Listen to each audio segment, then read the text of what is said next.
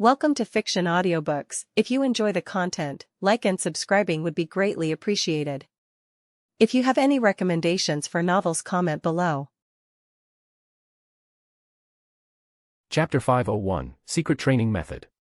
Even though Aino didn't join the training of the rest of Ria's peerage during the summer, she still trained under Serafal's guidance. Although Serafal couldn't teach her much about lightning and especially holy magic, she could still teach her how magic works for her, which was a big help in improving Akino's general magic usage. Now that she also accepted her lineage, thanks to Kasuk, her progress became amazing. Maybe more amazing than the rest of her comrades, except Issei's, who was doing some separate training according to Kasuk's manual. Thanks to already making contact with Kasuk's mother, Serafal didn't ask Akino to do anything else aside from giving snacks to Ophus, who came by briefly every few days. And even after the rest of the peerage finished their training, Akino didn't stop. However, she still wouldn't miss the events that they had to attend, like the party that was arranged by senior devils for all of the promising young devils to meet. While the young devils were attending the party, Azazel talked to Tannen, who was training Issei, asking him about Issei's progress. How is he? The Red Dragon Emperor of this generation. Tannen had the appearance of a 15 meters tall, gigantic western dragon. With the exception of his lower body, specifically his belly, the inner portions of his long tail and legs, which were beige in color, a majority of Tannen's body was covered in dark purple draconic scales. Also, Tannen had a triangular head with yellow horns, a pair of large, keen red eyes with a lavender sclera and serrated yet sharp canine teeth. He also had claws with long sharp, yellow nails on his hands and large bat-like wings with rigid tips. Additionally, he wore black armored pauldrons that extend down to his arms and a loincloth decorated with metallic accessories. I would like to say that he's just a normal human who got involved in this supernatural business by accident, answered Tannen. Azazel looked at him and continued, But the will he has is a great boon for a sacred gear user like him. Although he has a lot of quirkiness that is hard to describe or understand, I think he has good potential even without much talent. Though if we add the white in the equation, he's too far behind, both in talent and potential, added Tannen. Kukuku. Azazel rubbed his chin. We shouldn't compare him to that guy in this early stage. I'm happy to hear your remark. I thought you're just torturing him after seeing how you train him. You know my methods. It's for strengthening his mind. Tannen words trailed off at the end. What's wrong? From the start, I didn't intend to make it this hard for the Red Dragon, however, something is bothering me. Azazel's expression also turned serious. What is it? It seems that every time, when we'd finish our training session, he would go away secretly and practice a completely different training method on his own. Azazel didn't speak and just waited for Tannen's next words. I secretly took a peek at him after training activities. But no matter how many times I saw it, I don't understand what he was doing. Issei would first do some normal warm-up exercises before sitting cross-legged on the ground with his eyes closed. However, something strange happened after he sat for half an hour. A strange aura would emit from him and along with it, his body would slowly tear apart. Tear apart? Tannen nodded, yes. You heard me right. His body would tear apart. Muscles would tear, veins would explode, and bones would break. I can also tell that he was feeling quite some pain, as he was trying his best not to cry out loud. But he failed most of the time. What the hell, muttered Azazel in shock. Right. But that's not the strangest part. After doing that for about an hour, he'd fall asleep. At first, I intended to cure him. However, I figured that he has been doing this for a while now and I didn't notice any injury on him the next day, so he must be doing something to heal himself. With that in mind, I kept watching, and throughout the night, his body mended by itself. It was also then that I noticed that his body became stronger compared to the previous day. So you increased the difficulty of the training? Yes. What does the Red Dragon Emperor have to say? I know you'd ask him. He won't tell me anything. Azazel stayed silent for a moment before asking, You're not telling me everything yet. This strange aura, although you described it as strange, you should have some clue to what it is. Tannen hesitated whether he should reveal it or not. But he figured that Azazel would find it out sooner or later now that he became their advisor. I'm not too sure, but I think that aura is composed of at least 3 components. Go on. The first one and the most obvious is Ki. He should be practicing something similar to Tuki. But the other 2 are a bit problematic. The second one is somehow similar to the divinity of other mythological factions, while the last one has the smell of Ophus. Azazel's eyes widened at his words, divinity and Ophus. That's indeed problematic. Not just that, it's plain ridiculous. So many things in that aura. I'm surprised that he isn't dead yet. Tannen had only a few words for that, but it works. I wonder who taught him that training method. Hearing that, a certain grinning figure wearing a bucket hat entered Azazel's head. Is it him? Azazel then recalled the possibility of Kasuk having a connection with Ophus, but this couldn't be confirmed. There was also a strange event where Ophus suddenly appeared beside Seraphol, but after that, she claimed that she never met Ophus again. When asked what Ophus wanted from her, Seraphol said that she wasn't sure, too, as she left after giving her some candies.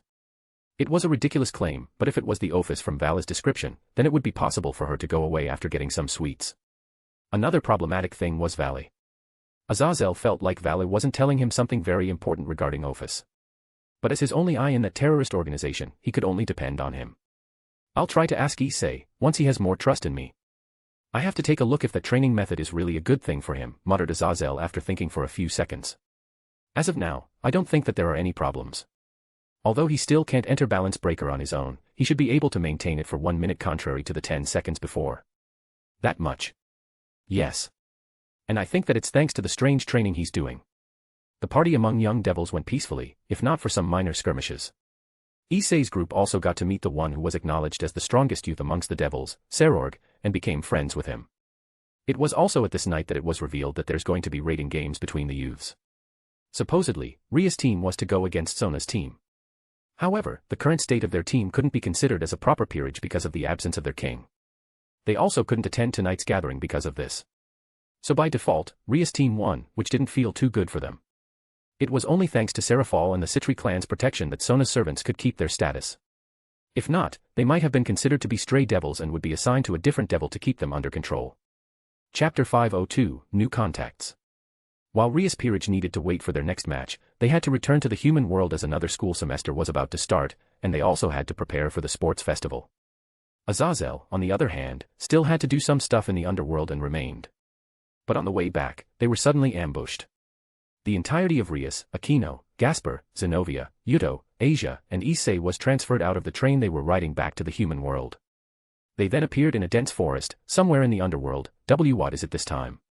Is it Azazel-sensei again? Issei asked everyone. The reason for his question is because Azazel did the same thing to test them while coming to the underworld. Is everyone alright? Rias asked as she looked around. Wait. Where's Aquino? All of them hurriedly looked around to find their queen, but they couldn't even see her shadow. Maybe she was transported somewhere else. Yuto muttered. Nah, she's here too. A voice then resounded from a nearby tree.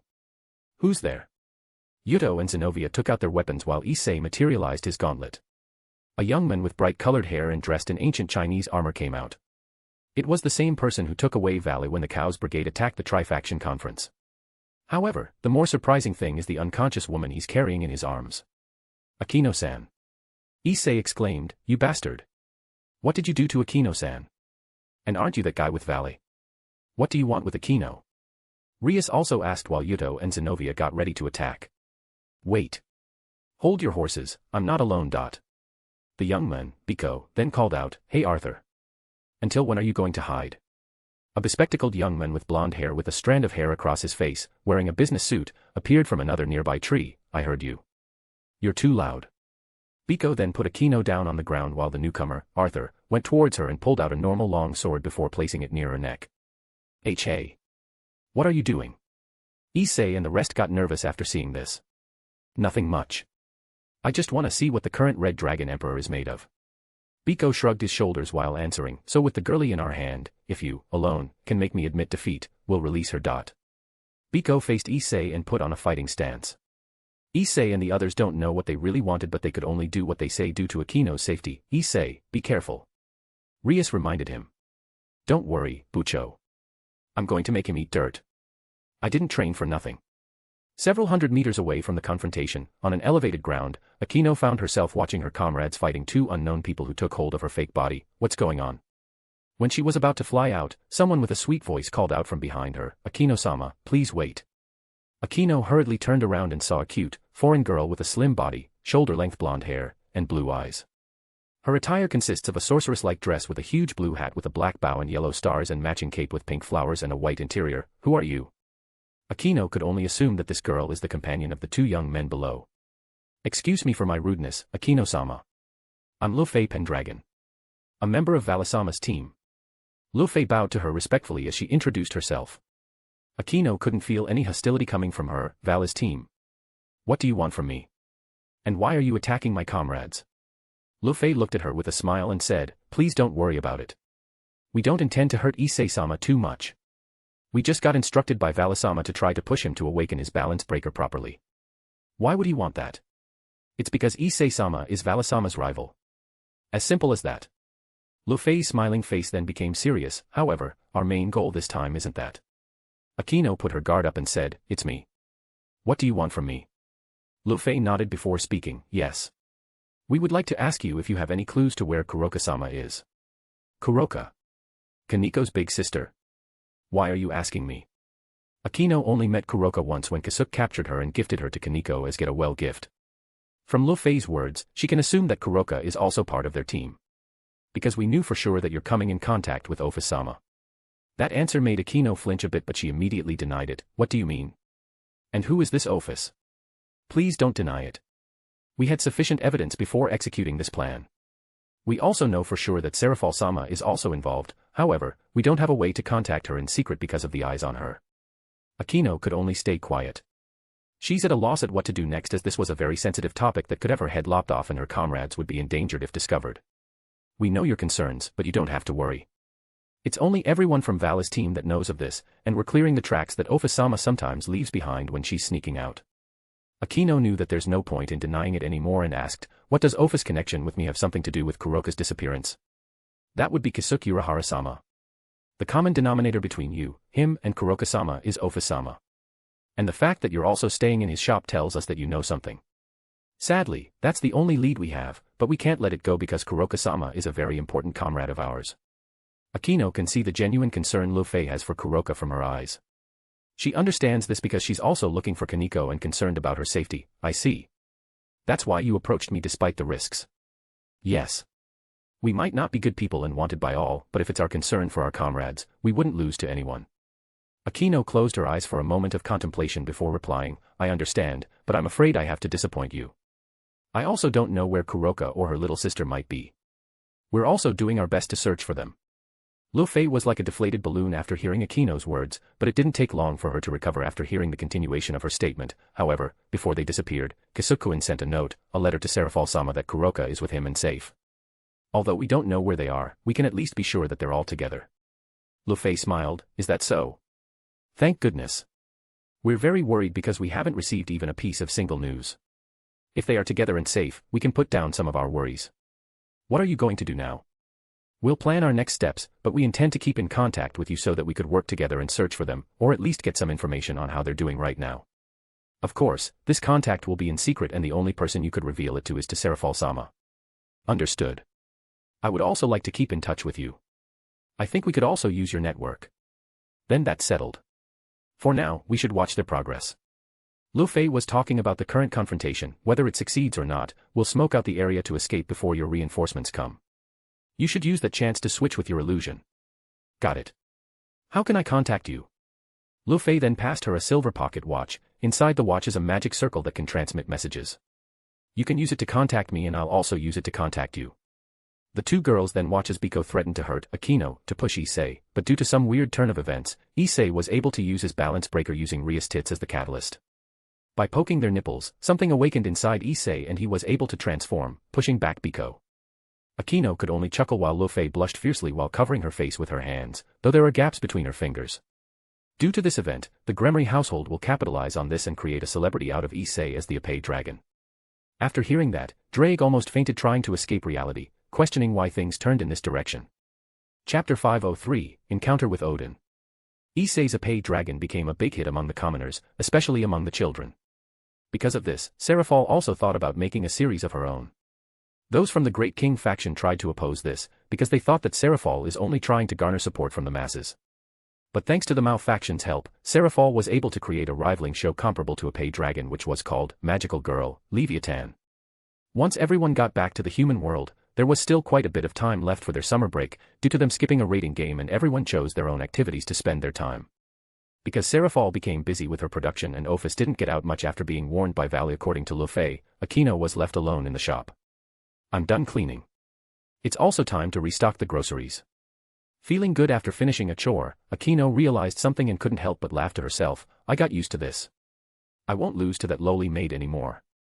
Too bad for her, the lowly maid kept evolving every day and it would take more than that to surpass her. Thinking of such things, Akino left for the supermarket. Her shopping went smoothly and she was about to go home when she came across 3 people. More so, she knew 2 of them. Akino and the group of 3 stopped walking after they came face to face.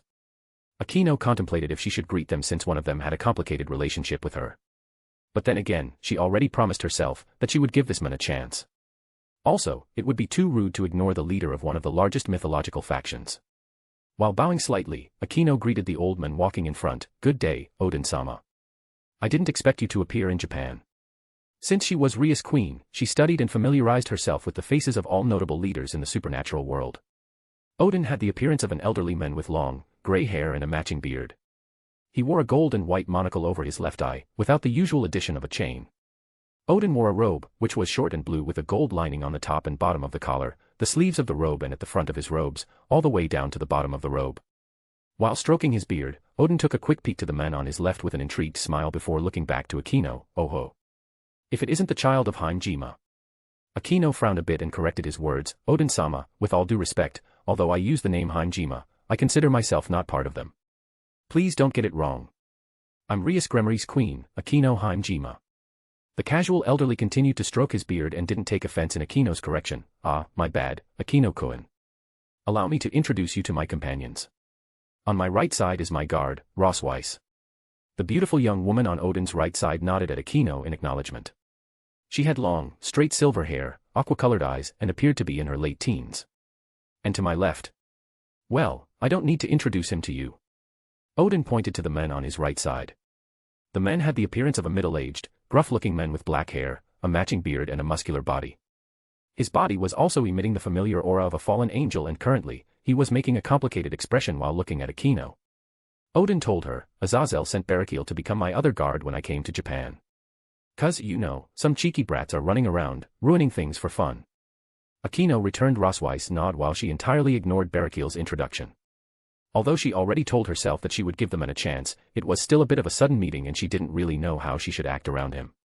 In addition to that, she still had some misgivings when she thought about how her mother perished. "I see. Would you like me to contact Ria-sama, so that she could call Surzek-sama?" asked Akino. Odin shook his head and replied, "Nah. It's fine. Azazel already arranged a meeting and I'm just looking around. It's very rare for me to get out of that old hut of mine, after all. I also want to see what the Shinto gods are up to these days. By the way, are you shopping?" "Yes. It's for dinner. I heard that all of you were living with the Red Dragon Emperor, but I can see that you only bought enough for several people." The old man immediately pried into Akino's business. It might be shameless of him, but he was actually doing this for the poor guy on his left. "I don't live with them, Odin-sama," answered Akino simply. But after hesitating for a moment, Akino continued, "If you don't mind, everyone, would you like to have dinner with me? I can cook some local foods for you." Odin's eye widened a bit. He didn't expect that she would give them an invitation by herself. After all, he knew Barakiel's history with her and it wouldn't be surprising if he amassed quite an amount of hate from her. He took a peek to his left side again and saw that Barakiel was also startled, so he wasn't expecting this at all. "You owe this old man after this." Odin then faced Akino with a big smile. "We accept your offer. This should be better than most restaurants out there, right, Barakiel?" Barakiel was startled again when Odin suddenly called his name and immediately answered, "Why yes. I think it would be great." On the other side, Rosweiss also nodded in agreement. "This is good. We don't have to go to one of those expensive restaurants then." After hearing this, Odin showed her a mocking face. "You stingy Valkyrie. This is why you don't have a boyfriend." "Wah. What does it have to do with me not getting a boyfriend?" shouted his frugal living bodyguard. Odin stabbed a fragile spot in Rosweiss' heart and she wanted to defend herself. "I know already. I can't get a boyfriend. But that doesn't mean you have to mention it every time. I'm also trying my best, you know." Akino chuckled at what she thought was a quiet lady and told everyone, "Please follow me." While walking, Odin asked Akino about the current state of affairs with the 3 great factions and Akino faithfully answered his questions to the best of her knowledge. After about half an hour of walking, they reached the place where Akino was currently staying, Urahara Showdown. "This is. If I remember it right," muttered Odin, before looking behind him, where he saw a pile of rubble across the street. "It's the place of a wanted criminal by the 3 factions and Olympus. Are you here to watch whether he'll come back or not?" "Kasuk Urahara, was it?" "Something like that," replied Akino with a smile. However, she couldn't help but add, "But if he were to do something like what they are accusing him of, they would never be able to find the bodies." Odin stroked his beard again. "Ho ho. Interesting. Akino opened the door and invited everyone, please come in. Although this is not my place, I'm keeping the place clean. Barrakiel became worried that Akino was involving herself with something that she shouldn't touch. Chapter 504, Father and Daughter. Akino made stewed meat and potatoes for everyone, and when Barrakiel tasted it, he almost cried due to it being his favorite food, which was always made by his late wife, Shuri. Before they had their dinner, Akino already sent a secret message to Seraphol about the unexpected guests. Although Odin knew that Seraphol stayed in this place, as that was pretty much public information among the higher-ups, it was still disadvantageous for Seraphol to meet Odin now because she wouldn't be able to avoid certain questions. It was better for them to meet in a formal meeting rather than in a private setting. So when Odin asked about her, Akino told them that she was busy with the production of her own show in the underworld. During their dinner, only Odin and Akino were talking, with the former asking various questions while the latter only giving him short but vague answers. Barrakiel also wanted to talk to his daughter, however, he didn't really know what to say. After their dinner, Odin didn't waste any time and bid his farewell. Well then, Akino-chan. Thank you for the wonderful dinner. But this old man and the regrettable Valkyrie will only get in the way. We'll take our leave first. Who are you calling regrettable? Roswai stood up and followed Odin to complain to him. But before she left, she bowed slightly towards Akino, thank you for the meal. The two quickly went away and left the father and daughter duo alone. Akino didn't say anything and just silently cleaned the table. Let me help you, offered Barrakiel. No. Please just wait for me. I'll prepare some tea, replied Akino. Barrakiel didn't insist and just waited for her. After the tea was served, the two of them kept quiet for 10 minutes while only sipping tea, not even looking at each other's eyes. Not being able to take the silence anymore, Barrakiel started, first of all. I would like to apologize for all those years. I know it's my fault that Shuri perished that day, and I also know that you won't be able to forgive me. Nevertheless, I'd like to apologize, not to make myself feel better but to face my responsibilities. Akino didn't say anything and only looked down on her cup of tea. Barrakiel, however, was already happy that she was willing to hear him out, a possibility that he'd only dreamed of before. I'm happy that I was able to get a chance like this. When we suddenly came across you, I really thought that you'd be ignoring me, or even worse, trying to shove me away. Barrakiel wanted to tell her what really happened back then, but he knew that, if he told Akino that he had to choose between protecting Shuri and her, she'd only blame herself. Besides, it was his own weakness to blame. Barrakiel drank the rest of his tea and stood up, thank you for listening. I have to go. Akino didn't stop him, but before he could leave, she called out to him, please wait. Barrakiel turned towards her with a mix of confusion and nervousness. But contrary to his expectation, Akino passed him a warm box of food. From the smell, Barrakiel could tell that it was some leftover of the stewed meat and potatoes. With a shocked expression, he asked, tea this is? With a small smile, Akino answered, I noticed that you really liked it but you're hesitating to ask for more. Or did I see it wrong? Barrakiel shook his head vigorously, no. I'll take this. Thank you. Some tears even threatened to fall from his eyes, caused by sheer happiness. Well then, I won't disturb you any longer. He then left with lighter shoulders. Akino watched him leave until his figure disappeared while thinking about what really happened in her childhood. After opening up her mind, a few things which she never thought of before started appearing in her mind, including some suspicions in regard to the cause of her mother's death. Due to that, she asked her cousin in the Hanjima clan, to whom she still had contact with even after she was expelled from the clan, to investigate the events at that time. Although the investigations weren't complete yet, Akino already had some inkling into what really happened. He could have explained himself, but didn't do so in fear of hurting me. I wish my view at that time wouldn't have been clouded by hate. Then maybe, I wouldn't have come to needlessly hating him. Father. Contrary to Barrakiel, Akino re-entered the shop with guilt in her heart. While walking towards Odin and Rosweiss with light steps, Barrakiel came across Azazel, who seemed to be waiting for him. Aren't you gleeful tonight? Well, my wish from long ago was granted tonight. Of course, I'm happy, replied Barrakiel. Chuckling, Azazel added, is that so? By the way, is that Nikujiga? I'm hungry. Let me have some. As if he was a dog, whose food was about to be taken away, Barrakiel growled at Azazel, even if you're my superior, I won't surrender the Nikujiga that my daughter made for me. Azazel gave him a dirty look, stingy bastard. Whatever you say. Azazel glared at him for a few more moments, before his expression became gentle. I see that you're finally able to make up with your daughter. Although Barrakiel was smiling, he shook his head, not quite. Though I really didn't expect her to listen to me apologize. Don't beat yourself too much. It's also partly my fault that something like that happened. I should have dealt with those from the radical factions before that incident happened. Azazel sighed. Please don't say that. After all, it's also because of them that I met Shuri. Although it's also their fault that it ended and I'm still regretting the day, I'm happy that it happened. I see. By the way, if I'm not wrong, you owe Kasuk Urahara. Azazel suddenly changed the topic. What? What's this about? Where did that come from? Well, considering the stories that I heard from the kids, it's because of him that your daughter was able to accept her lineage and learned how to use her holy lightning. Due to that, she opened her mind and wanted to hear your side of the story. In hindsight, you owe Kasuk Urahara. And if things go further the way they are now, he'll probably become your son-in-law. What? While Barakil was trying to squeeze out info from Azazel, Seraphol returned to the shop via a magic circle and the first thing she asked Akino was, "How did it go with your father?" "I'm happy that I listened to him," replied Akino with a smile. "What about you, Seraphol-sama? How did the production go?" "It was great. I enjoyed it more than I thought. Why didn't I think of this before?" Seraphol then started telling Akino some of the behind-the-scenes stories. Akino happily listened to her while preparing snacks. A few minutes later, Seraphol suddenly changed the subject. By the way, your next opponent is already decided. His name is Diodora from the House of Astaroth. I know him. When we met at the party, he was strangely attached to Asia. Frankly speaking, he doesn't give me a good feeling. Take that feeling seriously as there are some suspicious activities from his side. Suspicious? Yep. Though we still don't know what exactly he's up to, it's possible that he's planning something that could endanger you during the raiding game. Keep that in mind. Got it. I'll do as you say. And I only told you this so that you can get ready. There's still no official announcement, but it doesn't hurt for you to be aware. Chapter 505, The Childhood Friend. School had resumed, and along with it came a new transfer student, Irina Shidu. That night, everyone had a welcome party for her in Issei's newly renovated house.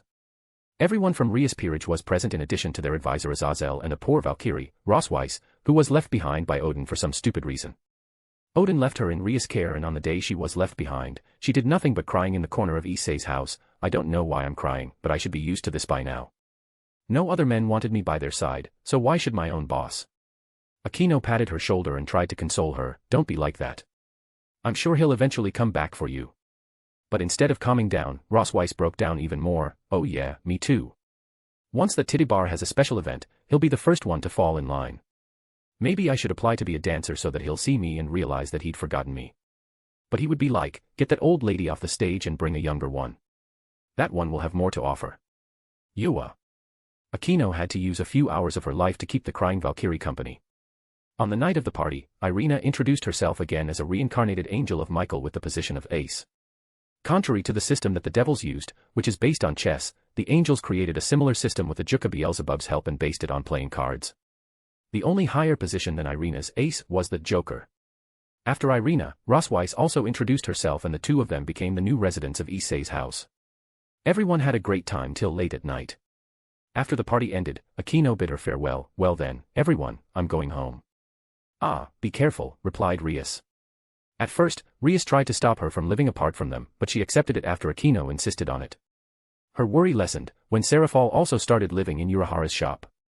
Though she wondered what's Southwest good about that place aside from the secret base hidden underneath. Rias never told anyone, including her brother, about the secret base. Not for Kasuk's sake, but for Kaneko, who was missing, and Akino, who obviously had some feelings for the owner. Rias told Akino that Kaneko might be in his secret base, however, Akino already confirmed that they were not there. Rias believed Akino because she had no reason to lie about that. "Going home? You're not living here?" asked Irina, as she was the only one who was still unaware about this fact. Akino froze for a bit after remembering what Irina was to Kasuk. "I messed up," was her first thought. But she also knew that she couldn't avoid this forever. Right. You still don't know. Akino-san is currently staying in Kasuk's shop. Issei replied to her, "You know what happened to Kasuk, right? Currently, no one's using that place and Akino-san proposed to take care of it." Issei was also very worried about his childhood friend and hated himself for not being able to do anything to help. However, Drake assured him that Kasuk wouldn't perish so easily, as he was one of the most terrifying beings that Drake ever met. Not that Issei knew what he meant and what it meant for a heavenly dragon to describe someone as terrifying. Akino tried to leave before things proceed to a direction she didn't want. However, she was already too late. Irina suddenly grabbed Akino's shoulder and interrogated her. "Please wait a moment. Why are you staying there?" Akino replied calmly, "It's as you heard, I'm taking care of the place." Irina continued with her questions. "Why you? And why did you volunteer for it?" Azazel only watched them and decided to keep quit. He also had a feeling that Akino wasn't staying in Kasuk's place just because she liked him. It's for personal reasons. I don't have any obligation to reveal them to you, answered Akino as she tried to leave. Akino thought that Irina would argue more and got ready for it. But contrary to her expectations, Irina suddenly ran up to her room and came back with her luggage. Then I'll also stay there. With wide eyes, Akino asked, "Why?" "For personal reasons. I also don't have any obligation to reveal them to you." Irina returned Akino's answer from earlier with a smug face. Tisk. Akino couldn't help but click her tongue. What was that? Akino then gave Irina a big smile and told her, it was nothing. Why don't you stay here and leave that place for me? I can take care of it just fine. Why don't you leave that place for me? I'm Kasuk's childhood friend and it's also my duty to take care of the things he left behind, so that they'll be in good condition once he comes back, argued Irina. Is that how a childhood friend works? Whispered Zenobia to Issei. No. I don't think that's how it works. Irina is just too attached to Kasuk. She was always like this, even when we were kids. That doesn't matter. I'm still better than you since I have experience in taking care of the Urahara household. And I have been taking care of that place for almost 2 months now and there were no problems. Akino didn't back down. Even then, I can't trust you.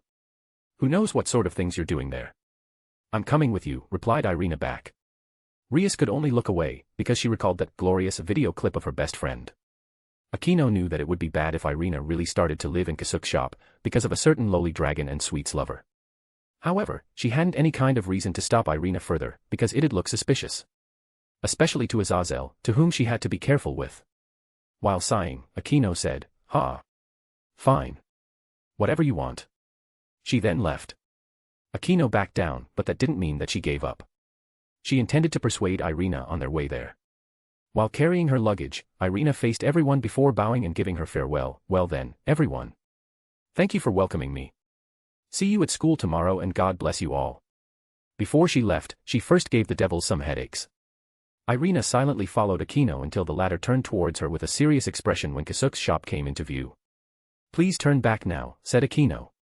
Irina knew that Akino's words were different from their earlier banter and with the same seriousness, she asked, why? For the safety of Kasuk-kun and those who were missing, replied Akino while looking straight into her eyes. Irina furrowed her brows and asked, what do you know? But Akino just shook her head and said, the less you know, the better. And who are you to decide that? Kasuk is also an important person to me. More than that, I also don't believe that he committed those crimes that he's being accused of. Irina got riled up, more than from their earlier argument. Akino took a step forward and approached Irina with a grave aura around her. Then are you prepared to become a traitor? To be a wanted person? Just because you try to help and don't even know if you're helping? Are you prepared to take the burden of being in league with the person who killed so many people from the Alliance? Are you even prepared to fall? If any of your answers from those questions are no, then please turn back. Once you start living in that place, there will be no coming back, and we might have to deal with you ourselves. Once Akino finished speaking, she came close to Irina's face, intimidating her. Irina had to take a step back because of the invisible pressure that Akino is giving her. What about you? You mean you're ready to take those risks for Kasuk? Don't get it wrong. It wasn't just for him. He isn't the only person missing. If it's just him, then he can take care of himself. But what about you? Are you willing to take the risk just for Kasuk-kun? Chapter 506, Interdimensional Uno. After those consecutive and heavy questions, Irina fell into a well of self-doubt. Can I really keep things from my lord? Can I take the risk of everyone hating me and losing my current position for Kasuk? Seeing her reaction, Akino took a step back and told her, please go back. We're done here. She then started walking towards the shop, not minding Irina anymore. Even if what they talked about today were to be leaked, it would be fine, because there wasn't really any real information in what she said to Irina. She could just say that she was talking nonsense so that Irina wouldn't live in the shop. But after taking out the keys and opening the door, Akino realized that someone was behind her and immediately turned around. Why are you still here? Irina was silently standing behind her. To take on that risk that you're so proud of, answered Irina and let out a smug smile once again. Akino, quite angry, retorted, stop joking around. Both of us could come into danger. Don't think that this is just a simple thing. Irina's smug face disappeared and was replaced by a serious one. Please don't insult me. Of course, I'm aware that this isn't a simple thing. After all, the crimes on Kasuk's head are very heavy and some of the major factions are after them. However, I do believe that he wouldn't do something like that. At least from how I know him. But what about your faith? You're not just a believer now, but also a reincarnated angel. One simple mistake and heaven's system will reject you. I know. But I'm still willing to take that risk. Describe it as blind faith, but I do believe with all my heart that Kasuk is innocent. And even if that isn't true and would be revealed later, I'm willing to receive my punishment and it'll be me who'll go after him. Irina said with great conviction. Akino gritted her teeth and wanted to say something, but after a minute or two, she only heaved a large sigh and wasn't able to think of any words to refute her. Why? He's just your childhood friend. It's precisely because he's my childhood friend. I only have two, and when one of them is in trouble, it's only natural for me to help out. And besides, he already saved me one time and even made me realize something important. It's my turn to return the gesture. Irina replied. Fine. Do whatever you want. Akino then glared at her. However, if by chance that any secrets about Kasuk-kun are leaked, I'll insist that you're also an accomplice. Even if you're not convicted of any crimes, the doubts about your loyalty would never disappear. Irina swallowed her saliva and replied, I know. Akino then continued opening the door while thinking, well, it's not like she'll discover anything relevant this early. Serafal will be busy for a while Ophus movements are restricted. I can use a few days to convince her again to leave. But as the two of them entered the shop and reached the living area, they found a goth loli, playing cards with another loli with gray hair and gray eyes through a magic circle projection.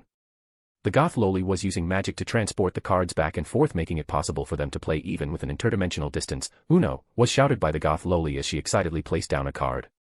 And no way. When did you become so good at this, Fai-chan, muttered Claire in despair as she looked down at her 6 remaining cards, but none of them could change the result of their battle. Ophus didn't say anything, but the smug smile on her face said everything. I'm strong. Akino couldn't help but cover her face as her wish wasn't granted by the dragon god of infinity. Why now of all times? Akino took a peek at Irina's reaction, and just as she expected, she was shocked. After the moment when Ophus appeared in front of Serafal and the other leaders of the 3 great factions, the current form she had taken became known to everyone with relatively high positions within their organization. Irina was the ace of Michael, so it was normal for her to have seen Ophus' photo or something equivalent. However, Akino's expectations didn't follow through, as Irina's first words were, you can play Uno with just 2 people. How does that even work? Claire, from the other side, heard Irina's voice and immediately asked, Fai-chan, is someone else there?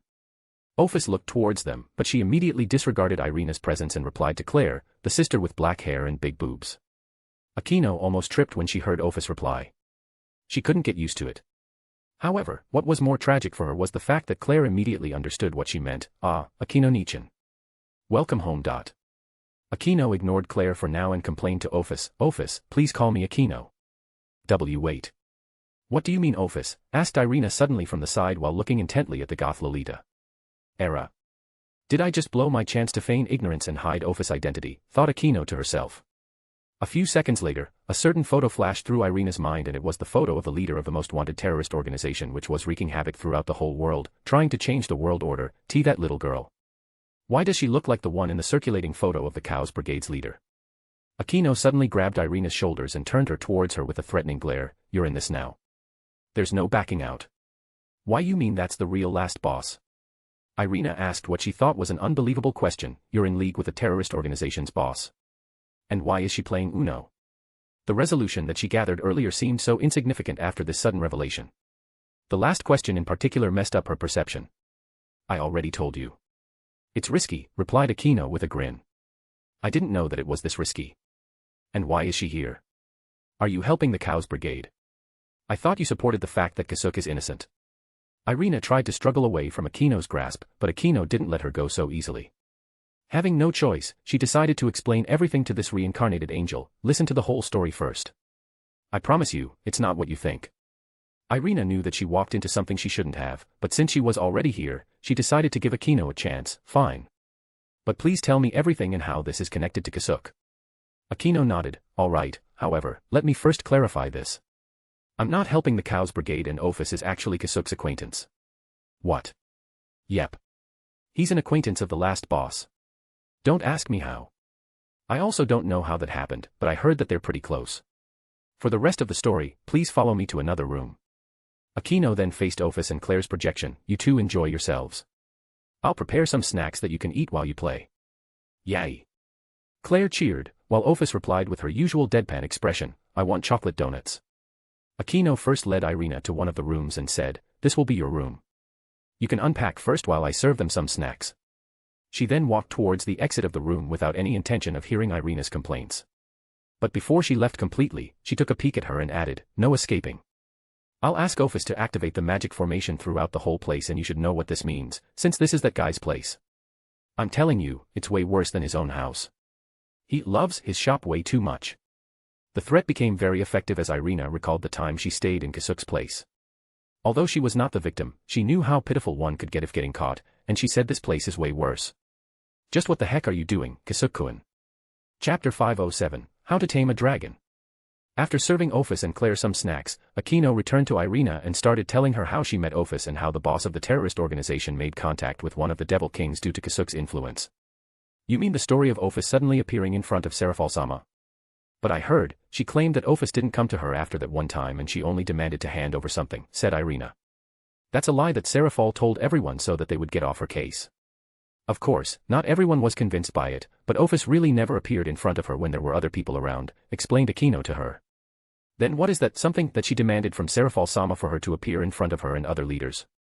Akino looked away and whispered, "Late, AR. Irina got closer, "I couldn't hear you."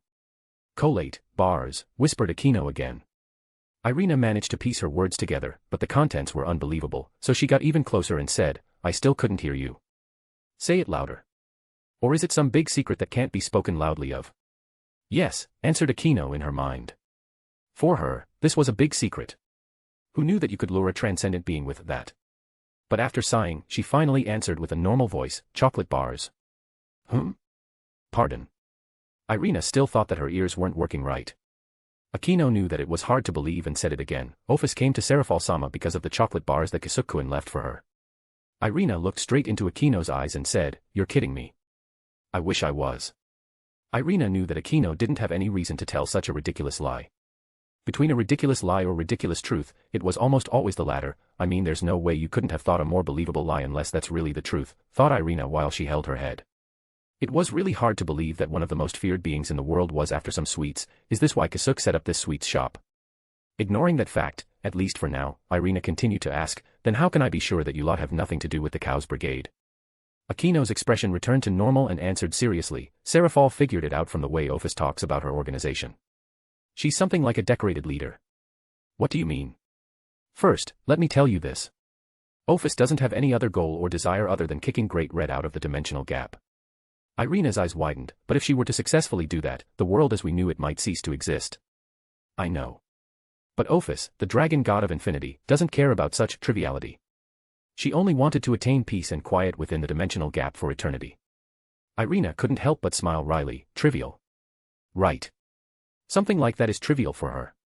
Shaking her head to clear those thoughts away, she continued to ask, "What does it have to do with the Cows Brigade?"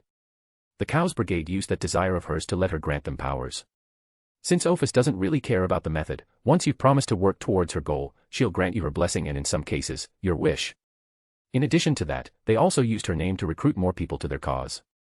Nothing makes this organization stronger than their leader being the strongest being the world. Because of this, the first rule of the house is to never ask Ophus for more power. That's what separates us from the Cows Brigade." Akino explained firmly. Irina stayed silent for a minute to process what Akino just said. "I see. If that's the case, then this dragon god of infinity is quite a child." Akino shook her head. "She comes of as a child, but she never was a child. Although she is very naive and innocent, that is only with the ways of common sense. However, if we were to ask if she has the proper mentality of an ancient and all-powerful being, the answer is yes. I think I get your point. Since she really doesn't care about anything aside from one thing, then she also wouldn't care about any of the experiences, discarding them as she goes on with her life." "Correct. That's why we should never take advantage of her, or else, we won't be that different from the Cows Brigade." Irina nodded at her. Some of her worries disappeared and she went to the next point. "Then my next question is, how is she related to Kasuk's and others' safety?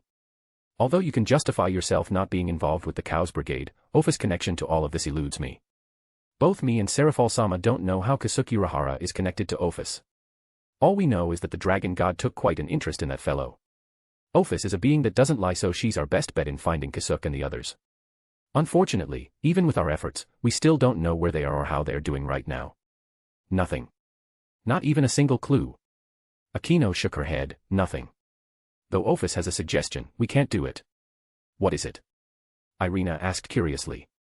Get the help of Great Red, the true dragon of illusions and dreams. She said we might be able to find him by asking Great Red to connect to his dream. Oh. Irina could only react with twitching lips. That's Ophus for you. I also understand that she won't be doing that herself because she doesn't like that guy. Exactly. That's why we're looking for other ways to find him. Aquino sighed. Irina stayed silent for another few minutes, before giving Aquino a big smile. If that's the case, let me help you. But Aquino only harumphed at her. That's obvious. I won't allow freeloaders in this place. The moment you came here, the only choice left for you was to help out or be silenced. Don't be so stuck up.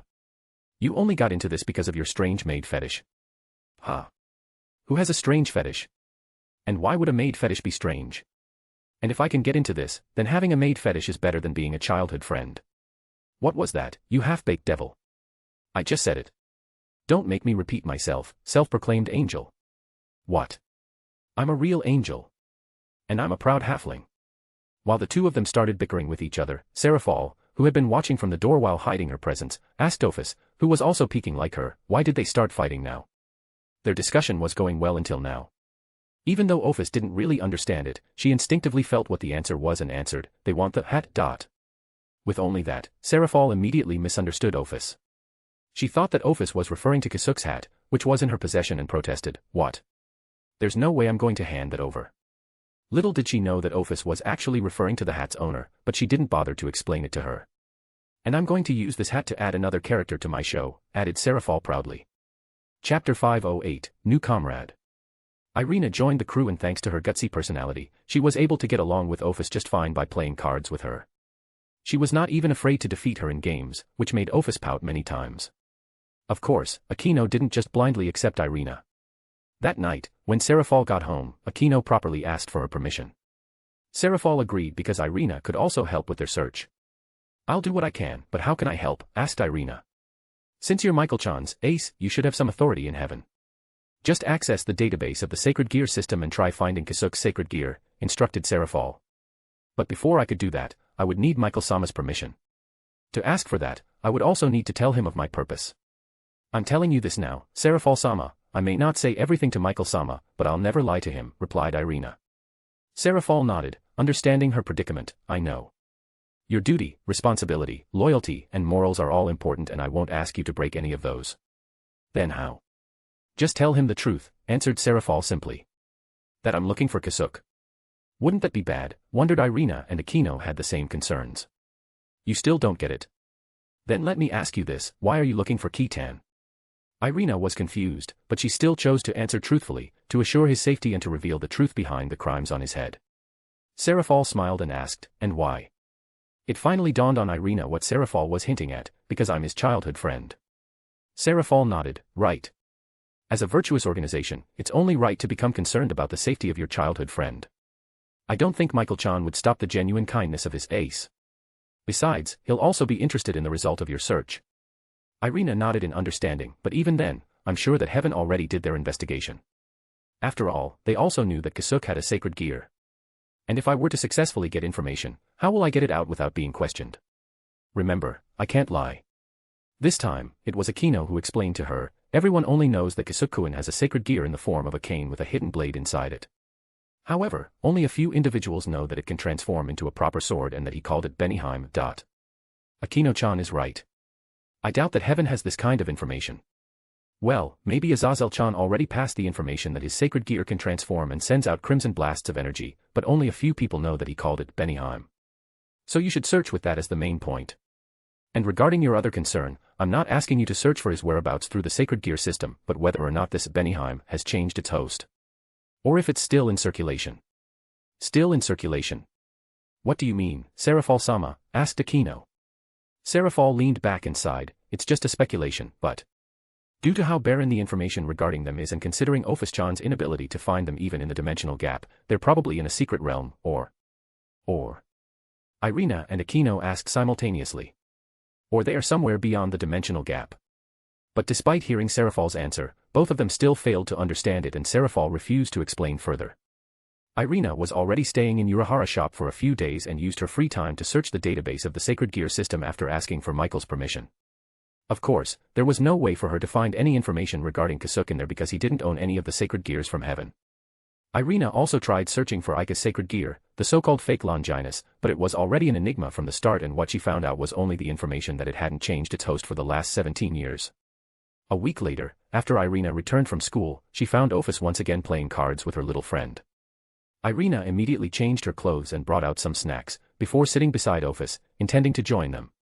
But as she sat down, she got the full view of the other lowly and thought, where have I seen her before? But before she could find any answers, the lowly from the other side of the magic projection saw her and muttered, Irina, One-chan. What? How did you know my name? Irina did find her familiar, but she knew that she didn't know some kid with gray hair. Instead of answering her question, Claire on the other side called out to someone while pointing at her, Auntie. It's Irina One-chan. Off to the side of the projection, Irina suddenly heard a very familiar voice, Irina. A few seconds later, a new but familiar face appeared on the projection, It really is Irina. And you're with Ophus. Did you join Akino-chan and Serafal-sama? Irina froze for a few seconds before shouting, Sakura-kazan. Ah. Could it be that you didn't know, muttered Sakura from the other side. It was as Sakura said. Akino and Serafal didn't tell her anything about Kasuk's mother or her whereabouts. All this time, she thought that Sakura disappeared along with Kasuk and the rest. She never expected to meet her today. What's going on? How are you? Are you safe? Is Kasuk with you? Hold your horses and calm down. First of all, Kasuk isn't with me. Second. Sakura then pointed towards Ophus, it's their playtime. Let's not interrupt that. It seems that Akino-chan and Serafal-sama aren't with you right now, so wait for them to explain the situation to you and ask them to contact me later. Irina wanted to disagree with her, but she had no choice but to follow her as she also didn't want to interrupt the dragon god's playtime. Waving her hand, Sakura bid her farewell, see you later, Irina-chan. Irina nodded at her and Claire returned into the projection, I'm sorry, Irina-nichan. Fai-chan really wanted to play and we can only do it once in a week. Irina stood up while consoling Claire, it's fine. It's fine. I'm happy that I got to talk with Sakura-kazan for a bit. Well, then. I'm going to leave these snacks here. Enjoy yourself. She then ran towards her room to change into her school uniform again. She intended to go back to school and confront Akino, who didn't tell her anything. That night, in the new tenant's room, Irina was sitting in front of Akino. After finding Akino and confronting her about Sakura, Akino immediately shut her up and told her that she's only allowed to talk about Kasuk's case in the shop. Irina waited for her to finish her duties in school and went home with her. Now in front of her, Irina asked, so? Why wasn't I informed about Sakura-kazan? I forgot. Huh. I forgot, repeated Akino with a smile. What do you mean you forgot? That's like one of the most important pieces of information, complained Irina. Well, I intended to tell you, but I saw that you were too busy with your sacred gear search, so I withhold the information. But after some time, I completely forgot to tell you. Still, with the same smile on her face, Akino answered. You shouldn't, shouted Irina, but deep inside her she knew the real reason, she and Serafal-sama still don't fully trust me. Reading what was on her mind, Akino nodded, right. We still don't fully trust you. We had to watch you for a few more days and figure out your real intentions. After all, Kasuk's case is a very sensitive topic. We can't compromise our security just because his self-proclaimed childhood friend wanted to join in. It's not self-proclaimed. I'm his real childhood friend. Irina couldn't help but shout again. A second later, she sighed, I understand you wanting to be careful. So did I pass your test? Yep. A few days ago, we figured out that you're indeed trustworthy, Ophus. Then why didn't you tell me about Sakura-kazan a few days ago? I said it. I forgot. You Ophus. Irina then put her hands together and closed her eyes to start praying, oh God, please give me the strength not to smite this pervert in front of me. Chapter 509, vs Diodora. Irina was finally able to talk with Sakura and managed to get almost the whole picture. The thing she still didn't know was about why the gray-haired lowly who was Ophus' playmate knew her. Sakura told her that it wasn't the time to know about her yet. Cleria and Masaomi were informed that Irina made contact with Sakura, but both of them decided to not to tell her their true identity in fear of it being leaked. A few more days passed and both a paid dragon and magical girl Leviathan became big hits in the underworld. They were especially popular with the kids. As both of them were superhero shows, debates would often come up about which one was better. Fortunately for everyone, it was a healthy type of debate as everyone supported the shows. Various media outlets in the underworld also started a character popularity poll regarding this season's shows, and as one would expect, Issei's character, the Epee Dragon, came first, while Serafal's magical Leviathan came in second. The third, however, came from an unexpected contender. Unlike what most analysts predicted, Rhea's Switch Princess didn't come third, instead it was another character from the magical Leviathan. A mysterious character who helped the protagonist in her times of need from the shadows. His features only consisted of the shadowy figure of a man, and the only one identifying trait was his green bucket hat. He didn't have a name in the show, but the protagonist called him Mr. Hat. Even though he didn't speak and only a silhouette of him was shown, his cool and mysterious character captured the hearts of many, landing him on the third spot of the popularity poll. Of course, some people knew the origin of the said hat, but not one of them said anything, as they were sure that it was Seraphal's soft method to ease Kasuk's image to the masses for the time when he would reappear again. It wasn't long after that, when it was finally officially announced that the next raiding game opponent for Rhea's peerage was going to be one of the devils whom they met at the party, Diodora Astaroth. A devil belonging to the household of the current Beelzebub. It was also around this time that Diodora was spotted around the town, where he was trying to meet Asia. He also gave out his intention to invite Asia to his peerage, and it was also revealed that he was the devil who was healed by Asia and the reason she got kicked out of the church. Before their raiding game, Diodora kept pestering Rhea's, urging her to do a peace exchange with him. Furthermore, Aino received a warning from Loki, telling her that she needed to be careful around Diodora. On the day of the game, everyone from the occult club, Azazel, Rossweiss, and Irina were gathered in the clubroom. "Have a good trip. Said Irina and waved at them. "Just do your best." Rossweiss also added a few words of her own. Rhea's entire peerage then disappeared and teleported towards their battlefield. "Well then, we should head out ourselves." Azazel stood up from his chair and prepared another magic circle for teleportation. Irina faced him and asked, "I received direct orders from Michael-sama to go to the underworld and cooperate with you. But why are we keeping our involvement a secret?" Rossweiss also nodded at her question. "I'm curious about it too. That old geezer sent me an order after leaving me all alone for so long. If nothing happens, we'll just show up as a surprise. But if something does happen, then we'll take care of the things that shouldn't be there," answered Azazel with a grin. "So you're using them as bait?" "I can't say that I'd approve something like this," replied Rossweiss. "Well, there's no other way since we don't have any concrete evidence against him. All we can do is to prepare for the worst." After appearing at their assigned battlefield, everyone looked around and saw that, different from their first raiding game, the chessboard this time was enormous. From a distance, Rhea's group could see some elevated platforms with castles built on top of them. But a few seconds later, Rhea's frowned. "How strange, the referee should have announced our arrival by now." Aino recalled Lofi's warning and increased her magic output. A few more seconds passed and numerous magic circles manifested around them, both on the ground and in the sky. "That's not the crest of Astaroth." "But I've seen it before," muttered Rhea's, when devil soldiers started appearing one by one through the magic circles and completely surrounded them. "That's the crest of Beelzebub. We can safely assume that they are from the old Satan faction." "Then, are they from the Cows Brigade?" asked Issei. But before Rhea's could answer him, one of the devils that were surrounding them suddenly said, "To the despicable usurpers of the false royal house of Gremory. We are here to take back what is ours." But as they were listening to them, Asia suddenly shrieked, and it was already too late when they turned towards her. "Asia!" shouted Issei to Asia, who was being pulled up by magic and got caught by their supposed competitor, Diodora Astaroth. "You bastard! What are you doing?" "Greetings. Asia Argento will be coming with me," said Diodora with a large grin on his face. "What are you going to do to her, you douchebag?" Issei started charging his boosted gear, but it would still take some time to release his balance breaker. "Diodora. What's the meaning of this?" "I demand an explanation," asked Rhea's while gritting her teeth. Diodora's grin grew larger and he replied, "These devils from the Cows Brigade will murder each one of you." "Is that sufficient? So you've allied yourself to these criminals, you traitorous dog." Rhea's magic power then started rising up and she counted his crimes. "First, you defiled the sanctity of the raiding games, which alone deserves death. And second, you dare lay your filthy hands on Asia. Well, if you want to do something about it, then you'll first have to fight my friends here. But while you're doing that, the two of us will get to know each other." Diodora then bombarded them with his magic. Without waiting for any command, Zenobia dodged through the bombardment of magic and lunged towards Diodora. However, he unexpectedly used Asia as a meat shield to stop Zenobia's assault, which enraged her and made her scream, "You dirty bastard. He, whatever you say." Diodora teleported away and took Asia with him. Issei blamed himself for his weakness and inability to do something when Asia was in danger. But it was not just him, Aino was also blaming herself. She already received a warning, but she still wasn't able to do anything. All they could do now was to defeat these hundreds of devil soldiers surrounding them before they could follow Diodora.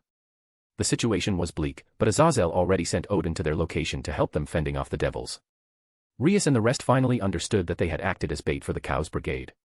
What he didn't expect, however, was the fact that Asia was kidnapped. With some hesitation, Azazel allowed them to venture into enemy territory. Various battles were occurring around the enormous game field, but the highlight was without a doubt the fight of Serzex and Michael against one of the old Satan's descendants, Chrysaor Asmodeus. He was a good-looking man, wearing the clothes of a noble. They were black and decorated with dark red belts and motifs. Serzex tried to convince him to stop what he was doing, but Chrysaor, like the late Kateria, wasn't having any of it and started attacking Serzex. Knowing that it was impossible to talk to him, he eliminated him in an instant through his overly powerful power of destruction. Meanwhile, Issei and the rest of the crew got entangled with Diodora's peerage. They also discovered that all of his peerage members consisted of nuns who were expelled from the church and were brainwashed to follow Diodora's orders. After defeating Diodora's peerage, the group immediately went to the deepest room and saw Asia tied in the middle of the room with some magic equipment. It was then that Diodora explained everything to them. And they finally understood why Diodora was so obsessed with Asia. It was due to his fetish for holy maidens and corrupting them. He also revealed that him appearing injured in front of Asia long ago was a deliberate plan to get her kicked out of the church. Unfortunately for him, Rias managed to snatch her first. Of course, hearing all of this together with some insults and provocations, made Issei furious beyond belief, and Drake felt that his power was almost on the verge of going berserk. He immediately went into his balance breaker mode and started assaulting Diodora. Diodora even bragged that he received the power of Ophus. However, it didn't even take a second for him to go down with one punch from Issei. Even after bombarding Issei with magic, Issei only took it head-on while walking slowly towards him. Panicking, Diodora tried to increase his power output but still failed to put a dent in Issei's armor. Issei, on the other hand, started beating the shit out of him and specifically aimed for his face and balls. After not being able to take the pain anymore, Diodora used all of his power to create the strongest barrier he could make between him and the Red Dragon Emperor. However, that was also useless after Issei boosted himself multiple times and resumed beating Diodora again. After he was done with him, he immediately went to Asia to free her. But even in his balance breaker, he failed to untie her. While watching him struggle, Diodora finally explained that the seal was made by someone with a Longinus and it wouldn't lose to the boosted gear. It was set to free Asia after it all ended, but in case of Diodora's defeat, the seal was set to absorb Asia's magic power and vitality, slowly killing her in the process. Issei and the rest could see that Asia was slowly weakening, but Issei wasn't giving up yet. Since it was a seal, there was one magic he could try. The one and only original magic of his that he didn't forget to practice every day. Asia, please forgive me for this, whispered Issei to her before casting his magic. Heighten my delusions. My worldly desires. And according to his will, his sacred gear started boosting his strength again. Drake understood what he was about to do and could only sigh. With the green lights coming from his gems, Issei shouted, "Dress break. Balance breaker boost version."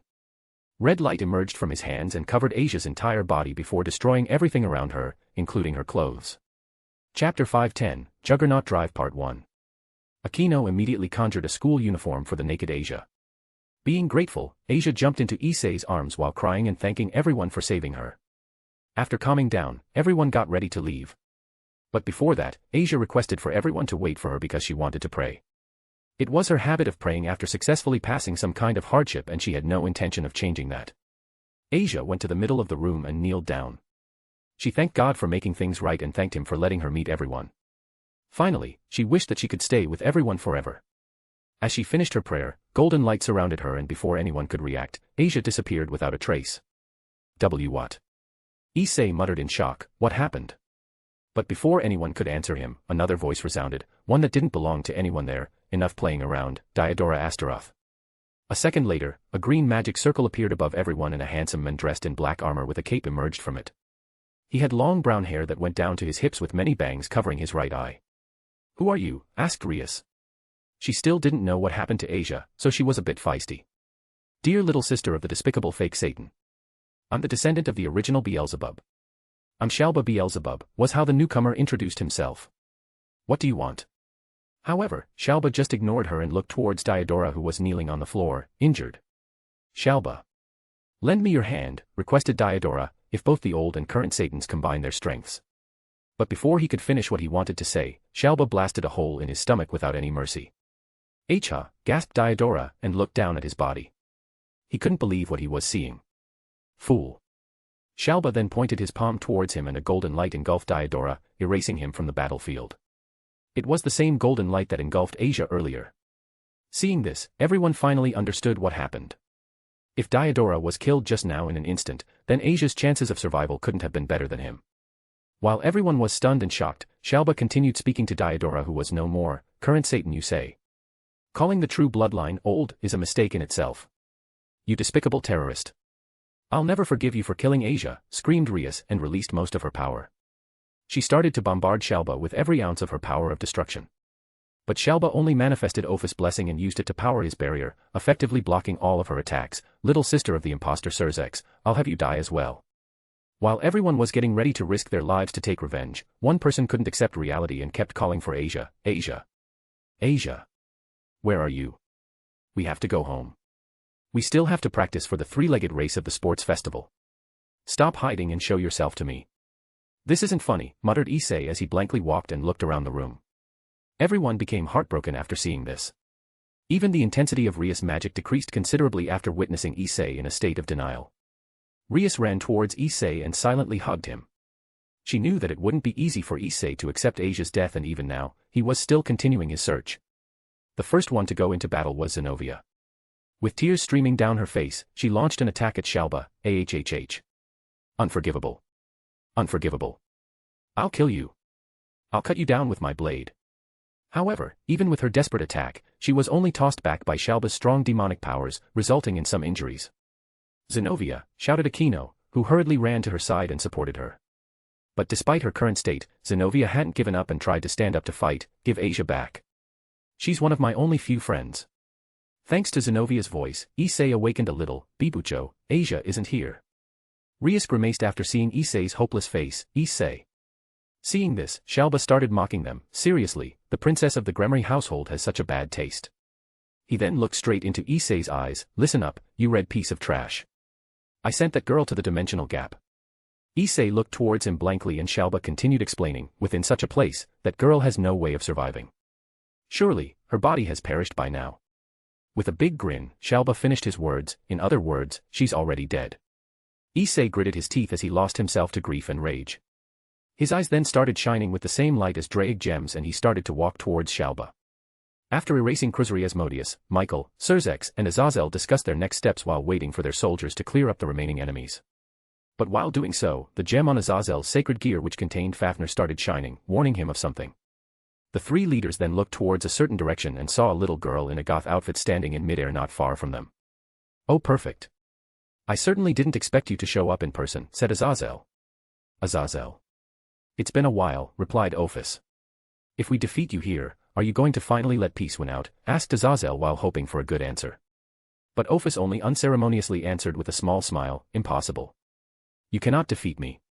And that held true, even if the three leaders were to join forces to fight her. Azazel knew this was true, so he didn't really argue with her and just continued asking, well then, can you tell us why you're doing this now, when you never showed any interest to the world before? Indeed. I would only like to know why you are leading a brigade of terrorists, added Surzex. After hearing their questions, Ophus looked up to the red sky before answering, a world of silence. I would like to return to the dimensional gap which is my home and reclaim that silence. That is all. The dimensional gap, huh? If I remember it correctly.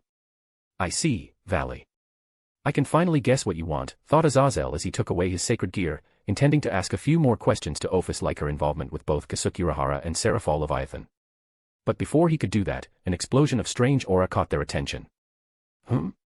What happened? Is this Issei's aura? Asked Azazel and looked in a certain direction. Before they knew it, Ophus was already gone.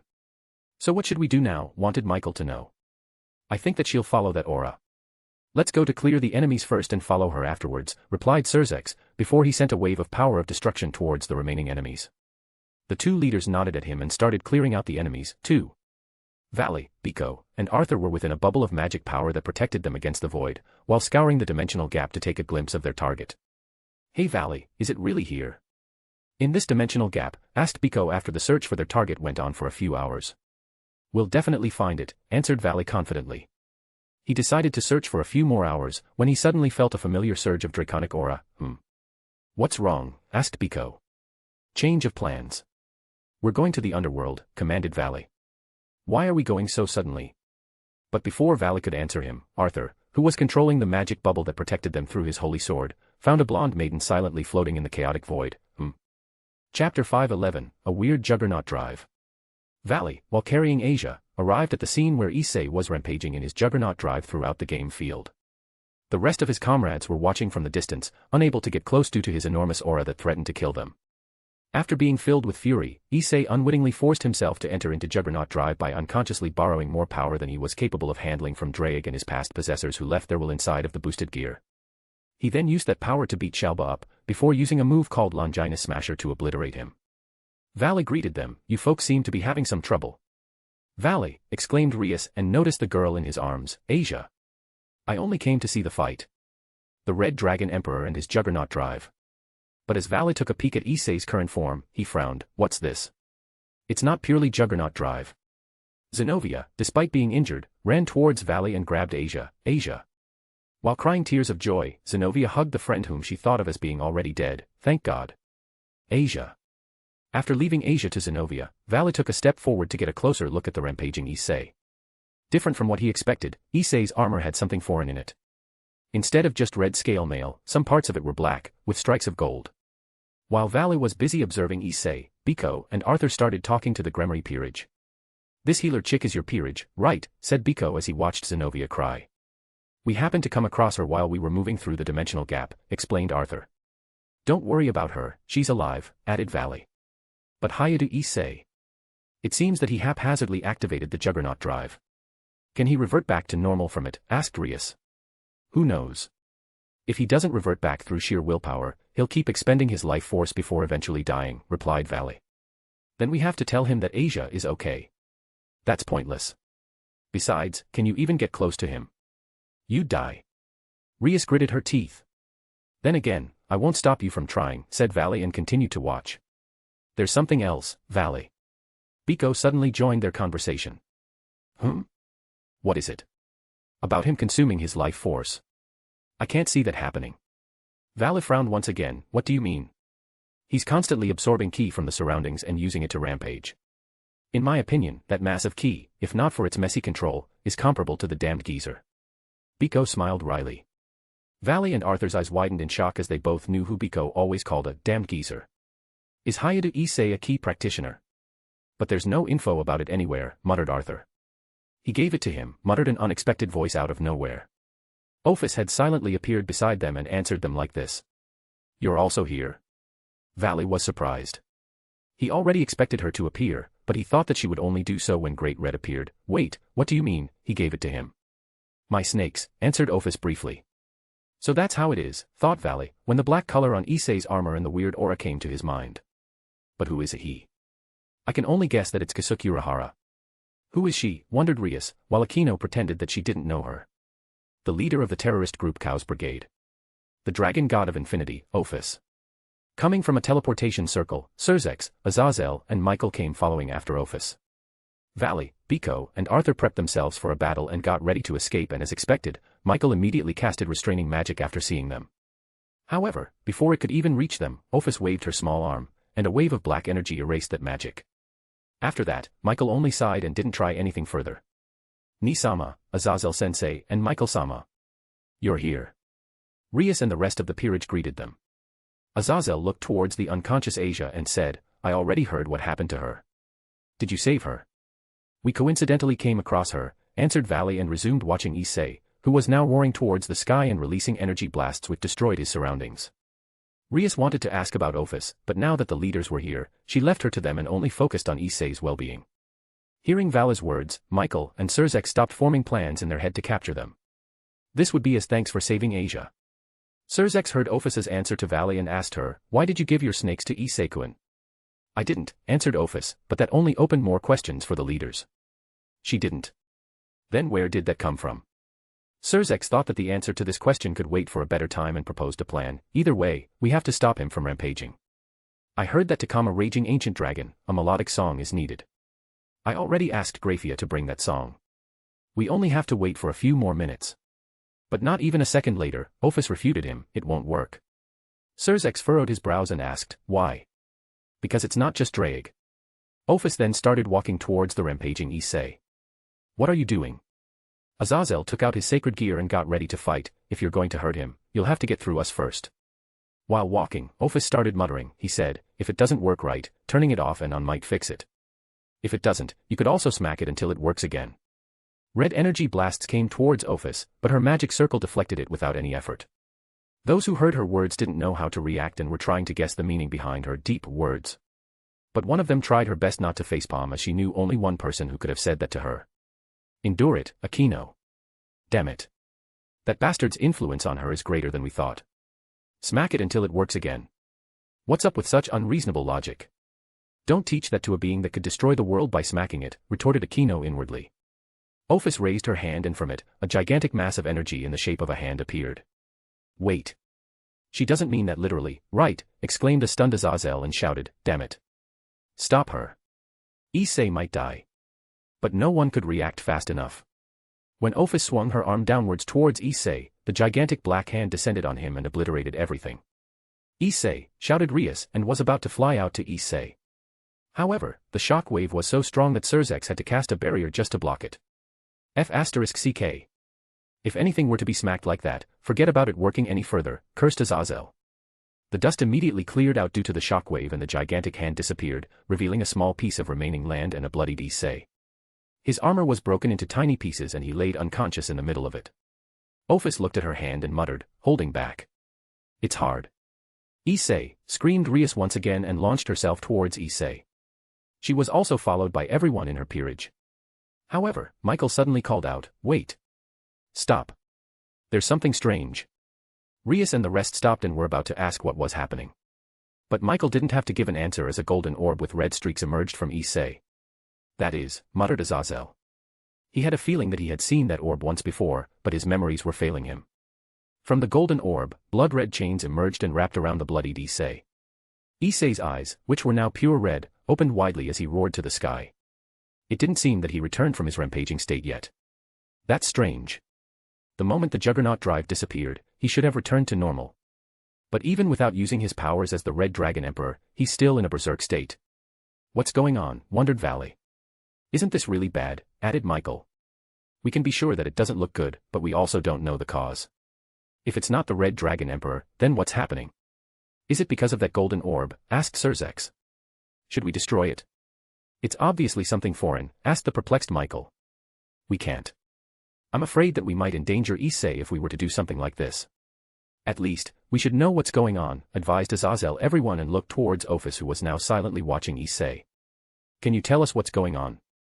I know you have an idea of what that is." However, Ophus just ignored him and continued watching. Everyone was already losing their patience when they witnessed how Issei started his rampage with just his bare body. Although they were surprised at the strength he was using, he was also damaging his body in the process. Surzex was about to use his power of destruction to destroy the golden orb and the chains surrounding Issei, when a black shadowy snake suddenly jumped from Issei's forehead and gobbled up the chains. Everyone was startled and didn't know what to do. The snake took only a few seconds, before finishing the chains and opening its mouth to gobble up the golden orb. After swallowing it, the snake circled around Issei a few times in satisfaction, before returning to his forehead. "What was that?" asked a frantic Azazel, but nobody could answer his question. The next thing they knew was that Ophus already disappeared somewhere and left everyone in their confused state and that Issei had already returned to normal and was unconscious. Chapter 5:12, Against the Alliance. Everyone brought Issei to the Citri territory to let him receive treatment. However, it only took an hour for him to wake up and for most of his injuries to heal. Even though Asia assisted in the healing, it was still too fast in Azazel's opinion. After sending the kids back to the human world, Michael also returned to heaven to take care of a lot of things. With only Azazel and Surzex left, they started discussing what happened today. "Do you have any idea what happened to Issei-kun back then?" asked Surzex to Azazel after Graphia brought out some tea and snacks for them. After sipping his tea, Azazel answered, "That snake, we can be sure that it's Ophus snake. As for what the golden orb is or why Ophus snake is keeping it restrained, I don't know. I have to check my records to get some clues on it." "I see. The problem now is the fact that Ophus didn't give Issei any snakes. A being of her caliber doesn't need to lie about something like that. Then the problem lies with the question of when and where he received such things. Those things can't be received randomly, after all. I have an idea on where it came from. It must have come from Kasuk Urahara. Remember that time at the conference?" "You mean when Issei lost himself in pain before Kasuk Urahara left?" "Yep. That's the only thing I could think of. In that case, Kasuk Urahara should have some close connection to Ophus herself. Does that mean that he's part of the Cow's Brigade? Azazel shrugged his shoulders, who knows? All we can say is that his identity is veiled in mystery. And you see, I also doubt that he really is the one who kidnapped and sacrificed those devils. After all, as careful as he is, he would never hide them in his own basement. Surzex rubbed the bridge of his nose. Aside from the kids, only you and Seraphal met him in person.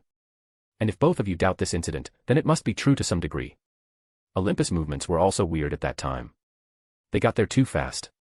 Finally, even though everyone is looking for the wanted Kasuk Urahara, it's actually them, who are only giving the bare minimum effort. Azazel scratched his head. Let's not talk about that now when we're the only ones here. Surzex nodded. You're right. Then let me change the topic. What is Odin's response? After taking another sip from his tea, Azazel replied, he already agreed to join the alliance and would only need a formal meeting about it. Though he can't deny that there will be some dissatisfied gods on his side. We already expected this to be the case. We just have to prepare for that time. At this time, Graphia entered the room and said, Surzex-sama, Isekuin's medical report has arrived. Please take a look at it. She then passed Surzex some documents. Surzex already knew that something was weird in the report, based on her reaction, and quickly read through it. A few minutes later, Surzex sighed. Azazel, you said that Isekuin's lifespan had drastically reduced after taking the White Dragon Emperor's ability and transforming into Juggernaut Drive, right? Azazel frowned at his question. Right. It's only a natural result after those things. Then please take a look at this, said Surzex and passed the report to him. After reading the report, Azazel couldn't help but smile wryly. His bodily function soared compared to the last time. His lifespan, instead of decreasing, is now more than a normal devil's. Is this accurate? The report came directly from the experts of the Citri territory. We can be sure of its authenticity. Well, damn. Really? What's up with him? Isn't it because of his connection with Kasuk Urahara? We really have to find this guy, huh? On the day that Odin was supposed to formally sign the agreement for the alliance, 3 devil kings, the governor of fallen angels, the current leader of the angels, and some people who were acquainted with Odin, including Rias Peerage, came to attend the ceremony. The talk before the signing went on slowly, but before Odin could actually sign the agreement, a god intruded and interrupted them. Loki, a man with light blue hair floating behind him with 2 small bangs at the front. He also had a blue jewel on his forehead and yellow earrings. Loki intruded on the signing ceremony because he strongly disagreed with Odin's decision, as he thought that Ragnarok, end of the world, would be delayed due to this alliance. Odin tried to convince him to go back, but Loki fell deaf to his words, was about to start destroying things, and summoned his son, Fenrir, a giant wolf with ash-gray fur, standing at about 10 meters tall. However, before he could do that, a Juka Beelzebub caught him in a magic trap and sent him to an uninhabited land somewhere in the underworld. A Juka explained to everyone that the magic trap could only restrain Loki for a few hours and they would still need to deal with them. However, the problem laid with the question about who was going to fight him. The leaders couldn't do it, as that would appear as a weakness for the other prospective members of the alliance. Rias proposed that their group could go, but the leaders knew that they wouldn't be enough even with Odin lending them a copy of the legendary weapon Mjolnir, as Loki could still call on his son Fenrir to assist him in battle. They could call some more strong young devils like Serog. But most of them had to answer to their respective families, and the leaders doubted that they would be able to get permission within the time they had. During their discussion, another group intruded, and it was Vala's team this time, showing their intentions to participate in the battle against Loki. True enough, with the cooperation of the Red and White Dragon Emperors, going against Loki was feasible despite the latter's goals. Vala promised to not to hurt anyone during this time, and they chose to believe him, as even Albion vouched for him, with Drake agreeing to their participation. Although they were arch-rivals, the concept of them working with each other seemed to be an interesting idea for both of them. Now the last problem they had was Fenrir. The wolf that was capable of easily slaying a god with its fangs was a threat no less than Loki himself. Vala proposed a plan to ask someone who would know how to deal with Fenrir. Oh. Who are you going to ask? Questioned Azazel with interest. Someone we met in our travels around the world, answered Vala with a smile. But before we could do that, we would need 3 powerful dragons. With Issei and me, we just need 1 more. He then looked towards Tannen, one of the Dragon Kings. Tannen looked at Vala for a few seconds before chuckling. So you intend to use the Dragon Gate? Who are you going to call? The one who knew both Loki and Fenrir well, responded Vala, before he started to draw a grey magic circle. Tannen's eyes widened when he saw this. So you're going to call that guy? True enough, he should know a whole lot about them. But we shouldn't call him here. After all, that guy is larger than Great Red. Chapter 513, Against the Alliance Part 2.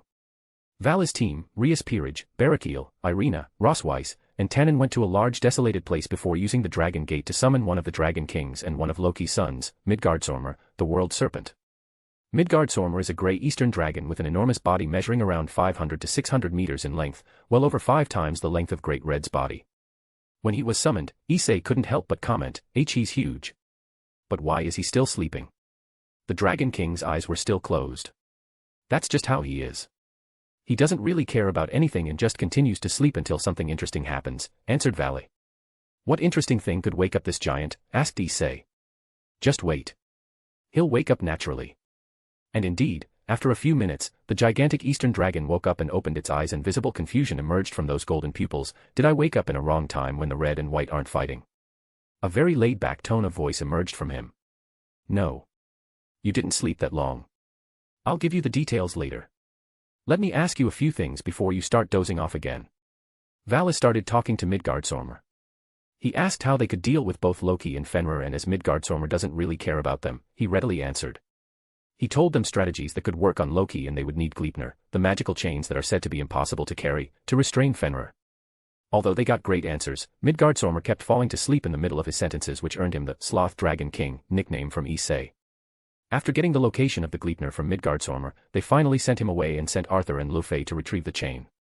Since it's impossible to carry by hand, it was supposed to be Kuroka's job, as she can easily take it into her personal space, but Lufey had to do it with her magic. A few hours later, everyone participating in the battle got ready. Rias Peerage, Vala's team, Barakiel, Irina, and Ross Weiss are the ones who would be fighting. Their trump card against Loki, the copy of Mjolnir, will come later, as Odin still needs to retrieve it from Asgard. Issei asked him why they couldn't borrow his spear, Gungnir, and Odin told them that their strength is only enough to wield an inferior copy of the Mjolnir. Once Loki got out of the magic trap, he was welcomed by everyone, and even if he would want to escape, it'd be impossible unless he defeated some people first. Of course, even if they were ready, fighting a god isn't easy, and it became harder when Fenrir was successfully trapped by the glowing chains, as Loki suddenly summoned Fenrir's children, Skoll and Hati, in addition to many of Midgardsormr's clones. While Valley and Issei teamed up against Loki, everyone else was fighting Loki's summons and were being overwhelmed, resulting in the situation getting very dangerous. It was then that some backup came. Saji, in his Dragon King form, came and restricted Fenrir's sons and started siphoning their powers. Soon after, the rest of Sona's peerage came to assist in the battle. Even though Sona disappeared, they did their best to get stronger, and the one who improved the most was Saji, as he could now transform into Vitra, the Dragon King, inside his sacred gear, though with some help from Azazel. Thanks to their arrival, the tides of the battle changed. Seeing this as a chance, Vala suddenly entered Juggernaut Drive and transferred his attention to Fenrir. With the help of Gleipnir, Vala was able to weaken Fenrir, and Arthur used that chance to stab its head with Excalibur ruler. With its ability to control monsters, it was only a matter of time before Fenrir fell under their total control. Lufey immediately transferred Fenrir out, along with Valley. It was then Vala's teammates started retreating, as they already achieved their goal. Although Fenrir was no more, Vala's team also disappeared along with it. However, they are still in the advantage against Loki, as Fenrir was more troublesome than Loki himself. Combining their strength, Aino and Barakiel used their strongest holy lightning to deal fatal damage to Hati and Skoll. Yudo, Zenobia, and Irina used that chance to behead them, removing them from the battlefield.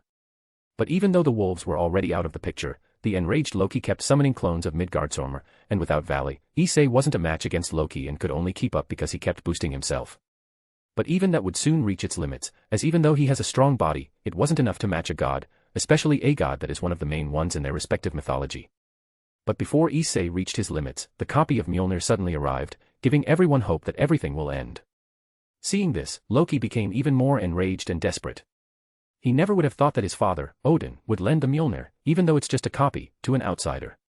Loki used one of his most powerful spells to devastate Issei, and he was successful. Issei's balance breaker was undone due to the immense damage he took, and in this situation, he wouldn't be able to wield the Mjolnir, and none of his companions were capable of doing it aside from him, not even Barakiel. Rias immediately went towards Issei and picked him up while tears were streaming down her face. The phoenix tears that they received from the Phoenix clan were already consumed after taking on Fenrir and the rest. However, Loki didn't expect that Issei, despite his fatal injuries, would stand up again. Issei, thanks to the training method that Kasuk gave him, got his mind tempered as a side effect due to its insanity. Drake even laughed out loud after seeing his host stand up against his great adversity despite being on the verge of death himself. Issei's will to fight was so overwhelming that Drake couldn't help but feel proud and thought that he got a great host this time. Rias tried to stop Issei as she knew he couldn't fight anymore. Of course, Issei knew of this too. He can't just fight a god with only an overwhelming will to fight. He knew his strengths and weaknesses. Issei then decided to use what Kasuk had given him. Are you sure? The last time you took it out was an accident and made your juggernaut drive even worse. Asked Drake. Not much of a choice here. And if it's just for a minute or two, I think I can handle it. Can't really keep my trump card that can instantly boost my physical abilities hidden. Issei answered with a small chuckle. Kukuku, true. But even with that, I don't think you'll be able to overpower that god even for an instant with that wrecked body of yours. Yes, that could strengthen you, but it still depends on the state of your body. You might have had your chance earlier, but not right now. Drake added. But Issei only continued chuckling at Drake's words. As I said, I know my strengths and weaknesses, and this isn't the only strength that I have. What do you mean? Drake asked as he got a really ominous feeling. I'll be using you to the fullest. Issei then faced Rias. Despite his messy appearance, Issei asked her with a straight and serious face, Bucho. Please let me fondle your boobs. Directly. Huh. Rias was taken aback, and so were the others, including Loki himself. Drake cried out loud in despair, but he couldn't deny this was another one of his strengths. The strength of his will through perversion. Although it was unconventional, it is, without a doubt, effective, as the power given to him by the boosted gear became greater after he fondled some boobs. Using the remains of Medusa's divine core controlled by Ophus Snake, the ki from the surroundings wildly went into Issei's body, boosting his physical abilities beyond what his human body-turned-devil was capable of. At that point, Issei reached something as the golden light descended onto him.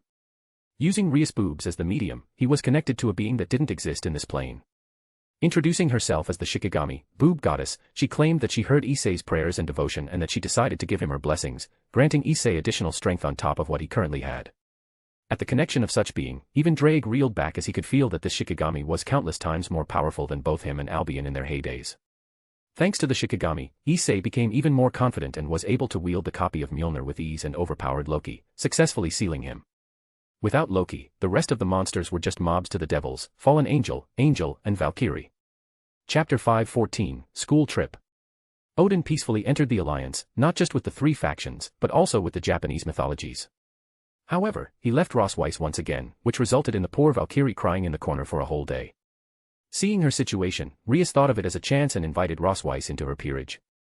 Rias knew that she didn't have much of a chance, but the sulking Valkyrie immediately accepted it after Azazel offered her a job as a teacher for the Ko Academy, which gave a better salary than her being a bodyguard.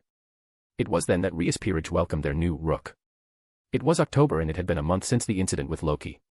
Issei had successfully recovered from his injuries without leaving any hidden damage. In fact, his body became even more durable thanks to that incident. However, he knew that he couldn't replicate this feat, as he was still not confident that he wouldn't lose control of himself once he took out Kasuk's gift again. The Shikigami's blessing did play a big role in keeping his mind intact for the duration of his fight with Loki.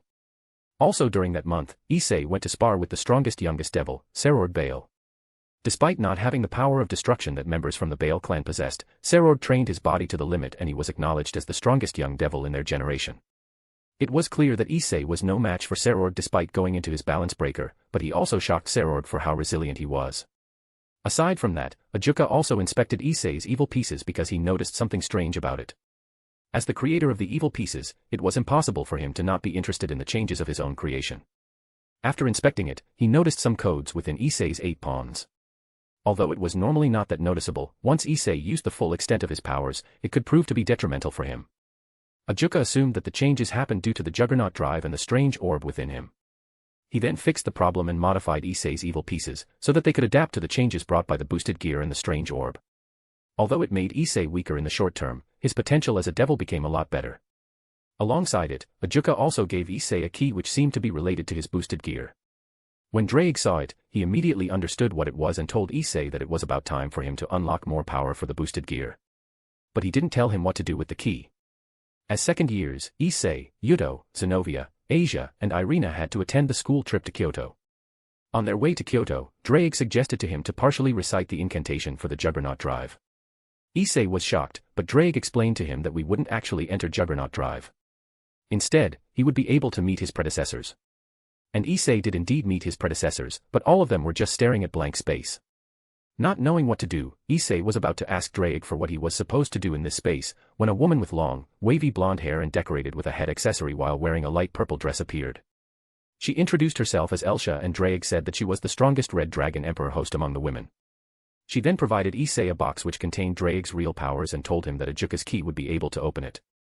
But at the moment he opened the box, its content jumped out of his inner world into the physical world, disappearing among the people of Kyoto. Issei wanted to find it, but he had no idea how to do it and could only leave the thing as it was. The first day of their school trip went successfully, but on the next day, they got embroiled in Kyoto's yokai faction as they were accused by a certain young kitsune as being the kidnappers of her mother. The group then returned to the hotel and reported it to Azazel. Azazel also didn't know what was going on, so he asked the person who probably did. Graphia, who came to Kyoto to invite the factions into their alliance, met the group and explained what had happened. Graphia explained that the talks couldn't be pushed through because the leader of the yokai faction was abducted by some group. Hearing that, Azazel immediately launched an investigation himself and contacted the intelligence bureau of the Grigori. A few hours later, they got a hold of information that the hero faction of the Cows Brigade had been active lately around Kyoto and assumed that this was their doing. Everyone from Rias group already knew about the existence of the hero faction as they were the ones who kept attacking Kuo town as of lately in the name of the Cows Brigade. And from their encounters it became known that everyone from the hero faction were pure human and sacred gear users. At the same night, the yokai faction contacted Graphia and said that they wanted to discuss something. As they arrived at their headquarters, Issei and the group met the young kitsune once again, apologizing for their attack yesterday. The young fox yokai introduced herself as Kunu, the daughter of the current leader of the yokai faction. After further discussion, everyone got a clear view of what had happened to their leader and Azazel gave them information on who might have done it. Kunu, along with her mother's advisors, asked for their help to take back their leader, Yasaka. Issei didn't hesitate to help after seeing the little girl pleading for help. They then planned to take a look around Kyoto tomorrow to gather some more information. At the same time, Kunu proposed to guide them around the city as she knew almost everything about it, to which the group happily agreed. While they searched for Yasaka, they would also continue their school trip. On the next day, Kunu showed everyone the tourist spots and the shortcuts to reach each and every one of them. It was a peaceful and happy time for the group, until they were enveloped by a purple fog that covered the entire city. Issei then recalled one of Azazel's lessons about the Longinus and thought that it was similar to one of them. Yuto confirmed his thoughts, and it was indeed the Longinus dimension lost, which could trap anyone in the personal space of the user. All the normal people around them disappeared and the scenery was replaced by a bleak and purple copy of the city. The space was similar to that of a game field used for the raiding games, and it was probably based on those. It was then that the main force of the hero faction arrived. They were led by Cao Cao, a descendant of the famous Cao Cao of the past. He was also the possessor of the true Longinus, the first and most powerful sacred gear. They admitted that they were the ones who kidnapped the leader of the yokai faction for a certain experiment. But the main reason for them to appear in front of them now was for Cao Cao to gather data on Rias Gremry's famous peerage, especially on the current Red Dragon Emperor. The first one to make a move was a child called Leonardo, who possessed one of the 13 Longinus called Annihilation Maker. This Longinus could create monsters from the user's imagination, and with enough energy, he could potentially create anything ranging from small weak monsters until colossal monsters, capable of slaying gods. Due to this ability, this sacred gear was dubbed as one of the most dangerous and could potentially destroy the world. Leonardo summoned almost 100 monsters which were capable of casting strong light attacks that were fatal for devils. However, Issei magnificently overturned their advantage by commanding his comrades. Meanwhile, Azazel in his balance breaker took on Cao Cao. The battle between the two of them destroyed the surrounding scenery, and frankly speaking, their battle was too high-leveled for Issei to follow. Chapter 5:15, Hero Faction. After a man called Siegfried joined the fight, the battle against the hero faction became disadvantageous for Issei's group. Siegfried was a member of the hero faction. He was also one of the top 2 swordsmen of the Cows Brigade, alongside Arthur Pendragon of the Valet team, and was known as the Demonic Sword User and Chaos Edge Sieg. With his twice critical Sacred Gear subspecies, which acted as his third arm, and wielding 3 demonic swords at the same time, he was able to take on Yuto, Zenobia, and Irina directly. A few minutes later, a magician intruded into the dimension-lost space by tracking Cao Cao's magical energy and his sacred gear. Lofei Pendragon, along with an ancient weapon from the age of old gods, Gogmagog. Gogmagog had the appearance of a giant stone statue that looked similar to a gargoyle. The Gogmagogs were originally a group of golems that were created by the ancient gods to be used as mass-produced weapons of destruction. The Gogmagogs, however, were eventually abandoned by the ancient gods, who deactivated all of them and abandoned them in the dimensional gap. After once hearing from Ophus about the discovery of a giant that could move inside the dimensional gap, Valet and his teammates set out to look for the active Gogmagog. They successfully found it and managed to reactivate their new weapon. Lofei arrived not just to help Issei and the rest, but also in order to warn Cao Cao that his activities were crossing the line. However, Cao Cao only laughed at her and instantly defeated the stone giant with his spear. It was then that the final member arrived, completely blackout drunk. Rossweiss, who had been drinking her sorrows of being alone away, woke up from her nap after hearing multiple large explosions. Of course, it resulted in a massive headache. So she walked towards the battlefield while condemning everyone for making so much noise, before casting multiple bombardment magics with all her might, stopping all the fighting and falling down unconscious again. After that, Cao Cao figured that it was already enough and told everyone that they'd find Yasaka at Niju Castle at midnight, before leaving for good. They weren't able to chase after them as Dimension Lost assisted their escape. Since they were still on a school trip, they had to continue it until they returned late in the afternoon. Back at the hotel, Azazel came to Issei, passed him a pink orb, and asked, "Is this yours?"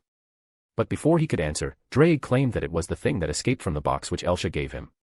Azazel then explained about the thousands of groping incidents that had been plaguing the whole of Kyoto for the past 3 days. Azazel had finally figured out that the main cause of the groping incidents were Issei's locked desires in the orb. When it entered a normal person, their desire to grope breasts multiplied to uncontrollable levels. A testament to how strong Issei's will was, according to Drake. Of course, Issei became embarrassed at their explanation and didn't expect that his pervertedness could affect others so much. He then asked how he had to use the orb to unlock his potential, but Drake said he didn't know and that it would be up to him. Later in the night, Azazel and Graphia gathered everyone to discuss what they needed to do to take back Yasaka, and along with them was Sona Citri's peerage, who came to the school trip, too. Azazel and Graphia both asked for reinforcement from their respective organizations and asked Heaven to send some of their angels and exorcists, too. However, due to being short on time and because the remnants of the old Satan faction were still wreaking havoc in various parts of the underworld and the human world, they couldn't gather much personnel to safeguard Kyoto. Since they knew that the Dimension Lost user would just kidnap them, they couldn't reliably put up a defense aside from gathering. Graphia would be commanding the Alliance army and would block the reinforcements from the Cow's Brigade, while Azazel would be leaving to fetch someone who could help them against Cao Cao. Azazel explained that the hero faction would be using Yasaka as the core of a massive ritual using the ley lines of Kyoto. Although he was still not sure what for, he predicted that it'd gather an enormous amount of energy. At midnight, everyone that was going to be kidnapped gathered, and a few minutes later, they were once again engulfed by purple smoke and were transferred throughout Kyoto. Issei was transferred with Kunu and called the others to confirm their positions and agreed to meet at Niju Castle.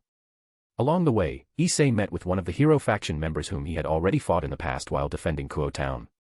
Using his dragon flames, Issei easily defeated him and left after his opponent was incapable of fighting any further. The rest of the group, including Saji, successfully gathered in front of the Niju Castle.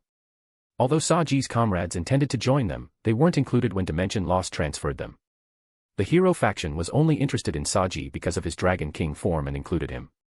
After entering the premises of the castle, they saw Cao Cao, Siegfried, and 2 other new people whom they hadn't met before. Issei didn't care about any of that and immediately asked about Kunu's mother, Yasaka. Cao Cao snapped his fingers and 2 of the hero faction members appeared behind them. In the middle of them was Yasaka, who was not in her right mind and just stared blankly forward. Kunu tried calling out to her, but Yasaka didn't hear anything. Cao Cao signaled to someone called George to start the ritual. A few seconds later, Yasaka suddenly held her head and shouted in pain, before she transformed into a gigantic legendary nine-tailed fox. As the leader of the yokai faction, the nine-tailed fox was known as the strongest yokai of all. Cao Cao then revealed their main goal in sacrificing Yasaka. George, the owner of Dimension Lost, managed to devise a spell that imitated the effect of the Dragon Gate. As the main effect of the Dragon Gate was to forcibly summon a dragon, Cao Cao and the rest of the hero faction intended to summon the Great Red.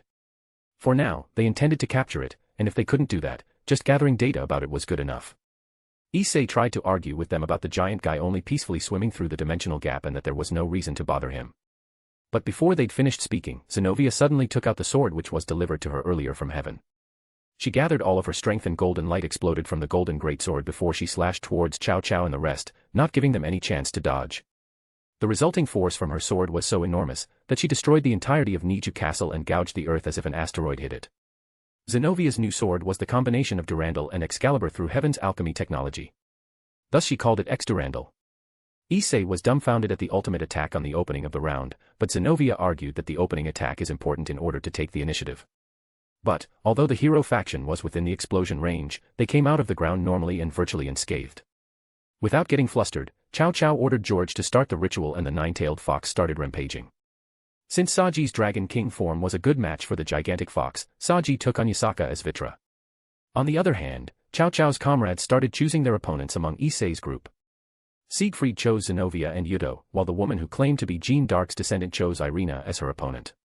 Finally, the muscular man who claimed to be Hercules' descendant chose Rosweiss as his opponent. Obviously, Cao Cao would take on Issei, while Asia and Kunu would be supporting the others from the side. As Issei's group fought everyone from the hero faction, each and every one of them started showing their balance breakers and started overpowering everyone. Cao Cao even called it a bargain of supposedly rare balance breakers. Despite this, Issei trusted his comrades and started fighting Cao Cao. But as they started their clashing, Issei found himself being unable to do anything against him as Cao Cao countered each and every one of his moves. He received oppression which was different from what he felt from Serorg. The oppression actually put fear into Issei's mind. Finally, Issei took a hit from the spear to his stomach. It was as if his armor served no purpose due to how Cao Cao easily pierced through it. Issei immediately used the only phoenix tears which they had for this operation to heal his wound. But even with this, the damage from the holy spear didn't completely leave Issei, as it still continued to erode his body. Cao Cao told him that without the phoenix tears, Issei could have immediately died from just a stab, and Issei knew that he wasn't lying as the strength from his body slowly disappears. If not for Kasuk's training, Issei wouldn't even be able to stand up. Unbeknownst to Issei, Cao Cao was also shocked that Issei could still stand up despite getting stabbed by his Longinus, which would normally mean an instant death for nearly any devil. How is he still standing? From our data, he should have just been a normal human before being reincarnated as a low-class devil. Even with phoenix tears, he shouldn't have enough stamina to even stand up. Issei, however, even when being confronted with the fear of dying, didn't give up, as a dragon's pride had already influenced him. As the Red Dragon Emperor, he couldn't just let Cao Cao beat him up. After forming a plan in his head, Issei used his dragon shot as a distraction and cut off Cao Cao's arm by suddenly materializing Ascalon in his hand. But Issei's happy moment didn't last long, when Cao Cao calmly caught his severed arm and took out phoenix tears of his own to reattach it. And before Issei realized it, his armor had started to break off. Cao Cao had landed some of his attacks before his arm was cut off. Issei needed to continue attacking if he wanted to win, but a few seconds later, Cao Cao's comrades started coming to their spot while carrying his unconscious comrades and tossing them in front of him. Issei was angry, but not only towards his enemies, but also at his own weakness. He was afraid to use Kasuk's gift, because Drake had already warned him of the consequences that it may bring. Not only to him, but also to those around him. Without properly controlling it, the gift was just a ticking time bomb in his hand. Chapter 5:16, End of School Trip. While lamenting his own weakness, Elsha's voice suddenly resounded inside Issei's head. Elsha told him that for him to unlock his potential and to further unlock Drake's powers, he had to come to terms with his own self. With that, he would gain powers that he'd never imagined. Taking out the pink orb, it let out a bright light and started summoning thousands of pink silhouettes. Those were the people whom it possessed in Kyoto for the last few days, and all of them were muttering "Ape" with an enlightened look on their faces. Issei didn't know what was going on, and he was honestly taken aback by what was happening, but Elsha further explained that this was his potential. Hearing that, Issei grimaced, but he also couldn't deny it. Elsha then instructed Issei to call out to his personal Ape. Issei was hesitant at first, but after seeing his unconscious comrades, he came to terms with himself. He finally accepted the role of the Ape dragon. Using summoning magic which was derived from the Dragon Gate, Issei summoned Rias. What followed was the real birth of both the Ape dragon and the Switch Princess. After poking Rias' nipples and sending her away, Drake's real power and aura were unlocked, and thanks to Ajuka's modification of his evil pieces, they immediately adapted to it. With this newfound power, it came instinctively to Issei on how to use it. Using the power of a bishop, Issei materialized two cannons behind his armor and called it Welsh Blaster. By gathering his demonic power, Issei shot out a blast comparable to the Longinus Smasher of his Juggernaut drive. The hero faction only had one response, and that was to dodge it. The blast of demonic power plowed the earth and erased one of the mountains in the distance. Its power was so incredible that Issei even warped the dimension. Of course, Issei wasn't done yet. Using the power of a knight, the cannons behind him became jetpacks and pieces of his armor fell off, which increased his speed to the point that he instantly reached Cao Cao and caught him off guard. Cao Cao was still able to defend himself, but Issei used the power of a rook and suddenly transformed once again as his armor, especially around his arms and legs, became bulky when his physical ability and defenses strengthened. And not just that, a part of his gauntlets became jet black as Ophus power started emanating from them, which startled Cao Cao yet again. Cao Cao tried to stab Issei with his holy spear. But this time, he could only scratch the surface of his armor. Shocked, Cao Cao took a hit from Issei's loaded punch and flew towards the ground. If not for the defense that his holy spear granted him, he would have died in an instant. Too bad for Issei, those transformations took too much of his stamina. Especially the rook form, which used Ophus power. While coughing blood, Cao Cao stood up. Because he still couldn't believe what just happened, he asked Issei, "Why are you using Ophus power?" "So that really was that Loli's power." "Looks like he gave me something unbelievable," muttered Issei. Cao Cao's comrades assisted him to stand up and he asked about the progress of the ritual. George answered that it was about time that Great Red took the bait. As much as Issei wanted to continue fighting, he knew that he couldn't win if all of them started to attack him together. Aside from that, he also didn't know how they would be able to reverse the situation when Saji, in his Dragon King form, also started to lose his fight with the nine-tailed fox. It was then that a rift, leading to the dimensional gap, opened, and Cao Cao immediately instructed George to prepare the summoning of the Dragon Eater. However, instead of Great Red, the one who appeared from the rift was one of the Dragon Kings, the mischievous Yulong, and along with him came the first-generation Sun Wukong, the Monkey King. Yulong had the appearance of a large green Asian dragon while Sun Wukong had the figure of a primary school child, at least a meter tall. He was covered in golden fur while wearing a monk's cassock and had a wrinkled, creased face with black skin. He was also seen carrying a staff-like weapon, smoking a pipe, wearing shades with a cyber design and donning prayer beads on his forehead. They were the help that Azazel called to deal with the hero faction. Using his skills, Sun Wukong was able to hijack George's magic and summoned himself along with Yulong. With Yulong's help, the two Dragon Kings were able to restrain Yasaka easily, while Sun Wukong exchanged greetings with Cao Cao. Siegfried tried to attack Sun Wukong but the elder defeated him with just a single move. A testament to his strength. But unlike what Issei was expecting, Sun Wukong only came here to give Cao Cao a warning and a punishment because he had gone too far. George tried to eject Sun Wukong from the space of his dimension lost, but the Monkey King just shook it off with one of his techniques. While he distracted, Cao Cao tried to stab him with this holy spear. However, the spear that could penetrate almost anything was stopped by a single finger of Sun Wukong, and it couldn't even draw blood from him. Seeing that they'd already failed, Cao Cao ordered a retreat. However, Issei didn't like that they would get away like this, after what they had all done. So while George was preparing for their escape, Issei used the little energy he had left to materialize a blast cannon on his arm and aimed at Cao Cao. Since it would be hard for even Sun Wukong to chase after them because of Dimension Lost, he instead assisted Issei by giving him enough power for one strong shot. This would also serve as Cao Cao's punishment. Issei, similar to his dragon shot, controlled the trajectory of the small blast at the last minute, which caught everyone from the hero faction off guard and made it steer towards Cao Cao's right eye, destroying it. If it was the situation where his arm was cut off but he was able to strike back, or the situation where Issei suddenly powered up and unexpectedly used Ophus power, Cao Cao could have accepted it. However, a small attack from Issei that he could have easily dodged or blocked, destroying his right eye, had scarred his pride. In a rage, Cao Cao tried to use the balance breaker of his Longinus, Truth Idea, but he was stopped by his comrades as it was too early for him. Thanks to their reminders, Cao Cao was able to calm down a bit.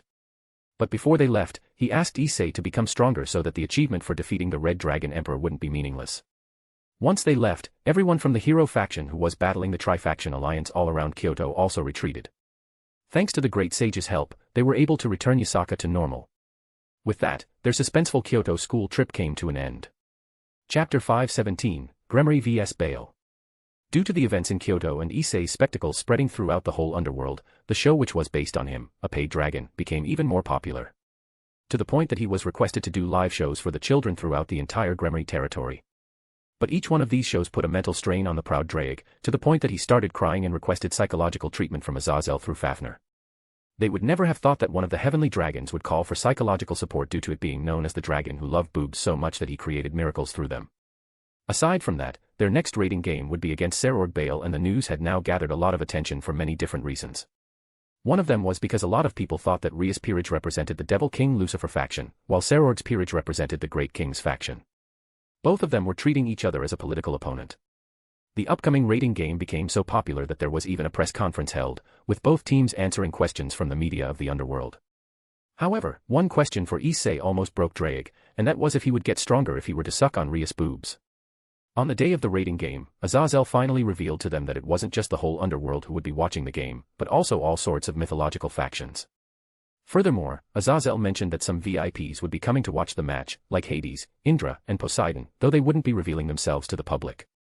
Lastly, Azazel and the king of the raiding games, Dihauser Belial, would be acting as the special guests of the match and would answer some questions for the confused audience. When Aquino and Irina heard about Dihauser Belial, they both wondered if Sakura would be coming to watch the match too, although they couldn't really approach him and ask about her. Besides, even if they were in front of each other, they would have to pretend that they didn't know each other for the sake of their secrets. After introducing each team to the audience, the commentator of the match, Nod Gamijin, introduced the rules of the raiding game. As a special raiding game, a special rule set was also introduced, Dice Figure Game. A variant of the raiding game with different mechanics. Instead of a long, full team battle, it would be a blitz, short battle, with limited members. Both kings would roll 6-sided dice, one each, and the number added up from both kings would determine the value of pieces, servants, that could be sent to the battlefield. However, the kings were not forced to completely use all the points. With the total value of 8, kings can send 2 knights and have 2 leftovers. Those leftover points would be forfeited and not added to the next roll. Servants that consume 2 or more pieces of its kind would have the added up value of the piece. A servant that has consumed 2 pawn pieces had the value of 2, or a servant that consumed 2 knight pieces had the value of 6.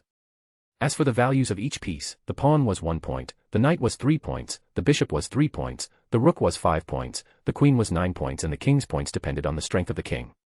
While Sarord was valued at 12 points, Rias was only 8 points. Every member that was defeated would be out of the game, and for a team to win, they had to defeat the enemy's king. The game started, and with each battle, the excitement of the crowd became higher. Although it became difficult for Rias' group because of Kaniko's absence, they were able to pull through due to their members being stronger than most of Sarord's members and Issei fighting more matches. The one who lost, however, was Akino, due to her bad compatibility with her opponent who could send back her own attack to her with ease. Finally, the last battle happened between Sarord and his pawn and Rias and Issei. As one would expect and anticipate, Issei would be facing Sarord while Rias would fight the mysterious pawn. Using his new move, illegal move Triana, Issei was able to overpower Sarord and his Tuki, fighting spirit. However, the pawn was actually one of the 13 Longinus and the one that didn't need a host to operate on its own, Regulus Nemia. Regulus Nemia was a golden great battle axe, but right now, it took the form of the being sealed within it, the Nemean lion, the same lion that Hercules defeated in one of his labors. Due to its great durability and speed, Rias's power of destruction wasn't able to deal much damage to it, and she ended up becoming prey within its fast claws. At that point, it should have been Sarord's win, but the Nemean lion knew that this wouldn't satisfy his king.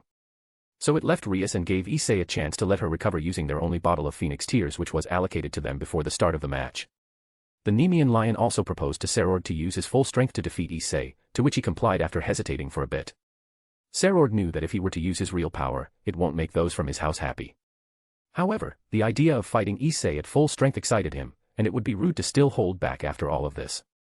Sarord then revealed to everyone that he was now the new host of the Regulus Nemia, and released his balance breaker, Regulus Ray Leather Rex. Also known as the Iron Skin of the Lion King, Sarord's subspecies balance breaker creates a golden, lion-themed armor that covers the user's body and adds the earth-breaking powers of Regulus to the user's own strength, resulting in a tremendous increase to the user's offensive power. Thanks to this, Sarord was able to overpower Issei even with his strengthened Welsh Dragonic Rook form, by targeting his vitals. As a result, Issei fell down and lost consciousness. The next thing he knew, he came to the inner world of his boosted gear and saw the former unmoving predecessors, muttering something. After listening to them, Issei finally understood that they were compelling him to activate the Juggernaut drive to defeat Sarord. Using all their accumulated hate, they started pouring all of their negative thoughts towards Issei to force him to activate the forbidden technique. At this point, someone else appeared. Someone who introduced himself as a former Vanishing Dragon host that came to the boosted gear after Issei absorbed the power of the gem that he snatched from Valley.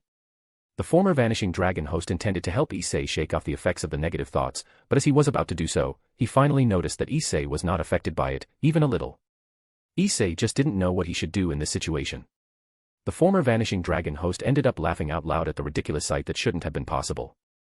So instead, for the hope to lead both of the heavenly dragons to a different path, he helped Issei realize what was important to him and what he should do at this point. By promising the past wielders of the boosted gear of showing them the future, Issei was able to regain his consciousness and activated Crimson Cardinal Queen. Instead of plain red, the color of his armor became the color of the hair of his beloved Rias, and instead of green, the color of his gems became pinkish red, similar to the orb that unlocked Drake's real power. The power that came from liking boobs too much. Crimson Cardinal Queen is the opposite of Juggernaut Drive. Instead of thriving in hate and life force like the latter, the former uses hope and stamina. Unlike Juggernaut Drive that can be kept activated until the very end of the user's life, the Crimson Cardinal Queen can only be used if the user's stamina was enough and deactivates once depleted. The moment Issei activated it, he could feel worsening tiredness in addition to feeling the additional power. It was a very strange feeling, but Issei didn't dwell on it and started the third round of his fight with Sarord. As the golden and crimson figures clashed, their fight immediately devolved into a childish brawl. Devoid of any technique, the two of them just punched and kicked each other with all their might. However, despite that, the heat from their battle and the resolution emitted by the two fighters spread to everyone, bringing the excitement to a whole new level when the cheers became insistent for all the fans of the two. At last, the first one to fall is Sarord, with Issei having the stamina and durability to outlast him. Hence, the victor of the rating game was Rias Gremory and her peerage. Chapter 5:18, Taking Care of the Dragon God. Immediately after their raiding game, while still feeling the heat from their fight, Issei also confessed his love to Rias in front of everyone to show his seriousness. All this time, the two of them only had a vague relationship and never crossed the line. As his first step towards the future he promised to his predecessors, he confessed his love. Although showing an embarrassment that was rare for her, Rias happily accepted Issei's confession and declared her love for him too. That night, Aquino enlisted Irina's help, so that no one would disturb the lovebirds when they confirmed their love for each other by using their bodies. And as the night went on, Aquino and Irina had to stop Zenobia, a muscle-brained idiot who wanted to join in, and Asia, who didn't want to be left alone. A few days had passed, the result of the raiding game started taking effect on all individuals related to it, especially on Serord, who already had a shaky position within his house. It became even more difficult for him. However, when Azazel talked to him about it, Serord just shrugged it off and told him that he just had to work hard twice as much, and what was important to him right now was his mother, who was still unconscious due to the rare devil disease that had no cure. "I'm sorry that I can't do anything regarding your mother's case. This disease is really too strange because it doesn't do anything to the body, but it disables the psyche of the victim," said Azazel to Serord. "You don't have to apologize, Governor Azazel. I'm already happy that you took the effort to help my mother. I know no one has ever recovered from this yet, however, I do not believe that this is impossible to cure." "I will not give up searching for the cure," replied Serord. Azazel couldn't help but sigh and pity the young devil who didn't stop fighting against all odds. He then said his farewells to him, but before he left, Azazel recalled something and faced Serord again. "I'm not too sure about this, and this is just wild speculation, but if there's someone who could help your mother, it might just be Kasuk Urahara." After examining Serord's mother, Azazel didn't come out without any result. Since he already figured out that the disease had something to do with the psyche of the victim, it may be also related to the mysteries of the soul. And if it was about someone who was an expert with soul studies, then Kasuk Urahara was the only guy that he could think of. "Kasuk Urahara? You mean the SSS-ranked wanted criminal?" asked Serord. Azazel nodded. "That's right. I know it's weird to recommend a criminal, but he's the only person I know that might be able to help you. Besides, the case around him is full of mysteries, and he's only a criminal because there's nothing else better to do." 2 weeks after the school festival, Issei, Yuto, and Aquino would be taking a promotion test to become mid-class devils. But before that, the three of them, especially Issei, had to study for the written tests. For both the promotion test and school exams. And as the designated manager for Issei, Ravel had to plan out his schedule so he would have enough time to study, train and do the live shows of the Ape Dragon. As they awaited their promotion test, Azazel suddenly pulled a risky move, one that could endanger everyone and with a high risk of him being killed on the spot once discovered. He invited the leader of the Cows Brigade, Ophus, to Issei's house. Of course, Azazel didn't do this without a goal in his mind. After hearing from Valley, who he was secretly in contact with for a while now, that Ophus suddenly became interested in this generation's Red Dragon Emperor, a plan immediately emerged in his mind. Instead of fighting the terrorist organization head-on, he figured that if he could change the mind of its leader, Ophus, they could dissolve the organization with minimal casualties and restore peace again. Azazel saw Ophus' interest as a rare chance that might not happen again in the future. Valley also agreed to this, but not for the same reason as Azazel. There had been a growing rumor within the organization that someone was targeting Ophus to usurp her powers. He already had a suspect in mind, but he didn't know how they were going to usurp Ophus' powers. So, in line with Azazel's interest, Valley sent Ophus, along with Lu Fei and Fenrir, to stay in Haida residence to let them hide there, while he brought a fake Ophus around to lure out those who were targeting her. On the other hand, while Azazel was busy convincing Rias to go along with his plans, Aquino and Irina were shocked at Ophus' sudden appearance. After all, it had been a few weeks since they last saw her, due to Valley stopping her from sneaking out due to the danger. Although Ophus never believed that she was in any danger, she just obediently followed his instructions. And as they were talking, Ophus suddenly approached Aquino and Irina without any care for the others. Of course, it would be dangerous if it were to be discovered that both of them knew Ophus beforehand, so in response, they acted scared in front of her and took a step back. Ophus's eyes widened for a few seconds before returning to her usual deadpan expression. She then suddenly turned around and went back to her previous position, which was beside Azazel and Lu Fei. Noticing this strange action, Azazel asked, "What's wrong?" But because Ophus was not facing towards him when she showed this slightly shocked reaction, it only looked like she approached Aquino and Irina and went back, doing nothing. Still, this was something strange. I don't know," answered Aquino and Irina, both with a fear-stricken face. But this time, they were not pretending, as cold sweat crawled down on their spine and they both thought, she's sulking. Lu Fei, who knew about their connection with Ophus, understood the expression Aquino and Irina were making, pretending not to know her. That's indeed the best course of action in this situation. While Lu Fei was thinking that Aquino and Irina successfully deceived everyone, the two of them were panicking and communicated through their eyes, "What should we do?" "I don't know. But for starters, I have to prepare her favorite snacks. Then I have to introduce a new and easy card game to her. Then let's stay in Issei's house for now, decided both of them. As the people who were taking care of Ophus for months now, they instantly understood the expression she made and the speed she used to turn her head away from them. Ophus was shocked that they acted scared and like they didn't know her, so she started sulking. After Azazel successfully convinced Rias, Ophus went to the corner and started staring at Issei without a word. While at it, Aquino tried to serve her some cookies. Although she started to eat the cookies, Ophus entirely ignored Aquino. With her mouth twitching, she retreated for now. Both she and Irina decided that they would sneak into Ophus's room to explain things to her. However, the group saw her act as bravery as they were all still afraid of Ophus and the thought of her being a naive and clueless humanoid dragon was still an unknown territory for them. Ophus then stared at Issei and started talking, "Draig. Do you want to quit being a heavenly dragon?" Of course, Issei got confused at her sudden question, no. I don't understand what you are trying to say. The human who is your current host. He's been having a different sense of growing up until now. I think this is very strange. Very different from previous heavenly dragons. Valley is also the same. Strange. Very strange. Me and Vala's growth. That's strange, wondered Issei. Ophus continued, the fight against Chow Chow. The fight against Baal. Draig had different evolutions. His armor turned crimson-colored. It's the first time. The first time that I know of. That's why I want to ask. Draig. What will you become? Then, Issei's gauntlet appeared by itself. Draig then said it loudly, so that everyone could hear it.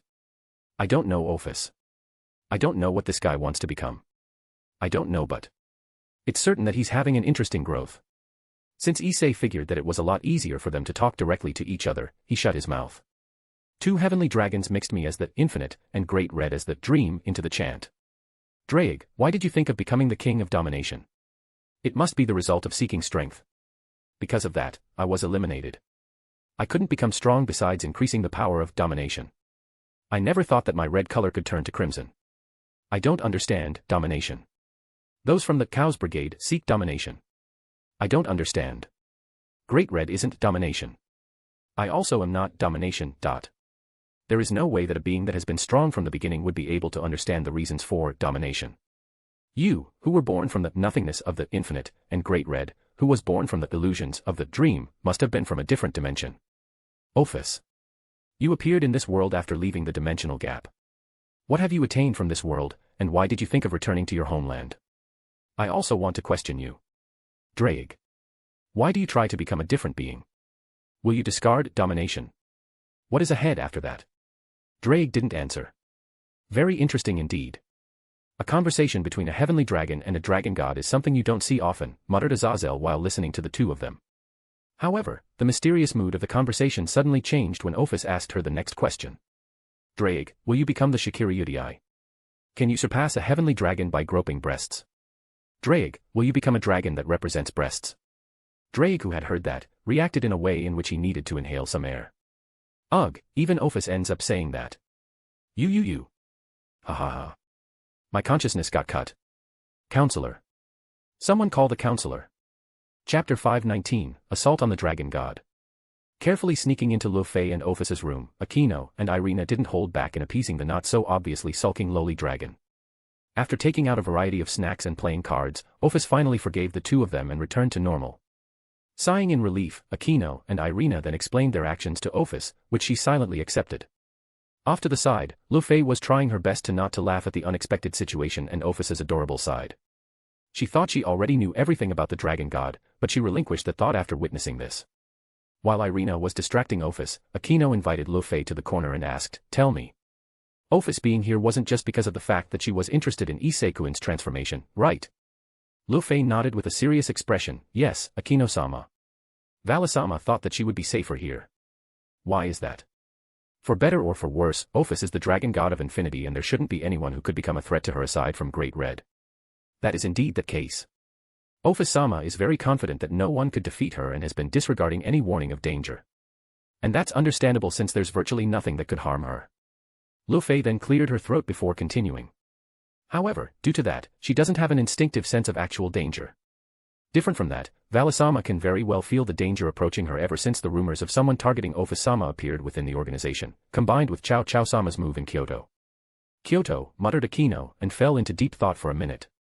She tried to recall every single detail of what happened during the second year's excursion, and it was then that something clicked in her mind. The hero faction tried to summon Great Red. And even though I've only heard of Chow Chow through reports, I can very well imagine what he is like. A careful and cunning person. That is correct. This is also the very reason that Valasama is extremely careful around him. Chow Chow Sama wouldn't have summoned Great Red without a clear and sure way to defeat or contain it, and it became disturbing when he also mentioned the preparation of the Dragon Eater. Dragon Eater. Lu Fei shook her head. We have no idea what kind of being it is or if it is some codename to some extremely powerful weaponry. What actions did you take?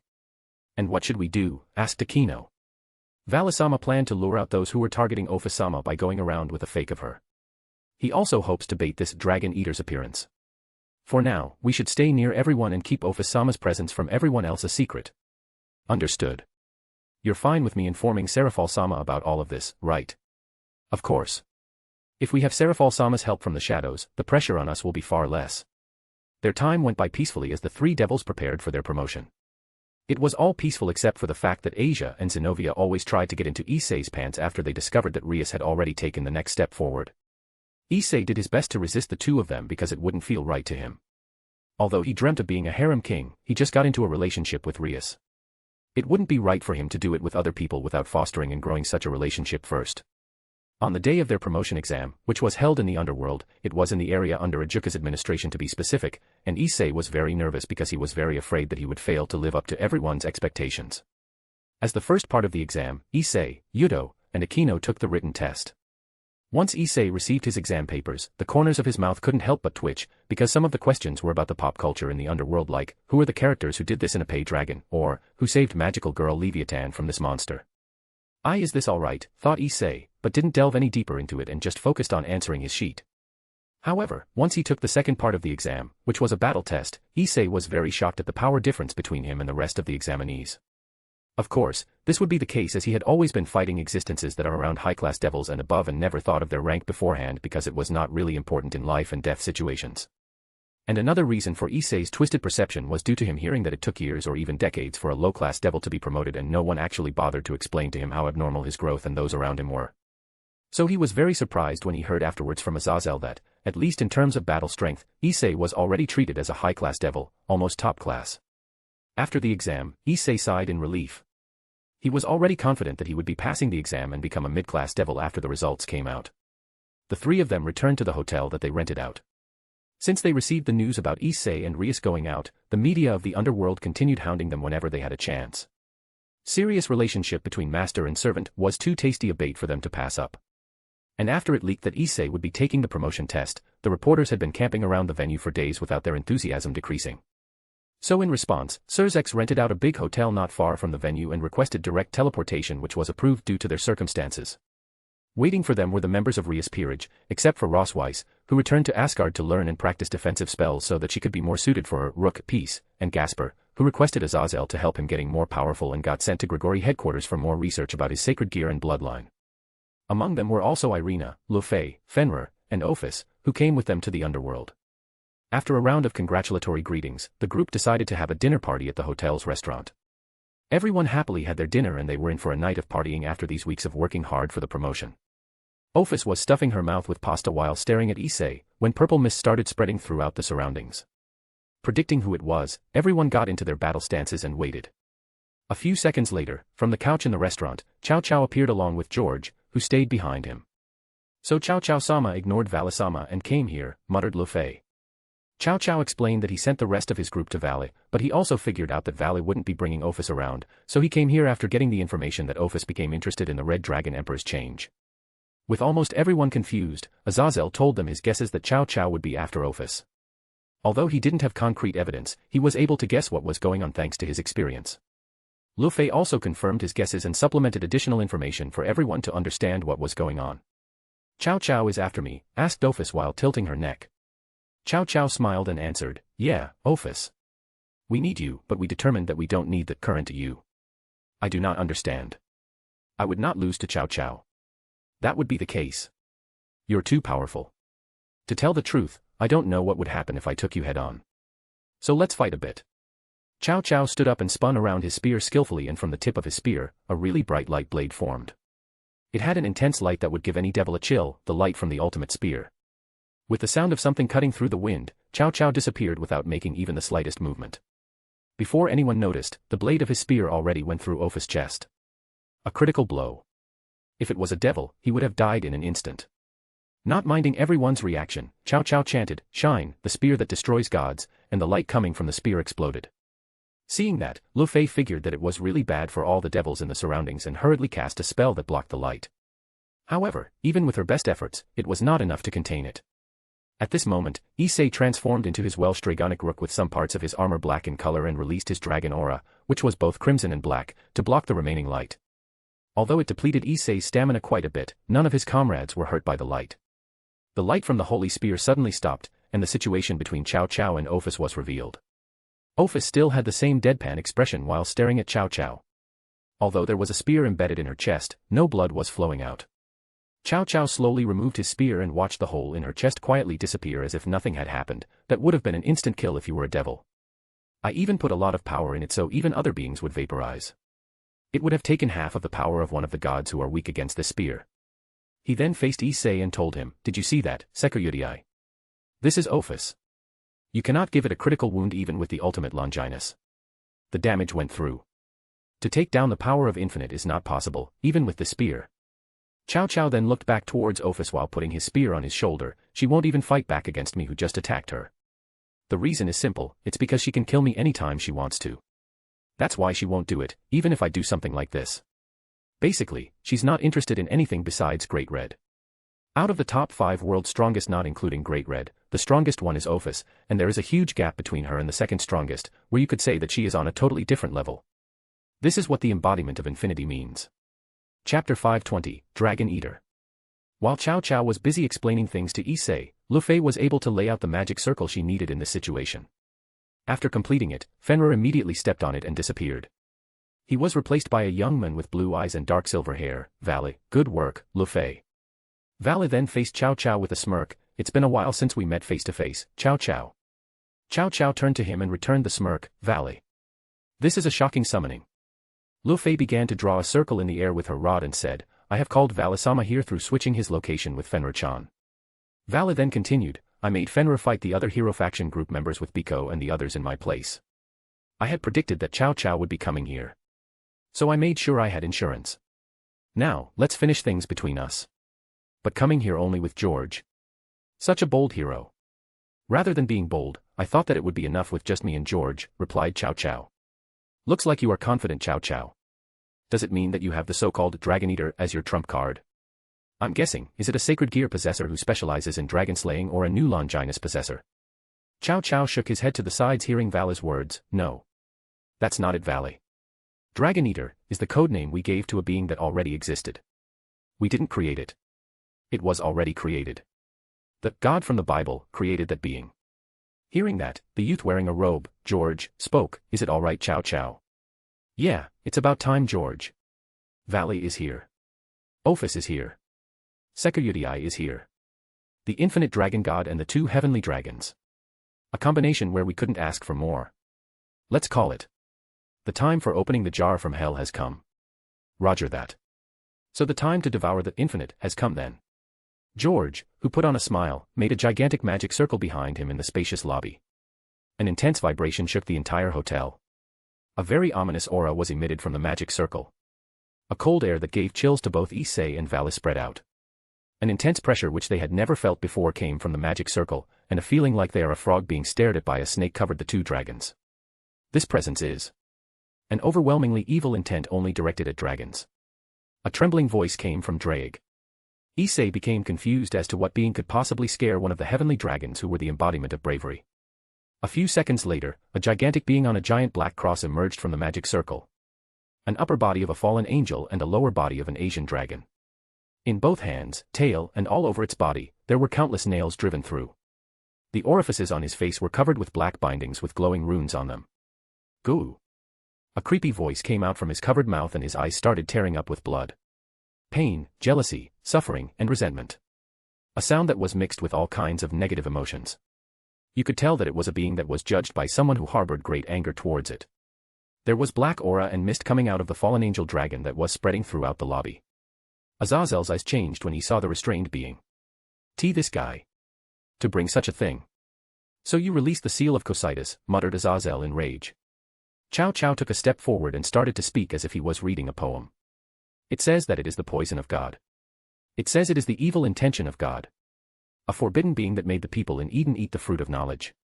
The first crime that was judged by the dead God from the Bible and still continues to be in effect. Dragon Eater, Samel. The angel that received the curse of God who hated dragons and snakes. A dragon. Yes. A dragon whose existence was eliminated from the record.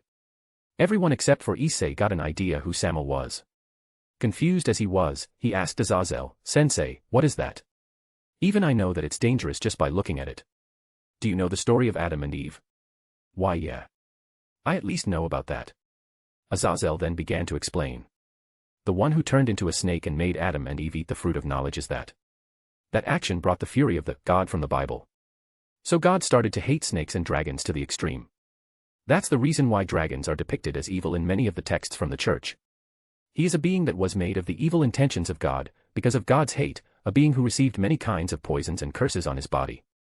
Naturally, it is impossible for God, who is sacred, to have evil intentions. That's why it has intense poison. Not only can it extinguish dragons but it can affect other things besides dragons, so it was sealed in the depths of Cocytus. The curse it received from God is the ultimate dragon slayer. That alone makes him an existence that is a brutal dragon slayer. Azazel then yelled in anger, what is the Olympian god who is in charge of the world of the dead thinking? Perhaps. Chow Chow nodded and confirmed his suspicions, yes. We negotiated with Hades Dano. I was allowed to summon him while having many layers of restrictions on it. That bastard. He didn't like the fact that some Olympian gods were going to cooperate with other factions. Azazel spat out with hatred. Chow Chow then pointed his spear at everyone, so it's like that Azazel Dano, Vale, and Sekuyudai. The curse he has will devour and kill dragons. He can kill dragons for certain. It's not on the same level as the Dragon Slayer Holy Swords. You can't even compare them. Ascalon is like a toothpick compared to him, Hayadu Issei. What are you planning to do by using it? Are you trying to annihilate dragons? No. You guys are trying. Ophus. Azazel was shocked when he finally understood Chow Chow's idea. Smirking at him, Chow Chow snapped his fingers and the binding on Samel's mouth was undone, revealing a row of uneven but sharp teeth. Devour her, commanded Chow Chow as he pointed to Ophus. Opening his mouth, something passed through beyond everyone's perception and when they looked back, Ophus was no more and was replaced by a dirty black block. What? Muttered Issei. A split second later, tentacles of the same color emerged from the block and it went towards Samel's open mouth before he started making sounds akin to swallowing something. Samel ate Ophus. Hey! Ophus! Answer me, shouted Issei to the block, but he received no response. Seeing that, Yuto immediately made his move and manifested his holy demonic sword to cut the block. But when his sword touched the block, his sword was erased. Vala then immediately used one of his strongest attacks, Half Dimension, to destroy the block, but even that did nothing to it. Next was Rias, Aquino, and Irina who simultaneously cast attack spells towards it, however, the results were the same. It didn't do anything. Issei wanted to turn into his true queen form to attack the block, but Azazel stopped him as the result may be the same and it may even negatively affect him, ISE. Don't take it on. He's your ultimate natural enemy. He can't be compared to Vale. That dragon must have the power to kill dragons easily. I mean, the situation is already bad since even Ophus can't get out of it. The enemy is a dragon, but don't use Ascalon. We don't know what will happen against the ultimate dragon slayer. It was then that Zenobia made her move and sent holy light towards Samel himself. However, Chow Chow already saw through her intentions and hit it to the side with his spear. You made a good attack from the start again, Zenobia of the Durandal. But there's no second time. I thought that I attacked with good timing. Is my first strike with Durandal so easy to read? Asked Zenobia. I also think that you had good timing. But since you attacked first with Durandal at Kyoto, it's natural that they would be on alert. Chow Chow did stop it easily. But you sure like to give a hello attack, don't you, Zenobia? I won't say any more than this, answered Issei. Vala turned into his balance breaker while saying, so my opponent is Samel. On top of that are two high-tier Longinus possessors. I have no complaints. At his cue, everyone also got ready for a full-blown battle. Chow Chow took a deep breath and said, with you guys as my opponents, it will be dangerous if I don't become serious. After all, Hades only allowed us to use Samel once. Our plan will fail if we don't decide here. George. I will leave the control of Samel to you. I will take care of these guys. Can you take 2 heavenly dragons, the governor of fallen angels, and the Gremry team by yourself? Asked George while he controlled Samuel. I will make it happen. If I can't do something as simple as this, then I basically have no right to hold this spear. Chow Chow's spear then shined in bright light.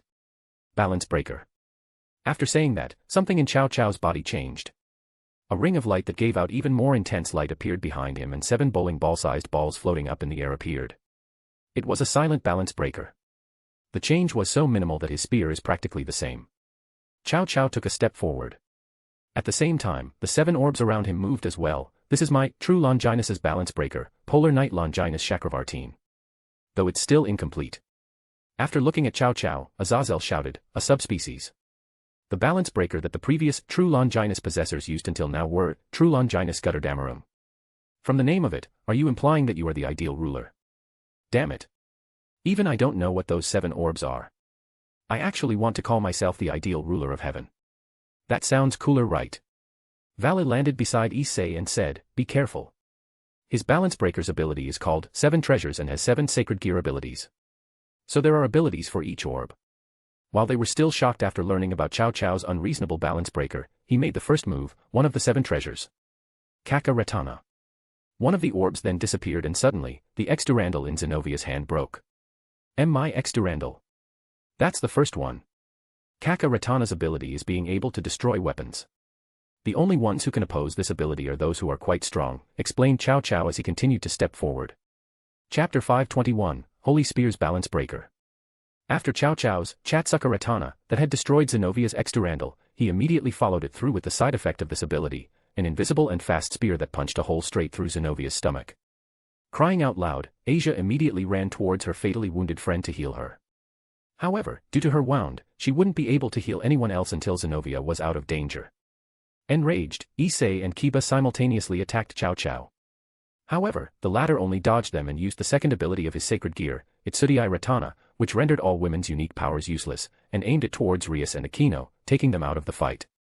Finally finished charging her magic, Lu Fei used her strongest attack magic and aimed towards George and Samuel. However, Chow Chow's third ability made him able to teleport a person or group of his choosing to his desired location and orientation. Using it against Lu Fei, he displaced her, and her attack now was aimed towards Zenovia and Asia, who were defenseless. Seeing this, Issei immediately used his Welsh Sonic Boost Night form and purged most of his armor to gain the much-needed speed to help the girls. But he couldn't do anything else after reaching the girls, as there was a lag between his transformation, and ended up taking Lu Fei's attack without much armor. No matter how strong Issei's body became thanks to Kasuk's training, it wasn't enough for his bare flesh to resist such a strong magic attack. Damn it. I should have learned how to use ki instead of just increasing my body's strength. Issei thought as he took the hit. Due to his decision to go for the sustainability of his scale mail, he focused on strengthening his body instead of learning how to use Tuki like Serorg. Although not fatal, he was effectively kicked out of the battle temporarily until he recovered. With 5 people unable to continue fighting, Valet and Azazel made their move in their balance breakers. However, even if they worked together, Chow Chow already understood the weakness of armor-type balance breakers. According to him, since it was largely based on powering up the user, it became obvious where the power is coming from, and became easier for Chow Chow to read their flow of aura and predict their next moves. While dodging their attacks, Chow Chow revealed that the eye that Issei had destroyed back in Kyoto was replaced by Medusa's eye, and petrified Azazel's legs, giving an opening for Chow Chow to strike. After stabbing the holy spear through Azazel's stomach, his golden armor crumbled as he fell down on the ground while coughing blood. Seeing that the person he considered as his father being harmed, Vala's anger shot through the roof and gathered a large amount of his demonic power, shooting it towards Chow Chow. It was then that Chow Chow used his fourth ability, Malaratana. It's the ability to redirect an attack sent towards him to another target, and that target was Rias and Akino. Irina immediately went in front of them and gathered as much holy power as she could to offset Vala's attack. Irina was able to block the attack, but it resulted in a large explosion, injuring her severely. Akino cried out and immediately assisted Irina using her almost non-existent healing magic that was weakened by Chow Chow's ability more. Seeing that it wouldn't get them anywhere, Vala decided to go into his Juggernaut drive to overpower Chow Chow. However, Chow Chow was concerned that Vala's Juggernaut drive might distort the artificial spell, so he reminded George to do something. Controlling Samuel, George commanded him to attack Vala, and with a single attack from him, the White Dragon Emperor fell down from the sky, already on the verge of death.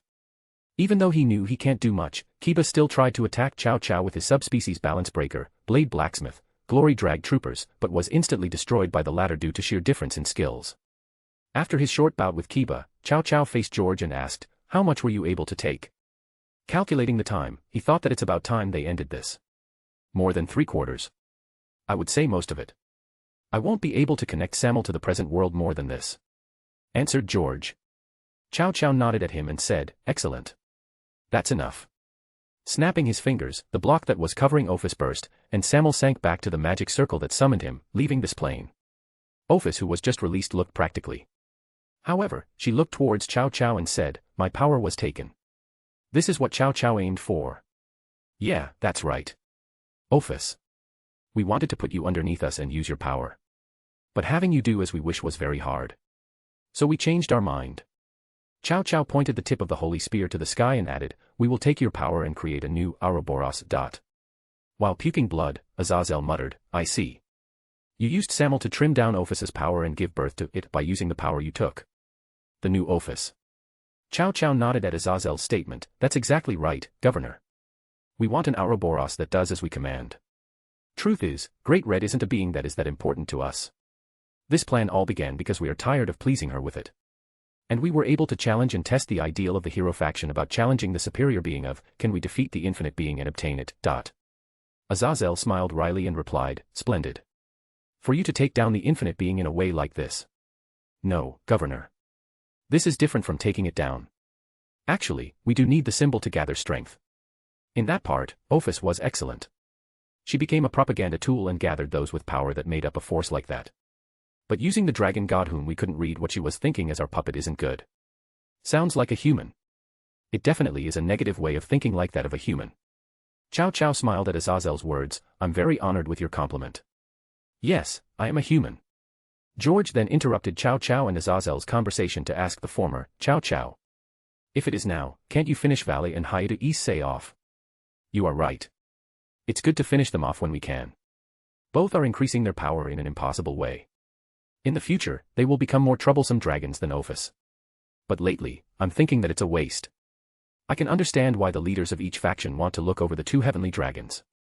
Only in this generation, the way of their growth is too abnormal. That also includes the people related to both of them. They are beings that are very rare in terms of data. Perhaps the ones who will unleash the full power within their sacred gear is not us, but rather them. After saying that, Chow Chow deactivated his balance breaker. Chow Chow then confirmed from George that Ophus power was sent towards their headquarters and was satisfied and intending to leave. But before he could turn around, Valley asked Chow Chow why he was not killing them, and Chow Chow replied that he already planned to take them down without killing them since his own balance breaker still needs a lot of tuning and he needed proper opponents to do that. After saying that he looks down on them, Chow Chow only smirked and replied that Valley also loves doing this sort of thing. Chow Chow then faced Issei, Haida Issei the Sekuyudii. It doesn't matter how many years it takes. Rise up to the level where you can fight me. In the future, there are less than a dozen people who can have the ultimate sacred gear fight, including you and Valley. No matter what age, the ones heroes want to challenge in decisive battles are the Mao or legendary dragons.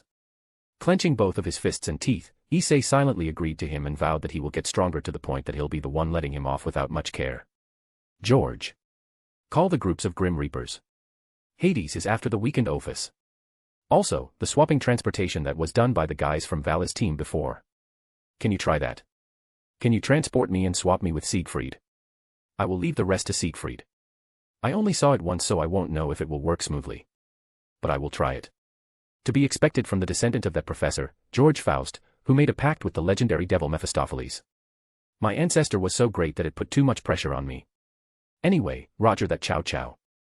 Also about the information I gained before, George then passed on a paper to Chow Chow with a serious face before leaving to prepare for the swapping spell. Chow Chow's eyes become sharper after seeing that. I see. So this is the way the old Mao gives his gratitude for saving him. No, I knew it from the start. Well, he did cooperate with us enough. Chow Chow muttered and sighed. He then faced the Gremory team and Valley team once again. George went outside the hotel. He's preparing for the swapping transportation between me and Siegfried. Let's play a game between the Valley team and Gremory team. Soon a group of Grim Reapers will be coming here on Hades' orders to retrieve the weakened Ophus over there. I will also have Siegfried from my team participate in it as well. The key point of this game is whether or not all of you can get out of here safely. We don't know what will happen when Hades captures Ophus. Now, can you get out of here while protecting Ophus with your lives? Please challenge it. I want the two heavenly dragons to survive, but I have no intention of enforcing it to the Grim Reapers and my comrades. I think it is more suitable to fight those who overcome a crisis. After saying that, Chow Chow disappeared, leaving everyone to their own devices. Even if they wanted to follow him, they still needed to treat those who were injured and plan out a strategy to get out of this predicament. Chapter 522, Escape. A few hours later, everyone except for Valley, who had taken Samuel's curse, was able to recover. Lu Fei tried to dispel the curse from him, but it was simply too powerful for her to do anything, so Valley had been enduring intense pain and the curse's encroachment with his massive stores of demonic power. But even that has a limit, so something had to be done. It was also then that Lu Fei received a notification from the Cows Brigade headquarters. An official notification came from the main headquarters. To explain it simply, it said the Valley team tried to pull a coup d'état by deceiving Ophus and making the organization their own. Ophus was safely rescued by the hero faction. Terminate any remaining members of the Valley team when found. While they were planning their escape, Akino asked Ophus how she was feeling and she responded with, "I've become weak. Right now. I'm only twice as strong as the two heavenly dragons at their peak." "Why yeah. You've definitely weakened," Azazel muttered.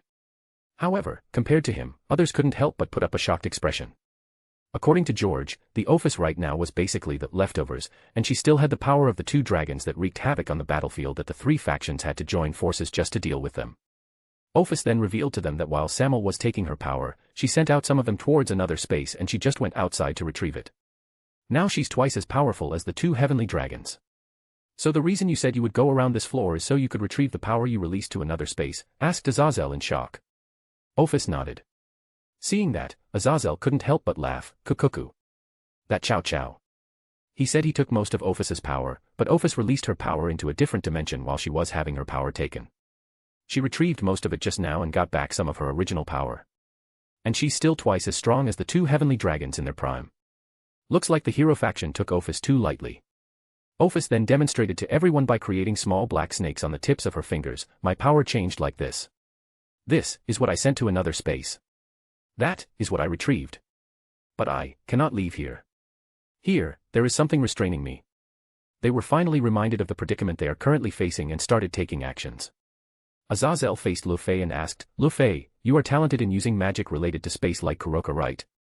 Is there any way to get help from the outside world? Or is there any way to get at least a few members out of here?" "There is. But there is a limit to it if it is by myself. There is a magic where others can leave this space with me. But the number of people that can is 2 at most.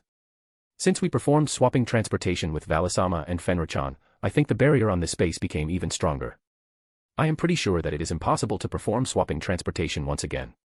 I think George Sama knows the majority of the formula used by our magic, so there is only one more chance where I can use very special transportation from here."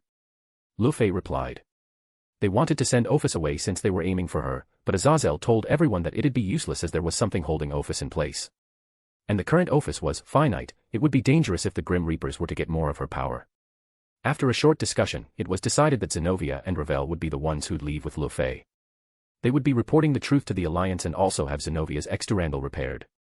At first, Azazel wanted Irina instead of Ravel to go out, but Irina insisted on staying. He thought her insistence was weird, but he didn't have time to dwell on this now. Irina and Aquino then took a quick look at each other. Neither of them could go if they wanted to preserve the trump card they had for emergencies. Lu Fei, with the help of Azazel, located 3 anchor points that were keeping Ophus inside this artificial space. Lu Fei then gave Zenobia the last missing part of the Excalibur ruler, to include it when the Exturandal was repaired. She cited that it wasn't needed anymore as Fenrir already reduced his power so that she could control him without it.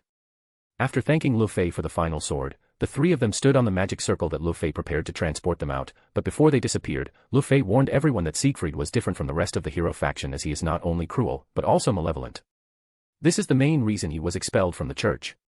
There were a total of 3 anchor points they needed to destroy to escape this space. One on the roof, one of the hotel's hall below them, and one in the parking area.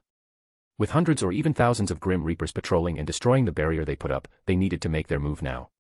Using the firepower of Issei's Welsh Blaster Bishop, they instantly destroyed 2 of the anchor points, and the only remaining one is in the parking area. But due to that, most of the Grim Reapers went to that area and George strengthened the defensive barrier around it. With that, the group started fighting to break through the Grim Reapers. Aquino and Rias used their magic to deal with the Grim Reapers from a distance, while Irina and Kiba were guarding Asia. Despite the curse and being unable to use his sacred gear due to it, Valis still had enormous demonic power reserves and sent shots of it, annihilating some of the Grim Reapers. Ophus, who saw this, tried copying him. However, the resulting force was so massive that it almost caught everyone else too. Strange. holding back my power very hard. Azazel then prohibited her from doing anything else due to the fear of friendly fire. He finally figured that they can't depend on Ophus, who couldn't control her powers despite being weakened. While dealing with small fries, Kiba directly went for Siegfried and started their duel.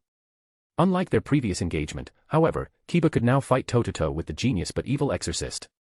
Everyone also worked hard to clear out the Grim Reapers, but their numbers just didn't seem to drop. What's worse is that the ultimate class Grim Reaper, Pluto, was among them and accused Azazel of colluding with the leader of the Cows Brigade, and the Grim Reapers were here to stop him. Finally understanding where their confidence was coming from, Azazel took on Pluto, separating him from the others. But even then, there were at least thousands more Grim Reapers filling up both the ground and sky. It was then that the predecessor of the boosted gear resounded in Issei's mind, telling him that they were there to assist him in the future he promised them. Graduating from the Juggernaut Drive, those senpais instructed Issei to use his greatest power, the power of boobs, by using his gift ability on them. Issei told Azazel that something weird is going on, and Azazel immediately snapped back at him. What is it, dumbass? I'm having a hardcore battle with this Grim Reaper-sama, damn it. Wait, this conversation. It's similar to the story Tannen told me. Don't tell me it's that. Is that it? The past senpais are telling me to make Rias's breasts go to the next stage. Hearing that, Azazel danced in glee. It's her yee. Yees. Poke it now. Grope it. Touch it. Fwahahaha. Oi, heroes and Grim Reapers. Our Ape couple will release the infamous power of breasts. It's the super technique of the Gremory group. No. It can't be. Even their enemy, Siegfried, was horrified at hearing this. After getting Rias' permission, Issei used his gift ability. But unlike what he was expecting, it didn't strengthen her breasts, but instead released a beam that replenished his stamina, allowing him to use another blast from his Welsh blaster bishop. Annihilating a massive amount of Grim Reapers, Issei thought it was enough, but then, another round of beam hit him and replenished his stamina, allowing him another shot that wiped out another batch of Grim Reapers. Siegfried, horrified by this, commanded the Grim Reapers to focus their attack on Rias. This is bad. It's dangerous to leave those breasts alone. Breasts that respond to being summoned. Breasts that replenish Sekiryudiai's power. We won't know what'll happen next. The one who is the most dangerous isn't the two heavenly dragons or Ophus. It might be Rias Gremory's breasts. The Sekiryudiai and Rias Gremory. When these two are together, it creates miracles time after time. And the things that are the key for that are those breasts. Even Rias was embarrassed by his words and could only keep quiet. In other words, we should call her Crimson Bust Princess. To describe it in one word, it's a pay beam. In other words, a pay battery. You guys seriously are an insane bakouple, aren't you? Azazel added in glee. Shoo it up. Just shut up and fight, you idiot governor. Issei pleaded with him to not give them any more weird nicknames that will definitely spread. But after a few shots, Issei finally noticed that each beam decreases Rias' bust size and cried out loud. He told her that he'll stop using it, but Rias disagreed with him, as this is the only way for them to fight back and she didn't mind her boobs shrinking. While firing those blasters that annihilated the Grim Reapers, Issei was crying manly tears. On the other hand, you Ape sure are fun. Drake muttered. The heavenly dragon had finally broken for the first time in history. Chapter 523, Rescue. Azazel commanded everyone to protect the couple, as they were the key to this battle, and moments later, they almost annihilated the army of Grim Reapers. With only a few of the army remaining, Siegfried, Pluto, and George couldn't help but make a hard face. Aside from that, the small but powerful barrier that protected the last anchor and endured multiple blasts from Issei was now on the verge of collapse. The battle is almost over, with Gremory team winning. However, a hole in the sky opened and a new intruder entered the fray. When they looked up, it was Shalba Beelzebub, who they thought was killed by Issei during his Juggernaut drive. He had actually survived by sacrificing Ophus's snakes that were within him at that time. But from the looks of it, even Siegfried and George didn't expect his arrival. Shalba then pulled out a boy from his robe and showed it to everyone. It was the current host of the Annihilation Maker whom they'd met at Kyoto. Shalba then activated a weird magic on the boy, Leonardo, forcing him into his balance breaker, creating numerous gigantic monsters that were, according to the crazed Shalba, designed to annihilate the devils of the underworld. After the monsters had manifested, Shalba tossed Leonardo away and cast teleportation magic, transferring them to different parts of the underworld. Of course, Azazel and the rest couldn't let this happen and tried attacking the gigantic monsters, but they could only scratch their skin despite their all-out attacks. While they were doing so, Siegfried and George retrieved the still screaming Leonardo and went to tell Pluto to escape with them. However, they finally noticed that Pluto, along with the remaining Grim Reapers, had already disappeared and figured out that Hades was the one helping Shalba from the shadows. While the Gremry team was busy trying to stop the monsters that would certainly cause massive amounts of casualties if transferred, Shalba used this chance to capture Ophus with magic rope. Due to being unstable, Ophus couldn't break the rope that was specially designed for her. The monsters successfully were transferred and Ophus was captured. They totally lost this round. But with the space crumbling, they would be able to transfer out too and join the effort against the monsters. But Issei decided to stay behind and retrieve Ophus. However, before anyone else could reject his decision, 2 hands landed on each of his shoulders. Go back with the rest. We'll take care of it. Akino and Irina proposed. Issei wanted to argue with them that he was better for the job, but before he could speak out, he noticed the cold glimmer from their eyes. They're angry. Swallowing a mouthful of saliva, Issei had no choice but to nod. Rias and Azazel also noticed their weird behavior, but it was obvious they wanted to take Ophus back, so after a bit of hesitation, the group transferred out, leaving Akino and Irina to themselves.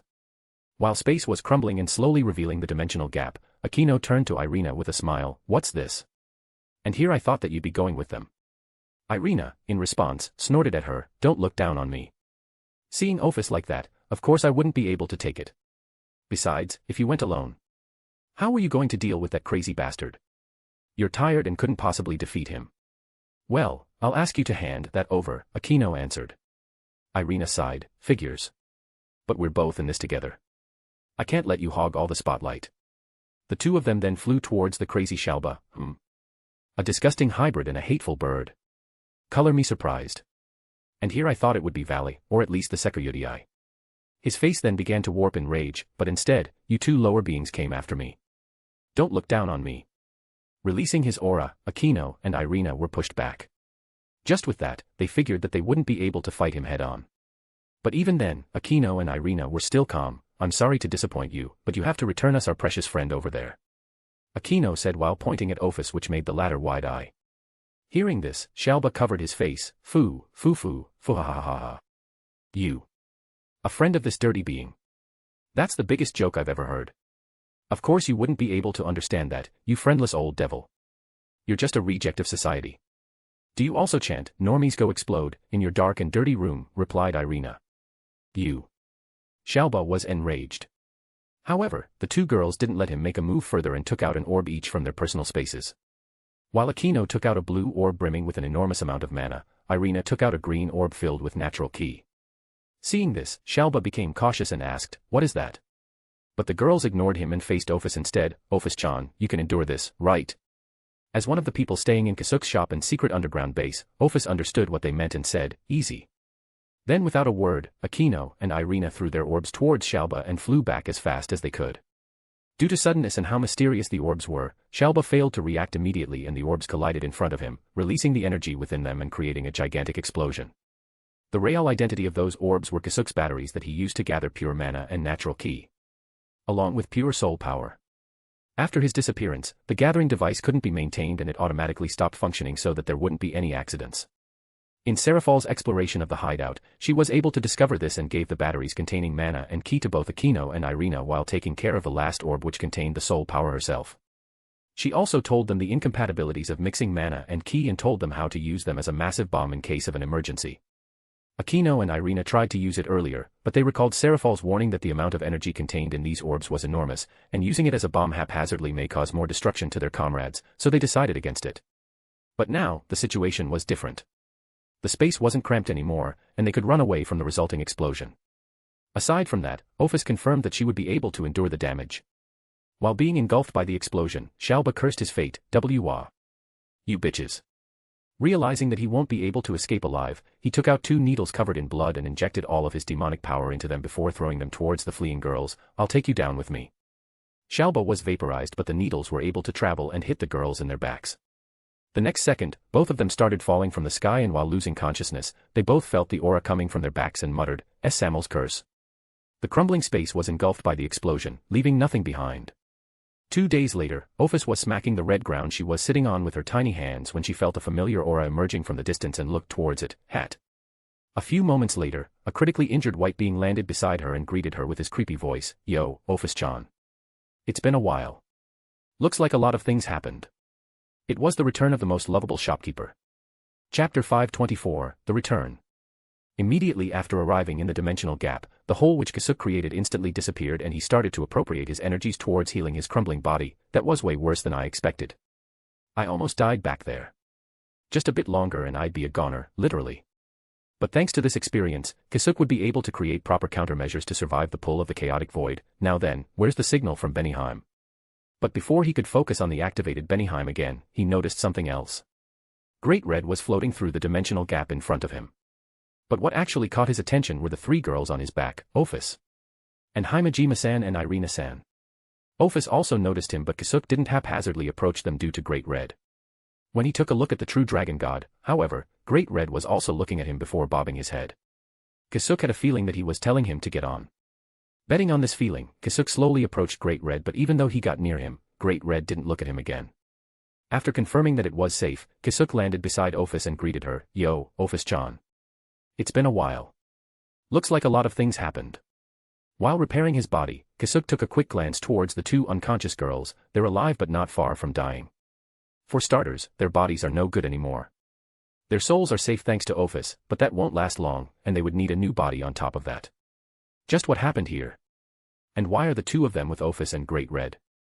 However, Ophus replied with something else. "I shall defeat Great Red," and resumed smacking the red ground while muttering, "Hit. Hit. Hit." She is currently way too weak, and all of her remaining power was battling the invader inside the girls' bodies. It seems that she also prioritized protecting their souls. Kasuk then sat down beside the girls and checked their situation in greater detail. This is one of the components of that poison. After checking what was wreaking havoc inside their bodies, Kasuk immediately noticed that it was one of the main components of the poison which hit Sona, Yoruichi, and him in that ritual site. So is this Hades thing again? That guy. Seems that I need to smack that skull head for a bit. Kasuk then turned towards Ophus, who was still hitting Great Red, and said, "Ophus-chan. Help me out a bit. Please push back this poison away from their souls. An instant is enough." Hearing his instructions, Ophus stopped what she was doing and stood up.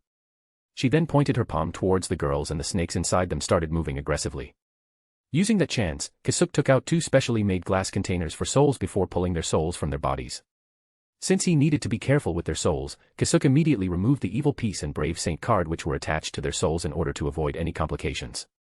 After putting them away, Kasuk took out more containers to get some samples of their flesh and of the poison. After he was done, Kasuk signaled Ophus to take back her snakes, and after she did so, Aino and Irina's bodies instantly melted into puddles of black smelly goo. Kasuk checked Benihheim's status again just to make sure that everything was going to be fine. Looks like Benihheim still has some leeway, so I should focus on these girls first. The longer they don't have any vessel, the more their soul will deteriorate. Deciding his next course of action, Kasuk turned towards the head of Great Red. "Hey Great Red-sama. Mind if I do a little experiment on your back?" Great Red immediately responded with a loud roar. However, Kasuk didn't understand him, so he turned to Ophus and asked, "What did he say?" Ophus pouted before giving a reply. He said he'll help. Kasuk was confused. Help? He only needed to agree or not agree. What did he mean by help? His words trailed off when a small part of Great Red's scales fell off along with some flesh and blood and floated towards Kasuk. Kasuk immediately understood that this was Great Red's help and took out another set of containers to get the scale, flesh, and blood of the true dragon god. I don't know why he wanted to help, but this little experiment became a little fun thanks to this gift. Ophus then tugged Kasuk's tattered shihakusho and said, "I shall also help." While staring at Ophus's rare competitive expression, Kasuk thought for a moment before saying, "I'll need some snakes. I don't need those that give strength. Just pure snakes which don't do anything." Ophus then manifested a number of small black snakes that didn't radiate any kind of power and passed them to Kasuk. If he wasn't in his Vasto Lord form right now, his mouth would be seen grinning from ear to ear. "Don't worry, you two. I'll make sure your souls are safe, so let me do all sorts of things as I recreate your bodies. For science." Kasuk's bad habit would never change. He would forever be chasing knowledge and mysteries. Kasuk then deployed a fairly strong barrier, so that his activities wouldn't be interrupted by the pull of the dimensional gap. Thanks to Great Red's wide back, he was able to place down all of the equipment he needed to start his fun experiment. A whole day later, Akino's and Irina's new bodies were floating in containers full of clear blue liquid. Appearance-wise, there was nothing different from their previous bodies, except for the unstable aura they were emitting right now. If people like Azazel would see the current state of their bodies, their jaw would fall off in shock. Even though the brave saint card and evil peace weren't present in their bodies, Irina was emitting the aura of an angel while Aino was emitting the aura of a devil. Without using the reincarnation system developed by Ajuka, he was able to preserve their devil and angel identity. Besides, even if he wanted to use the Brave Saint card and Evil Peace, they already disappeared through forced summoning half a day ago. Kasuk thought that it was such a shame, since he could have studied them in greater detail. Little did he know that it caused big waves to both heaven and the underworld when just Akino's and Irina's pieces returned. Well, even if he was aware of it, he couldn't care less. Another shocking part was the fact that their bodies were also emitting the auras of both Great Red and Ophus. However, the most shocking part was not that, but the fact that they were also emitting Samuel's aura, something that shouldn't have been possible. This caused the true dragon, Great Red, who knew quite a bit more compared to Ophus, who was only munching on snacks off the side, to take short glances at Kasuk with a little bit of fear in his eyes. If he could mutter something, he would definitely say something like, "Where did this crazy kid come from?" Great Red's reaction was understandable, because no one would have ever thought, or was insane enough, to combine a dragon with an anti-dragon, much less the ultimate dragons and ultimate dragon slayer. And Kasuk's reason for doing so? 'Cause why not? If he were given a chance and the concept was in his mind, he'd do it for science. Thus, this day became the birthday of two impossible existences, because one guy thought it was fun. Now then, once I insert their souls into those bodies, the unstable aura should calm down. Kasuk thought as he took out Akino's and Irina's soul. Of course, they weren't perfect bodies, because they would have a lot of defects. However, Kasuk already expected this and would be there to adjust it accordingly. Aside from that, if they wanted to return to their previous body, he could create a new set of normal bodies for them. Let me gather a good amount of data before you decide to return to normal, alright? Chapter 525, Mr. Hat. Kasuk sent the girls to his hideout after a few more adjustments. He already knew that the hideout was compromised, but after checking the logs and traces left, it turned out that only Seraphal, Akino, Irina, and Ophus had been there, so he figured that his place was still safe. Thanks to his Vasto Lord form's increased regeneration, most of his wounds were already healed. However, he chose not to leave this form yet, because he was waiting until he'd be completely healed. Once he was done checking everything, including Beneheim's state, Kasuk went beside Ophus, who was still munching away, and asked, "Can you please tell me what happened?" Although her snack time was interrupted, Ophus still told the previous events to Kasuk from her point of view. Although her accounts were broken, Kasuk was able to understand the gist of what she went through. "So this Chow Chow guy stole your powers through using the Samel that Hades lent him. And a crazy devil summoned a bunch of monsters before capturing you. And in response, Akino and Irina followed him to save you, but were hit by this Samel's curse." Ophus nodded. "Well, I still don't really get it, but I can understand that things are getting hectic. But one thing is for sure, since Hades is involved, it's only natural for me to make a mess of his plans." Kasuk then stood up and looked towards Ophus. "Wanna come with me?" "Where?" "To the place where we can kick some ass." Ophus stayed silent for a minute before replying, "But I need to defeat Great Red so that I can go home." After hearing those words, Kasuk finally understood what Ophus really wanted. It was never about Great Red, but it was about the place where she could return to. He already had some inkling that this might be the case, but Kasuk kept pushing that possibility out of his mind because Ophus was a being of a different caliber from the rest. His complicated thinking made a biased decision that it wasn't just that what Ophus wanted, but something bigger, so she's really just a little kid. "I realized it too late." Patting her head, Kasuk said, "Don't you think that this place is such a dreary and empty home? Why don't you come with me? My place is also your home, and most importantly, we have cookies and donuts." Ophus's eyes widened as she muttered, "Can I?" "Of course. I already consider you as a resident of the Urahara shop. Aside from that, you're a precious friend. If you don't have a home to return to, it's fine to consider my place as your home. Visible excitement emerged from Ophus's eyes as she said, "Let's go. I should have done this before." While thinking that, Kasuk replied, "But before that, let's go kick some ass." Ophus nodded in agreement. But when her vision passed by Kasuk's horns, a certain idea emerged from her immature mind. She went behind Kasuk and started climbing up his back. Kasuk didn't really know what she wanted to do, but he assisted her. Ophus then sat down on his shoulders and grabbed his horns before cheering, "Go, go." Chuckling, Kasuk took out his blade, the artificial sacred gear, where Beneheim would be residing in the future. "All right. Let's go with a bang." Confirming his mother's location, Kasuk created a hole to the area where she was at. But before he left, Kasuk faced Great Red and said, "Great Red-sama. Thanks for the ride and the help. Until next time." Then, he jumped without hesitation through the hole he'd created as Great Red roared in farewell. In it, was also his gratitude for giving that snake a home. Although only Ophus understood this and didn't say anything. Emerging from the sky, what came into Kasuk and Ophus's view was a partially destroyed devil city and a 200-meter-tall humanoid monster. Phew. That's one big fella and it doesn't look like it'll be easy to deal with. Kasuk also saw Grafia along with some other powerful devils fighting it. However, no matter what kind of damage they dealt to it, it would regenerate to full health in a blink of an eye. What was worse was the fact that, as it walked, it left hundreds of smaller monsters who attacked everyone around it. Since it was not really his job to deal with this creature, Kasuk ignored it and looked around again, confirming his mother's location, who was currently fighting some devils. She was wearing a robe at this moment, combined with a mask that blocked her aura. A giant marionette's arm was currently emerging from her shadow, and that arm belonged to the ever-so-familiar Benihime. Beside Sakura was a similarly robed and masked figure. Kasuk guessed that this was Cleria. Since they were safe for now, he looked around again and found another familiar group that was entangled with another unknown group. If it was a normal situation, Kasuk would have ignored them, and instead, he would rush straight towards his mother. However, the unknown group seemed to be using some kids, who were staying on a bus, as hostages to deal with his friend over there.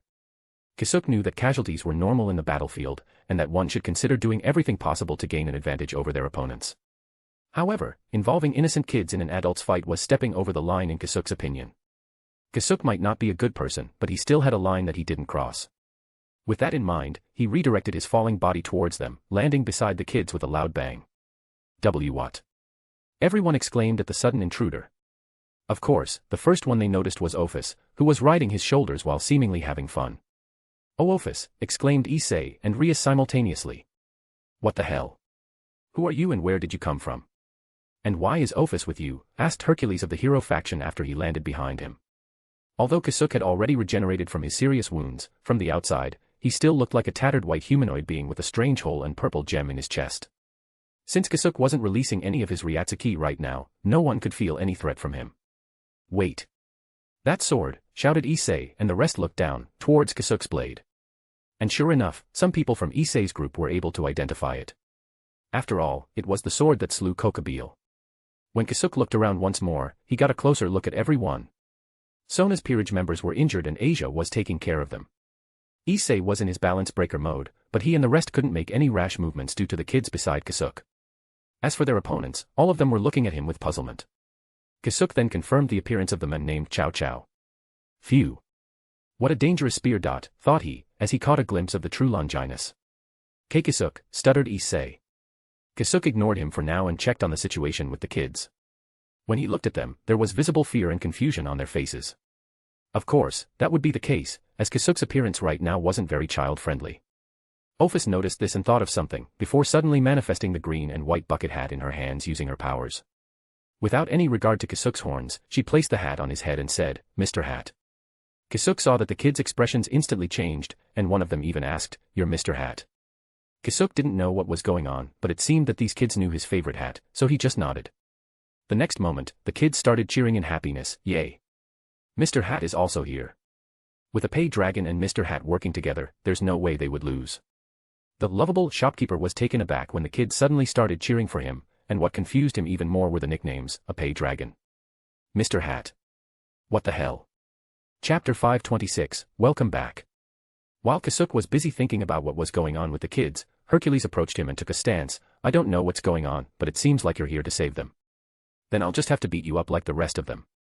Hercules threw a punch towards Kasuk, with the intention to crush him under his fist. However, Kasuk didn't even turn to dodge the attack. Instead, he just caught his wrist before returning the force behind his punch. What? The next thing Hercules knew was that he was already spinning in midair and landed at least 100 feet from his original position, crushing rocks and knocking debris up on his way. Although there wasn't much damage done to Hercules, the onlookers, especially Issei's group, were shocked at how easily Kasuk was able to deal with the opponent whom they'd been struggling to defeat, without much effort. Chow Chow, on the other hand, narrowed his eyes and started observing the strange white monster they called Kasuk in greater detail and scrutiny. One annoying thing after another. Siegfried stepped out. "I've been in a bad mood since Ajuka rejected my offer.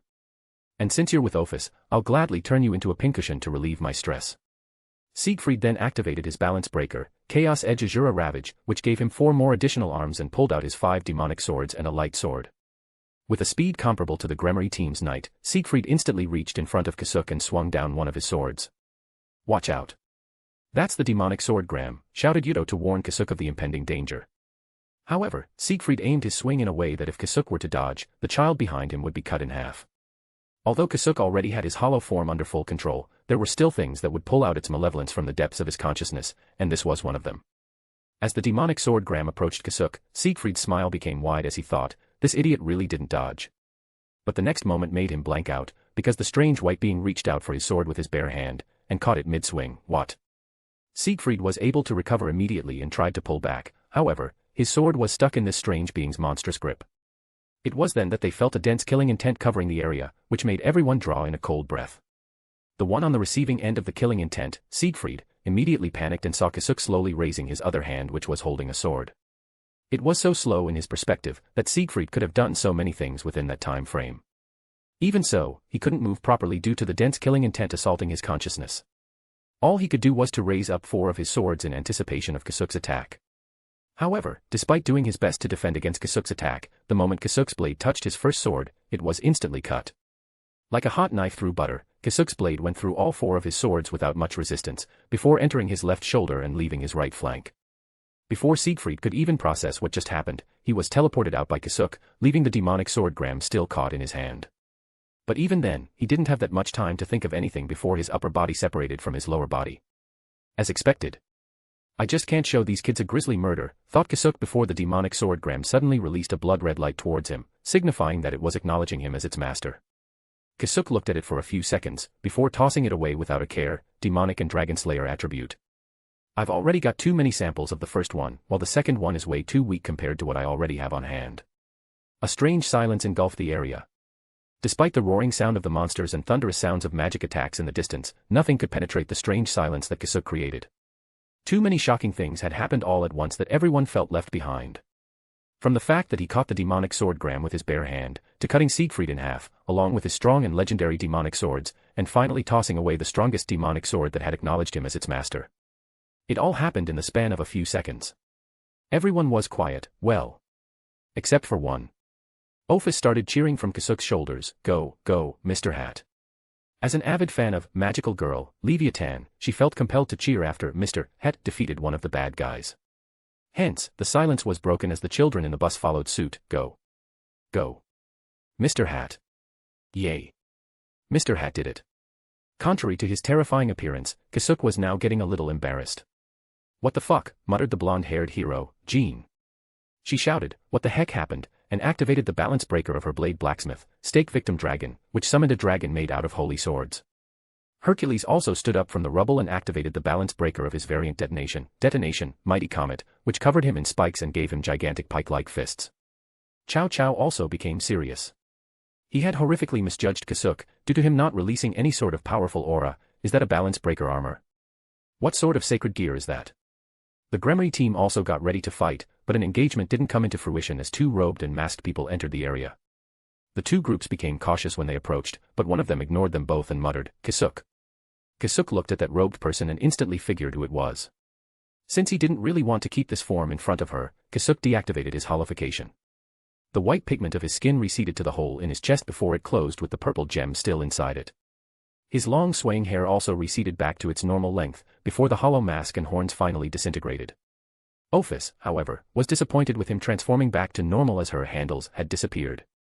Kasuk then fixed the appearance of his shihakusho and the holes in his hat with magic, before greeting the robed person with a big smile, "It's been a while, Mom." After removing her mask, Sakura ran towards Kasuk and gave him a big hug. "Kasuk. Thank goodness. You're safe." Kasuk also happily returned the hug, "You too, Mom. I'm glad you're doing all right. Aside from the fact that you look older." Sakura momentarily separated her right arm from the hug and gave Kasuk a strong jab to the stomach. Gohu. Although he wasn't really affected, Kasuk acted like he was. Sakura snarled at him. "And whose fault do you think that is? I never heard from you again after you sent a message from the time when you and Yuruchi hid. On top of that, stupid people started accusing my son of heavy crimes, and suddenly he went missing along with other people. And who knows how many people you messed with and frustrated in the duration of that time." But immediately after, Sakura hugged him again and whispered, "I'm glad you're back." "Welcome back." Kasuk smiled gently and replied, "I'm back. Sorry for the wait." "Yeah. You should be. You made me too worried." Chapter 527, vs Hero Faction. The Hero Faction didn't interrupt Kasuk and Sakura's reunion because they wanted to gather more information.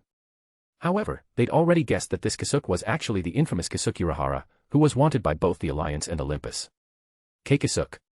You really are Kasuk," shouted Issei. They had so many questions they wanted to ask him, but Rias had the most urgent one after seeing that he came with Ophus on his shoulders. Ophus. What happened to Akino and Irina-san? After this question of hers, everyone from the Gremory team became quiet with varying expressions. Issei, Yuto, and Rossweiss, while angry, were making despondent faces. Rias and Zenobia were seething with anger, while Asia was silently crying while healing the Citri team. They already received the news that only their evil peace and brave saint card went through the summoning, and that could only mean one thing. Ophus, however, didn't answer her and just looked down at Kasuk. Feeling her gaze, he faced them and cheered them up. What's up with those faces? They're fine. Well, it's true that they were almost goners when I came across them in the dimensional gap, but I've already given them some treatment and sent them to a place where they could rest in silence. They should be able to wake up in a few hours. Hearing that, everyone's eyes from the Gremory team widened, and the next second, Rias fell down on her knees from sheer gladness and relief. She already thought that her best friend had already perished at the hands of Shalba and was already expecting the worst possible answer from Ophus. Issei immediately supported her with obvious happiness on his face. While Rossweiss and Yuto were making merry faces, Zenobia and Asia could only stare at Kasuk. Is that true? Asked Zenobia to confirm that she didn't hear him wrong. Yep. I'll bring them to you once they wake up, replied Kasuk. A dark silver-haired young man suddenly appeared behind the Gremory team and asked, how about Kuroka? I'm expecting to hear that you're taking good care of her. Vala's question immediately elicited another barrage of questions from the Gremory and Citri team, who were asking him about Sona and Kaniko's current situation. They're fine too, although they can't be here right now due to various reasons. I know, you're worried about them, but this isn't really the situation where we should talk about them. Kasuk then faced Chow Chow, right, Mr. with a pretty sick spear. Indeed.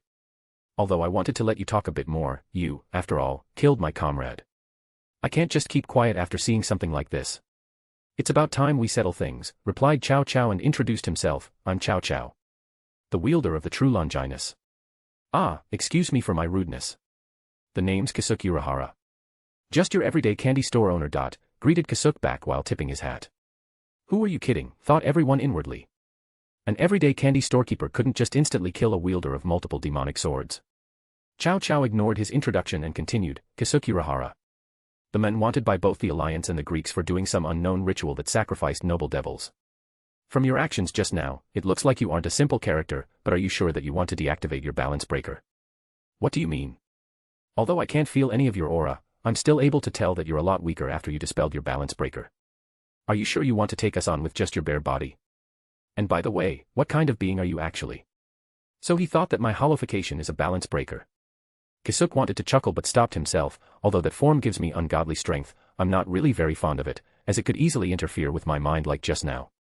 It's only good for enduring and overpowering others, which is just not my style. And lastly, I'm mostly human. Not your style, huh? You wouldn't have developed that kind of balance breaker if that isn't your style.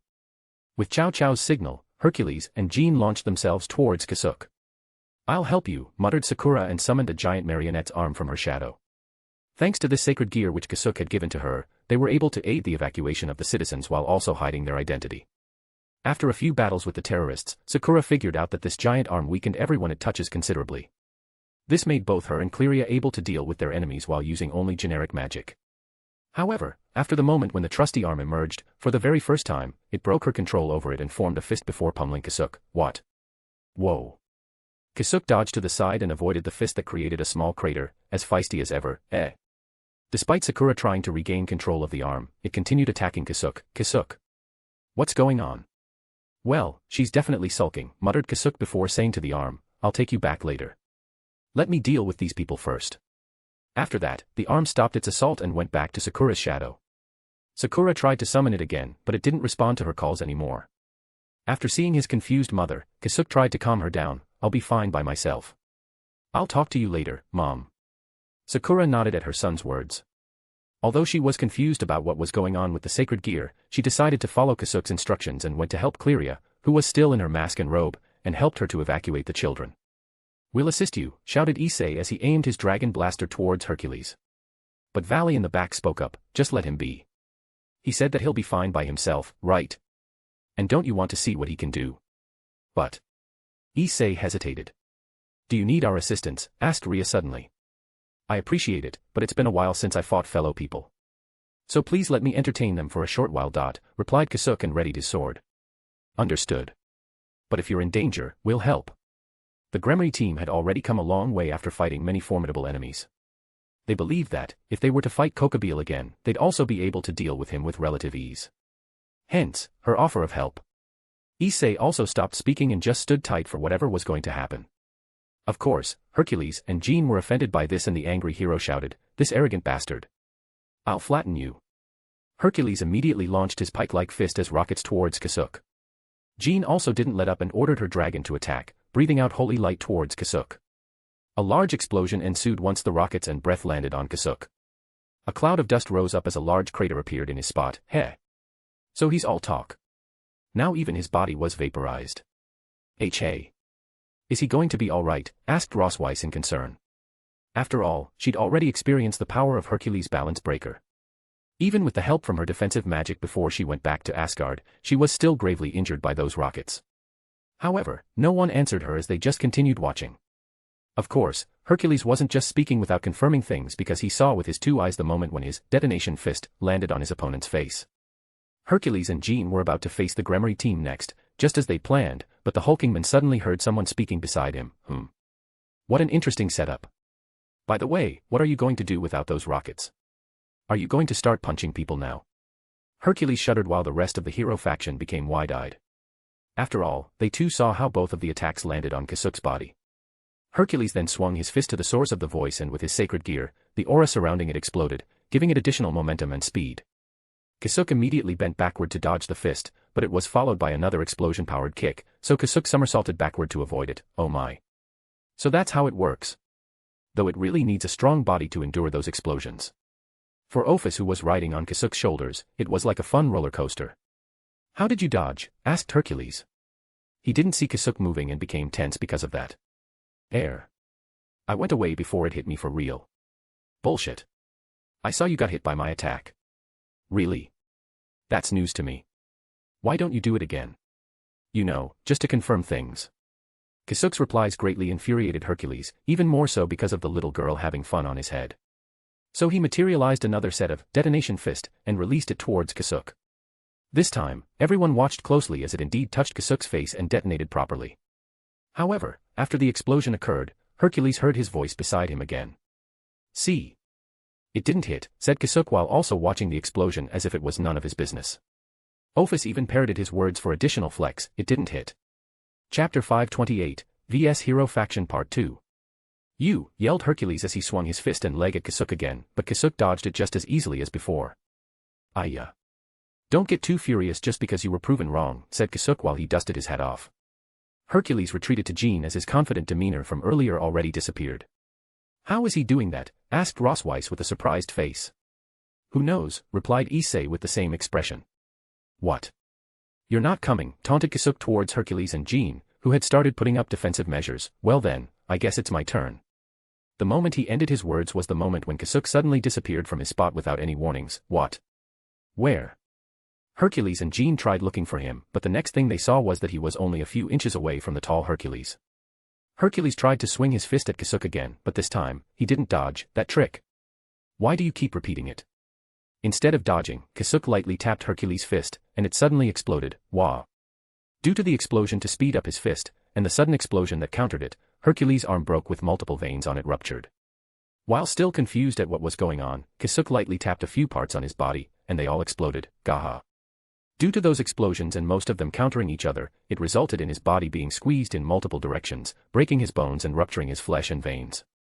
After the series of explosions, the yellow aura which was covering Hercules' body disappeared, along with his balance breaker as he fell to his knees, unconscious. Hercules' sacred gear was the yellow aura that covered his body, which allowed him to make it explode for his use. After watching him doing it several times, Kasuk figured how it worked and how much mastery he had over it.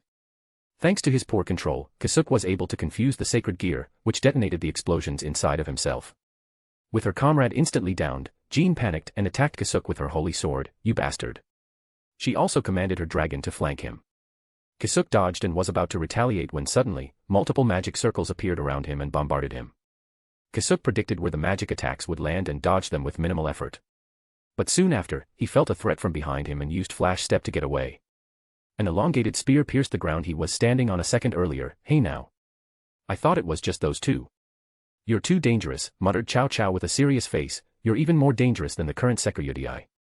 You instantly figured out how Hercules' sacred gear works and manipulated it to your liking. I couldn't have done the same thing.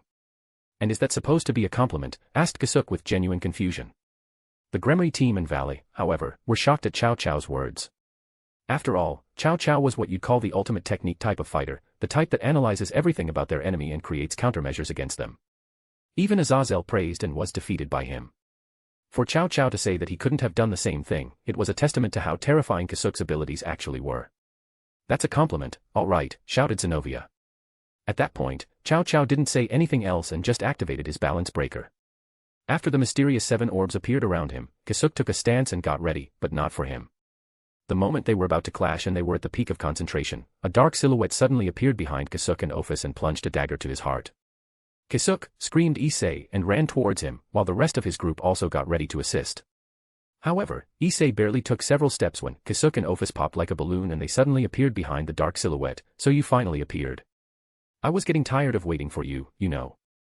The dark silhouette, a grim reaper, turned towards Kasuk in a hurry as he summoned his scythe to attack. Kasuk jumped back to dodge the attack, but that was what the grim reaper was aiming for, as he flew away as fast as possible. Based on the speed of his flight, it was obvious that he was an ultimate-class Grim Reaper.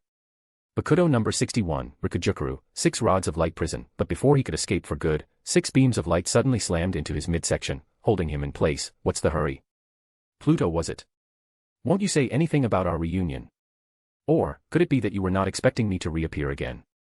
Pluto tried to break free but failed. He figured that it would require more time to break this spell forcefully, so he focused on it. How are you still alive?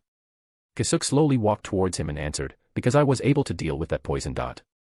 Pluto felt agitated at his answer. Impossible. That concoction was the result of 1,000 years of research by my master using the most violent of the materials available to him. It's impossible for a mere human like you to survive a poison that could have easily killed a god with a mere drop. Well, I'm fine with however you want to think of it, but enough about me. Would you mind telling me who else is in your little plan? Pluto looked at him with utter contempt. Ha! You won't be able to get anything from me. And if you think that you'll be able to detain me with just this, then you're too arrogant. After saying that, the 6 beams of light broke and Pluto was free again. However, Kasuk only sighed. Figures. A heavy and terrifying pressure then suddenly engulfed the area as he released his Ryatsuki. It was to the point that the Satan-class devils and the large monster that they were fighting momentarily stopped battling to look towards his direction. Then I don't need you. With a swing of his blade, a dark red almost black net covered Pluto's entire body. Without letting him react, Kasuk reappeared in front of him and stabbed a part of the net. Hayasobi, Beniheim, Juzutsunaji, Fireplane Crimson Princess Beaded Mesh. Small orbs then emerged from the black net and spread rapidly towards Pluto as Kasuk pulled out his blade and took some distance. A second later, a large explosion in the form of a massive fire pillar occurred, with Pluto in the middle of it, who was shouting in pain. The fire pillar that engulfed Pluto was as tall as the monster, wreaking havoc through the entire city. A few seconds later, Pluto's scream disappeared along with the pillar, leaving only a magma-filled crater. Kasuk walked back to where everyone else was and said, now that the nuisance is no more, shall we continue? The rest of the hero faction had some cold sweat crawling down their backs, and Cao Cao audibly gulped when he thought, he's clearly a technique type, yet he's capable of suddenly pulling out an attack comparable to Satan class. This is going to be hard. Hey! Does anyone recognize that sacred gear? Are you sure that it isn't a Longinus? Asked Zenobia. And what he used just now doesn't seem to be magic. It uses a completely different type of energy and system, added Rossweiss as she tried to analyze the technique Kasuk used. Chapter 529, vs Hero Faction Part 3. Instead of waiting aimlessly, everyone from the Gremory team, except for Asia who was still healing everyone from the Citri team, went to assist the evacuation effort. Valley, on the other hand, stayed as he wanted to watch the fight, and maybe learn more about Kasuk. The 3 from the Hero faction didn't say anything else and simultaneously sent out attacks towards Kasuk. Jean commanded her dragon to use its breath attack, George used magic bombardment, and Cao Cao used his Chatsuka Ratana in an attempt to destroy his weapon. However, all of these were for naught, as Kasuk responded to them. Timing it to the moment when it had gathered all of the energy it would need, Kasuk used a throwing knife to hit a weak spot on Jean's dragon's throat, which resulted in the gathered energy going wild, destroying the dragon itself. In George's case, Kasuk just sent bullets of mana to certain parts of the magic circles, aborting their effects. This was possible because George kept using different systems of magic. It's true that he was a genius and could learn almost all forms of magic with just a single glance. However, his finesse in each magic system was unsatisfactory, making the weak points of the magic circles obvious to Kasuk. In Kasuk's opinion, he was just flaunting the fact that he was a genius at magic by using so many different things at once. He should just learn how to improve his magic instead and take more time in studying them. If he were to focus on one system, it'd be a lot less predictable, but if the way he uses it was right, it'd have more utility. Now I'm very sure that he's the desk type of person and not a fighter. Chow Chow's Chatsuka Ratana, on the other hand, just shook Kasuk's sword and didn't do anything else. What a monster, muttered Chow Chow after witnessing all of this. What should we do? Asked George. Let's stop holding back. George and Jean nodded at Chow Chow. Jean then suddenly pulled out a pistol-type syringe and pointed it to her neck, injecting its contents into herself. Kasuk became curious to what it was and waited for any changes on Jean. And a few seconds later, her dragon was summoned again, but this time, it was bigger and much stronger. However, Jean didn't stop there and took out another pistol-type syringe and injected it again. Kasuk didn't say anything as Jean's balance breaker, stake victim dragon, improved with the doping and fused with her. After the fusion, Jean's lower body became that of a giant snake body made out of holy swords. While watching this transformation, a purple mist started covering Kasuk and Ophus, locking them spatially. Kasuk observed it and figured that even though they could get out of it, it'd take a few seconds to break out of it, and in a fast-paced battle, many things could happen within those few seconds. Jean, at the same time, surrounded Kasuk and Ophus with her massive snake body and deployed a sea of holy swords towards them. Kasuk swung his sword around to destroy those holy swords, which were threatening to impale them, but they just kept growing endlessly. However, Chow Chow thought that it still wasn't enough to keep him in place and used one of his abilities, Kawabadi Ratana, to summon soldiers similar to Yudo's ability, Glory Drag Trooper. He summoned around 100 of what he called Blade Night Mass, and had them charge at Kasuk. Chow Chow already figured out that, if he didn't want to let Kasuk do his strange illusion technique of getting hit, he had to keep him in place. In addition to that, Chow Chow used Medusa's Eye to turn his legs to stone, slowing him down. After being covered and trapped in all directions, Chow Chow activated his strongest and most simple ability, Balineka Ratana. With a blinding light, Chow Chow's ability orb pierced through everything and reached Kasuk and Ophus, before exploding into a white sphere. Unlike its usual ability to use the light element in dealing damage, the spot Kasuk and Ophus were engulfed by a white sphere, 10 meters in diameter. It aimed to obliterate everything inside it, reducing its target into ashes. However, before they could even see a result, the white sphere suddenly started to pulsate, which wasn't supposed to happen. A few seconds later, the white sphere shrunk, before it burst outward, destroying Jean's snake body and reducing the surroundings into a wasteland. Jean was already unconscious, so only Chow Chow and George could see the crater that the white sphere had created. In the middle of it were Kasuk and Ophus, with green pulsating hexagonal shields around them. Chow Chow gritted his teeth and cursed, he's virtually unscathed. What the hell is he? What should we do? Asked George. After Kasuk disabled his magic, he'd been feeling very nervous and became scared of him. After all, he was the first one to have done something like that to him, and the only other person he thought could do the same was Ajuka Beelzebub. Chow Chow didn't hesitate and commanded, let's retreat. Retrieve those two. George then started working with his dimension lost to transport all of them away. Slowly, a purple mist surrounded each member of the hero faction. Seemingly ignoring this, Kasuk asked Chow Chow, hey. Tell me about that eye. Since the dimension lost was already set, nothing else would be able to stop their escape, so Chow Chow answered truthfully, I got this as a replacement for the eye that the Security Eye destroyed. It's Medusa's eye, and I got it for a hefty price. Though it was thanks to my connection that I was able to get it in the first place. I see, Kasuk muttered, and a wide magic circle originating from him suddenly appeared at everyone's feet. What's this? Murmured Chow Chow in confusion. But straight away, George suddenly shouted, Chow Chow. This is bad. The space around us was locked and I won't be able to transport us right away. Wah. When did he? But before they could figure out when Kasuk had set up such a large magic circle, Kasuk suddenly pointed towards George and muttered, Bakudo number 63, Sajusabaku, winding binding chains. A golden chain then emerged from Kasuk's fingertips and shot towards George. George attempted to dodge it, but it was too fast for him. Chow Chow also intercepted it with his spear and cut it. However, from the cut, the chains branched out to many more chain links and continued to chase after George. Despite their best efforts, one of the chain links caught up to George and wrapped around him. Kasuk then pulled him back, giving an upward momentum to the chain, which dragged George upwards, before slamming him back on the ground.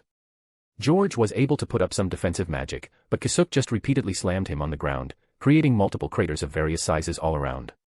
Soon after, George's magic failed and a few of his bones were broken, rendering him unable to move.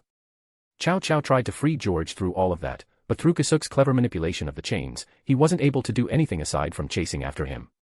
Releasing the chains, Kasuk then used Flash Step to instantly appear in front of Chow Chow. Did you really think that I would let you get away that easily? Chow Chow immediately thrust his spear towards Kasuk and was able to successfully impale him. However, the next instant, Kasuk and Ophus suddenly popped like a balloon. What? Again? You've been observing me too much, just showing you a lot of things at once confused you. Chow Chow heard Kasuk's whisper from behind him just before he felt a heavy foot smashing him from behind, launching him towards the ground. Even so, Chow Chow thought that this was good, as he'd be able to get away for a moment, which would give him more time to think and plan. But all of his next plans were broken when he suddenly felt a hand grabbing his neck. The next thing he knew, Kasuk and Ophus were already in front of him, catching him in midair. By the way, I need this eye so I'll be taking it. After saying so, Kasuk mercilessly dug out Medusa's eye from his eye socket, which caused Chow Chow to scream from the immense pain. AHHH. Chapter 530, vs Hero Faction Part 4. While he was enduring the pain, Chow Chow swung his spear towards his opponent as Kasuk decided to let him go. However, Kasuk already got what he wanted. Taking out a container, he put the eye inside and thought, if this is really Medusa's eye, then I'll be able to create a suitable body for her. That way, she won't have to depend on her mana body any longer. While holding his now empty eye socket, trying to keep his blood from flowing out, Chow Chow snarled at him while he was still on his knees, "You bastard." After putting the eye away, Kasuk only gave Chow Chow a smile. "Hey now, I understand that you're furious, but please also keep in mind that this was not yours and I only intend to return it to its owner." Owner? Impossible. Medusa is an ancient monster that had already perished long ago. Whatever you say. Feeling humiliated, Chow Chow decided to use his trump card, O Spear. The true holy spear which pierces through God. Suck the ambition of the king of domination sleeping within me and pierce through the gap of blessing and destruction. You. Announce the will, and turn into a glow. Finishing his chant, the holy spear in Chow Chow's hand started to glow in golden light. At first, Kasuk intended to stop him, but strangely enough, he didn't feel any threat from it, so he took the gamble and waited for him to finish in order to figure out what's going on. Truth idea, also known as the brightness of supremacy, was a forbidden form exclusive to the true Longinus, which was similar to the juggernaut drive of the two heavenly dragons. However, instead of past processors of the true Longinus, the one who activated the truth idea was the will of the God of the Bible. Although it would also lead to the user going berserk, unlike the simple power-up that the juggernaut drive gave, truth idea's effects depended on God's will in the Holy Spear itself. It would absorb the wielder's ambition and, by responding to how strong the opponent was, it would create many effects and miracles which would be different, depending on what the will chose, such as granting an absolute power to destroy the opponent or a blessing to the opponent to capture their hearts. But to Chow Chow's surprise, the golden light receded and the Holy Spear didn't do anything. Truth idea didn't activate, and it became neither of the only two possible scenarios. The spear didn't absorb Chow Chow's will, nor did it give its blessing to Kasuk. What is this? It doesn't know what to do. How is that possible? An unexpected result for Chow Chow, but also an understandable one if he knew the real reason. Although Kasuk was born in this world, he did not originate from it. The miracle of the God of the Bible was only limited to his knowledge, and for someone like Kasuk, as a will that only remained, it didn't know what miracle it should give to Chow Chow to defeat him. Although it failed, that move sure is threatening. I only took the gamble on letting you finish it because I couldn't feel any threat from it. I guess I'm lucky, muttered Kasuk. Nonetheless, Chow Chow couldn't respond to him as he kept staring at his spear and repeatedly asked, why? If the spear had chosen to give its blessing to Kasuk, he could have accepted it as him not being worthy of the spear, but as someone who liked to figure out anything, it opened a large void in Chow Chow's mind. George had already woken up from his short slumber, and despite his injuries, he tried his best to use dimension loss to escape with everyone. Now then, what should I do with them? For starters, let's capture them, thought Kasuk as he took a step forward towards Chow Chow, except, he couldn't take the second step because he intercepted a long staff with his blade. Kasuk then looked towards a small old man wearing a monk's cassock and shades with a cyber design while smoking a pipe with his free hand. To whom do I owe the pleasure? Valley, who had been watching everything unfold, muttered, first generation. Kid, let this old man be in debt to you and let go of these troublesome brats, said Sun Wukong. Kasuk did an initial observation of the old man and roughly figured out how strong he was. Fighting him would be more troublesome than letting these guys go. I already got something out of them, so I don't really care anymore. Also, having this old man in debt to me may prove useful in the future. Kasuk then shrugged his shoulders and took a step back. Blowing out smoke from his mouth, Sun Wukong tapped the ground with his staff and the dimension lost's effect strengthened. A few seconds later, Chow Chow, George, Jean and Hercules disappeared. Are you fine with that? Asked Valley towards Kasuk. But instead of answering him, Kasuk smiled at Sun Wukong and said, you owe me one, first generation San. Just go easy on these old bones. I won't do anything unreasonable. Sun Wukong chuckled at the swift resolution of the situation. If you're worried that they'll just get away with nothing, be not. They'll receive an appropriate one after this mess. Then I assume Sakura will be the one meting out the punishment, asked Valley. You could say that, replied Sun Wukong. He looked towards Kasuk and then to Ophus, but what a surprise, this is the first time I've seen the dragon god so close with someone. Makes me glad I got these old eyes to witness it. Kasuk grinned, it's nothing special. I just got a new resident. It was then followed by Ophus' words, I'm going home, monkey. Behind Sun Wukong's shades, his eyes widened as he started laughing out loud, fa ha ha. Isn't that nice? I guess I should give you some congratulatory gifts. However, I don't think that he would be too happy with this development. Sakura, is it? Wondered Kasuk. Indra. Sun Wukong then started walking away, be careful around him, boy. You're such a promising lad. It would be a shame if he decided to crush you. To his leaving back, Kasuk replied, now that's scary. I'll avoid him like plague then. Well, if it's someone as unconventional as you, then you'll be fine. Sun Wukong then teleported away. After he disappeared, Kasuk turned to Valley and asked, so? Who's that old guy? Valley's mouth twitched at his question, you talked to him like you knew each other for years yet you don't actually know him. Valley then shook his head and answered, the first-generation Monkey King. Also known as the Great Victorious Fighting Buddha. He's a god that is currently working under Indra, one of the current leaders of the Hindu mythology faction and also one of the most powerful beings in the world. Is that so? Well, if he doesn't pick a fight, that's fine. Soon after, the evacuation of the citizens of the underworld capital, Lilith, was completed and the Gremory team along with Sakura and Cleria returned to Kasuk and Valley. Where's Chow Chow and the rest of the hero faction? Asked Issei, intending to help Kasuk to deal with them. Valley pointed at Kasuk and answered with a smile, this guy sent them crying. I don't think that they'll be messing with him in the near future. Remembering what happened earlier, it made Valley want to fight Kasuk. But then again, he recalled the trouble after fighting him last time and he thought that the trade wouldn't be fair. And no way. Seriously? Him alone? Who is he? He's not some faction leader, right? But even then, only leaders of big factions can face them, murmured Ross Weiss. Scratching his head, Kasuk replied, yeah. They were truly a strong bunch. I had to use so many of my tricks to fend them off. If they were strong for you, then why do you look virtually the same as when you came earlier? You even had Ophus on your shoulders this entire time, was what everyone retorted in their mind, but they didn't dare to voice this out. However, thanks to Kasuk, a little bit of pride they had for being known as the strongest amongst the young devils disappeared. But instead of them, the one who retorted to Kasuk's words was Ophus, but I am stronger. Kasuk chuckled and said, yes, you're stronger than them, all right. After all, no matter how much I moved, you didn't fall off. Do it again, demanded Ophus. Chapter 531, Strange Sudden Changes.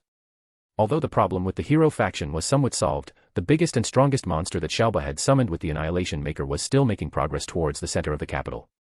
Despite Graphia and her comrades' best efforts, they couldn't deal any substantial damage to it as it would immediately regenerate itself from any damage. Due to this, they could only slow down its advance for a few seconds each time they attacked. However, not everything was bad news. Ajuka was able to devise a magic attack that would be effective towards the other 12 100-meter-tall monsters, whom they named Bandersnatch, that were wreaking havoc in different parts of the underworld. Soon after, with the assistance of many allied factions, each and every Bandersnatch in the underworld was defeated, and the only remaining threat was the 200-meter-tall monster that Surzek's Lucifer's Peerage was dealing with. Kasuk, can you do something about that? Asked Sakura. She didn't really want to ask her son, but it was also hard for her to watch innocent people getting caught up in this tragedy. But instead of answering her, Kasuk asked, shouldn't the leaders of the big factions be able to deal with that thing? From what I saw from above, different factions were assisting the devils in this crisis, so I assumed that the alliance expanded. Why aren't there any leaders? It is because of Chow Chow and his holy spear's existence, answered Rias, that spear is a threat to every faction leader and capable of instantly killing a god. It's a weapon made to kill gods, after all. Many factions stop their leaders, who have the power to deal with that monster from going out, due to the risk presented by the holy spear. If any of the faction leaders were to be killed, the balance between the alliance may crumble and it could start an even bigger problem. However, that doesn't mean that none of the leaders made a move. Two of these examples are Yasaka, the leader of the yokai faction in Kyoto, and Serafal-sama, who went out all by herself to deal with the Bandersnatch despite the opposition. Phew. Leviathan is such a gutsy little lady. I greatly approve, commented Kasuk. He then continued, then I assume that Surzek-sama is on the same predicament. Rias shook her head, not at all. My broth. Ahem, Devil King Lucifer went to the realm of the dead with Azazel-sensei to keep Hades in check. They predicted that he'd make a move in this crisis, so they went there to keep him in place. The realm of the dead, eh? Do any of you know how to go there? Asked Kasuk. Do you want to go there? Why? Asked Sakura in concern. I just want to give a visit to the exalted Lord of the Dead and maybe give his skull a few cracks while I'm at it, answered Kasuk with a big smile. Sakura understood that something was going on between him and Hades, but she knew that she couldn't ask now, so she went quiet. Instead, Rias reacted to his words, "You're going there. But Lucifer-sama and Azazel-sensei are already there to deal with the situation." Kasuk then corrected her, "I'm not going there because I want to solve the situation. I'm going there because I want to mess with him. And if that may not look good." With a big grin, Kasuk continued, "Please remember, in the eyes of others, I'm technically a terrorist. Why should I hold back when I want to mess with someone?" Rias, along with the rest of the Gremory team and Valley, even those who didn't know him personally, shuddered at his incredibly cold grin and thought that the Alliance may have branded the worst person possible to be a terrorist. But first, since Mom doesn't like that thing, let me find a way to deal with that. Kasuk then turned to Sakura, "Sorry Mom, but I have to take her back now." Sakura instantly understood that he was talking about the giant marionette's arm, which was the sacred gear that Kasuk gave her. "Go ahead."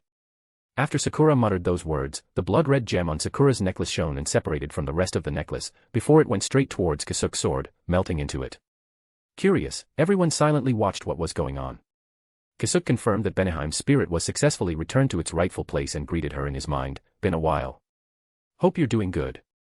"Right, it has been a while, and I very much want to cut you up for being late," answered Beneheim with a small laugh, "but since you did a good job on my body, I'll forgive you. I'm very grateful for the princess's forgiveness. Nonetheless, I'm very curious about where you have gone. I suddenly lost my connection to you, and in all honesty, I got quite nervous there. I'll tell you all about it later. And I'm also curious about your experience with Mom. But for now, let's deal with this thing." Kasuk and Beneheim then synchronized for the first time in a long time, and neither of them didn't expect what happened next.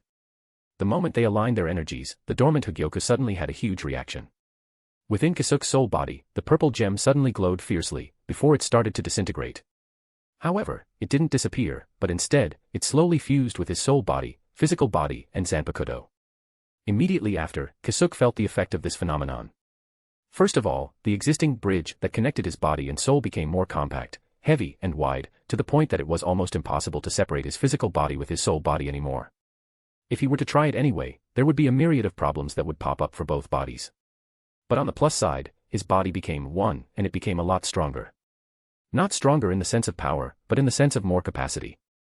However, the second effect was the more terrifying one, as it suddenly doubled the amount of Ryatsuki he had, putting him almost at the same level as Aizen's Roriatsu. But it didn't stop there, as his Ryatsuki kept inflating, even after the initial expansion. This may have looked good, but for Kasuk, this was very bad.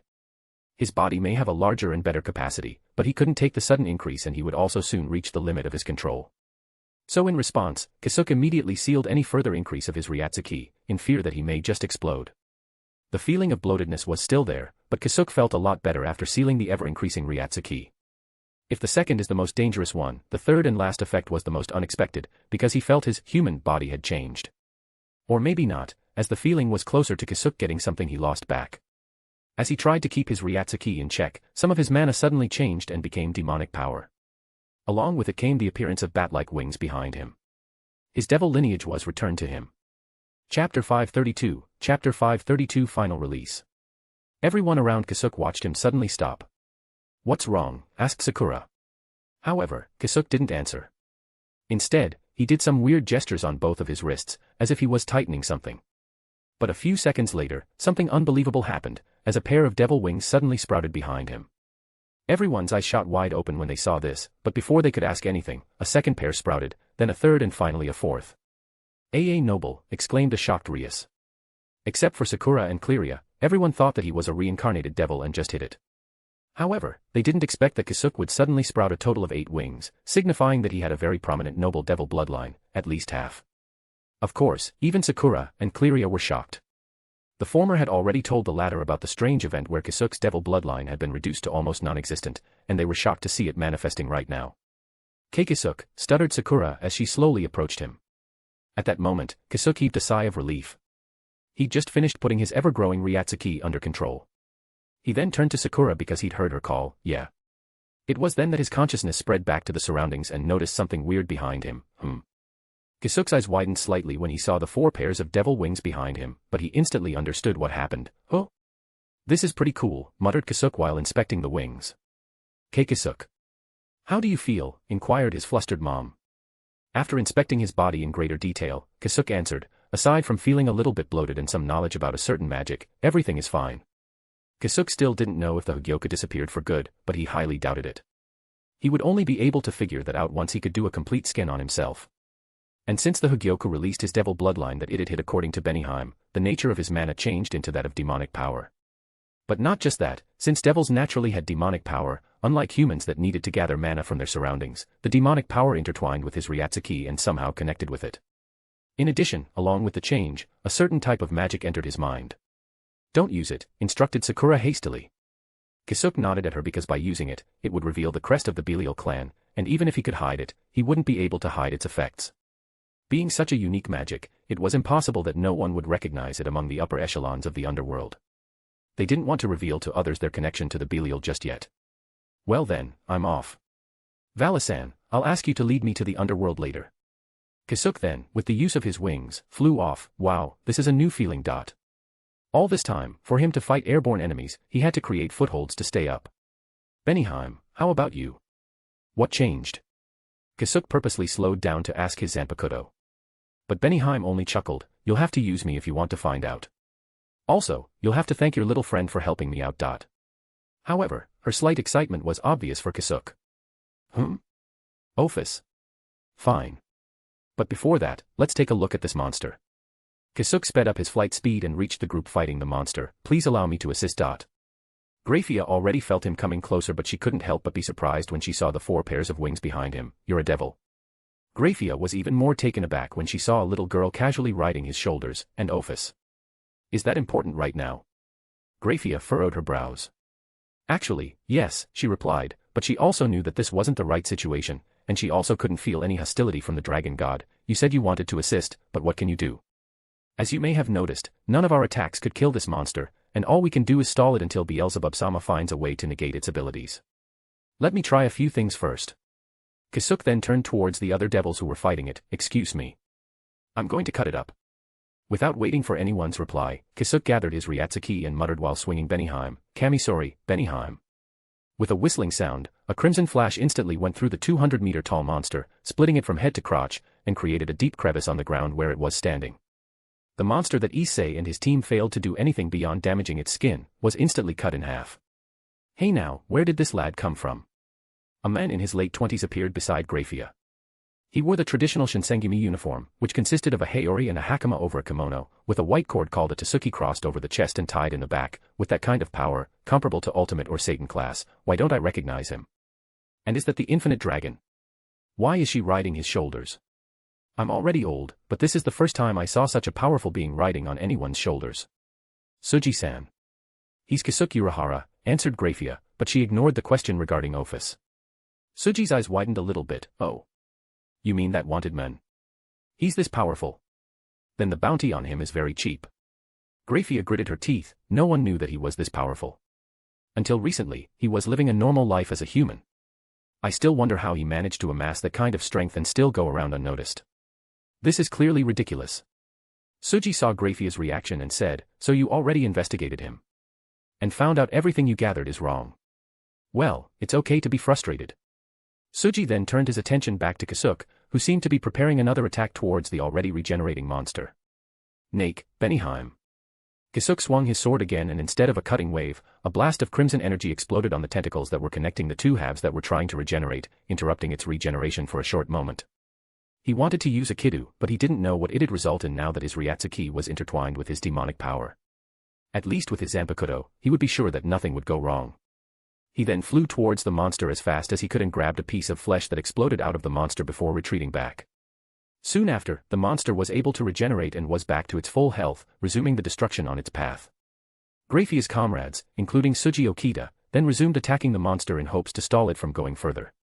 How is it? Asked Graphia. Well, the simplest way to kill that thing is to vaporize it in one go, answered Kasuk as he observed the pulsing black flesh in his hand. Graphia sighed. Although she didn't really like Kasuk, she still hoped that he would be able to do something. She was about to rejoin the battle when Kasuk suddenly murmured, that simple method is too tiring, and it may destroy the whole city along with it, so let's go with my method. Graphia abruptly stopped. From his words, she understood one thing. Is he saying that he has a way to vaporize that monster, but he's not doing it because it's too tiring and it may destroy the city? How? The only people she knew who could do it were some old and ancient leaders of big mythology factions, and her husband with his power of destruction. Wait. He has Ophus with him. Maybe he was referring to her when he hinted he can destroy that thing through pure firepower. Grafia got her bearings back and asked, your method? Are you going to do it now? Yep. Kasuk's blade returned to its former form of a blade hidden in a cane. What should we do? Please stay away for a moment. Grafia thought for a moment before nodding. She then signaled the others to temporarily retreat. With the monster free, it started even more wreaking havoc. Kasuk breathed in deeply and smiled wildly. Bankai. Chapter 533, End of the Crisis. Pointing his blade forward, Kasuk pulled the Ryatsuki inside him and muttered, Bankai. As strong winds swirled around Kasuk, a towering and oppressive pressure expanded from him to a large portion of the capital city, Lilith. Everyone who felt it, be it devils, fallen angels, or members of some other factions, along with the smaller monsters, momentarily stopped fighting due to the looming threat of this pressure. Everyone immediately turned their heads towards the source of the pressure, and those who were watching from the start could only stare at Kasuk speechlessly, as a giant woman's upper body slowly emerged from his enlarged shadow. Kananbaraki Benihime Aratame, modification of the Crimson Princess dissection at the doors of Avalokiteshvara. Kasuk, on the other hand, was also shocked at Benihime's appearance. Instead of the usual marionette form in her final release, she now has what seemed to be a real body of flesh. Furthermore, he could actually feel some of Ophus' aura from her. But more than any of that, he was shocked that some of the limitations on his abilities decreased. Kananbaraki Benihime Aratame has the ability to restructure anything it touches for both offensive and supportive purposes. Offensively, it can split open whatever is within its area of effect as if cutting with a knife. This splitting is similar to the act of dissecting something by cutting it open. Supportively, it can restructure something by stitching it back together. This can be used as a form of healing, such as when Kasuk restored his eyes using this power. It also can be used as a way to bring something to an optimal working state by enhancing it, which Kasuk used to overpower Askin Nak-Luvar by restructuring his arm to have greater strength. All uses of this are manifested in the form of cutting said objects into parts and then using stitches to sew the pieces back together. With it, Kasuk can also create a path for others to move through obstacles or barriers.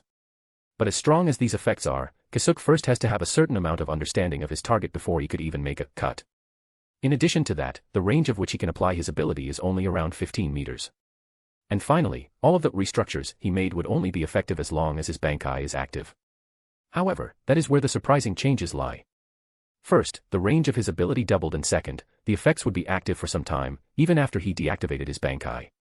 The effects would be even longer, or even semi-permanent if the modifications were done to himself. I see.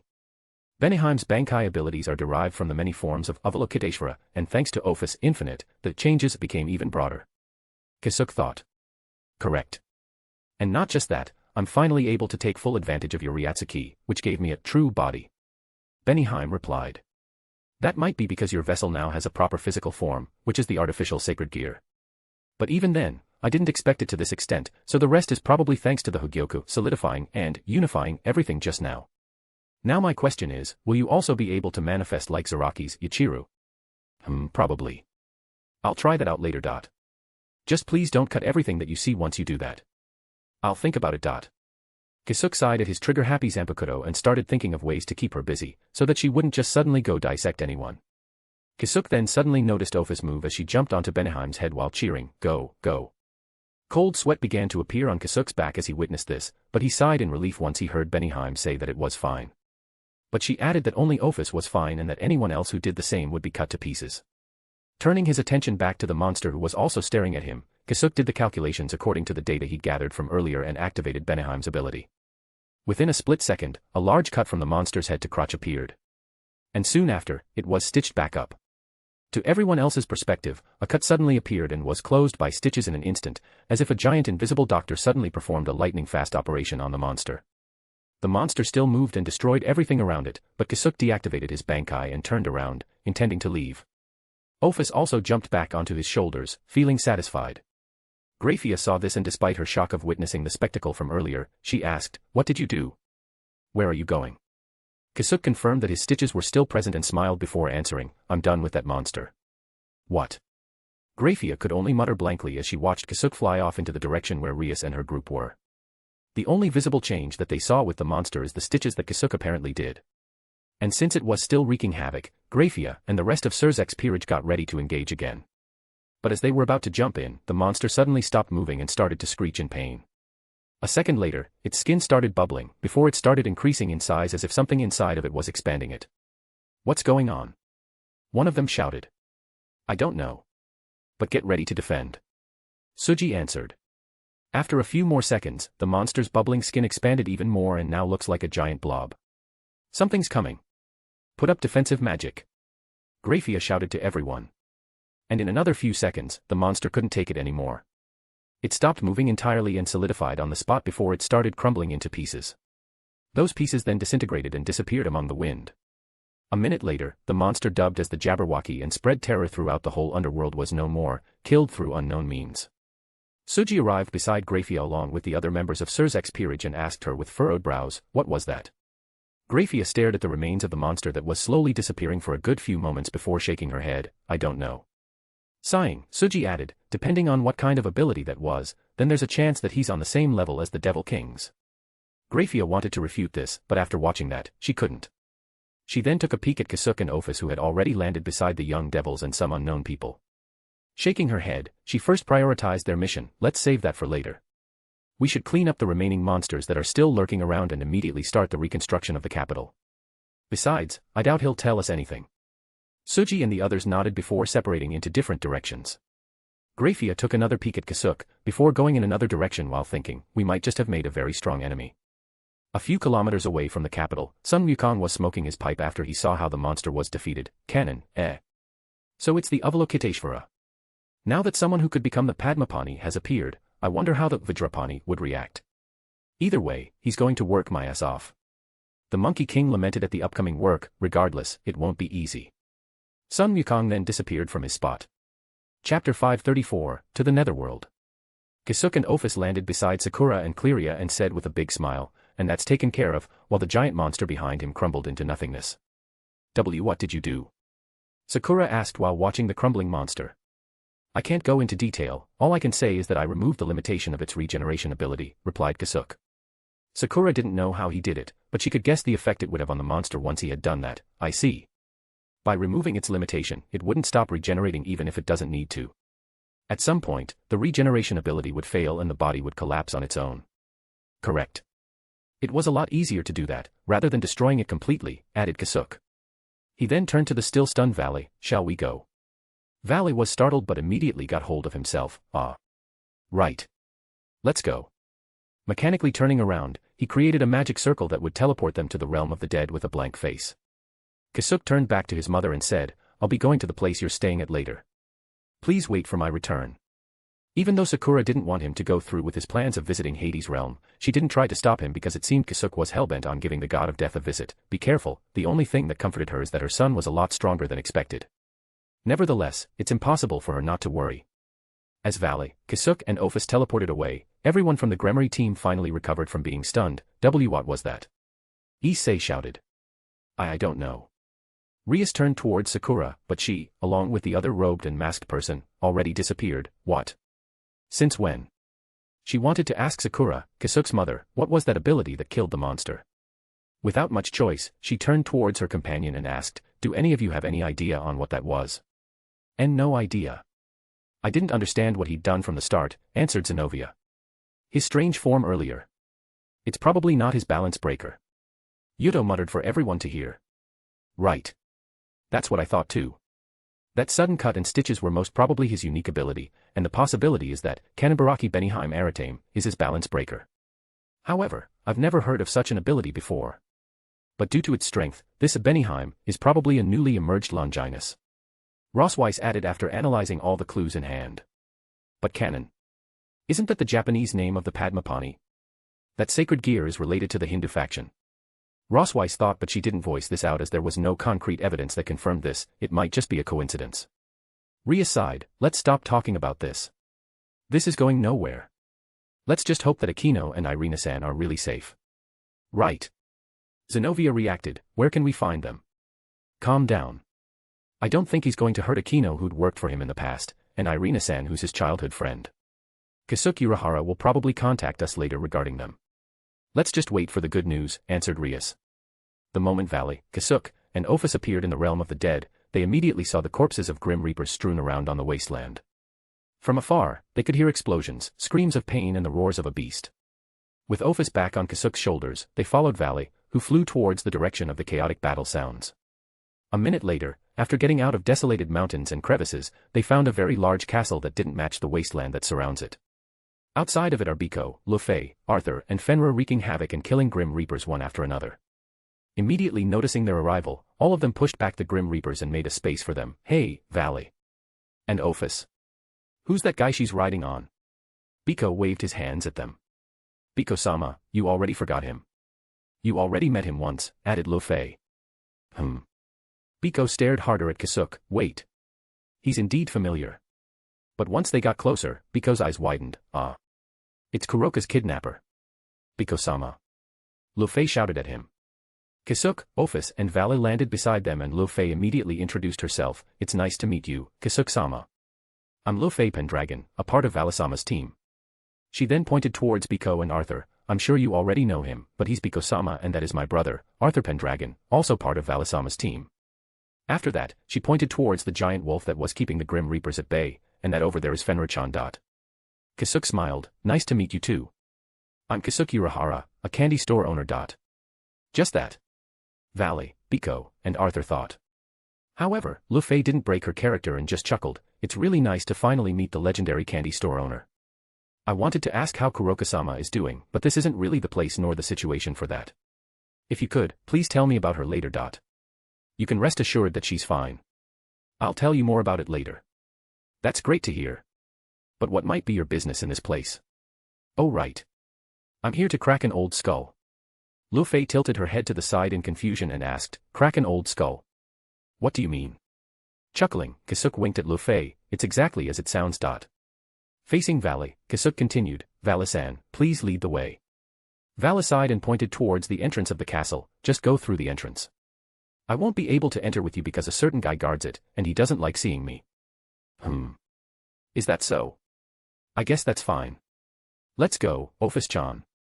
Ophus raised her arm and shouted softly, oh. The two of them then started making their way through the heaps of corpses towards the entrance of the castle. While watching them leave, Luffy asked Valley, what did he mean by cracking an old skull, Valley-sama?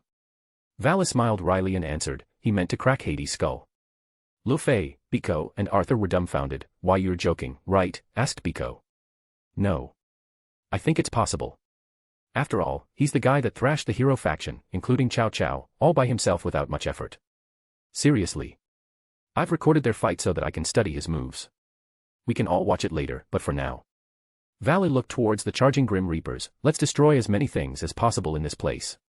Kasuk and Ophus reached the castle doors and blocking it was a young man with short black hair and pale gray eyes. He was wearing a black combat suit, as well as a black coat, and beside him was a large black dog. Stop. The young man blocked Kasuk's way, and the black dog beside him stood up and growled at him. Wait. Is that the dragon god? What are you doing here? Crack some skull, replied Ophus. What? The young man asked. However, before he could make heads or tails of the situation, Kasuk and Ophus suddenly disappeared in front of him and he suddenly felt their presence behind him, fast. The young man and the black dog hurriedly turned around and saw Kasuk and Ophus retreating back. Gene. Catch them. The black dog pounced with lightning speed towards Kasuk and Ophus at the command of his master. But the moment its paws landed on them, they popped like a balloon with their auras completely disappearing from their radar. What was that? The young man furrowed his brows. A few seconds later, he decided to contact his boss, Azazel, who was currently watching Hades along with two other people, to report the strange incident. Chapter 535, Chapter 535 vs Hades. Surzex and Azazel, along with their bodyguard, Dulio Gesualdo, Michael's Joker, went to the realm of the dead to keep Hades in check while the underworld was under attack. They figured that he's more of a threat than the monsters wreaking havoc right now due to his machinations from the shadows. Although Azazel was a direct victim of Hades' plans, they couldn't just go all out and attack him. After all, he's one of the leaders of Olympus, which was allied with them. Right now, all they can do is accuse him, but he could just as easily deny those. With that in mind, Surzex and Azazel went to give him a visit so that he wouldn't be able to move for some time. As Heaven's representative, Michael sent Dulio to go along with them. Dulio is a handsome young man with blonde hair, green eyes, and dressed in priest clothes. He has 10 pure white wings, which are a symbol of his powers. He is an exorcist reincarnated into an angel by the Archangel Michael as his Joker. He possesses the second strongest Longinus, Zenith Tempest. After a few exchanges of words, Surzex decided to show his true form, which was the pure power of destruction in humanoid form, to threaten Hades. This form was so powerful that he would be able to overpower Hades easily. However, Surzex didn't have full control of it, and by just moving a finger, the power of destruction would spread against his will and destroy those around him. If he were to fight Hades now, he may be able to kill him, but he'd also destroy the realm of the dead, which no one wants since the cycle of reincarnation would be disrupted. Besides, if he were to really kill Hades now, it might devolve into a war bigger than anything else, which also nobody wants right now. During the time Hades was being held back, Vala's comrades started wreaking havoc throughout the whole realm of the dead, which infuriated Hades greatly, to which both Surzex and Azazel took great pleasure from. A few hours later, Surzex and Azazel simultaneously received a call. For Surzex, he received a call from Graphia and she told him that the Jabberwocky, along with the monsters it had produced for those revolting old Satan faction, were dealt with. Surzex was already expecting that he'd have to stay here for a day or two until Ajuka found a way to disable the Jabberwocky's regeneration and anti-magic abilities. He had a feeling that Ajuka wasn't the one who found a way to defeat it, so he asked Graphia who did. He only received one answer, Kasuk Urahara. When he asked for further details, Graphia told him that it was hard to explain and he had to watch it himself to make sense of what really happened. Surzex agreed and instructed her to immediately begin the reconstruction of the city and to give out assistance to all the victims of the terror attack. After ending the call, Surzex immediately deactivated his true form, which eased the pressure on the surroundings. Everything's over? Azazel asked Surzex after ending his own call. Yeah. A very unexpected person ended it, replied Surzex. Azazel chuckled and said, I see. And that unexpected person might be coming here. Surzex's eyes widened, he's coming here? Azazel didn't answer Surzex's question but instead faced Hades. Hey skeleton god Sama, care to tell us your connection with Kasuk Urahara? Hades was confused about what was going on, but at least he knew the reason why Surzex reverted to his normal form, so it failed, huh? But I don't really care. By now, the weakened Ophus should be in Pluto's hands. Nevertheless, why would he ask about Kasuk Urahara now? That pest should have melted into a pool of disgusting ooze along with the Bat King's little sister and some other unknown woman. I already said it, Governor of Crows. I don't have any obligation to answer any of your questions. Besides, Kasuk Urahara should be your problem, not mine. Why are you asking me? Replied Hades. But before Azazel could say anything else, everyone heard rhythmic sounds of wooden sandals hitting the floor, and all of them turned to that direction, oh my. And here I thought you knew me quite well, since you sent your men after Sona-chan to lure me in. From the shadows, Kasuk and Ophus appeared. However, instead of replying to them, Hades instead turned to Azazel and asked, is this your doing too, Governor of Crows? Why do you keep inviting pests to my palace? Who is it this time, and why is Ophus with him? I already heard reports that you tried cooperating with the leader of Cow's Brigade, but I didn't know you were this blatant about it. Not even gonna acknowledge me, huh? Well, that's fine. I didn't come here for that. Kasuk slowly walked towards the group of three and greeted, good day to you, Surzex-sama, Azazel-san, and Dulio Gesualdo, Michael-sama's Joker. Dulio introduced himself. Nice to meet you. I'm Kasuk Urahara, a simple merchant. It has been a while, Kasuk. Never thought that you'd be showing yourself now. Azazel then looked towards the girl on Kasuk's shoulder, and you even have Ophus with you. What happened to the girls that followed her? They're doing all right, Kasuk answered briefly. Hearing this, Surzex and Dulio were shocked, as they already confirmed their fate through the summon piece and card that were contaminated by Samuel's curse. They already expected that even their souls couldn't survive. Azazel, on the other hand, already guessed that this was the case, since only he knew that Kasuk's true expertise is with souls. Though he's still a bit shocked that he was able to do something. Laughing out loud, Azazel replied in delight, I see. I see. Ha ha ha. That's good to hear. Surzex and Dulio didn't believe Kasuk, but they believed Azazel, who believed him and sighed in relief, Kasuk Urahara, thank you for saving my little sister's best friend and servant. I also received the news that you defeated the Jabberwocky and the hero faction. You have my thanks.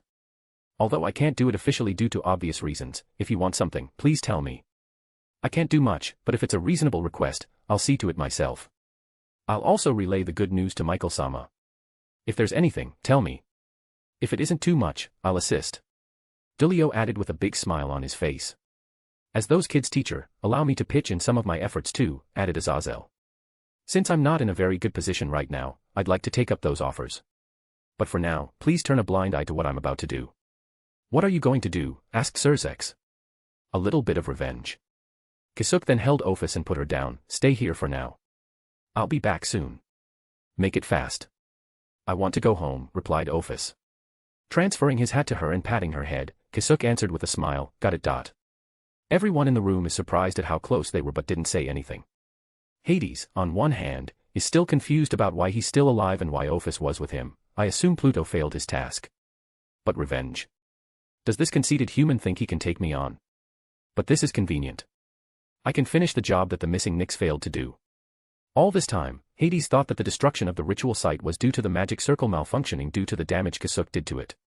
Although he can accept that he was able to survive the poison, he refused to believe that Kasuk would have enough power to destroy the site, much less when he was poisoned by a poison that was designed to kill the gods. Once I kill him, I will retrieve his body and examine it. Maybe I can figure out how he survived it and improve my concoction.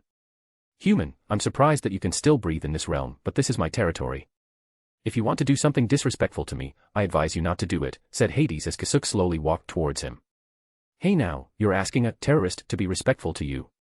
You sure have some strange tastes. Kasuk chuckled as he pulled out the blade from his cane. Without saying another word, multiple magic circles appeared behind Hades, conjuring countless blue balls of fire that didn't emit any heat. He then launched it towards Kasuk all at once. This signaled the start of Kasuk's third battle with the god of Olympus. Chapter 536, Chapter 536 vs Hades Part 2. Blue flames covered the spot where Kasuk had been standing. The flames didn't emit any heat, nor did they destroy anything around them. They just burned quietly. Is that? Asked Delio. The flames of purgatory. The flames that eat souls. It's Hades' original magic, and it's one disgusting magic, answered Azazel with furrowed brows. He used something like that as an opening. Is he going to be fine? He didn't dodge, so he mustn't have felt very threatened. And just as Azazel had said, Kasuk wasn't threatened by Hades' magic at all. As the blue balls of flames approached him, Kasuk immediately figured out what they did, and the extent of their effects. Any normal person would have no way of defending against this, but against someone like Kasuk, it was the worst possible magic. The flames started swirling and dispersed a few seconds later, revealing a Kasuk who hadn't taken any damage, had a number 4, by a Kurai. Pointing his finger towards Hades, a large arc of lightning blasted forwards and engulfed him. The lightning disappeared and revealed the unscathed Hades with his magic barrier up. However, his surroundings were entirely destroyed, except for his throne. Such a strange technique. It comes from the soul, I see. Hades muttered. Aren't you using something similar? Replied Kasuk with a smile. Hades didn't answer him, but worry was present in his heart, a human that uses soul techniques. Where did he learn them? However, he's still confident that he'd come out victorious, then try taking this. After lifting his staff, Hades' surroundings became very cold and Kasuk immediately felt Ryoryoku, spiritual power, gathering around him. An invisible axe then formed on top of Kasuk's head and threatened to strike him. Although others couldn't see it, Kasuk could see the very soul itself, and a weapon formed from Ryoryoku was very clear to him. Anyone without sufficient Ryatsu or magic power would be instantly killed with their souls dispersing. It's technically an instant kill spell for most people. Of course, it has terrible compatibility with Kasuk. With a blank face, Kasuk lifted his blade to block the invisible axe that was coming down. If Hades had a facial expression, he would be smirking at his foolishness right now, as the axe could go through anything physical. The only way to block it was to have a very strong soul, or have large amounts of magic power to sacrifice. But even with a very strong soul, one would still be critically injured, and those with large amounts of magic power would be spent, leaving them in a very precarious situation. Surzex, Azazel, and Delio, who were watching, also felt nervous at Hades' spell. Although they couldn't see it, they could feel the existence of the threat it posed. However, the moment the axe landed on Kasuk's blade, Hades blanked out. What? With a light swing from Kasuk, the axe was split in half and dispersed back into the surroundings. While chuckling, Kasuk said, I forgot to remind you, but any soul-based attacks may not be very effective against me. Although there wasn't any visible expression from Hades' skull face, Kasuk could see that he was very agitated right now. What is that sword? The only sacred gear that can affect souls is the Sephiroth Grawl, asked Hades. This. Kasuk lifted his blade. It's a Zanpakuto, Soul Slayer, and her name is Benihime. Though she's technically an artificial sacred gear right now. Zanpakuto. Hades, including the three not far from them, all muttered and tried to recall any weapon that was called a Zanpakuto. Of course, they all failed. Kasuk didn't let them think too deeply and continued, however, I'm not here to show off my weapon. As I told others earlier, I'm here to crack some old skull, and I think an old skull under a gorgeous headdress will do just fine. Impudent. Hades raged and tried to gather more spiritual power, this time with a mix of magic power for a two-front attack. Kasuk ignored him and put his hand over his face to take out his hollow mask. However, as he tried to call onto his hollow powers, he got a weird feeling: the mask is gone. Although it was gone, Kasuk still thought that he could pull out his hollow powers. If it's gone, then I'm not just a Shinigami with a hollow mask, but a Shinigami and an Erankar at the same time. Another effect brought by the Hogyoku. I really need to examine everything after I get back. Regardless of the unexpected situation, he activated his hollow powers, and instead of a bone mask, one of his horns grew from the right side of his head. His hair also straightened and grew longer until it reached his tailbone. The sclera of his eyes turned jet black, but instead of the glowing green pupils that he had before, they now became golden with more radiance.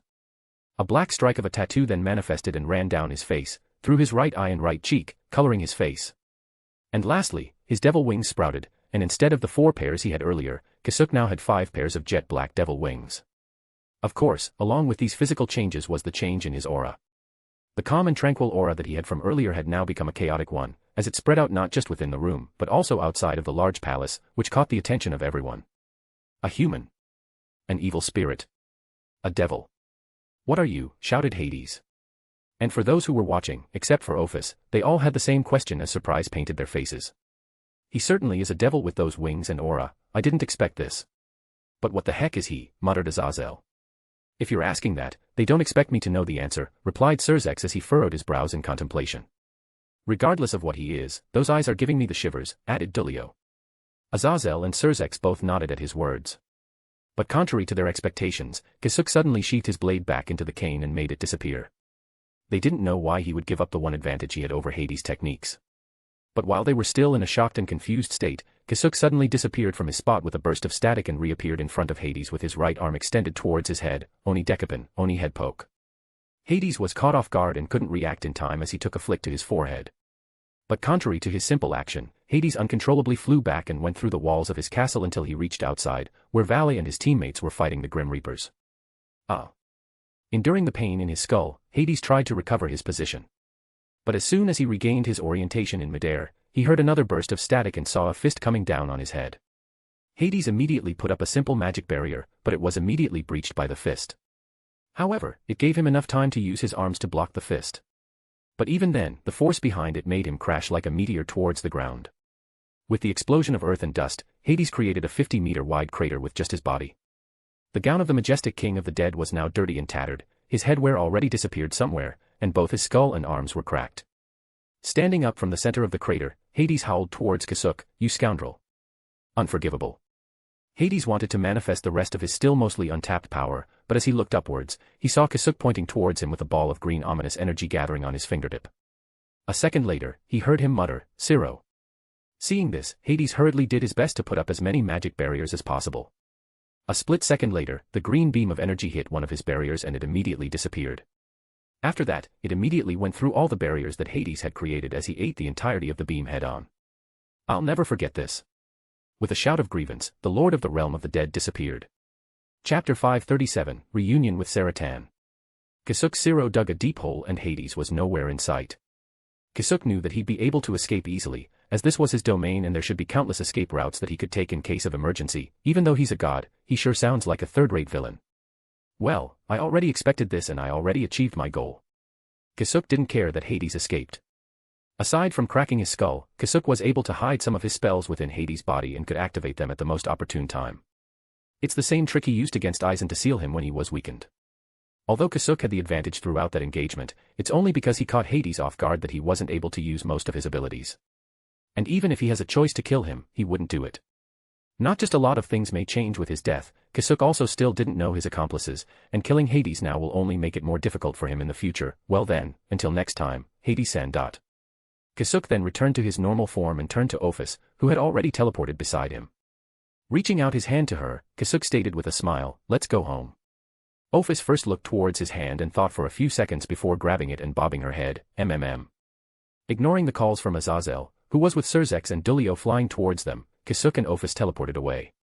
Azazel, Surzex, and Dulio arrived at their spot, and Azazel couldn't help but click his tongue. "Oh come on. Couldn't you spare some of your time?" "He probably figured out that you'd be asking a lot of questions, so he left first," replied Surzex. Azazel sighed, I guess you're right. I'd do the same thing if I was in his shoes. He really did crack Hades-sama's skull. I thought he was just joking. They heard Luffy from below muttering. After the Grim Reapers saw Hades had escaped, all of them also started retreating in all directions. Azazel turned to the young men in white armor and asked, Valley, you're the one who brought him here. Valley deactivated his balance breaker and nodded, ah. He kept doing one surprising thing after another.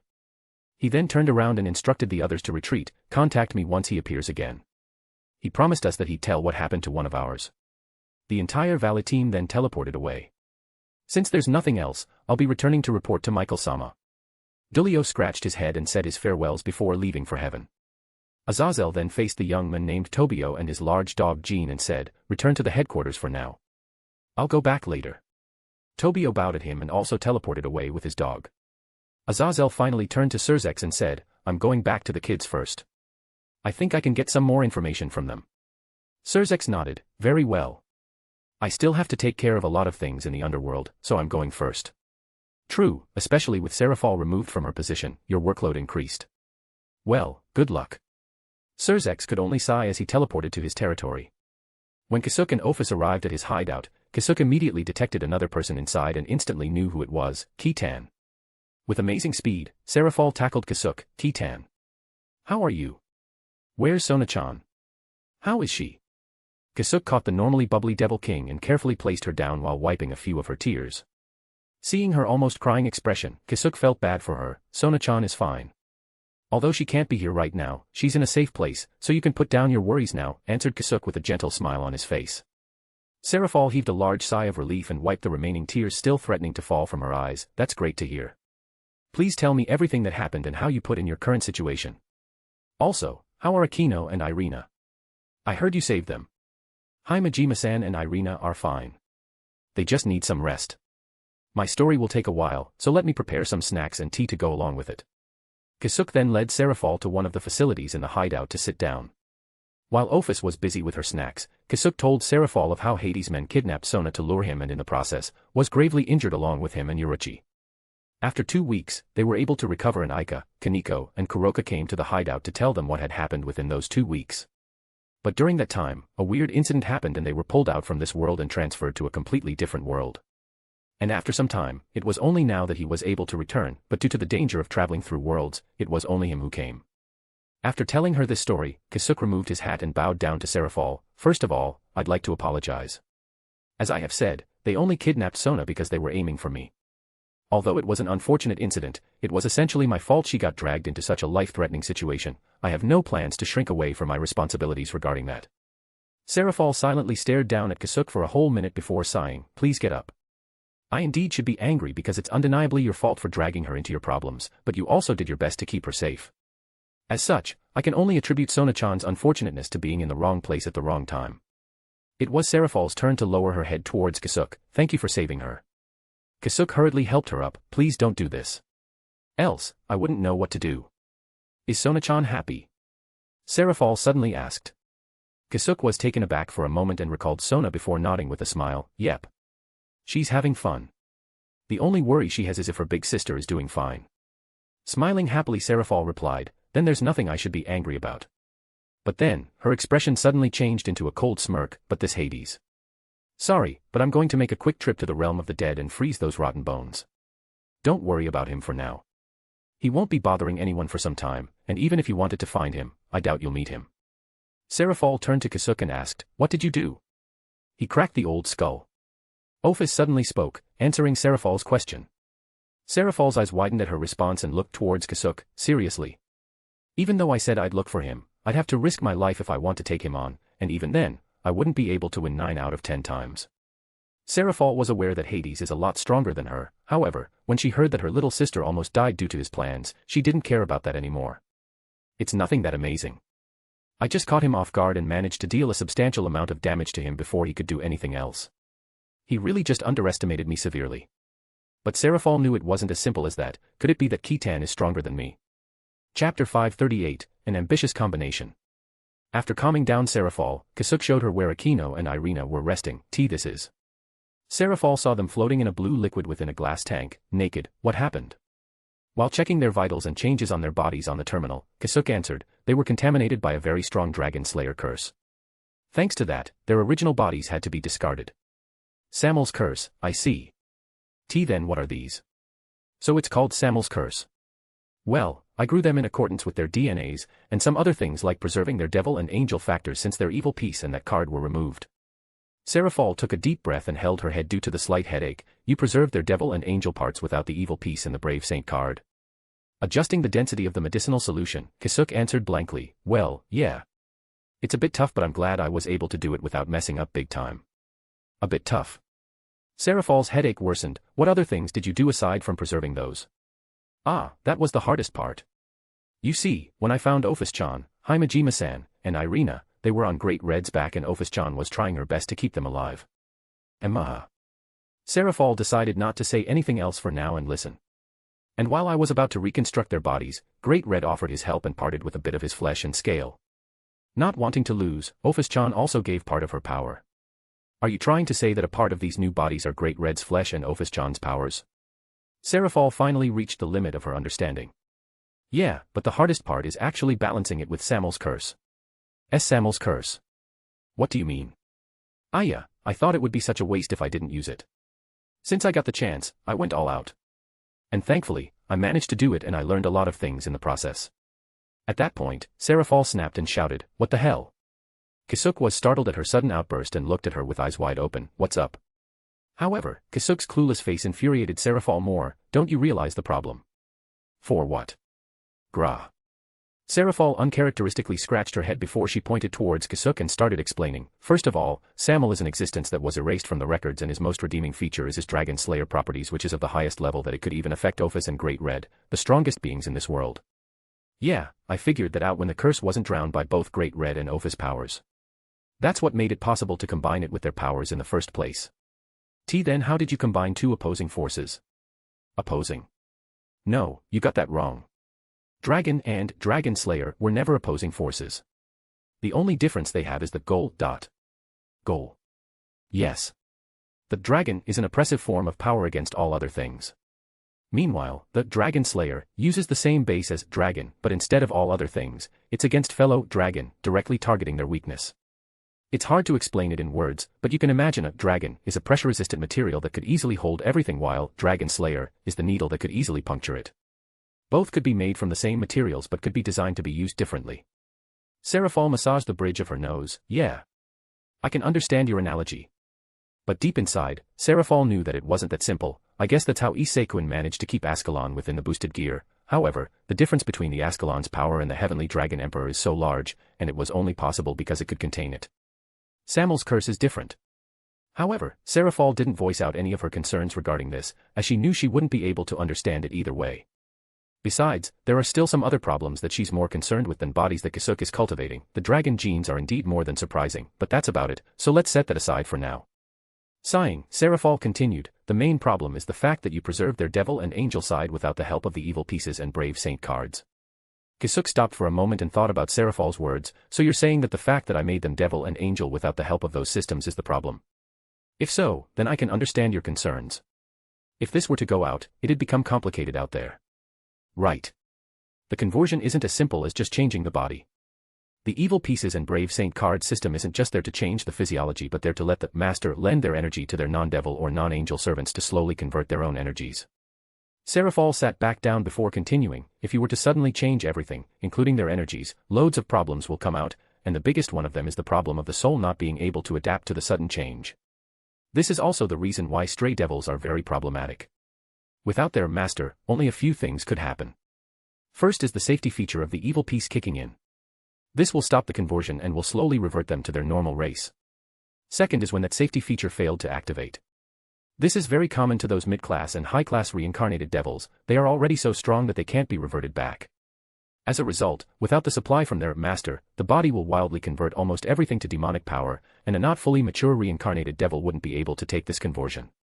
In most cases, they'd look for more energies around them and most of the time it's through eating others. It was also at this point that their soul is already affected and corrupted.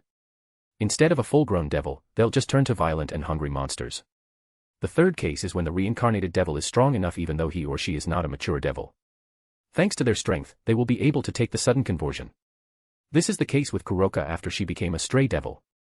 However, someone of her caliber is very scarce that this is not a very viable method of converting many devils at once.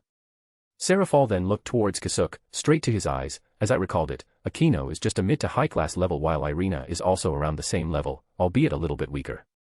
Without the evil peace and brave saint card, they'll only suffer. Or did you find a way for that not to happen? Serafal already instinctively knew of his answer but still chose to ask. Depending on his answer, this is really a very problematic case. Yep, I'm aware of those problems and most of it stemmed from the soul not being able to adapt to the body. Then Kasuk nodded at her. Since I'm aware of those problems, I also knew how to solve them. I can confidently say that Himejima-san can remain a devil and Irina can remain an angel without the problems that you spoke of. Chapter 539, Confession. Serafal covered her face with her hands and muttered, it's impossible to hide this if they were to go out. I have to notify the others so that it'll be easier to hide it from others. She then looked towards Kasuk and asked, why did you do this? Couldn't you've made a basic body for them? After drinking his tea, Kasuk answered her, no real reason. If there is one, then it would be because I wanted to try it and learn something from it. What if Akino-chan and Irina-chan didn't want any of this? How are you going to solve that problem? I can always create a normal body for them. Since I saved them, I want them to test a few things for me. Kasuk then looked straight into Serafal's eyes. By now, you should have an idea of how I do things. As I've said already, I'm a merchant and for everything I do I want to have proper compensation, and this is the compensation I wanted from them. Besides, if they want to return to their normal bodies, I'll only ask them to stay in these bodies for a short while to study their progress, before making another set of normal bodies. I'm only asking them to participate in a little experiment that could help me understand a few things. Kasuk slouched back to his seat and drank his tea. Serafal sighed yet again before she stood up from her seat. Since you're the type of person that makes his demands very clear, I guess that makes you more trustworthy than other people out there who pretend to care. She then prepared a magic circle to teleport her out. I'll meet Surzex, Ajuka, Azazel, and Michael and tell them about the girls. Though, I won't be telling them about the dragons. Thanks. That'd be helpful. Kasuk waved goodbye to her. Serafal disappeared and Kasuk was left alone with Ophus, who was still busy with her long-awaited cookies and donuts. Time to return to work. I have to finish everything I need to do before the anchor loses its effect. Kasuk stood up and returned to the terminal displaying Akino and Irina's status. A few days later, Kasuk was almost done with everything he had to do. He'd also moved Akino and Irina to the beds. He concluded that they'd be able to wake up within a few hours. However, he didn't wait for them and instead called for his housemate, Ophus-chan. I'm going to the underworld. Are you coming? Ophus, who was watching Magical Girl Leviathan, turned to Kasuk and nodded, I shall go. Kasuk first sent a signal towards their destination to let the people there know that they were coming, before setting up his teleportation magic. The moment Ophus arrived beside Kasuk, they teleported away and reappeared within a simple wooden house in the middle of some fields. Kasuk. One of the people waiting for them jumped on him, you're late again. Kasuk scratched his head with a wry smile, I'm sorry, Mom. I'm a little short on time, so I had to finish everything I have to do first, before doing anything else. Short on time? Asked Sakura, what do you mean? I'll explain it later. For now, let me greet everyone. Kasuk then turned around to face the other people in the house. It's been a while, Cleria-san, Masaomi-san, and Claire-chan. And nice to meet you, Daihauser Belial, I presume. Or maybe I should address you as Uncle Daihauser. Daihauser first approached Kasuk and patted his shoulders with a smile, Uncle is fine. It's nice to finally meet my nephew who made it possible for my family to reunite. From the bottom of my heart, thank you. He then sighed, then again, I can't just reveal their existence yet, even to our parents due to some danger still lurking in the shadows. Though after the crisis in the underworld, things became a lot easier for me, and maybe one of these days, I'll be able to introduce you to your grandparents. They've been lonely all these years after losing 2 daughters. If it was any other man, Kasuk would feel pretty awkward to call someone uncle. However, he knew that even in addition to his former life, Daihauser Belial was still older than him by a few centuries. I'd really like to meet them too, but maybe not these days. I wouldn't like our meeting to be a short and dangerous prospect, replied Kasuk. I see. You indeed have your own difficulties. Tell me, anything you need and I'll provide it to the limit of my abilities. Thanks, uncle, that's reassuring. I've already prepared a meal. Let's continue our talk at the table. Cleria interrupted them and asked Claire to take care of Ophus. Daihauser still couldn't get used to the sight of his niece leading the dragon god around. Over their meal, Sakura, Cleria, Masaomi, and Daihauser filled Kasuk in on the events that happened while he was gone. He had several questions, but he let them finish their stories first. After their meal, they'd already told Kasuk about everything that had happened. Kasuk then asked Claire to play with Ophus and prepared some tea from his inventory. So 4 months already passed, muttered Kasuk after sipping on his tea. The adults who heard him were confused. What do you mean, Kasuk? Asked Sakura. Kasuk then told them the same story that he told Serafall, and we only spent a month and a half in that world. I'm not sure if the world's times were running on different scales or those blanks were for my travels between the worlds. Either way, that's going to be a problem. Kasuk tried to sense that anchor. He left and concluded that the worlds aren't running on different time scales because the rate of energy being emitted is still the same, the travels. But still, I don't know if it was only from the first time we traveled or if there was also time dilation during my trip back. Since the worlds were already connected, Kasuk was hoping that the time difference only happened when they traveled the first time.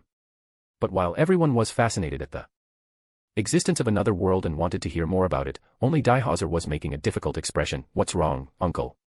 The others also finally noticed the expression he was making and asked him the same question.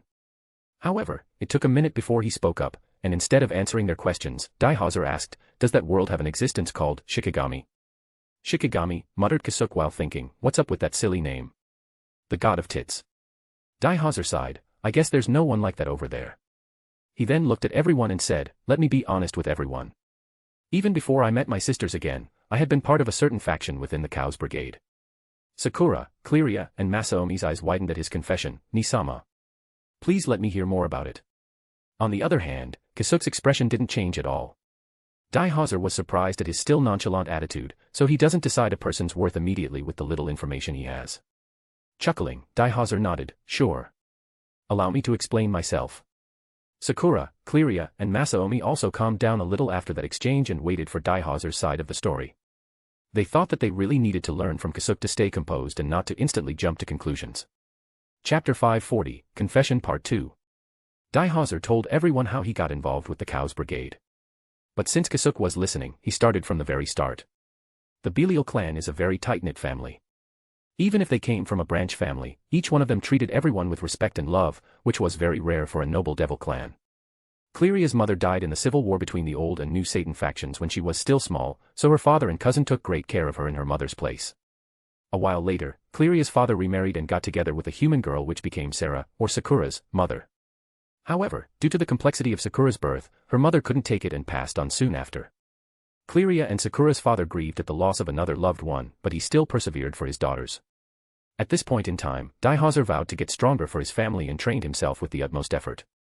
But at that time, the Belial territory's economy was still not in a good condition due to the long-term after-effects of the civil war, and the clan prioritized their citizens for them to live in ease and peace. For Daihauser to join the raiding games, a considerable amount of money was needed as it's a system for high-class devils and above. Although they were also high-ranking nobles, their wealth couldn't be compared to others.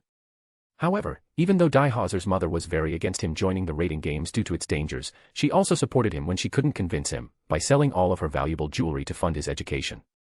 His father, the Lord of Belial clan, on the other hand, sold the unoccupied and unused land and some non-essential businesses they had to other nobles, to add more to that fund. But thanks to their sacrifices, Daihauser was able to study in a prestigious school and was able to meet almost all of his servants right now that helped him to become strong and successful. A few more years had passed and Daihauser soon became the first ranker of the raiding games, dubbing him and his peerage as the strongest within the underworld except for the Devil Kings. Soon after, he also inherited the position of his father and was able to bring the clan to glory and riches. However, even with wealth, the small clan didn't lose themselves and continued their way as the benevolent lords of the Belial territory. Of course, life doesn't always go up.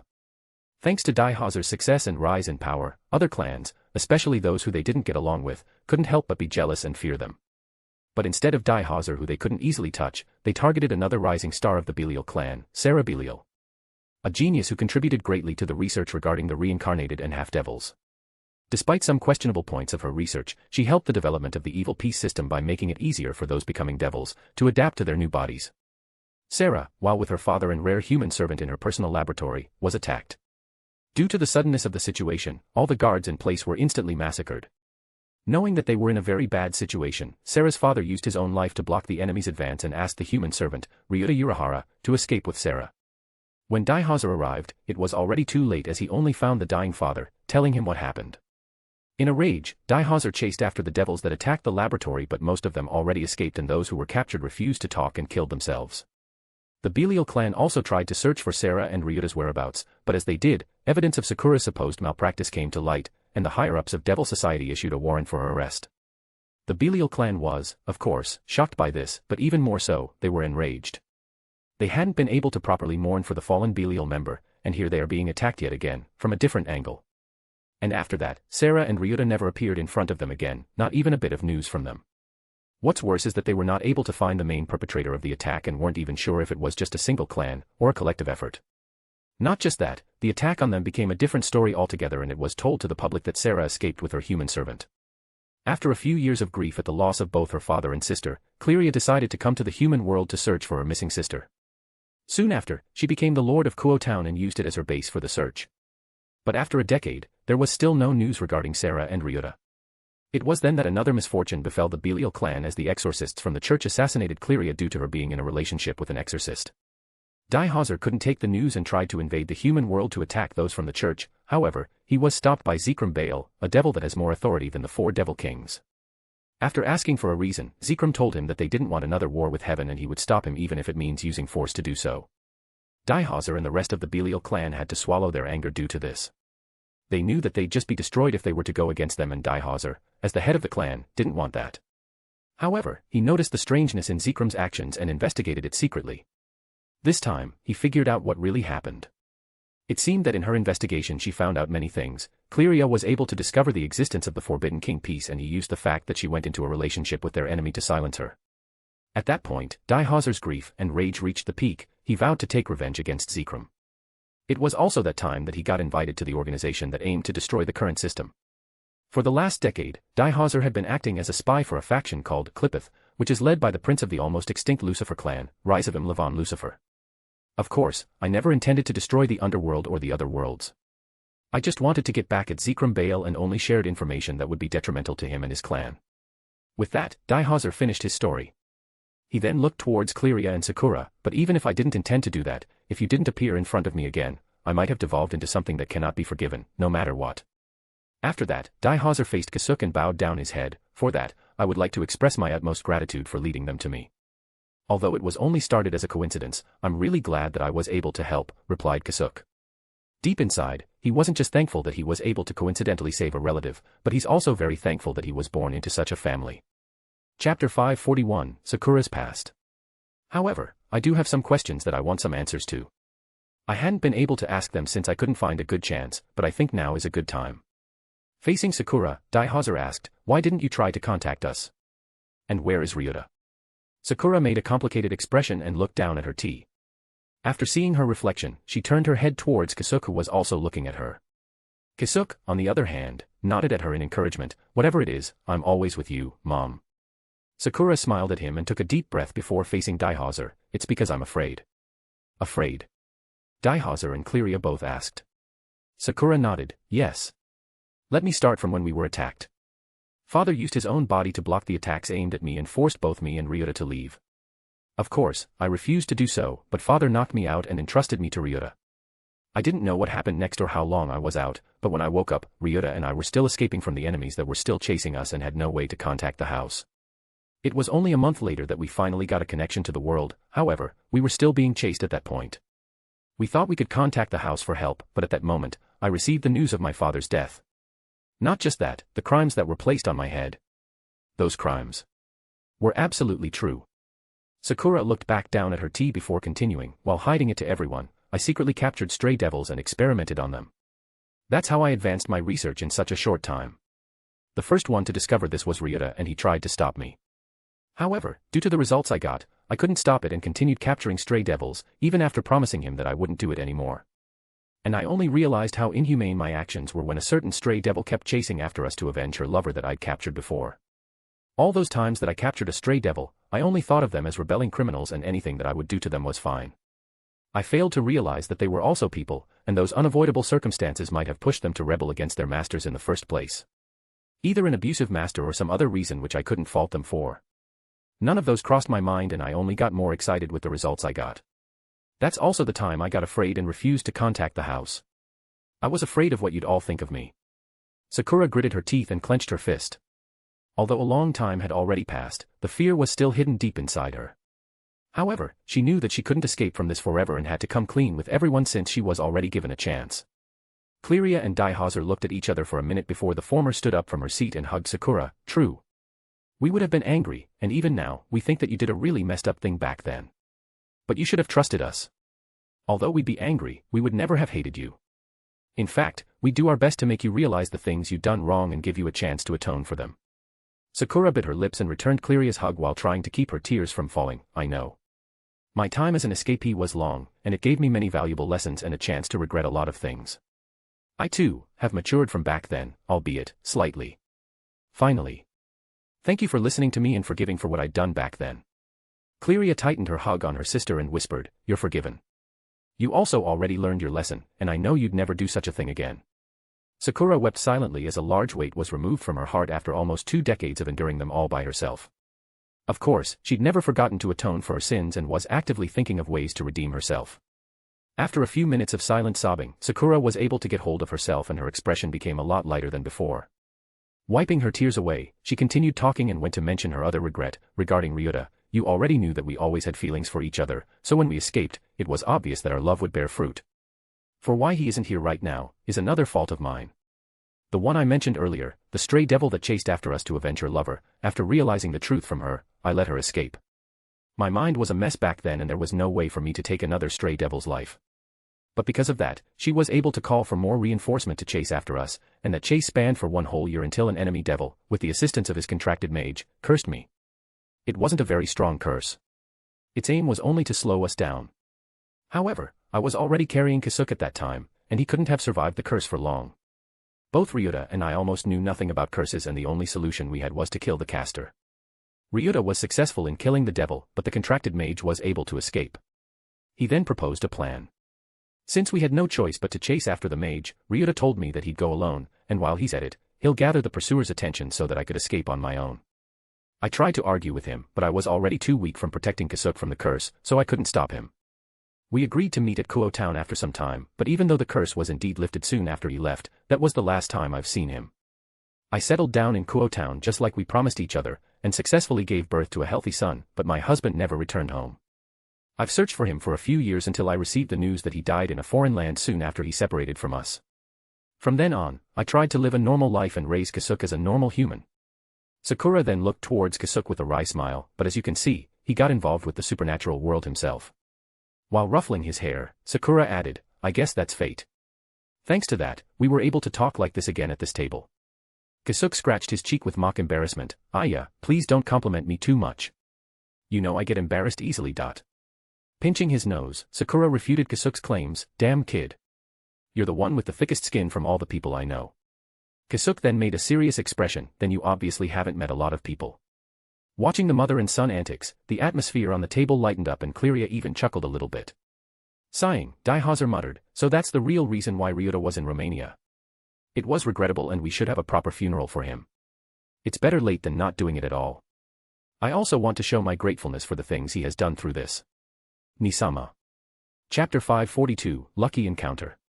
Everyone talked about Ryuta's funeral for a bit before Kasuk returned to the topic and faced Daihazer. Uncle, before you said that you're part of the Cows Brigade, you asked me a strange question about knowing this Shikigami. Mind telling me more about that? Daihazer nodded and said, more than a month ago, a certain being came in contact with Hayadu Issei while their team and Vala's team were fighting Loki, a Norse god. Kasuk frowned and muttered, and that being is this Shikigami? Nodding, Daihazer continued, yes. Someone from the Cows Brigade managed to pick up a strange but very powerful energy connecting to the Red Dragon Emperor, and when they tried to trace where it came from, it went beyond their search area, which shouldn't have been possible since they were very confident to trace it even if it's somewhere in the dimensional gap. Without disclosing this information to me, they asked me to go get some information regarding the sudden power-up of the Red Dragon Emperor in the middle of the fight. I complied because it was information easily attainable as long as one has a high enough position, and I figured that even if I don't do it, someone else will, so I might as well gain some trust from them. Although the information was a little strange, I gave it to them. It was only then they disclosed what they'd concluded after reading my report. Apparently, this Shikigami was able to contact Hayadu Issei through his obsession with tits. What's more, this unknown being might have been from a different world, dimension, or universe. Kasuk's face couldn't help but twitch and muttered, obsession with tits. Seriously. Daihazer and the rest were also making weird faces. It seems that everyone likes his antics, though. He's especially popular among the children and they revere him as a hero. Daihazer then took out a smartphone from his personal space and passed it to Kasuk. You can access the web here in the underworld using this. It'll give you a more concrete idea of the events of these past months. While receiving the smartphone, Kasuk added, "It seems like I've missed a lot of interesting and fun things." Moving on, this Shikigami caught the interest of Ryzavim, the current leader of the Clipith faction within the Cows Brigade. Caught his interest? What do you mean? Asked Cleria. All these years, Ryzavim has been uninterested with everything except for bolstering his connection and army for nothing. However, this event suddenly made his blood boil and he suddenly wanted to invade that other world since this world bored him to death. An ambition suddenly sprouted from the usually lazy devil. Isn't that fine? Let the menace go away, added Sakura. But instead of Daihauser, Kasuk is the one who replied, "It's not that simple." This Clipith probably already realized how strong this Shikigami. As someone who's already experienced dimension traveling, the way Shikigami contacted Issei so easily, he or she is probably at least at Great Red and Ophus level. Daihauser nodded, "You're correct."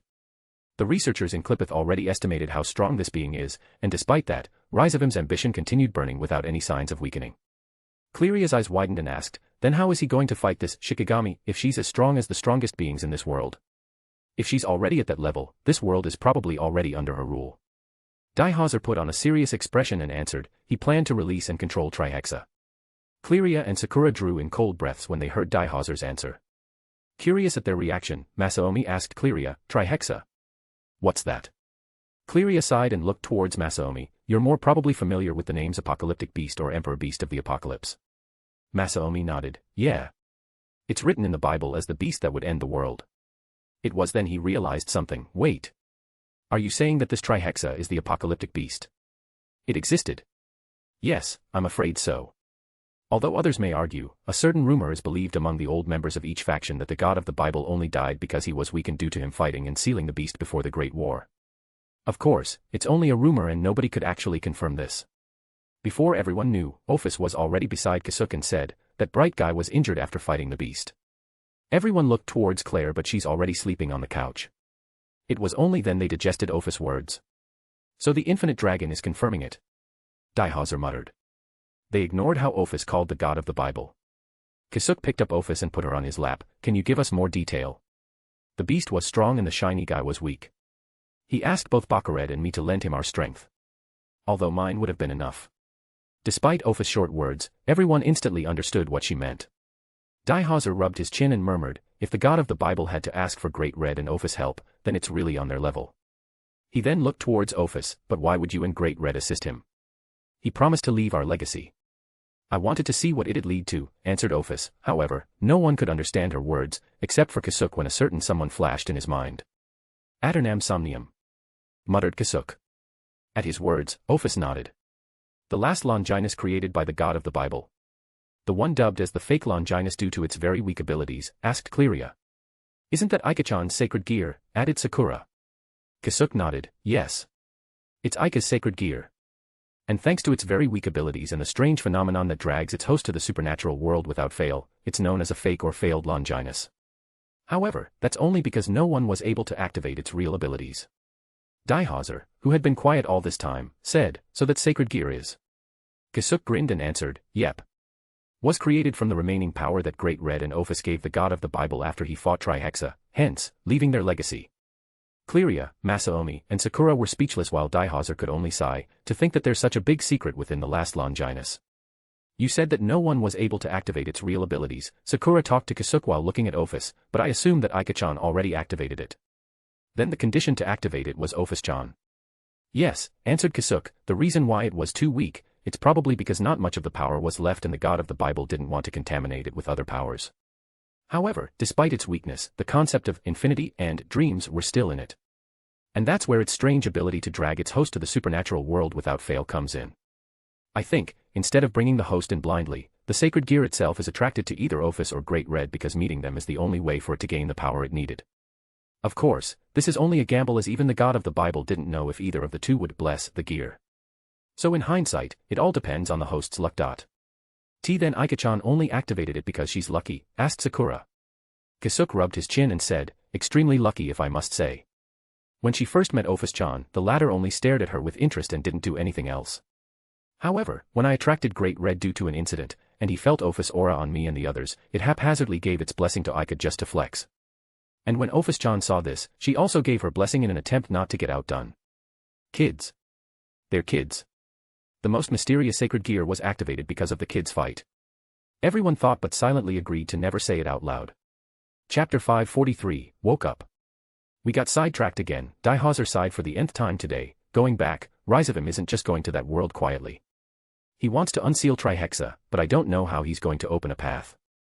And even if he could unseal it, it's unknown whether he'd be able to control it. Once the beast is left to its own devices, the only way to defeat it is if Great Red and Ophus make a move themselves, or most of the leaders of every faction join the battle. A fight between the beast and Great Red or Ophus will cause unthinkable destruction, or it may even lead to the end of everything. The same problem exists if the faction leaders were to fight, but even if they could win and preserve the world, a lot of them will perish. With those who wish for peace almost gone, those who wished for destruction will immediately swallow them, painting the world with their own ideals. Daihazer massaged the bridge of his nose as he got a mild headache while talking about the future where Trihexa was released. And not just that, if this Rise of him was successful in opening a path, it will also open a path for the other side to invade this place. Who knows what's on the other side? It might be a place where beings at the same level as Great Red and Ophus are just wandering about, added Kasuk. Silence engulfed everyone for a few minutes before Daihazer spoke again. The regrettable thing is, I can't do anything to his plans right now. Although I'm a member of Clippeth, I only dipped in one of my feet. As I only gave little bits of information, I only know a few things about it. I don't even know most of their members and their plans that are currently taking place. I could go in deeper if I were to provide more important information and assist them in their activities, but I don't want to do that, especially now that I actually don't have any reason to join this organization. I could report everything I know to the Devil Kings, but I don't know much and me having some insider information is more advantageous for me. More than that, I don't know who's actually trustworthy among them. If I were to reveal anything, it may be one of the Devil Kings or those around them that's going to leak my actions to Clippeth, which in turn, will endanger my family. Another silence engulfed everyone. A minute later, Kasuk clapped his hands and said, "No point in worrying about this now. And to be frank, I know this may sound selfish, but this isn't our problem." Sakura frowned at him. "Kasuk." But before she could say anything, Kasuk continued, "I know what you want to say, Mom, but let me clarify it first. This is the world's problem, not ours. The Alliance is there for these kinds of things." Daihazer, Sakura, Cleria, and Masaomi looked at each other and thought about Kasuk's words. Besides, we can't really do anything if we don't have enough information. For starters, Uncle can urge the Alliance to check on the Trihexa's sealing place by indirectly suggesting that it's a threat that can't be ignored, added Kasuk. Daihazer nodded, indeed.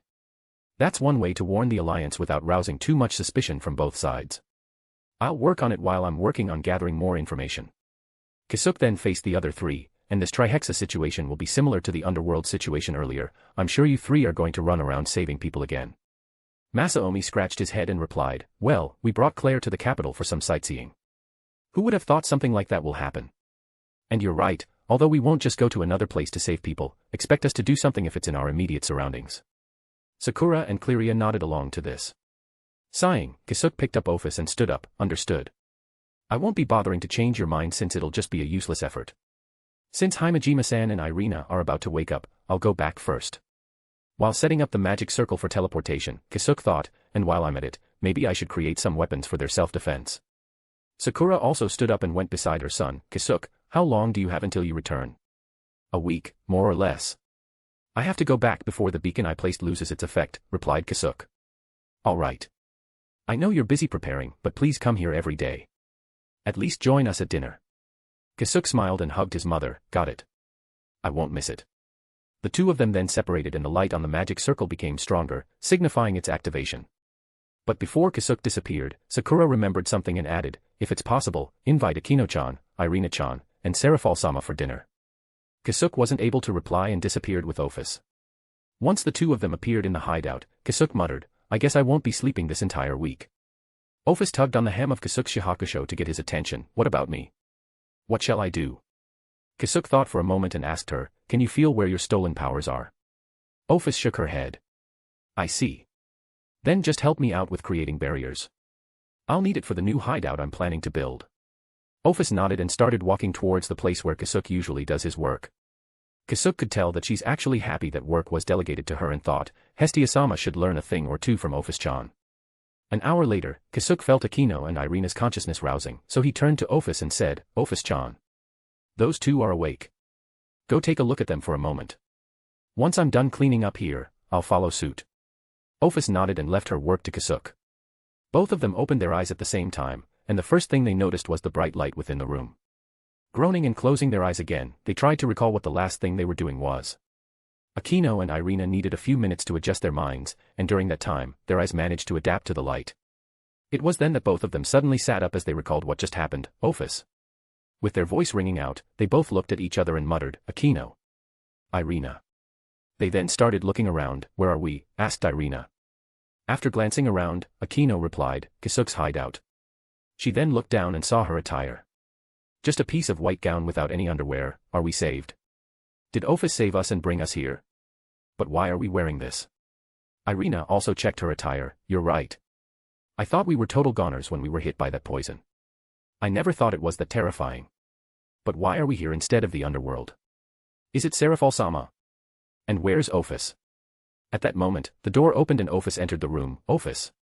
You're safe. Aquino and Irina jumped down from their beds and briskly walked towards Ophus. They can't kill me. Ophus blankly answered. Both of them sighed in relief and Aquino asked Ophus, where's Serafal-sama? How long have we been sleeping? Ophus tilted her head and thought for a moment before answering, 3 days. 3 days. Irina exclaimed, this is bad. We've been sleeping for too long. Aquino nodded, you're right. And we still don't know the current state of the underworld after those anti-monsters were sent. Let's go to the underworld. But before they could cast their magic, a voice rang out from the door, oh. I'm glad you two are energetic despite just waking up. You don't have to worry, the issue in the underworld was already solved. That voice gave the two girls a chill down their spines. Chapter 544, Chapter 544 Ophus attire. The girl's neck slowly turned like poorly oiled gears and faced them and carrying tea while grinning at the door entrance, Kasuk. Raising his free hand, Kasuk greeted them, yo, it's been a while. While Aquino remained stuck in her position, Irina immediately jumped on Kasuk and gave him a big hug and barraged him with questions. Kasuk. You've returned. Where did you go and why did you only appear just now? What about those crimes they are accusing you of? They're not true, right? Kasuk carefully caught her so that the hot tea in his hand wouldn't spill on her. Calm down, Irina. We can't talk properly if you just cling to me. Aside from that, when did you get so clingy? Western influence. Realizing her actions, Irina immediately separated from Kasuk with a flushed face and awkwardly scratched her head. Ayahaha, don't mind it. Just really excited to see you in one piece after searching for so long. Due to various reasons, I had to go away. I'm sorry for making you worry, and you can rest assured, those crimes they landed on my head aren't my doing, answered Kasuk while patting her head out of habit.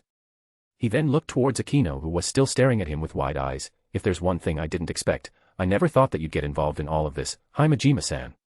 Thank you for taking care of Ophus in my absence. Aquino blinked and slowly stood straight up before taking a deep breath and facing Kasuk again. I only did what I must. Kasuk smiled and expressed his gratitude again. I see. Thank you for your efforts. I want to say that I wanted to return the favor, but I already gave you two a very big service, so let's just say that we're even. Wait, scratch that. Maybe I owe you a bit more. Aquino and Irina looked at each wondering what he's talking about. Although Irina didn't have the slightest clue, Aquino could guess what he did and turned to him once again, so you're the one who saved us. Kasuk nodded, that's indeed the case. However, it's a bit complicated to explain. For now, drink this tea to calm down. After that, I'll have to do a checkup on the two of you to see if there are any problems with your bodies. By the way, don't use any magic for now before we're done with the checkup. The girls immediately accepted his offer and drank the cups of tea cleanly. Kasuk then led them towards another facility. It was only then they finally recalled that they're only wearing a thin piece of a white gown. Kasuk. Don't you have better clothes? These clothes are too thin, asked Irina. While walking, Kasuk answered, I made it because it's designed not to interfere with my equipment when I'm doing my checkups. The only other choice you have right now is either that or buck naked. Irina suddenly stopped walking and looked at Kasuk with an unbelieving face as she realized something. You made it. Then are you the one who also dressed us up? Not Serafal-sama. Kasuk, however, just kept walking. Well, yeah. I mean I hadn't met Serafal at that time and Ophus changing your clothes was out of the question. Irina grumbled and twisted on her spot while she tried to endure something. But a minute later, she sighed and said, whatever. What's done is done. No point in dwelling on it. Kasuk looked back at her with a slightly surprised face. You're not going to say that I should take responsibility? Irina gave him a look and replied, I'm not that unreasonable, you know. I'm not going to ask something so irresponsible to my savior. She then turned towards Aquino and rolled her eyes at her. What I'm wondering, however, is why you don't have any reaction. Aquino only gave her a mature smile and said, Era. It's not a big deal, is it? Besides, it's as you said. Urahara-san saved us, so a little bit of service is fine. Irina gritted her teeth as she felt that she just lost to her. It seems that you two got closer to each other. Well, enough of that. After your checkup, I'll be telling you something important. Once that's over and a resolution is achieved, we'll meet your friends since they haven't seen you ever since you went to save Ophus. Akino and Irina got distracted by Kasuk's words as they both felt the seriousness within his statement. They then decided to just follow him silently. The checkup took about an hour to finish and Kasuk was currently reviewing the data he gathered. Good. Everything is within expected parameters, muttered Kasuk as he thought, even if they ask me to return them to their normal bodies now, it'll be fine since I already got the needed data in my hand. Though I'd really like it if they can stay within that for longer, I can't force them. Akino and Irina were waiting for Kasuk to finish reviewing his papers while Ophus was busily munching on her donuts. After a few minutes, Kasuk burned the papers with magic and looked towards the two of them. Now then, let's change the venue. Before I tell you the important thing, I want you to test your magic first. Kasuk stood up, and as if remembering something, right, you don't need those attires now. Since you can't use magic, Ophus-chan, mind changing their clothes? Ophus looked at Kasuk then to the two girls before nodding and pointing her finger towards them. Black mist engulfed the girls and disappeared just as fast, leaving Akino and Irina wearing the same attire as Ophus, a gothic outfit with black tape covering their nipples for tops. At the change to an unexpected attire that was even worse than Kasuk's white gown, Irina shrieked while flushing as she tried to cover her tits. Although Akino didn't scream, she covered her chest with a blush on her face. At the same time, they both looked towards Kasuk, who surprisingly, already had a camera in his hand. Hey, howled Irina at him. Kasuk was startled and took away his camera. Smiling wryly, he replied, my bad habit. He then faced Ophus who resumed eating and said, Ophus-chan, change their clothes to their school uniform. You know how it looks, right? Ophus thought for a moment and did the same thing from earlier, but this time, Akino and Irina were now wearing their school uniform. However, Ophus only knew how it looked outside, so Akino and Irina can feel a soft drift on their crotches. But even though they were still embarrassed, it's a lot better than Ophus attire. Did you take any pictures? Asked Irina. Nevertheless, Kasuk ignored her question and exited the door while urging them, let's hurry up. We don't have all day and your friends are waiting for your return. Don't make them worry more than necessary. Learning from his previous antics, Akino muttered, he definitely has them. Of course, Kasuk won't acknowledge this. Chapter 545, Magic Testing. Reaching an open field, Kasuk first asked Akino to test her magic. Standing in front of everyone, Akino aimed her palm forwards and circulated her magic power. As she did so, she noticed something different but couldn't tell what it was. When she attempted to examine this more, she suddenly heard Kasuk from behind, don't think about it for now. Just cast your magic. So this has something to do with the important thing he's about to tell us. Akino thought as she cast her lighting. Akino only intended to cast her most basic lightning magic, those that are made from her demonic power. However, the moment her lightning manifested, black lightning also came with it and hit the boulder in the distance, destroying it more than she intended to. What? Asked Akino to herself. Please carry on, said Kasuk from behind her. Akino wanted to ask a few things but held it in and just nodded at him. She tested the same magic a few more times and the black lightning didn't disappear, increasing the destructive power of her magic. Irina was also shocked at this scene and was confused as to what was happening.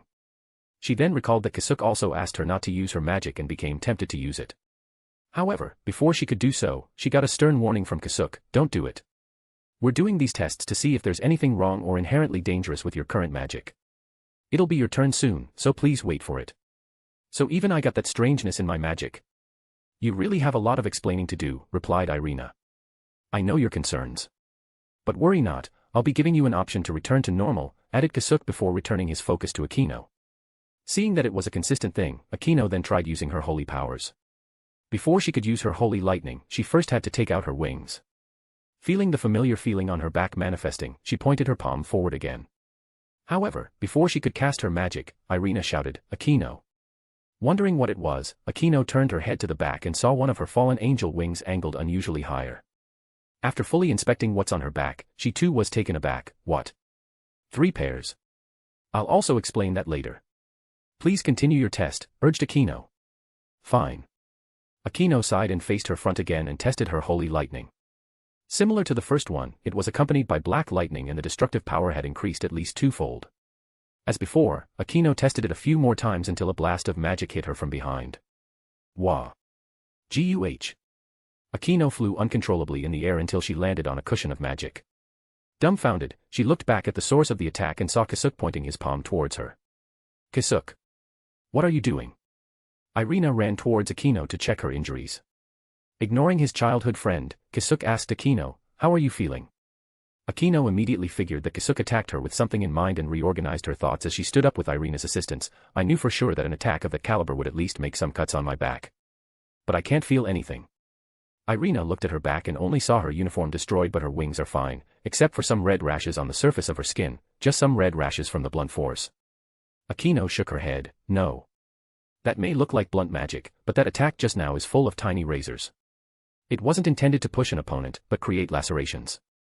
Irina was confused, but before she could ask further questions to Akino, Kasuk called out to her, it's your turn, Irina. Are you going to attack me too? She asked. Yeah. You can defend yourself if you want, answered Kasuk. As Irina prepared herself, Akino approached Kasuk. Couldn't you have warned me about that? While taking out a potion, Kasuk apologized. I'm sorry about that. If I told you beforehand, you have unconsciously defended yourself. Yet you warned Irina about it.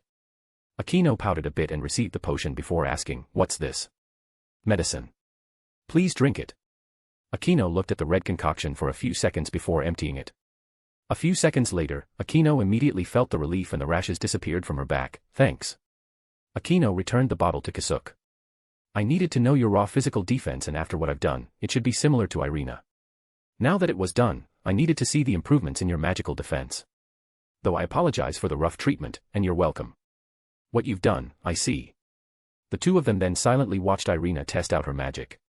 Similar to Akino's, Irina's light and holy magic were accompanied by a black aura, but instead of black lightning, Irina's offensive magic has black outlines around it. And as they expected, the destructive power of the magic increased. Figuring out that it's enough, Kasuk gathered his magic and Irina immediately felt it. Receiving Kasuk attack magic with her magic barrier, Irina easily blocked it. However, what's intriguing is that her barrier is surrounded by red aura, which she didn't intend to add at all. Seeing this, Akino also tried putting up a barrier, and the same with Irina, it's surrounded by red aura. The black took care of the offense while the red settled on defense. Seems about right, muttered Kasuk.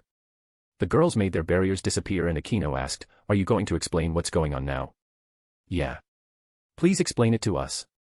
And I just noticed it now, my mark as Michael-sama's ace disappeared, but why am I still an angel?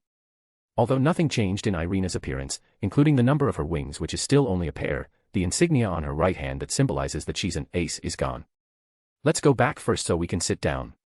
Kasuk turned towards their lodging and the silently munching Ophus hurriedly followed. The girls looked at each other with suspicion painted on their faces before following Kasuk quietly. Once they all sat down, Kasuk started, first of all, let me tell you that there's a way to return you to normal. Akino and Irina felt relief. Although they don't understand what's going on, the fact that they could return to normal gave them some peace of mind. Next is, allow me to tell you and explain everything first. I'll answer your related questions once I'm done. Akino and Irina nodded. Well then. This is what happened. Kasuk then told them how he came across them in the dimensional gap with Ophus and Great Red, and how their bodies were already beyond saving due to Samuel's poison, and they were able to stay alive thanks to Ophus' assistance and Great Red's help. After that, Kasuk went into detail on how Great Red lent his flesh and Ophus lent her power for the reconstruction of their bodies, and how he preserved their devil and angel aspects without the assistance of the evil peace and brave saint card. They were sleeping for so long only because Kasuk was making necessary adjustments for their souls to adapt to their bodies. So our bodies were made through homunculus technology? Asked Akino with an incredulous face. Yes. But as I have told you before, there's a way to return to normal. I just have to create another set of bodies without those modifications I added. Chapter 546, Issei's childhood friend. Akino and Irina went silent as they digested Kasuk's words. The fact that their original body was already gone gave them a very complicated feeling. However, they knew that they were only saved because of Kasuk. Bowing her head, Akino thanked him. Before anything else, I'd like to express my gratitude. I don't know how I can ever repay you. Irina also did the same. Thank you very much for saving our lives. Kasuk smiled and replied, it's fine. Don't worry about it. You two did take care of my place and also took care of Ophus. On top of that, you only got into that situation because you wanted to save Ophus. That alone is enough for me to save your lives without asking anything. Akino and Irina were still conflicted, but Kasuk carried on. Now then, the issue regarding your bodies, as you might have noticed, you received a bit of power up, and that's obviously because of Ophus and Great Red's powers. Finally, the one separating those powers, Samuel's curse. The black outline that you saw in your offensive magic was Ophus' blessing, while the red aura that bolsters your defenses was Great Red's flesh. Considering that, you're not just a devil, fallen angel, nor human, but also partly a dragon. Now then, here's my question for both of you. Would you like to remain in these bodies? I can easily recreate your former bodies, and with the evil peace and brave saint card, you should be able to return to your normal lives and post. And although you can remain in this body, you should know that even though you've gained power, it's technically not yours to begin with, and you would have a hard time controlling it. On top of that, I can only promise stabilization and I don't know what the future holds for you. I'm giving you an option here, but I won't withhold the fact that the safest choice you have is to return to your normal bodies. Hence, everyone became silent. For the next 10 minutes, Kasuk watched their expression change multiple times. Although he didn't know what kind of complicated thoughts were going through their heads, he got the gist of it and felt glad that they didn't just instantly jump in for power. Kasuk then stood up and said, "All right, I'll work on those normal bodies now. But since I'm busy with my other stuff, I might take a while." Aino and Irina were startled. What? But we haven't even given you an answer. You've thought long enough. If you're still hesitating, then this isn't it for you, nor you should push through this as only regret will follow, replied Kasuk as he started walking away. Besides, I guess it's better this way since I won't be staying here for long. Wait. What do you mean, Kasuk? Are you going again somewhere? Asked Irina with a concerned expression. Kasuk stopped walking and turned his head to them. Yeah. As you might have noticed, I'm the only one here. Due to some complicated matters, I can't return with the girls. I'm only here to check on Mom and set some other things. Aino and Irina finally recalled the other missing people that were supposed to be with him. Why yeah. Where are they? How's Kaneko? What about Sona Kaishu? Asked Aino. They're fine, though Kaneko, Sona and Aika are unconscious right now due to them overexerting themselves. While saying this, Kasuk was making a gentle smile. Now that I think about it, I left them without properly saying goodbye. I guess I should speed things up so that I can return sooner. Sorry, but I have to go. I still need to do a lot of things. And by the way, after I'm done setting everything up, we'll return to the surface. Your friends are worried about you. Shocked, Aino and Irina could only stare at his distant figure as more thoughts flashed through their minds. However, one thing was very clear in their heads and thought, he can smile like that. Inside the Haida residence, many people were waiting in the living room after Azazel received a message from Kasuk that he was going to bring Aino and Irina back. In addition to everyone from the Occult Research Club, Student Council, and Vala's team, Serafal, Grafia, Azazel, Barakil and Dulio were waiting for their arrival. After Serafal told Surzex, Ajuka, Falbium, Michael, and Azazel about Aino and Irina's situation, they decided not to tell anyone else what was going on. Aside from Barakil, Grafia, and Dulio, nobody else knew what Kasuk did to the girls. After all, he did something unbelievable, something that was currently impossible to achieve even with their combined efforts. Although Surzex and Ajuka were very interested, they couldn't come as they'd look very suspicious if most of the big wigs went to a single location. While waiting for their arrival, Zenobia couldn't help but be nervous about the real situation of her best friend. Seeing this, Azazel comforted her, "Relax, will ya? Serafal already confirmed that they're safe. Though they met with an accident, they're fine now." Tapping her legs, Zenobia replied, "I know. But after hearing that her brave saint card returned without her and it only meant one thing, I'd already lost my hope. Now that news of her saying that she's fine, I can't calm down until I can actually see her. I know how you're feeling, but you're not alone. Look." Azazel then pointed towards Rias and the rest of the student council who seemed to be thinking deeply about something. Zenobia sighed and calmed herself a bit after Asia gave her a cup of tea. "Who's this Kasuk Urahara anyway? I only knew him through the reports and the crimes he apparently committed," implored Ross Weiss. Azazel rubbed his chin before giving an answer. "He's Issei's childhood friend. At first, we thought he was just a simple sacred gear wielder, until he single-handedly defeated the transformed Kokobeel. We also thought that he was a human, but apparently not. Although he uses the general type of magic mostly, it seems he's also capable of using an unknown system of magic which he also taught to a few individuals who aren't here now. In short, he's a very mysterious guy that's capable of causing great trouble." As Azazel finished his words with a sigh, a series of claps suddenly resounded in the mostly quiet room. "My, if you praise me that much, I'll get embarrassed." Everyone shivered at the sudden casual voice as they turned to its source. There, they saw Kasuk sitting on the couch beside Issei with a cup of tea in his hand and a grin on his face. "Kasuk!" Issei shouted at him. As loud as ever, "I see." Kasuk patted his shoulder and also used that chance to give him a quick inspection. "It went differently than I thought, huh?" Chapter 547, Lord Citri and Lady Citri. "Since when were you here?" asked Azazel with a twitching face. "Since you told the former exorcist San to relax," replied Kasuk. "From that time." Everyone shuddered yet again, especially the strong individuals so proud of their detection abilities. Kasuk then faced Asia, who was also beside him, standing and holding a tea kettle. Asia-san, thanks for the tea. It's delicious. Rias experienced a sense of déjà vu and asked Asia, "Hey Asia, why didn't you say that he was already here?" Kasuk-san told me that he wanted to watch first, answered Asia with a flustered voice. Don't blame her, okay? I just wanted to look around first before formally speaking with you. Kasuk then started looking around, but damn, Issei, you've got a nice house renovation. It even has an indoor pool. Hearing that, Serafal retorted, says the guy who can dig tens of cubic kilometers for an underground hideout, overnight. Azazel and Grafia reacted when they heard about the hideout but didn't say anything about it. This wasn't the right time to discuss that. Pushing forward, Azazel redirected the conversation, so, where are the girls? Why didn't you come with them? Everyone became quiet, waiting for Kasuk's answer. Kasuk first eyed Azazel and smiled, as I've said, I came first to look around. Understanding the underlying meaning behind his words, Azazel nodded, I see. You wanted to see if we're going to trap you or something. Serafal's eyes widened and looked at Kasuk. Kasuk. Seeing that, Kasuk immediately corrected her conclusion. Don't get it wrong, Serafal-sama. I trust you, but that doesn't extend to the other leaders. After all, whether I really did it or not, I'm still officially a wanted criminal. Serafal heaved a sigh of relief after hearing that. Azazel scratched his head and replied, fair point. So, where are they? Clapping his hands, a green magic circle appeared in the living room. A second later, Akino and Irina, still in their school uniform, appeared in front of everyone. Along with Ophus. Oh, you came too, asked Kasuk. However, ignoring everything else, Zenobia ran towards Irina and hugged her while crying out loud, Irina. Irina. The relief of actually seeing her best friend in good condition opened the floodgates for her tears. Similarly, Rias, Gasper, Asia, Yuto, Issei, Barakiel and Dulio also ran towards them to check their condition and confirm that they are truly in a safe condition. Kasuk already told them that they shouldn't reveal what he did to their bodies, as he already predicted that the leaders would be keeping this a secret.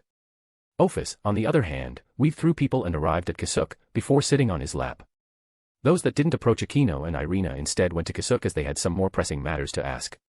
Most of which are from the student council and Vala's team. Tsubaki went in front of Kasuk and pleaded, Urahara-san. Please tell us what happened to Sona Kaishu. Behind her were the rest of the student council, who are making similar faces of extreme concern. Although they already heard from Serafal that Sona was fine, they still wanted to hear it from the person who supposedly was with her, and if possible, see her. Before Kasuk could answer her, Valley also stepped forward and said, I'd also like to know what happened to Kuroka. Please wait. Ria suddenly called their attention, I would also like to hear about Kaneko. Kasuk was about to speak again, but he was interrupted by Serafal. Wait, Kitan. Before you say anything. Serafal then activated a magic circle on the table in front of him, and a hologram of two people that has uncanny similarities with Sona and Serafal came into view. Please meet my parents. Seeing the man and woman with stern expressions, Kasuk instantly thought, ah, they're older, Sona's. Did you just think of something rude? Asked Serafal. No way that's the case. I'm just a bit surprised. Kasuk then picked up Ophus and set her to the side before standing up and taking off his hat. It's a pleasure to finally meet you, Lord Citri and Lady Citri. Upon closer inspection, however, Kasuk noticed that Sona and Serafal's father was enduring something, an imbalance in the soul. I've been meaning to meet you, Kasuk Urahara. I'm the current head of the Citri clan, Dylan Citri, and this is my wife, Cordelia. Lord Citri introduced himself and his wife, but enough about that. Where's my daughter? Kasuk sighed, I know everyone is worried about the girls who were supposedly with me, but I can only say that they are safe and leading a good life. Dylan furrowed his brows and asked, did you think we're going to be satisfied with just that? Where are they anyway, and why are you the only one here? Kasuk closed his eyes and bowed slightly towards Sona's parents. I can't really disclose too much to anyone, so I would like to apologize. All I can say is that due to a certain accident, we wound up in a strange place. A place that is very hard to reach and get out from. Even by myself, I almost died in my attempt to return to this place. Kasuk then looked towards them again. As of now, I can't let them take the same risk. Not until I can make sure that they won't suffer from any damage during our travel. Everyone became silent at his words. They could tell that Kasuk was very serious with his statement, and they have a feeling that he won't be revealing anything further. Kasuk-kun. Cordelia suddenly spoke up, is my daughter happy? Kasuk stopped to think for a moment before replying, I would say she's happy, but I guess you can't really take my word for it. Kasuk knew that Sona's mother was only asking such a question to relieve her worries. However, even with Kasuk's verbal confirmation, he can't really take away all of her worries. At that moment, Kasuk thought of something. That thing will work. He then took out two rectangular blue crystals. While one of them is very clean, the other one is full of lines inside it. On its surface, English inscription read as, Record 01. What's that? Asked Serafal. It's something I made. I call it a memory crystal. It can record what's happening around it, Kasuk explained simply, before putting the two crystals together and a magic circle appeared in between them. A few seconds later, the clean crystal slowly became full of lines, the same as the first one, and finished it with the same English inscription. But instead of Record 01, it was Record 01_copy. Mind me sending this over to you? Asked Kasuk towards Lord Citri and Lady Citri as he lifted the copy crystal. Confused and suspicious, Dylan asked, what will it do? In here is a recording of our daily lives. Using the magic circle that manifested their hologram, Kasuk sent them the memory crystal. A second later, Dylan is already holding the crystal in his hand. How do you activate this? He asked. It doesn't have any inscription, so please just pour your demonic power in it to keep it activated. At the same time that Dylan activated the crystal on his side, Kasuk also activated what was on his hand, and the surroundings suddenly changed. Everyone in the room was suddenly dragged into a living room of another house. Chapter 548, Escape. The sudden change confused everyone, but those who were sensitive to the changes in the surrounding instantly figured out what's going on. However, Kasuk still explained it for those who can't understand. Please remain calm. All you're seeing right now is just a projection created through magic. However, that doesn't mean that we've changed locations, so please be aware of the obstacles from the real world. So you mean virtual reality? Asked Issei. Yep. It's technically like that, but you can't interact with any objects here. As I have told everyone earlier, this is just a projection. Dylan-sama, please send another pulse of your demonic power to play the recording. As Kasuk instructed, Dylan started playing the recording and Kasuk also played it at the same time. Instantly, the world became alive as minute sounds started tickling everyone's ears. A few seconds later, everyone heard footsteps coming along with familiar voices. Finally done for today. Dang it. Yoruchi refused to hold back anymore. I can't even react to most of her movements. How are we supposed to fight back? Aika-senpai, you're not alone. I also took a beating.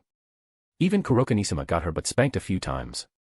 Hearing those familiar voices, Rias reacted, Kaneko. That voice. Aika Kiryu, muttered Issei as he recalled his other missing classmate. The footsteps reached the door of the living room and opened up. There, they saw three girls enter the room. Sona. Dylan and Cordelia muttered. Sona-chan. Serafal also murmured after seeing the one leading the two. Coincidentally, Serafal was standing in the direction that Sona was walking. However, Sona only went through her and reached the couch of the living room. Maybe I should also take some martial arts lessons, uttered Sona as she sat down gracefully. Are you sure you'd want to take Yoruchi's lessons? Asked Aika as she also sat down along with Kaneko. Sona became silent for a moment before saying, maybe I will bother Kasuk.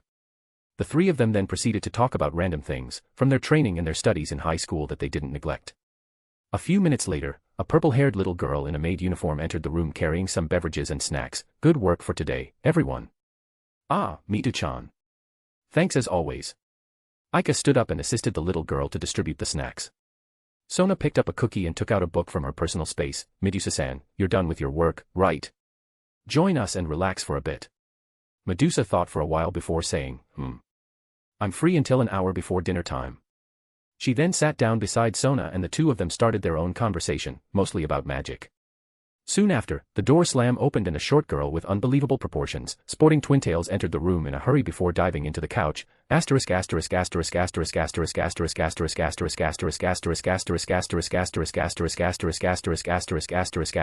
She shouted in an unknown language with delight. As soon as she entered the room, everybody also started using that language, leaving the audience confused and shocked. A language I can't understand, muttered Graphia. Azazel turned his head towards her and said, so it's not only me. He then looked at others who were making confused expressions and figured that everyone was having the same problem. As angels, fallen angels, and devils, they should have basic abilities that could understand any language in this world.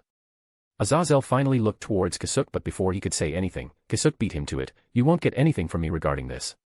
Remembering what kind of place this is, Serafal's expression returned to normal, so it's true that they're not in this world. The scene continued until Yoruchi and Kuroka entered the room and the girls became even more lively. The scene ended when the little maid exited the room, presumably, to prepare their dinner. The surroundings were then covered in black. Although it looked dark, everyone who was watching could still see each other clearly. A few seconds later, another world materialized, and this time, it was the streets that looked like it came from a fantasy world where different races walk about wearing practical clothing. The familiar people in this scene were Kasuk and Sona, who for some reason were shopping for ingredients together. The two of them were enjoying themselves while talking in the unknown language. Soon after, the scene changed again where Kaneko and Kuroka were practicing their strange form of senjutsu. The scene changed multiple times and it showed Kasuk and the girls' daily lives in this strange place, and it's obvious for everyone who could see it that they're living busily but also happily. Although they would bicker sometimes due to their differences, it'd be resolved soon after and mostly with the help of the short-stacked girl. This shows that they're in a very healthy relationship and not just together because the situation asked for it. The super stern Sona-chan is smiling a lot, isn't she? Serafal murmured. Not sure if she's smiling a lot or not. I didn't really notice any difference, replied Kasuk while he rubbed his chin. Serafal, along with Dylan and Cordelia, became surprised. Before a small smile appeared Serafal's face. Is that so? Then forget what I just said. More scenes came up until it reached where Sona entered Kasuk's study to ask a few things about magic. Seeing this, Kasuk felt that he was forgetting something until the Kasuk and Sona in the recording finished their conversation and the latter asked for a good-night kiss. Ah. I remembered. Snapping his finger, Kasuk immediately ended the recording. Yep. They're doing fine, aren't they? The surroundings returned to normal and Kasuk took back his memory crystal while everyone was giving him various stares. Ki-tan. You. Serafal murmured with an unbelieving face.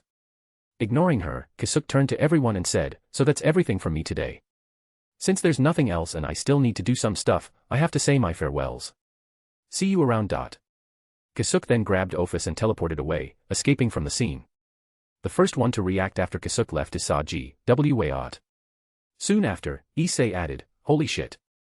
Kaishu and Kasuk are going out. Cordelia, who was still watching, held her cheek with a small smile. Era, I never knew Sona could make such a maidenly face. That bastard. Dylan gritted his teeth as he mumbled. I'm following him. Serafal then declared and teleported away. While everyone was talking about the recording they'd seen, two particular girls were stuck in place, thinking of the last scene. Serafal arrived at the hideout and immediately noticed Ophus sitting on the side while Kasuk was behind multiple magic barriers looking at her. Ki-tan. You've got a lot of explaining to do. Serafal sported a smile that didn't reach her eyes as she took a step forward towards him and cold air started to gather around her, freezing the ground on each of her steps.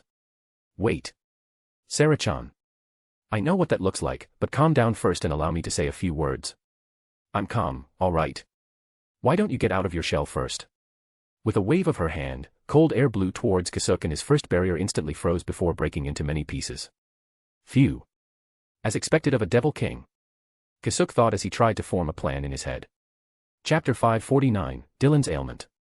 After dealing with the frozen scenery, Kasuk went towards Serafal who was still pouting. Now, Sarah-chan. You don't have to be that angry. I'm not angry. It's just that I'm disappointed that I wasn't there when Sotan became honest with herself. I already knew that it'd come to this, but I just didn't expect it'd be this soon, replied Serafal as she sighed. She then faced Kasuk with a serious expression. However, that doesn't mean I don't have any expectations for a partner. For starters, he should be at least stronger than Surzex-chan. Kasuk smiled wryly and scratched his cheek as he recalled the day he went to the underworld and felt the immense demonic power and destructive properties of Surzex's power of destruction before he faced Hades. Such a high requirement, aren't you afraid that your sister will be forever single?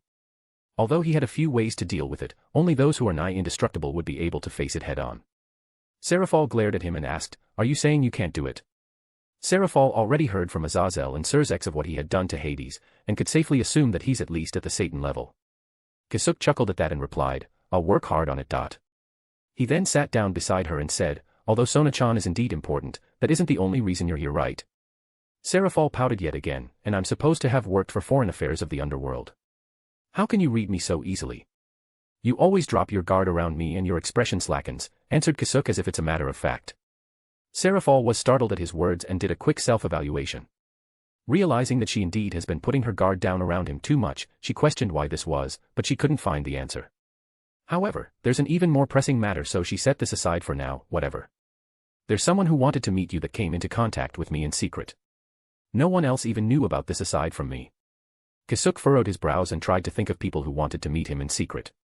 It was then narrowed to one person, but Kasuk still asked Serafal for confirmation. Who is it? I don't know why someone from the faction that wanted to capture you the most would want to contact you in secret. It's Athena, answered Serafal. So it's really her, murmured Kasuk. It was Serafal's turn to furrow her brows. What's your relationship with her? Well, I just ran into her and got a hold of her weakness. Kasuk answered vaguely. Of course, that didn't clear up Serafal's suspicions. But she also didn't delve deeper into it, as she can tell that Kasuk didn't want to say more about it. So are you going to meet her? Since the news of your reappearance has emerged, I'm sure she's already waiting.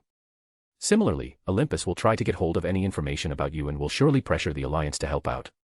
Naturally, they'll only do some basic stuff and won't be pursuing you, so you don't have to worry about it. Please help me schedule a meeting with her. As for the location, I'll be preparing it. Serafal then stood up and said, understood. This might also clear up some mysteries on what's going on with the weird atmosphere on Olympus. When Serafal was about to leave, however, Kasuk suddenly stopped her. Sarah-chan, please wait. I still have something I want to talk about. It's regarding Lord Citri, your father. Father? What's wrong with him? It seems that no one else has noticed, but there's something wrong with him. What? What do you mean? Serafal became nervous at Kasuk's words. I'm sorry about my wording, but please don't worry. I just noticed that your father is a bit unhealthy and would want to check on him for a bit. Though not much, I'm a bit of a doctor. Almost ignoring his words, Serafal suddenly grabbed Kasuk's hands and said, let's go to the main house now. Looks like I gave her an unnecessary worry, Kasuk thought as he stood up from Serafal's pull. He then faced Ophus and said while patting her head, I won't be long, so wait for me. It'll be dangerous for everyone from the Citri clan if someone else were to know you went there. Ophus nodded at him and replied, I shall wait. Kasuk smiled and faced Serafal, let's go. Serafal then teleported with Kasuk without any further words.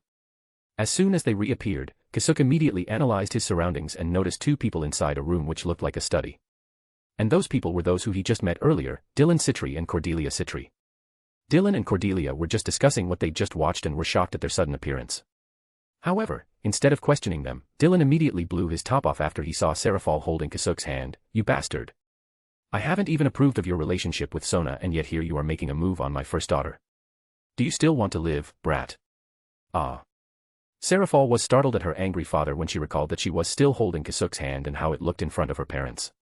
Immediately taking back her hand, Serafal chuckled embarrassedly, Dad, you got it wrong. I'm just urging him to come with me. Cordelia also tried to calm Dylan, but Serafal's action didn't miss her. Since when did this child act embarrassed? After a few minutes of consoling from both his daughter and wife, Dylan was able to finally calm down and faced Kasuk after he sat down on his seat behind the desk, and... What brought you here? Finally remembering what they came here for, Serafal suddenly slammed Dylan's desk. Right. Dad. Are you hiding something from us? Like some health problems? Cordelia's eyes widened, looked towards Dylan, who was now making a difficult face. Dylan. You. Kasuk didn't say anything and just waited for them to sort this out themselves. While crumpling his face, Dylan sighed. How did you know? Did the doctors of our institution disclose it to you? At these questions, Serafal became even more shocked. So you do have some health problems. What is it? Why didn't you tell us anything? Dylan put both of his elbows on his desk and sighed again. I didn't want to make all of you worry, and I thought someone would be able to come up with a solution before I succumb to it. Something then flashed inside Cordelia's head and recalled the recent research focus of their institution. Do you mean that sleep disease? Sleep disease. Serafal muttered as she recalled the details surrounding it. But sleep disease is the same disease that put Serord's mother into a coma, and it's a very rare disease among the devils that takes away one's consciousness until the body dies. As of now, no cure has been formulated and the cause of this disease is still unknown. Dylan nodded at his wife's words. Yes. A few years ago, symptoms of it started manifesting, and just 2 years ago that we were able to confirm that I'm indeed on the road towards that. That's why I asked our researchers to focus on its study before I lose consciousness. I'm sorry for keeping this from all of you.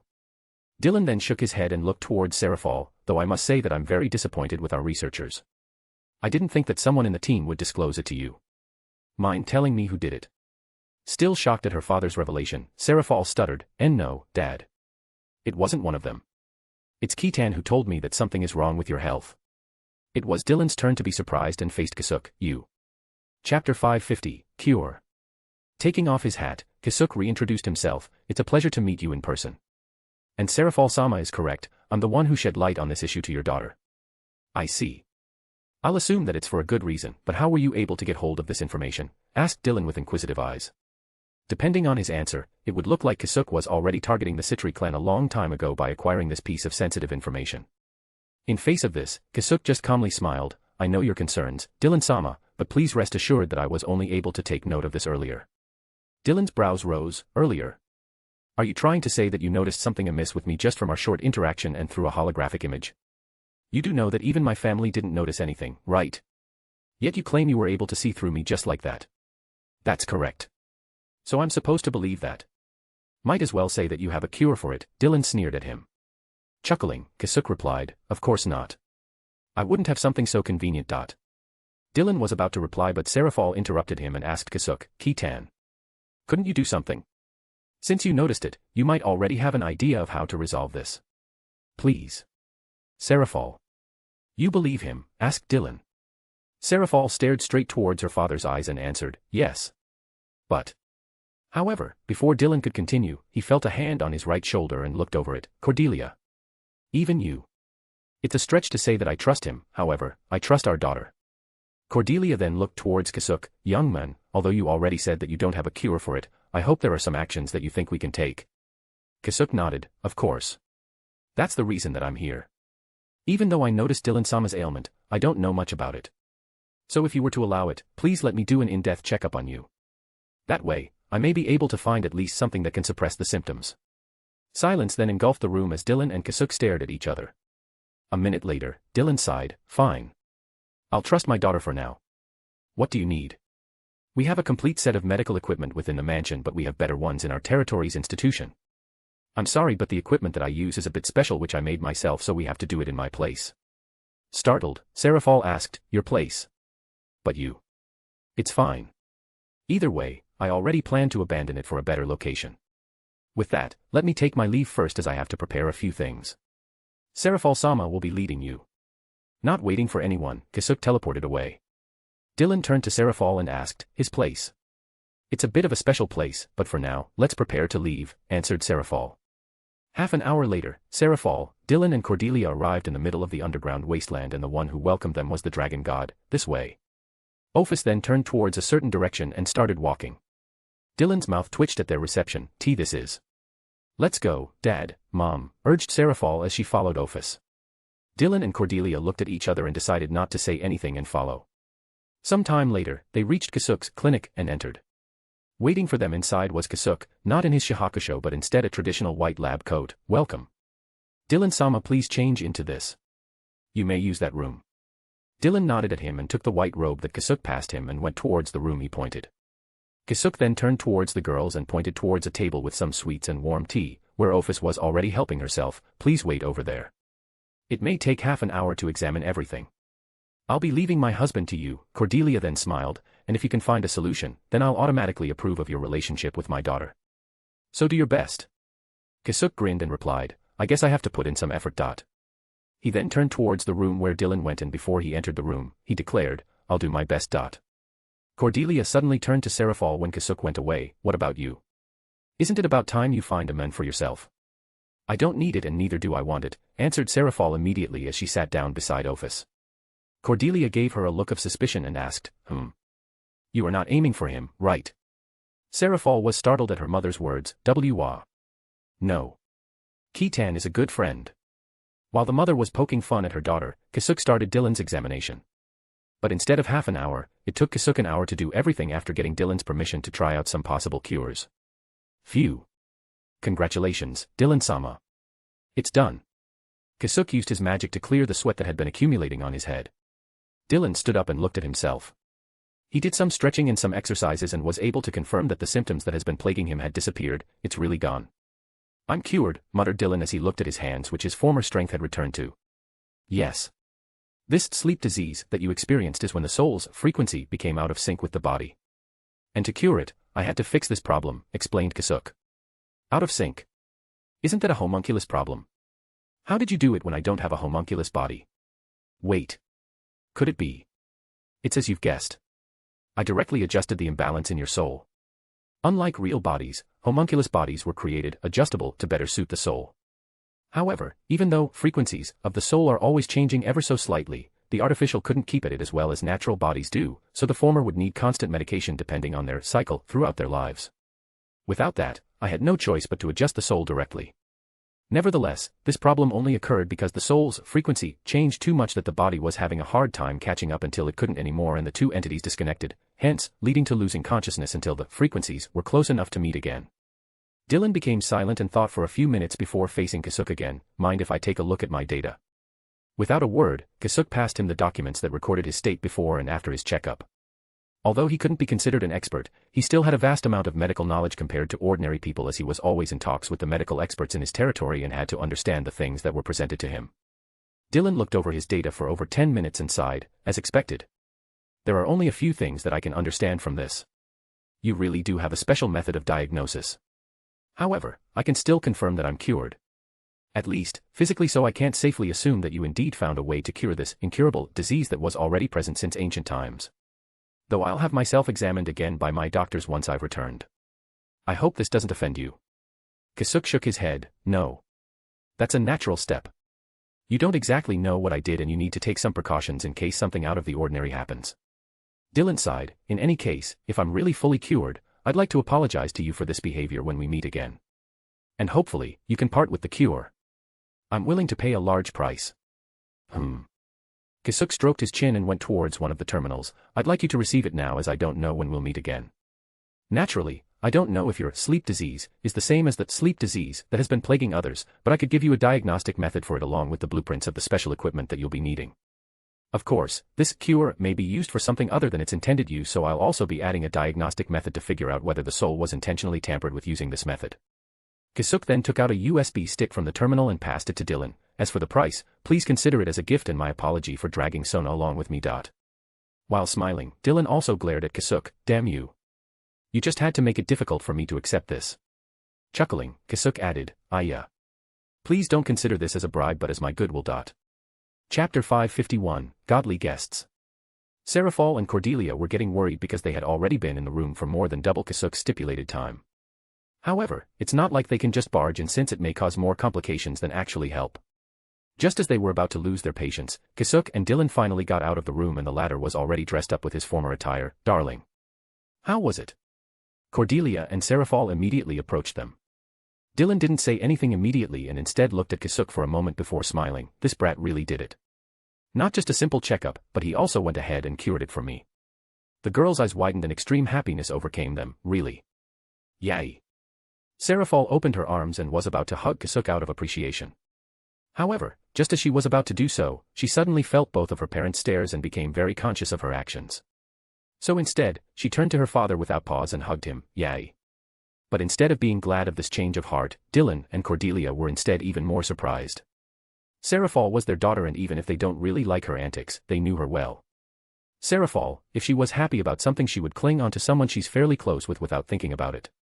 Dylan and Cordelia only stared at her actions as a form of reprimand and also as a form of light teasing. Nevertheless, they didn't expect Seraphol would suddenly become conscious of her usual actions. While looking down at his smiling daughter, Dylan suddenly snapped his head towards Kasuk and declared with a glare, I'll never give you Seraphol. Of course, Kasuk and Seraphol were dumbfounded. It seems there's a bit of misunderstanding. I'm going out with your other daughter, Sona-chan, not Seraphol-sama. That's right, Dad. What are you talking about? Nothing. I'm just reminding him. On the side, Cordelia only chuckled. Kasuk-kun, however may we pay this debt to you? Please don't think about it anymore. Just you approving my relationship with Sona is more than enough, replied Kasuk as he looked at his wristwatch. I'm sorry, but I cannot entertain you any longer as I need to do something else. Dylan fixed his clothes and said, It's fine. We already bothered you long enough. I have to return now for further examinations. Let's meet again some other time. He then faced Cordelia and Seraphol. Let's go. I'd like to stay longer. I need to discuss something with Kitan, replied Seraphol. Seeing her serious demeanor, Dylan nodded. All right. We'll go first. Once again, I thank you for your efforts, Kasuk Urahara. I'll make sure that your cure won't be misused. You're very much welcome. And if you are planning to release this to the public, please don't add my name to it. We wouldn't like unnecessary complications, and I don't really like fame either. I'm just a pursuer of knowledge and nothing more. Dylan closed his eyes and answered, I see. I'll take note of that. Well then, goodbye. He and Cordelia then teleported away. Well then, when are they willing to meet up? Kasuk disrobed his lab coat and put on his shihakusho as he asked Seraphol. Athena told me that she'd like to meet you as soon as possible. Not just that, she wanted you to meet another person, though she didn't reveal the identity of her companion, replied Seraphol. Kasuk nodded, all right. Please send them the coordinates of this place in 10 minutes. I'd meet them now. You did say that you already plan to abandon this place, but are you sure? This is your only base of operation, right? Right. That's why I already took some steps to make another base, and in just a few minutes, I can already start making that base in earnest. But this next base is still in the dimensional gap, right? Then isn't it a bit counterintuitive to create another when there isn't much advantage to gain? I think this will be just a useless effort. I know, but it isn't going to be in the dimensional gap. It's the most secure location for most people, but I happen to know a better one, so I'm going with that. I see. But you have to invite me over. That's a must. Of course. Anything for my sister-in-law. Don't call me that. At least defeat Surzexchan before calling me that, hollered Serafal. Got it. I'll work hard, Saratan. Boom. Serafal nodded in satisfaction. However, deep inside, she was surprised at how much she didn't like the sister-in-law call and thought, it's really hard to let go of my dear cute little sister, even if it's to Kitan. Half an hour later, a teleportation circle in the middle of the hideout emerged and Kasuk and Serafal got ready. A few seconds later, two cloaked figures appeared and walked out of the magic circle. Welcome, guests. I hope you don't mind the reception here, Kasuk greeted them. The taller one of the two stepped out and removed the hood of her cloak, revealing the familiar wavy black-haired beauty, Athena. It's been a while, Kasuk Urahara. I didn't want us to meet like this, but the situation is urgent. Thank you for having us. Unlike her former bossy attitude, Athena mellowed out and gave proper respect to Kasuk. At this point, she didn't see him as an enemy anymore but a savior and potential comrade. Kasuk smiled at her and replied, it's a pleasure to have you here. He then looked towards her still cloaked companion. As his eyes landed on her, she shook but immediately stopped. However, the fear emanating from her is obvious to everyone. Seeing this, Athena spoke up, Kasuk Urahara. About her. But Kasuk raised his hand to stop her, please just call me Kasuk. Kasuk stepped forward and started walking towards the figure behind Athena. Noticing this, the figure visibly shook again and tried to hide behind Athena. Thanks to this and the somehow familiar aura she's emitting, Kasuk figured out the identity of Athena's companion. I didn't expect to meet you again. Nick-san, was it? Welcome to my humble abode. Without much choice, the shorter figure removed her hood, showing her long black hair, pointy ears, and childish face. However, contrary to her cheerful demeanor that Kasuk remembered, Nyx right now was very haggard and had eyes full of fear. Gee, good day to you. Kasuk Urahara, replied Nyx with a shaking voice. If it was a normal opponent that defeated her, she would have honorably admitted her defeat with a satisfied smile. However, the Kasuk she met that day not just almost instantly killed her, but also gave her quite a bit of trauma. It already took her every bit of courage just to appear in front of him. Please follow me. Seeing you two here, it looks like it'll be a long discussion. Let's talk over some tea. Kasuk invited them inside his lodging. Chapter 552, Athena and Nyx. Once they all sat down, Kasuk started, let's not beat around the bush since it'll just lengthen your stay here, which I assume isn't something your companion wants. Athena looked towards Nyx, who was still looking down, avoiding eye contact with Kasuk, and nodded, there are two main points I wanted to discuss. The first point is your assistance in exchange for information. Kasuk didn't react in any particular way but asked, and the second one? Athena looked straight into his eyes and answered, a potential cooperation between us. Understood, Kasuk then closed his eyes for a moment to think about her words. A minute later, he looked at Athena and replied, very well. What would you like my assistance with? And what information could I get in exchange? Athena sighed in relief. As they were previously enemies, she didn't know if Kasuk would even listen to her proposal, Hades's poison. I assume you already knew about it since you already ran into him. Kasuk furrowed his brows, what about it? Removal of such poison in exchange for the information we have, replied Athena. You.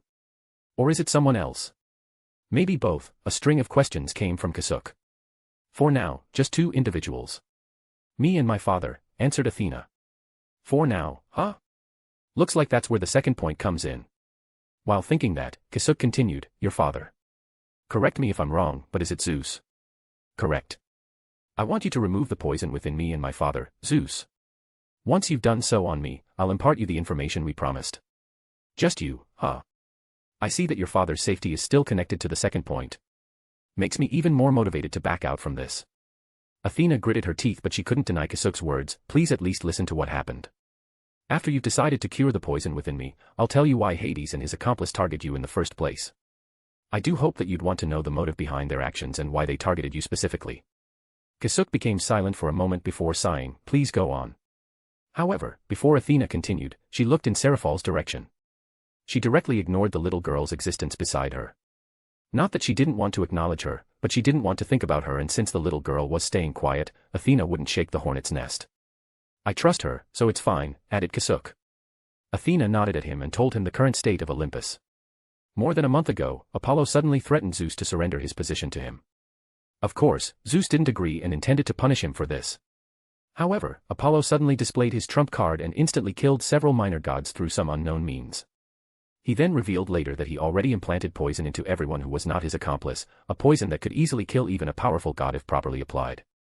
Since Apollo didn't reveal anyone who assisted him in his endeavor to implant poison into every potential enemy, it means that they don't know who has it or not. However, he did name 3 people who are poisoned: Zeus himself, his daughter, and his wife, Hera. At that time, Athena was still recovering from the injury she incurred fighting Kasuk. Due to Athena not saying anything due to the agreement she had with Kasuk, Zeus mistook it as Athena discovering something regarding Apollo and him silencing her through his poison. As he didn't want to endanger his beloved daughter and wife, Zeus agreed to Apollo's demands and imprisoned him somewhere in Olympus. As an explanation, Apollo told everyone that he was in bad health due to his age, and several gods with medical knowledge agreed with him. Because of that, everyone has no choice but to believe him. It was also around this time that the rumor regarding the poison spread to everyone, but since no one knew who had been poisoned, no one could make their move to verify this in fear of death. At this point, it wasn't a secret that Apollo was the one pulling the strings from behind after he told everyone sometime later that no one is allowed to talk about the poison to outsiders or it'll automatically activate. In addition to that, Apollo added a restriction that no one is allowed to leave Olympus without permission or the same thing will happen. Of course, it was not like no one stood up against him as some gods tried to save Zeus from his captivation. However, the poison isn't just some rumor that Apollo created to threaten everyone, but a real threat to a god's life. In hindsight, those gods became his guinea pig to confirm his claims. As of now, the whole Olympus is under Apollo's control along with his unknown accomplices. So that's the reason why Olympus has such a weird atmosphere recently. Seraphol muttered. And how were you able to escape? You did say that there's a restriction on everyone's movements, asked Kasuk. First, please allow me to talk about it, Athena suddenly requested. While Seraphol and Nyx were making confused expressions, Kasuk's eyes slightly widened in realization. I see. So that's how it is. Nodding at her, Kasuk agreed to her request. You may. Athena sighed in relief and continued, the poison you gave me with Ophus power, the first shackle that was placed on me was able to keep Hades' poison from activating. Hearing this, Nyx reacted, what? The poison that he gave you? Shackle. Athena nodded, indeed. The reason I got injured is not that it was part of Apollo's plan, but because I went against Kasuk Urahara and lost. In exchange for him not taking my life, he made me eat the poison that was made from Ophus power. This poison, although much simpler than Hades' poison, is similar to it as it also targets the divine core and soul directly, and I had no way of removing it. But as long as I don't disclose anything that happened between us to anyone, it won't do anything to me. All this time, Nyx didn't have any idea why Athena intended to ask for Kasuk's help, and she only came with her because she didn't have much of a choice to begin with. Seraphol, on the other hand, looked at Kasuk and said, I don't know if you're kind or ruthless. I'm definitely the latter if need be, replied Kasuk, though because of that, she got lucky. Seraphol tilted her head in confusion, lucky. Athena, on one hand, smiled and nodded, you're correct. Thanks to this poison, the poison that was planted in me without my notice was kept at bay. Since I knew that the situation was already hopeless unless something was done, I took a gamble and trusted Ophus snake which is around my divine core. Thankfully, I'm lucky enough to win that gamble. The moment I stepped out of Olympus, I immediately felt 2 forces collide in the vicinity of my divine core, and a short while later, it disappeared. However, even after that, I can still feel the poison that Kasuk gave me. So I figured that each of them just backed off. So you want me to remove the poison that you don't know when it will be activated? Muttered Kasuk.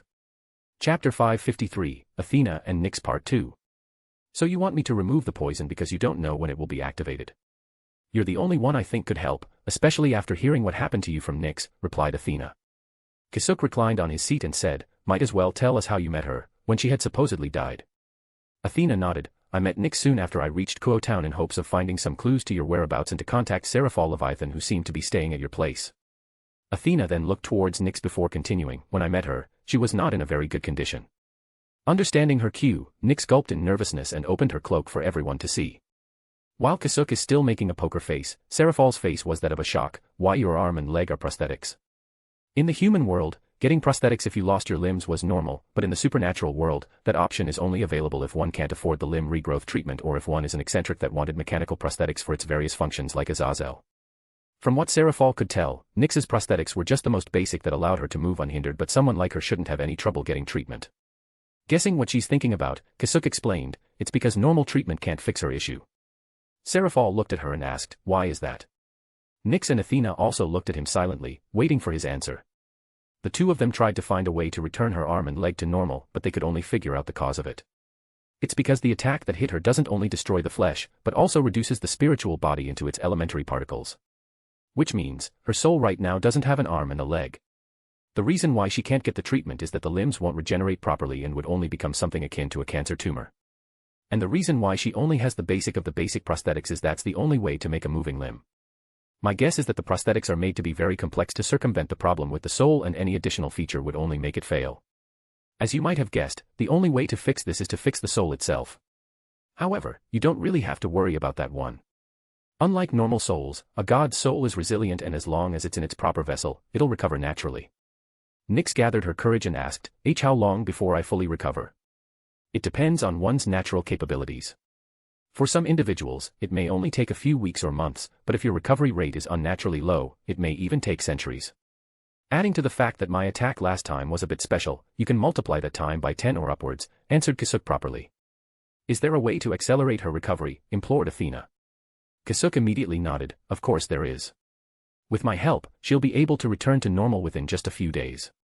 Nyx and Athena's expressions changed to that of delight. However, before they could say anything else, Kasuk added, but then again, I don't have any obligation to that, do I? In the first place, I'm the one who caused this to my enemy and shouldn't even have any reason to explain this to you. Their expression froze. Thinking about it, Kasuk is indeed right. He didn't have any reason to do them a favor. Then again, it's not like I can't really help, so I'm giving you an option. In exchange for the information you have, you can have me cure your infliction instead of helping Athena getting rid of the poison. The decision is on you. Athena became nervous at Kasuk's offer. Since he already figured out that most of her information came from Nyx, Kasuk made this offer, did I make a mistake bringing Nyx with me? However, as soon as that thought came into her mind, she shook her head, no. It was Nyx's information and she's the one who has the right to make a deal.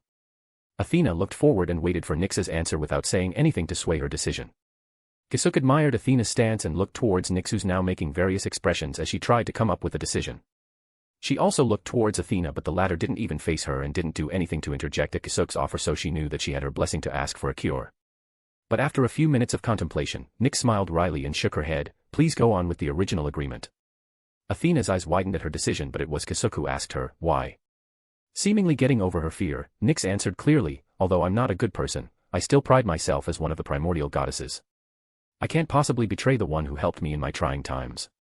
Besides, her situation is more urgent. Nyx. Athena muttered her name. But didn't you just betray Hades? Kasuk continued asking. That's indeed the case. But the relation between me and Hades is purely for the sake of our mutual goal. Goal. Nyx then looked straight into Kasuk's eyes, before I say anything else, will you promise to get rid of the poison within Athena's body? Kasuk sighed, fine. I promise I'll remove the poison, but only Hades' poison. Nyx smiled and nodded, that's fine. That's why we came here. Nyx then proceeded to tell them Hades and Apollo's real goal. While Hades wanted the whole underworld for himself, and that isn't something new, Seraphol was shocked to hear that Apollo wanted heaven. The real reason why Nyx cooperated with them is that she, along with those two, knew the threat that the god of the Bible left behind, the sacred gear system. More specifically, the Longinus users, as they are people who could reach the gods without becoming one themselves. When the god of the Bible was still around, he was the one maintaining the sacred gear system. However, Nyx theorized that he was instead limiting the system rather than maintaining it. One point of evidence of this is after he died, the sacred gear system continued to grow, and right now, not only the Longinus but also normal sacred gears are attaining balance breakers like it was nothing. Balance breakers could only happen when one was able to break away from the limiting system of the sacred gears. In the past, only Longinus users could attain this because of the potential and strength of the sacred gear itself. Now, not only are the Longinus users getting stronger in a strange manner, but also the normal sacred gears are catching up to them. One of these days, I wouldn't be surprised if a sacred gear was suddenly classified as a Longinus. Let's say that this is true, but how is the sacred gear system a threat to you? Asked Seraphol. Simple answer. Because the sacred gear system is for the humans. Now I see your point. Kasuk nodded, if it's the humans who can attain strength enough to go against the gods, it's only a matter of time before they declare war on other mythologies. Chapter 554, as a terrorist. Of course, it isn't just that. Us gods are not immune to desires, as one of their major motivations is greed for power. And between Apollo and Hades, the former is the worst, as the latter would be satisfied as long as no one interrupts the cycle of souls, added Nyx.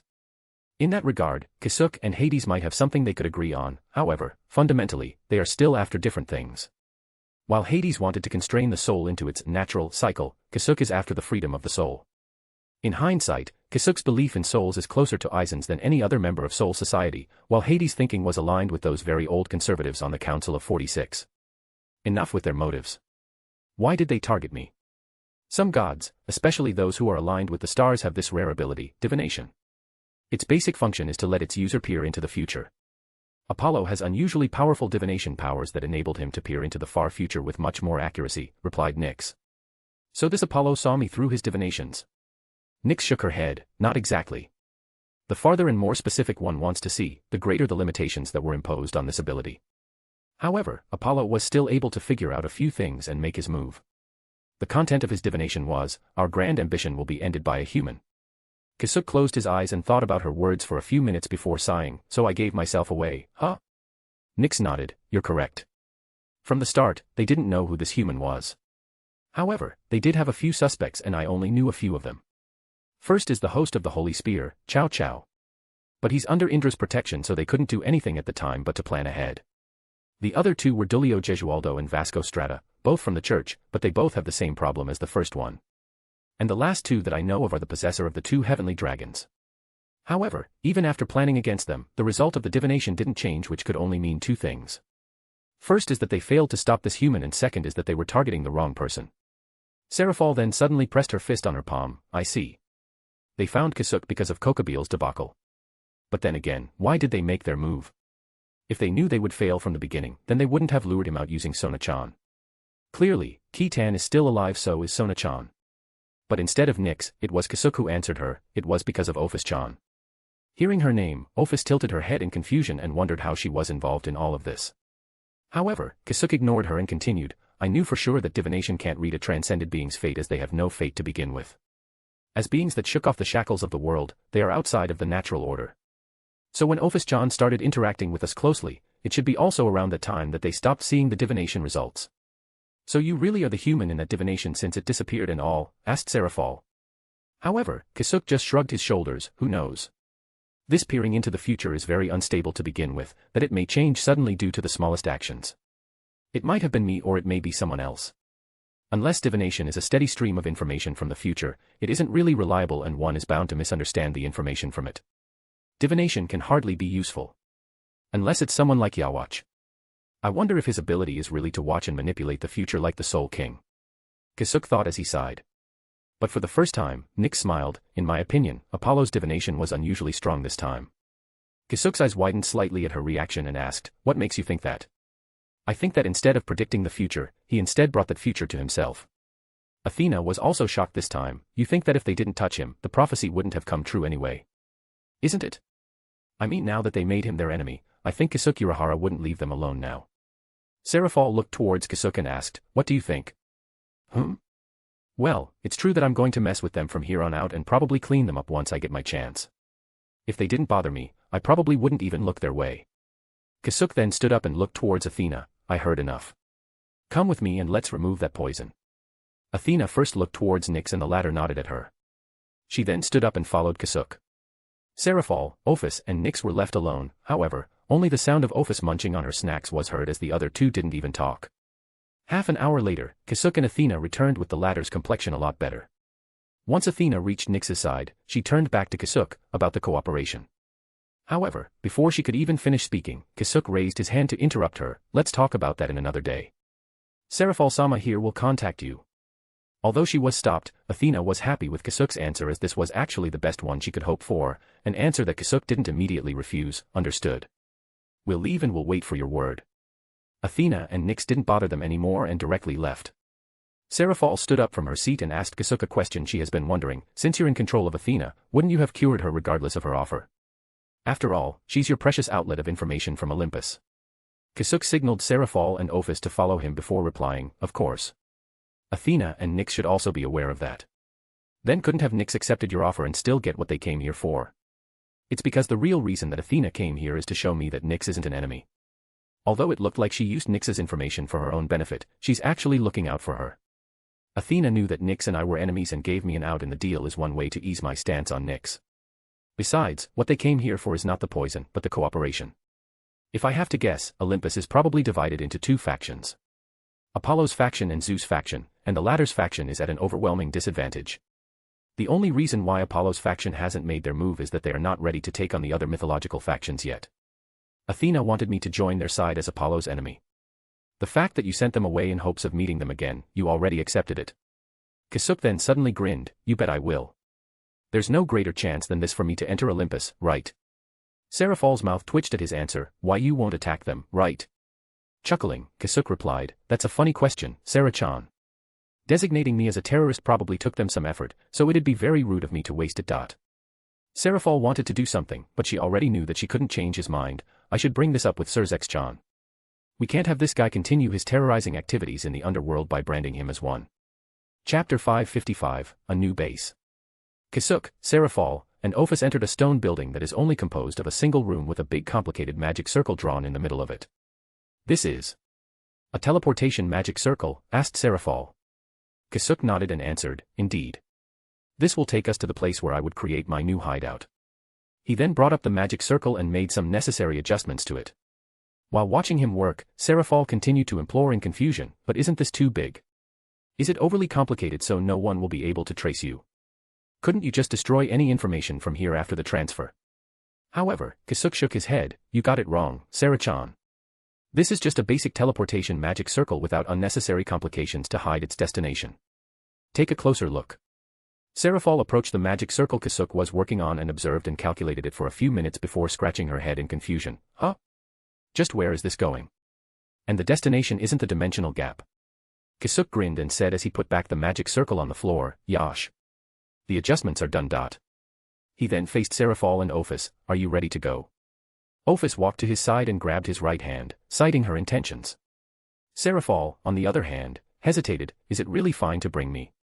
This might become detrimental to you. If you wanted a hideout for yourself, you shouldn't really invite me over. Kasuk smiled and replied, as I've said, I trust you. As simple as that, Kasuk then started smiling wryly, besides, if I didn't trust you, Sona-chan will probably sulk. Seraph froze for a moment before smiling back, is that so? Then let's go. I'm really curious as to where this is going. Copying Ophus, Seraph grabbed Kasuk's free hand. Why you? Shaking his head, Kasuk activated the magic circle, no, it's nothing. Let's go. The three of them then disappeared in motes of light. A few seconds later, the group reappeared on a reddish ground and the first thing they noticed is the red sandstorm in their immediate vicinity and the black sky that is peeking through it along with the distant sun.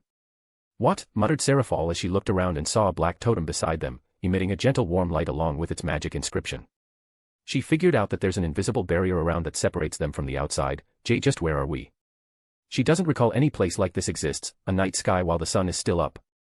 Just where did Kitan find this space? And that sun? Why does it feel like it's the real sun but only a bit distant? But instead of answering her, Kasuk reminded Seraph, Sarah-chan, as a precaution, please put up a magic barrier around your skin and filter the air you're breathing in. After Seraph followed his instruction, Kasuk then proceeded to inspect the vicinity of the barrier and the totem beside them. I guess this is a success. I should first stabilize the atmosphere and do another round of disinfection. Kasuk then put out several pieces of equipment from his inventory that would purify the air around them further and kill any microbes that could possibly be around them. Seraph was incredibly curious about where they are right now, but she waited for Kasuk to finish his work. Half an hour later, Kasuk nodded in satisfaction and Seraph immediately assaulted him with questions. Hey! Kitan. Why is this place so strange? Just where are we? Kasuk stood proudly and feigned a cough, Ehem. I don't know if we're the first ones, but welcome to Mars, Sarah-chan. More specifically, on the top of the highest volcano on Mars, Olympus Mons. Mars. Yep. The red planet. Yep. Seraph suddenly grabbed Kasuk's Shihakusho and yelled at his face, how? We teleported. Ah. Seraph knew that she asked the wrong question due to shock and released Kasuk, seriously? You want to establish your hideout here? Yep, what's wrong with it? Seraph sighed before answering him, indeed, this is one of the best places to hide if you don't want others to find you. However, since this place is not stationary, one has to continuously adjust your magic formula to teleport here. Just teleporting here is risky enough because with one wrong calculation, you may end up teleporting to an empty space, and if you're unlucky, you won't be able to teleport back to Earth since it's on the move too, making you stranded in a hostile environment until you die. Not just that, with the hostile environment on Mars itself, you have to continually stabilize it. There's also a problem with the logistics since it's very complicated to come here in the first place. Aside from the secrecy, it's even harder to maintain a base here than in Dimensional Gap. To top it off, there is barely any magical energy here for you to use, and your only liable source are magic batteries from Earth, which will dramatically increase the cost of staying here. I only oversimplified everything, but there are a lot more complications and problems in doing this. Besides, you're not sure if you're the only one who established a base here despite the difficulty of making one. After all, factions that have enough power and technology should be capable of the same thing. Seraphal put her hand on her forehead. This might sound an incredibly good idea, but it's impossible that Kasuk is the only one who had such. In hindsight, he might be even more exposed here than in Dimensional Gap. Though it's true that once he's teleported here, it'll be very hard to follow him. Ah, please don't worry about those. I got my bases covered even before coming here, replied Kasuk with a thumbs up. Seraphal gave him a look of suspicion. Like what? First of all, to arrive here, I sent this totem a few days ago to establish a foothold in this place. But not just that, I didn't stop sending out probes that will act as my data points to keep the real-time location of both Earth and Mars. As we're speaking, I'm still continuously sending out these probes around the inner solar system. Probes, huh? That's indeed a good way to keep things on track. Though if he doesn't have at least 100 of these, it won't be reliable. Crossing her arms, Seraphal asked, and how many probes are we speaking? Kasuk rubbed his chin and thought for a moment. Just a few minutes ago, it broke through the 50,000 mark. I see, 50,000. Wait. What? Seraphal froze on her spot. Chapter 556, Ophus' New House. 5 to 50,000. Yeah, but that's nowhere near enough. If possible, I'd like to have at least 100 million of these so that I could add other functions, Kasuk added, though I already have automated manufacturing in place, so I just need a few months to achieve this. Seraphal's mouth twitched and she felt her head starting to ache. 1 to 100 million. Isn't that too much? Where are going to get the materials to make all of that anyway? Do you have that much funds? Kasuk grinned before answering. Outside of Earth, it's free real estate. There are tons of asteroids out there. As for energy, it's dumb to solely rely on magical energy. Our great sun is there for that. On a side note, my work on converting natural energies into magical energy is also progressing well. So if I want to use mysticism in these pieces of equipment, I would be able to do so in the future. Seraphal couldn't say anything else and thought, I thought he was the same as Ajuka-chan and Azazel-chan. But it seems that he isn't just an expert at inventing magic equipment, but also capable of using just pure science. He's really got all his bases covered. Well, enough of that for now. What's the plan? How do we start building your hideout? Seraphal changed the subject. She'd had enough for today. Kasuk took note of the time before replying, Looks like it's done. What is? Instead of replying, Kasuk went towards the totem and touched it. A second later, the totem floated up and the ground suddenly disappeared, revealing a 4-meter-wide hole, making the three of them fall below. Of course, Ophus and Seraphal didn't panic and the latter asked with a calm tone, What's this? Before we even came here, most of the work was already being done, Kasuk replied before grabbing Ophus' hand and accelerating downwards. For now, let's go down. The three of them went downwards for a minute or two. However, Seraphal noticed that despite them having traveled for quite a distance, she didn't feel any fluctuations in the temperature, so he's already got everything prepared. A few seconds later and the three of them arrived in a very wide and very well-lit place. Similar to his first hideout, the surrounding was that of a wasteland. However, it was much wider as this place was at least 8,000 cubic kilometers, almost 300 times larger. What are you going to do with all this space? And where did you put all the soil that you churned out? Finally, you're also done stabilizing this place including the gravity. If I didn't know any better, I would think that we're still on Earth. Kasuk first looked around and nodded in satisfaction. Sometimes, I do some hazardous experiments, so I need some wide space so that even if a big explosion were to occur, it won't touch the other areas easily. As for everything within this space before, I compressed it and used that for the wall. It should be a good framework for further defensive barriers. Seraphal then gave him a dirty look. The fact that you make big explosions sound like something normal in your experiments is already weird. Ignoring her comment, Kasuk clapped his hands and said, All right. Let's start building things. Sarah-chan, I'll give you a space, so build anything you want. That's the same for you, Ophus-chan. He then started taking out a bunch of materials from his inventory, enough for everyone to play around. Since Kasuk was looking forward to seeing Ophus' creations, he taught her a few ways to use the materials to build things. He knew that Ophus has already seen a lot of things, so he's not worried that she wouldn't have any ideas on what to make. After getting the idea, Ophus nodded enthusiastically and directly took over the center of Kasuk's new hideout. Kasuk could only smile wryly at her actions, but didn't say anything else and went towards the northern side to build the necessary facilities to prepare for his departure. Since Kasuk was kind enough to give her a space, Serafal also didn't say anything else and went south. However, Kasuk could only complete the bare minimum of his facilities, and Serafal was still planning what she wanted to build when they decided to assist Ophus in her sudden grand project, which was a castle that is bigger than the Devil King's. When they asked why she wanted to build such a thing, she only answered proudly, "Because I'm strong." They ended up spending a whole day working on Ophus Castle and only its bare minimum without any sort of furniture inside. If they didn't supervise her, the infinite dragon wouldn't stop building towering castles. Since it's already late, Serafal decided to go back. "When are you going to go?" "As soon as my preparations are done, I'll be going." "I can't leave them in that strange world for long," answered Kasuk. "What about those who are here? Aren't you going to leave them too?"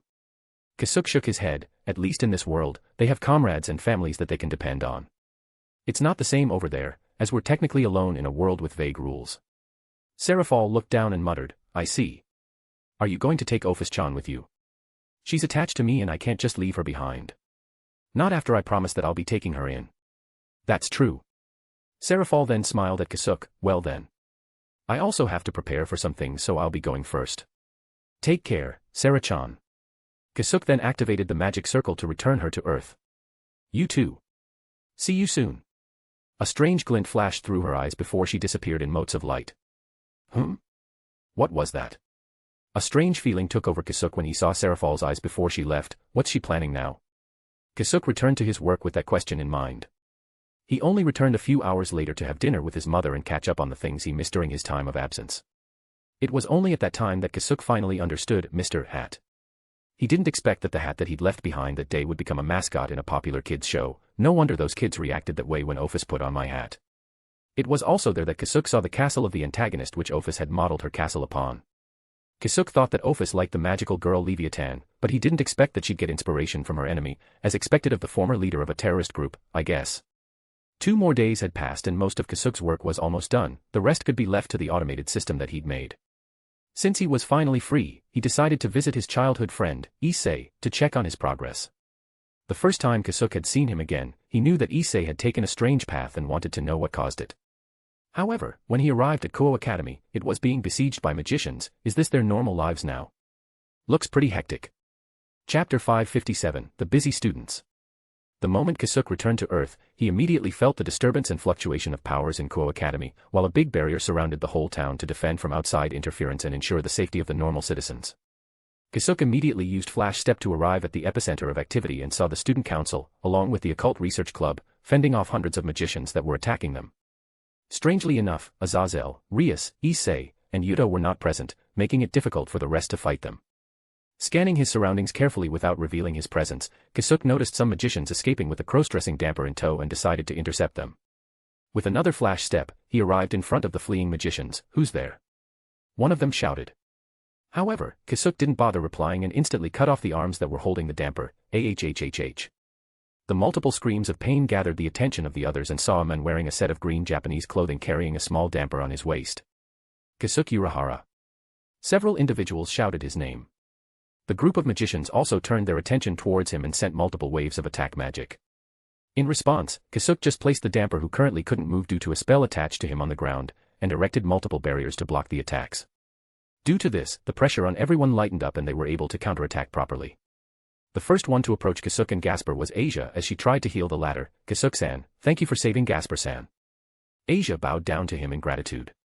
Kasuk smiled at her and replied, "Don't worry about it. But your group sure is attracting a lot of trouble." Asia couldn't even smile wryly at his words due to the danger they were facing right now. "By the way, where's Issei? Also Ria-senpai and Kiba-san. Azazel should be around too, just where are they?" asked Kasuk as he renewed the barrier around him. Asia gritted her teeth and answered, "Azazel-sensei, Bucho, and Yuto-san went to Romania to negotiate the peace treaty with the vampires. Issei-san, on the other hand, was forcefully teleported away while fighting a black dragon controlled by a strange man who came with the magicians." Is that so? Bad timing, huh? Or maybe they aimed at this precise time that they were not present, muttered Kasuk as he observed the battle. "Those guys from the student council. I don't remember them having sacred gears. Are those the artificial gears from Azazel's research? They've come a long way. He also observed Akino and Irina's performance on the battlefield. Now this is a surprise. They learned how to not use Ophus's passive strengthening ability. It seems that they knew the importance of keeping the information regarding their bodies a secret. However, they have to start using it soon or they'll be overwhelmed. Kasuk then turned to Asia and said, with Issei, you shouldn't worry about him too much. He should be fine. Asia then bitterly nodded at him.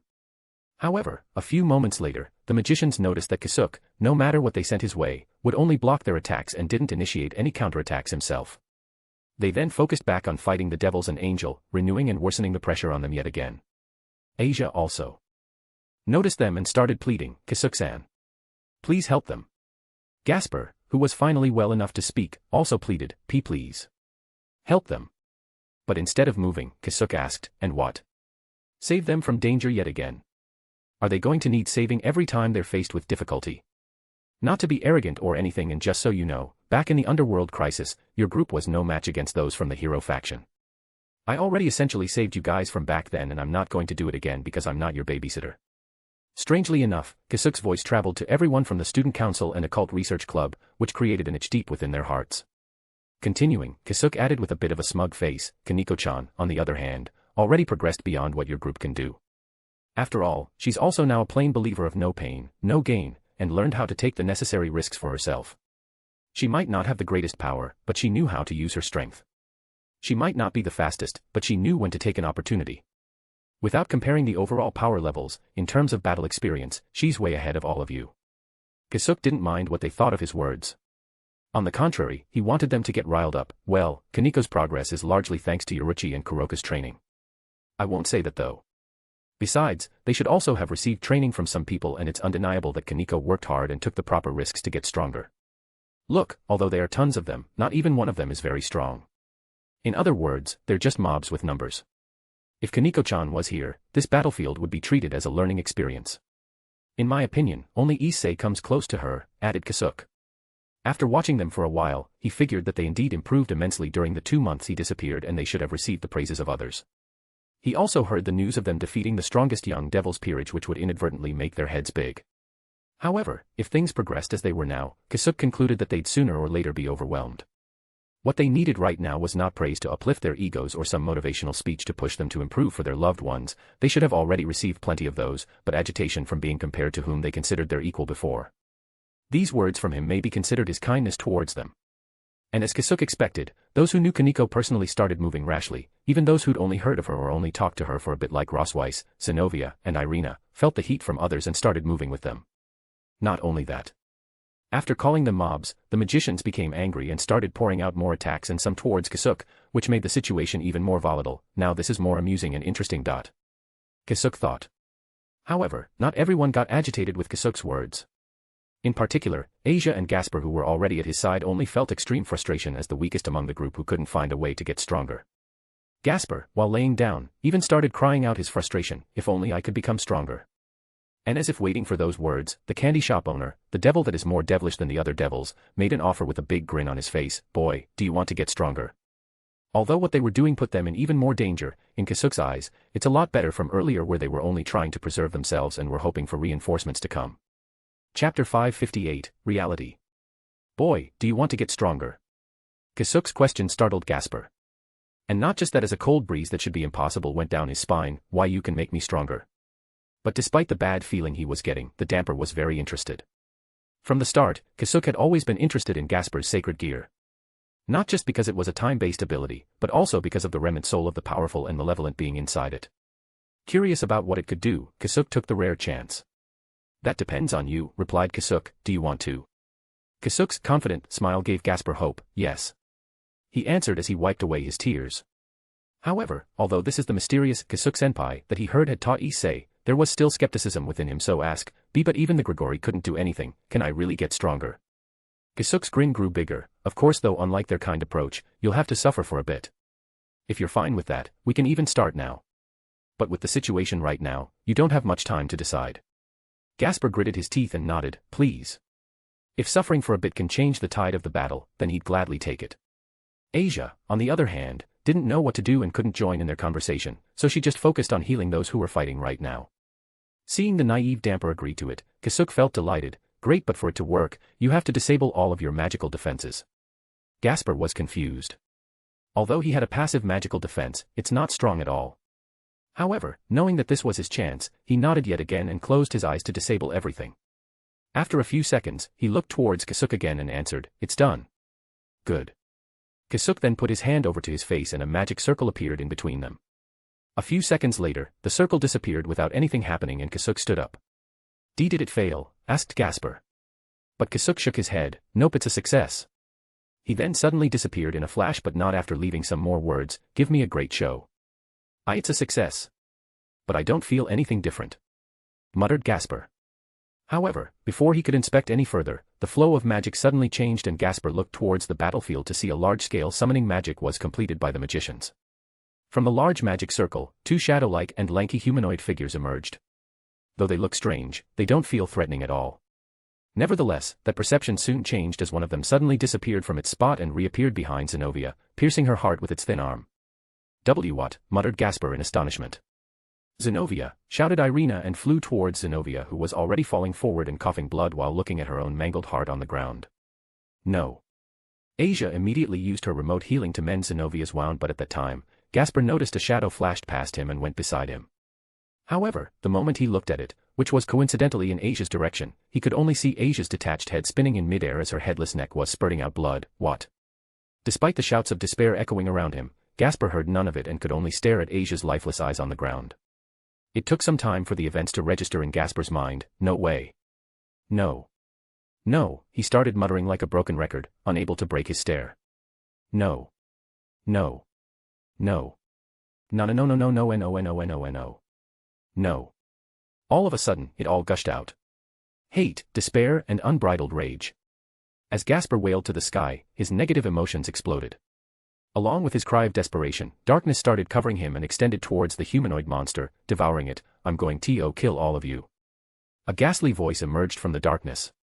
The magicians were shocked at his sudden transformation and tried to retreat, but the darkness encroached on them. "Ah. What's this? My magic is being eaten. I'm being eaten."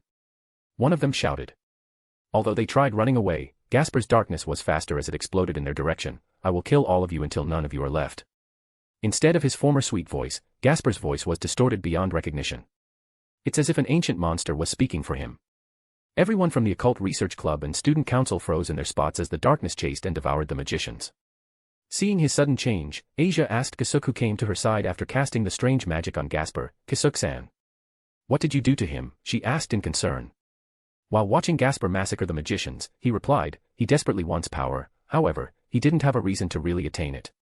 All I did is show him the reality of the battlefield and the tragedy that may happen at any time." Asia didn't fully understand what Kasuk meant, but she asked, "Is he going to be fine?" To be honest, this is more than I expected, however, it's still within the range of possibilities. "Since I started it, I'm going to take responsibility for stopping it too, so you don't have to worry," answered Kasuk. Asia sighed in relief as she trusted Kasuk.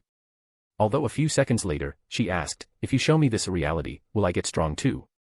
Kasuk first looked at her before looking away. "No. Such a thing will only weaken you. Not your power, but your resolve. If you want my opinion, then you shouldn't really have any business in this kind of thing. You're too kind. Far too kind. Though one could say that's also your greatest strength." Kasuk then started walking away from her. "You don't have to change, nor you need to find something new to do. That kindness and innocence are what your group needed to get through many things. Though if you really want to improve yourself in a practical way, instead of seeking personal strength, you should find someone or something that could protect you anytime as you support your comrades from the back." Asia put her hands on her chest and closed her eyes before muttering, "Thank you." Not minding her, Kasuk turned his attention towards the still frozen group. "Are you all seriously just standing there? This is your chance. Don't waste it." Everyone woke up from their stupor. Though they wanted to ask many things from Kasuk, this was indeed their chance, and with renewed vigor, counterattacked. "Geez. They're too green. How did they survive until this point? This is practically a miracle," muttered Kasuk in frustration. "If the hero faction was a bit more unforgiving, they wouldn't be standing here right now. Though I didn't want it, I'll have to look out for them since their survival is indirectly linked to Mom and the rest's safety." Chapter 559, A Fan. Concluding that they wouldn't be able to continue their attack anymore due to Gasper slowly but surely culling their numbers, the remaining magicians decided to retreat and escape through teleportation circles. Everyone from the Occult Research Club and Student Council should have been able to sigh in relief after their enemies retreated. However, Gasper was still out for blood and searching for more magicians. At the same time, a strange teleportation circle appeared before a small Grim Reaper appeared from it. Tsubaki-san. The magicians started retreating, so I returned here. Whoa. What's that? The small Grim Reaper thought that the darkness was an enemy and readied her scythe. Benya. Stop. That's Gasper. Tsubaki shouted at her. What? The damper? How? Asked the small Grim Reaper. It was also at that time that she noticed the new person. You are.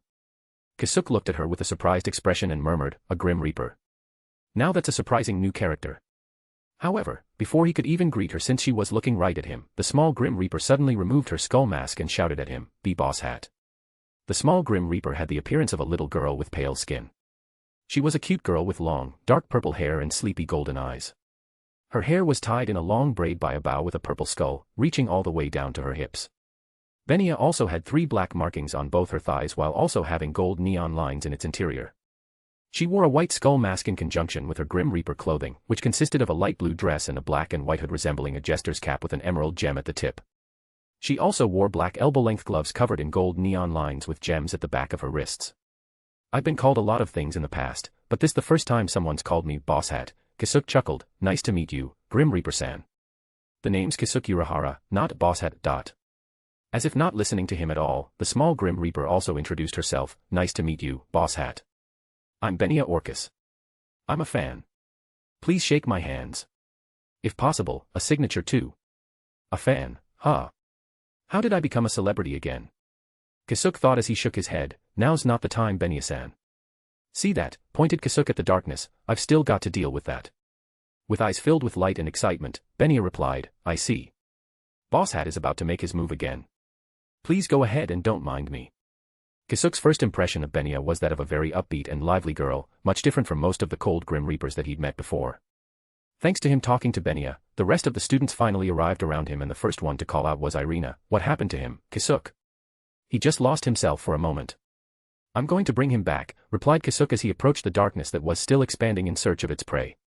The moment Kasuk approached him, the darkness also extended towards him, but instead of defending himself, Kasuk let the darkness wrap around his arm, breaking it into pieces before bringing it to another space, If one doesn't have enough magic or ki, one won't be able to resist this. Though I wonder what it can do with the things it has eaten. Shaking off the darkness, Kasuk dived and pierced through the darkness and brought out the rampaging damper. I'm going to kill all of you. Kasuk didn't say anything and removed the hypnosis magic that he'd put on him and used healing Kidu to calm his raging soul and separate it from the influence of his sacred gear. A few seconds later, Gasper settled down and the light within his eyes returned. What? Good morning. Did you enjoy that nightmare? Asked Kasuk with a grin. Nightmare? What happened? Gasper held his aching head and recalled what happened. When he was about to start rampaging again, he saw the rest of his comrades running towards him, including Asia and Zenobia in good health. Asia-senpai. Zenobia-senpai. Kasuk let him down and Gasper started running towards them with tears gushing down on his pretty face. Asia-senpai. Zenobia-senpai. You're alive. Asia and Zenobia were taken aback when Gasper came crying to them, but Asia recalled Kasuk's words from earlier and figured that he must have seen something terrible and comforted him. It's all right. Everything is already fine. What's going on? Asked Zenobia to Asia, but the latter only smiled at her. Kasuk then looked towards a certain direction and muttered, he's back. A teleportation circle then appeared and Issei, in his balance breaker, emerged from it. Everyone. Are you all right? Wait. Kasuk. You're here too. Yup. For now, let's all calm down and drink some tea in a nice room, Kasuk proposed. Half an hour later, Kasuk heard everything from Issei. In summary, you were in a meeting with this Mephistopheles for the magician that can enter a contract with you, and he also warned you about the circulating imitation of the Phoenix Tears. Although it can heal, not as much as the original, and those after its completion might target Ravel-sen here. Yes. Issei nodded, so I immediately made some arrangements to keep her safe since Rias, Yuto, and Azazel-sensei left for Romania to negotiate with the vampires. I just knew that if they wanted to attack, this would be a good time. I just didn't expect that they'd be targeting Gasper too. There's something I also need to report to the underworld and Rias. The man who led the magicians inside of Kuo Town, Euclid Lucifuge, claimed that he's Grafia-san's younger brother. The devils were shocked at Issei's revelation and questioned him about it. However, Issei just shook his head and said that he wasn't even sure if that guy is really telling the truth. Though he admitted that he had an uncanny resemblance to Graphia. Another point of concern is the evil dragon that was with him. Drake told me his name is Grendel, also known as the Crime Force Dragon. He's an aggressive, psychotic dragon that is only interested in fighting and killing. He's a battle maniac who loves physical combat and destroying more than anything. However, Drake also pointed out that he was already slain long ago and shouldn't be roaming the world right now. Only Tsubaki, Akino, Rossweiss, and Kasuk got the implication within Issei's words, I see. Someone or something was able to revive a long-dead evil dragon. Then it's safe to assume that there are also other evil dragons or some other beings revived to work for the Cows Brigade. Kasuk made it clear to everyone and made them shudder. Issei sighed, I can't even defeat this Grendel. He had seemingly unlimited stamina. He and Euclid only retreated because Vala was apparently giving them some headaches in some other place. Issei then stood up and added, I have to make a report to Surzek-sama first. Go on. I'll talk to you later. Kasuk nodded at him. As Issei tried to leave the room, Ravel also followed him, I'll come with you. I also need to contact my house.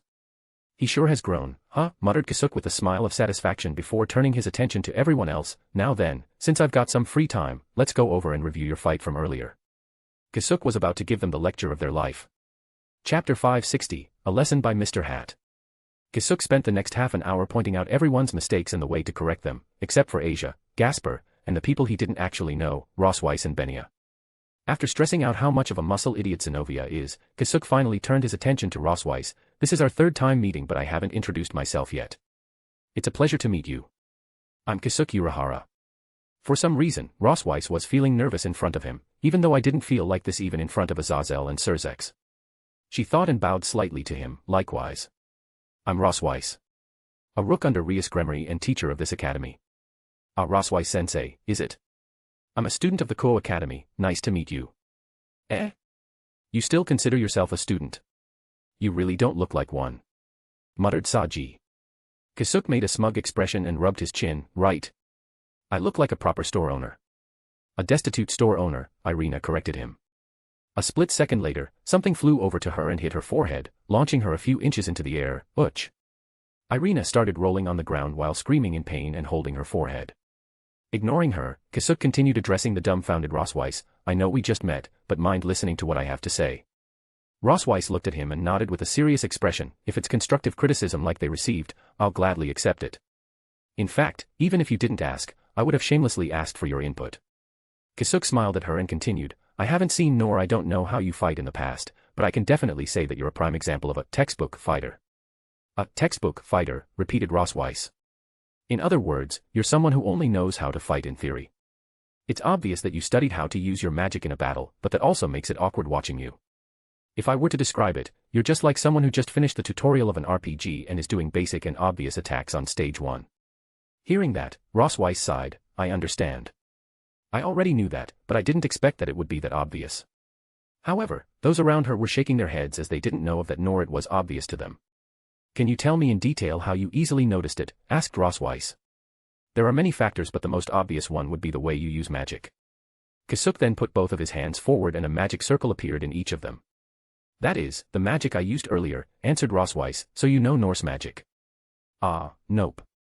Just saw these two earlier. Huh. However, Kasuk ignored her confusion and continued, anyway, that's beside the point. Do you notice anything in these two magic circles? Rossweiss decided to not ask about him learning her magic in a single glance and stared at the two familiar magic circles, they're normal. With that answer, Kasuk figured out Rossweiss' skill level, well, yeah. They're normal.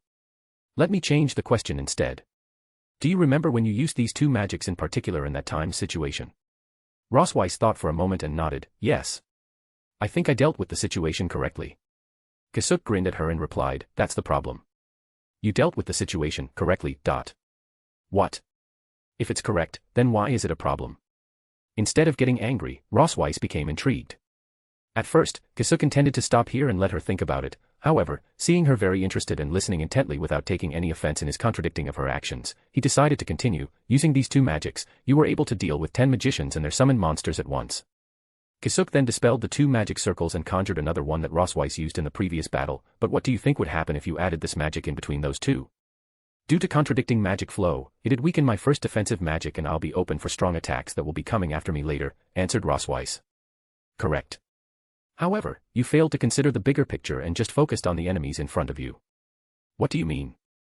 It would indeed weaken, or even outright dispel your first magic through the magic flow conflicting. However, what do you think will happen to the magic that the magician is using below you? Rosweiss took some time to think over his words before replying. There should be nothing that could affect it. Wrong. If you strengthen your second spell, it would outright destroy your first spell. However, the resulting explosion of magic power will interrupt his defensive spell and weaken it to a certain degree. But that certain degree is already enough for Irina's attack to go through it. Since the magician was also gathering a fairly large amount of magical power since he trusted his shield, a sudden unexpected attack will disrupt his casting and all of that gathered energy will explode towards his fellow magicians that were controlling a larger defensive barrier against the power fighter, Courtesan. With a disrupted barrier, Courtesan's attack would go through their formation, breaking it. Himejima-san would be able to snipe the rest who were gathering magical power for an attack, while the rest of the student council would be able to stop the other magicians from regenerating the barrier while you would be able to clean them up with your third spell. With a grin, Kasuk took out his fan and put it over his mouth. With a single spell that you already knew, you could have turned the tide of the battle without Vladi-san's intervention. Everyone in the room was dumbfounded, especially Rosweiss who held her head with an unbelieving expression. Seriously. She walked over to a couch like a zombie and sat down before closing her eyes to simulate what Kasuk described in her mind. Everyone else didn't disturb her and let her think. A few minutes to the sound of Kasuk drinking his tea later, Rosweiss reopened her eyes and muttered, "Unbelievable. If the timing was right, I could have really changed the flow of that battle if I used that spell." Such a small change brought about a completely different ending. The first one to react to her words was Benia. Amazing. As expected of boss head who works in the shadows. No, Benia-san. I'm just but a normal businessman. Standing up while nursing her forehead, Irina retorted, no normal businessman is perpetually in the red.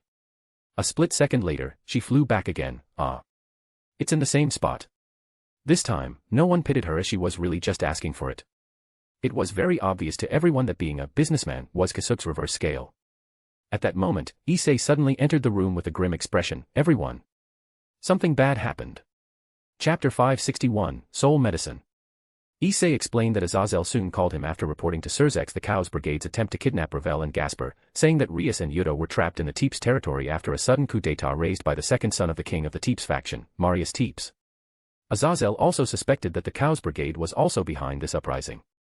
Since the vampire nation of Romania still hadn't formally formed an alliance with them, they couldn't send the army of the Devil Kings in a short time, so he was asking Issei and the rest of the Occult Research Club to come to Romania as reinforcements. Before they left, however, Issei faced Kasuk again. When I told Azazel-sensei that you came, he told me to tell you that one of the Longinus is involved with Romania. Kasuk looked at him silently, giving him a signal to continue. The Sephiroth Graal, also known as the Holy Grail of the Secluded World. The Sephiroth Graal has the ability to make contact with the principle of life, where the possessor is being forcefully told about how life and soul are made. It's a sacred gear with an ability to manipulate souls. Issei added. Kasuk's brows furrowed slightly and thought for a moment before taking out a container similar to a famous mint candy container, but a lot smaller and only had a few pieces of candies in it. He then tossed it towards Issei, which the latter caught with confusion. "This is?" asked Issei, wondering why Kasuk would suddenly give him mint candies. "Take one and it'll act as first aid to a damaged soul. Take a second one to strengthen the natural recovery of the soul. And take the third and you'll feel good for a day or two," answered Kasuk. As the clan who produced the Phoenix Tears, Ravel immediately reacted in shock. A medicine for soul recovery. You have something that even countless medical organizations can't produce. And why is it in a form of candy? And why would you take the third dose just to feel good? In turn, Kasuk also made a shocked face. "Young lady, have you forgotten? I'm a candy store owner. Of course, I'll be selling candies. And why wouldn't you want to feel good? Just let me clarify it. This is not an opioid, so worry not. And by the way, I almost forgot. Within 3 weeks of taking the third dose, if you take the fourth one, there's a chance of you violently dying, so keep that in mind while taking it." "Why would you forget something as important as that?" shouted Issei. Chuckling, Kasuk just waved with his fan. Relax. I don't think anyone would easily take the third dose of it. Those are pretty expensive, after all. Why you're charging for these? Of course. How do you think I make business? If I keep giving them out for free, I'll never get out of the red. So you admit that you're always in red, thought everyone. But Issei-kun, you don't have to worry about the cost. I'll be sending an invoice to Azazel-san later, added Kasuk. I'm just curious, but how much are these? Asked Issei while shaking the container of 5 pieces of small orange-colored candies. 1,000,000 yen each. I see. A mil. Wait. What? I said 1,000,000 yen each. Since we're friends, that's already a discounted price. What? 1,000,000 yen for this one pack. Issei stopped shaking the candies. What are you talking about? It's 1,000,000 yen apiece. So in total, that costs 5,000,000 yen. What the hell? Isn't that too much? Shouted Issei, and the rest had the same reaction. Rossweiss even swallowed a mouthful of saliva after hearing that price. Just how many items could I buy from a 100 yen shop with that kind of money? Rossweiss thought that the destitute shop owner was a comrade, but she just realized how wrong she was. But before Kasuk could defend himself, Ravel suddenly spoke up, Could you sell some to me? If possible, at least 10 pieces. Ravel. Kasuk looked at her and answered, I could, but I won't. I would first need to do some background check on your clan before I could sell some to you. As for the reason, I hope you already know. Hearing that, Ravel could only sigh as she understood what Kasuk meant. I understand. But I would still like to request for this background check. Kasuk shook his head. Sadly, I don't have much time to go through a background check nor manpower to do it for me, so I won't be able to take your request. Is that so? Then I hope I can cooperate with you in the future. As my potential customer, of course, I would. Seeing everyone's doubt in their exchange, Rossweiss explained, like the Phoenix Tears, this soul recovery medicine could be used in unsavory experiments that would push the specimens beyond their natural limits, which will make data gathering easier or even successfully completing what could possibly be inhumane experiments. With that said, even though Azazel-san would be the one paying for it, since I gave it to you, that means I trust you and you should be the one to decide who to give it to, added Kasuk with a serious expression. Issei fell silent for a moment before nodding at him and hid the candies while answering, I understand the situation, so rest assured. Good. Kasuk nodded in satisfaction, but before you go. Kasuk then looked towards Benya, please take Benya-san with you. Ah. Me. Benya pointed to herself and asked. Kasuk nodded and instructed, please pass me your scythe. Benya hesitated for a bit before stepping forward and materializing her beloved scythe before giving it to him. A few seconds after the scythe landed in his hands, however, Benya shuddered and cold sweat started forming on her back. What's this? After pouring some of his Ryatsuki in the scythe and setting up a Kidu, Kasuk passed it back to the horribly terrified Grim Reaper and said, as you can probably tell, I loaded your scythe with my spiritual energy. This will increase the damage it can cause to whoever it cuts, albeit, only temporarily until the spiritual energy dissipates. Benya nodded and received her scythe nervously. However, its real use is it'll be able to release one strong attack that directly damages a rogue soul. Our rogue soul. A soul that doesn't own a body or is using someone else's. If I were to guess, this Sephiroth Graal is the main reason why there's a supposedly dead evil dragon roaming around. Although this attack might not affect those with a certain strength, it'll be effective against those who are revived. You understood. Benya saluted at him. She still couldn't forget the enormous soul power that he emitted towards the scythe. While thinking that, she asked, you Boss Hat. Are you secretly a primordial god that is related to the Grim Reapers? In response, Kasuk just chuckled and patted her head, ahaha, of course not, I'm not that old, you know. Although Issei doesn't know what's going on between them, he still urged everyone who was going to Romania, we don't have much time. Let's go. One last thing. Kasuk interrupted him. Issei saw Kasuk taking out a very familiar chess piece and gave it to him, a rook. I already erased Kaniko's record within it, so Gremry-senpai could use it again. If there are still some problems, then you'll have to ask the creator of it. Everyone in the room except for Benya was shocked at seeing this. But the one receiving it, Issei immediately recovered and smiled, is this her decision? Yes, answered Kasuk simply. I see. Issei then faced Akino and said, Akino-san, please prepare the teleportation circle to Surzek-sama's place. Akino nodded at him and started the teleportation magic. Everyone from the Occult Research Club, including Benya, hopped on it. However, before they were teleported away, Kasuk noticed that Akino and Irina were looking at him strangely. Is it because of Kaniko's piece? But he immediately shook away these thoughts and focused on the remaining people. Now then. I promised Sona that I'll take care, or at least assist you when I returned. I'm here to fulfill that promise. Chapter 562, Training. With a complicated expression, Tsubaki asked nervously, did she have the same decision as Kaniko Tuju? Relax, you already knew that Sona wouldn't give up her responsibility on you lot. Although she can't be here right now, she never stopped worrying about you. When I said that I'll be coming back alone due to the dangers of traveling, she requested to take care of all of you. Everyone visibly sighed in relief after hearing that. And it looks like I came in at a good time since I was able to see the current state of your group, Kasuk continued, it seems like you're falling behind, even with those sacred gears in addition. Saji gritted his teeth and said, we're doing our best here. True. You might be doing your best, but did you honestly think that would be enough? Despite doing your best, did the gap between you and Gremory-san's group shrink? Saying that they have a Longinus possessor or their group was already strong from the start is not a valid enough reason for why you're being left behind. Then what are we supposed to do? Shouted Saji. Saji, Ruruko, fellow pawn of Saji, tried to calm him down. Though like everyone else, frustration is obvious on her face. Chill. I'm not blaming you. I'm just saying that there has been a minimal opportunity for your growth. Although Azazel-san gave you those sacred gears, I doubt you received proper training. You probably received training from Serafal-sama, but someone like her training people. You might just find yourself chanting magical girl stuff. Tsubaki and the rest of the girls shuddered as they recalled Serafal's magic training, which for some reason, was always themed after magical girls. Ah. I guessed it right, muttered Kasuk after seeing their reactions. Nonetheless, I came here to give you that opportunity. But before that, I have to ask a few questions. First of all, would you like to train under me? They already knew his capability, so they didn't hesitate to come up with an answer. Yes. We would like to take this opportunity. Tsubaki answered while the rest nodded along with her. However, Kasuk's atmosphere suddenly became heavy and his eyes became sharp, which made them jump on their toes. Good. Now my next question is, are you willing to risk your lives to become stronger? Everyone hesitated, but Tsubaki was the first one to answer while gritting her teeth due to the pressure Kasuk was emitting. We are already risking our lives fighting these battles with our measly strength. If we don't do it, then we won't have more opportunities, as you already told us, and we'll just die somewhere in those battles. Hearing her words, everyone else from the student council realized their position and soon after, one by one said yes to Kasuk's second question. Kasuk released a bit of his pressure and nodded. Good. Now for the third one. But first, let me tell you that training under me won't guarantee you becoming stronger. They raised their brows at his statement but didn't interrupt him. In fact, the chances of you dying is pretty slim with me around, but the training itself might cause you a mental scar that you may not be able to recover from, which will make you inept in the battlefield and forever retire from the front lines, only hoping that you'll never step on it again.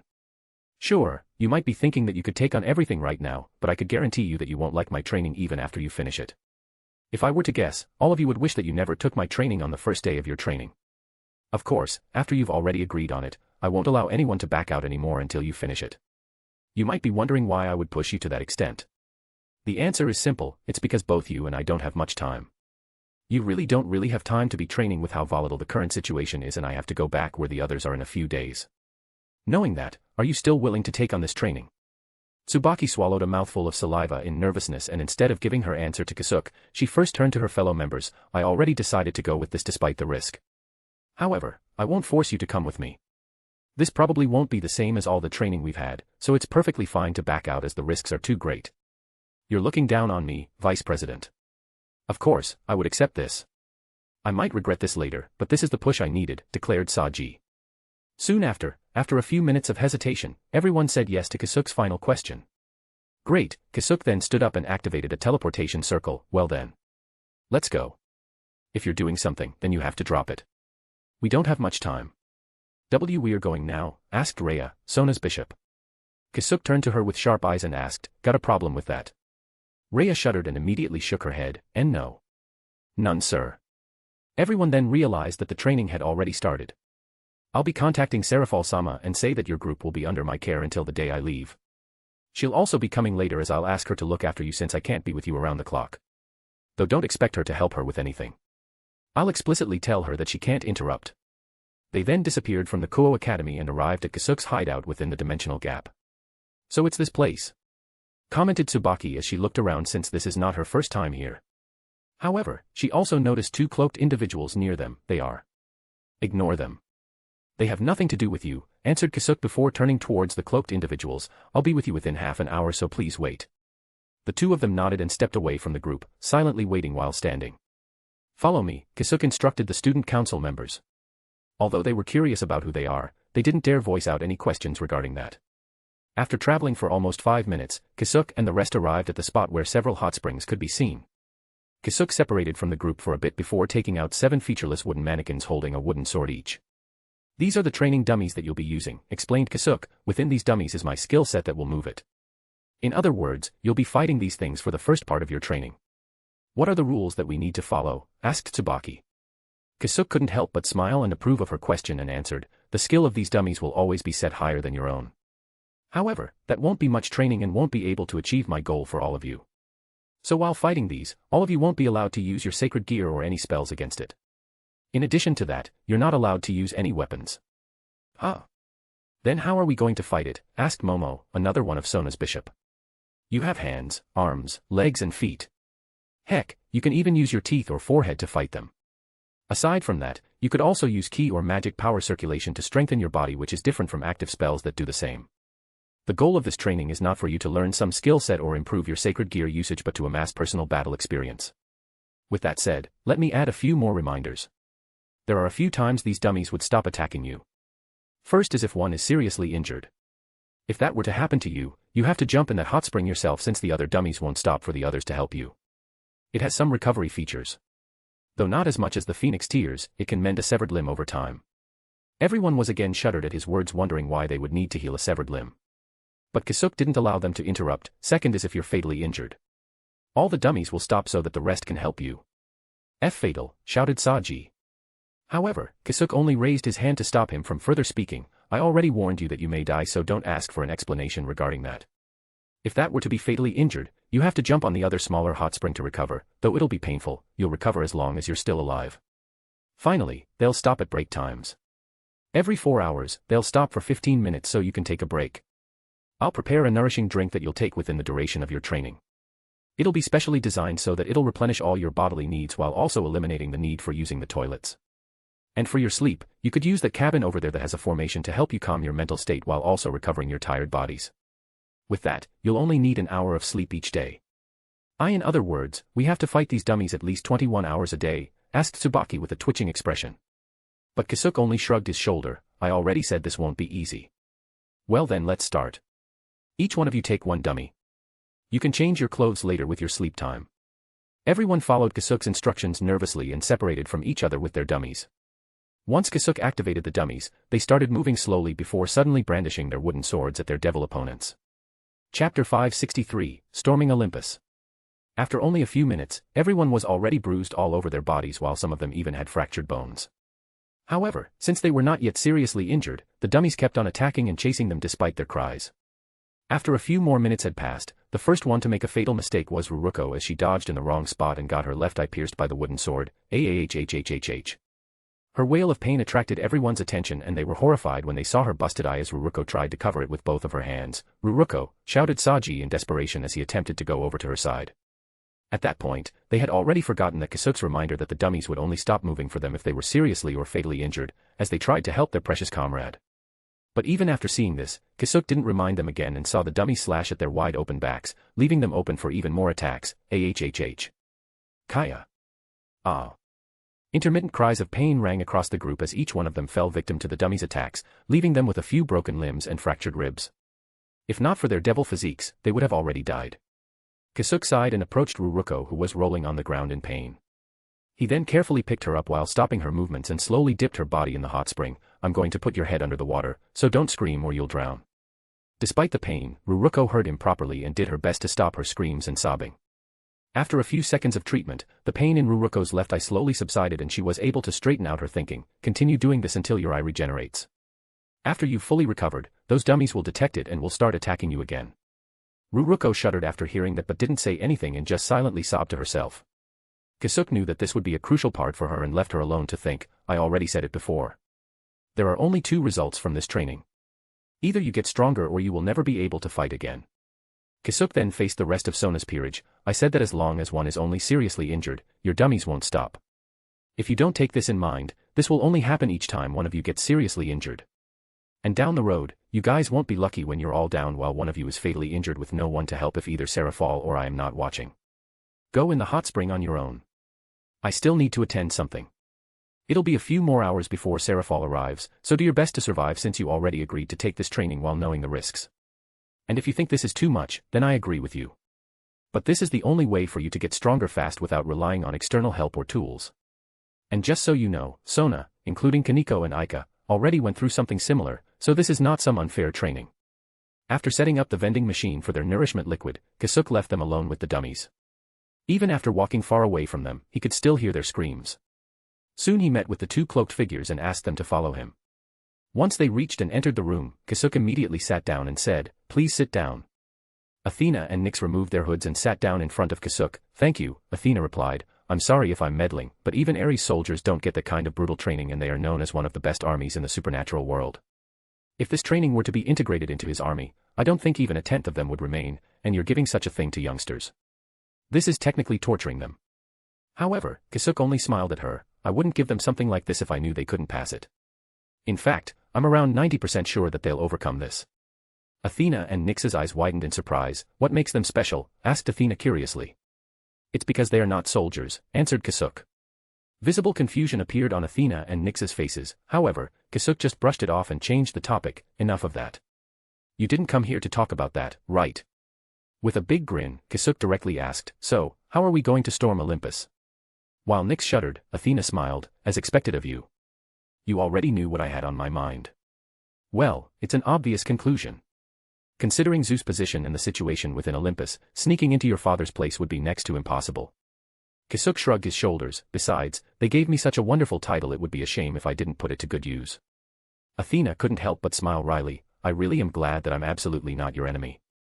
Nyx also nodded nervously on her words. "Though it doesn't seem like you regret what you did to Medusa." Despite the fear within her, Athena stood her ground. "Even after our fight, I still believe that what I did was the right thing, so I won't ever apologize." But soon after, she shook her head, "Though I've already taken my hands off her and won't bother her ever again since you already took her under your wing."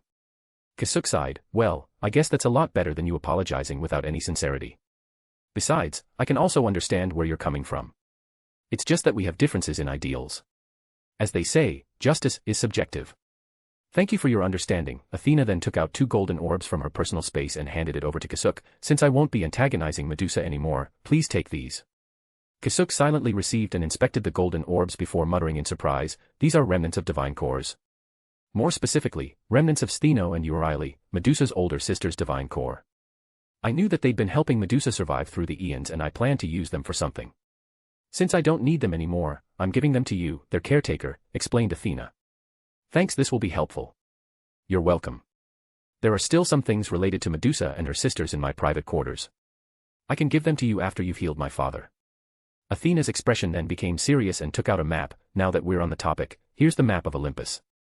Pointing towards the northern part of the map, Athena continued, "Over here is my father's abode. The plan is simple. You'll create a big ruckus once you've entered Olympus to gather most of their forces towards you, which will weaken the security around my father. Once you've done enough, you'll use your body double spell to go through this path where it'll be harder for you to be detected to reach me near the place of our goal." Athena then looked in his eyes and added, "Though you probably don't trust me enough to point you to a certain path, so I'll leave you the decision of where you want to go before meeting up with me." Athena then proceeded to explain each and every place on the map to Kasuk, reminding him of what to watch out for. Ever since Apollo revealed himself, he hadn't been in Olympus for a long time, so there was only a slim chance for Kasuk to meet him. "All right," Kasuk nodded, "I'm fine with this since there's a lot of freedom to move around. If there's nothing else, let's move out." "Please wait. There are a few things I'd like to request first." Athena stopped Kasuk. "Go on." "For my first request, please don't kill anyone." "Oh, goddess. That's a tall order." Athena gritted her teeth. "I know. But most of those inside Olympus are just innocent people. Of course, there are many scums among them, but I can't let those good people suffer any further than they already are. Even if you have a way to detect those poisons, we're not even sure if everyone who doesn't have it is from Apollo's side. This is also the reason why I gave you the information regarding Olympus. Just so you know, this information was only available for high-ranking gods. By giving this to someone like you, I'm essentially giving away Olympus' future in your hands. But for a chance to reform it and save the victims, I'm willing to be the eternal sinner and traitor of our faction." Kasuk didn't answer immediately and just stared at her resolute face while thinking, "Indeed. I can easily tell that this is confidential information, and thanks to this, I would be able to improve what I planned on doing there. And although Apollo hasn't been there, I'm pretty sure that he'll come back once he has appropriate control over Olympus. Once that happens, my investments will bloom. I know that she's still hiding a few things, but that's normal. It's already a big risk to give this to me." After a few more minutes of silence, Kasuk sighed, "Fine. But I would require your full cooperation in the future as well." Even though Kasuk held her life in his hands, it would still be a lot better if she voluntarily accepted his requests. Holding the whole of Olympus hostage instead of just her life should do the trick. Athena smiled happily, "As long as you don't treat the citizens of Olympus badly." Chapter 564, Storming Olympus Part 2. After planning out the details, Kasuk first lets Athena and Nyx go to their homeworld to prepare. He would come after them with some preparations from his side. An hour later, Kasuk finished his preparations and he could still hear the screams of agony and horror. Hang in there. Once you've overcome that fear, you'll realize that this isn't that hard. Even though the dummies were programmed to move like him, they still don't have free will of their own, so they'll only be moving within a certain pattern. However, that isn't a disadvantage but a welcome feature. As long as they gather their courage, they'll realize it and they'll be able to fight them off. Aside from gaining some real battle experience, they'd also gain a good mentality for the battlefield, which Kasuk was aiming for from the start. They may need more strength, but someone like Azazel could give them that. What they needed even more than that were experiences that would be hard to come by unless they continuously risked their lives. While recalling Issei and his group, Kasuk thought, however, the more I think about it, the more I find their progress monstrous. Not in experience but firepower. Even Sona, Kaneko, and Aika, who were training full-time, couldn't catch up to them. Is it because they are in different worlds? Or is it the fauna? The sacred gears? Their lineage? Their race? Or is it some strange will of the world?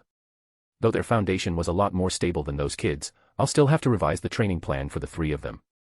After contemplating for a moment, Kasuk decided to set it aside for now and focus on his current task. Teleporting to the agreed-upon site, Kasuk arrived in Greece once again.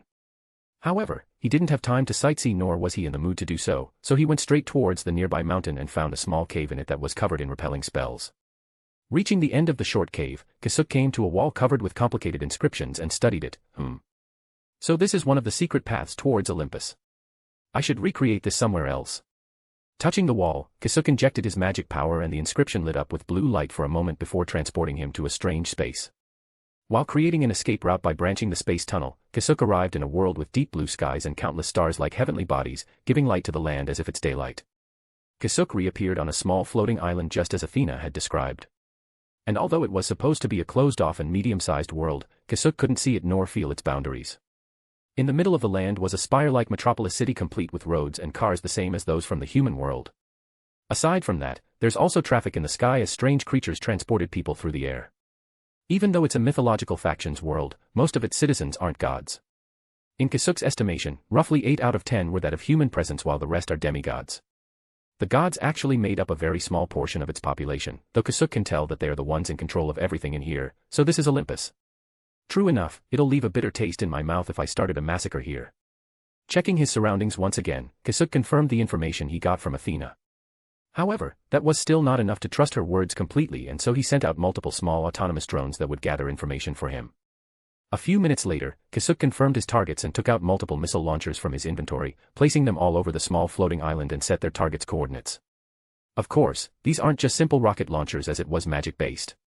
Not just that, using the drones he sent out earlier, Kasuk used teleportation circles to transfer the launched missiles to their location so that it'd look like it wasn't launched from their direction.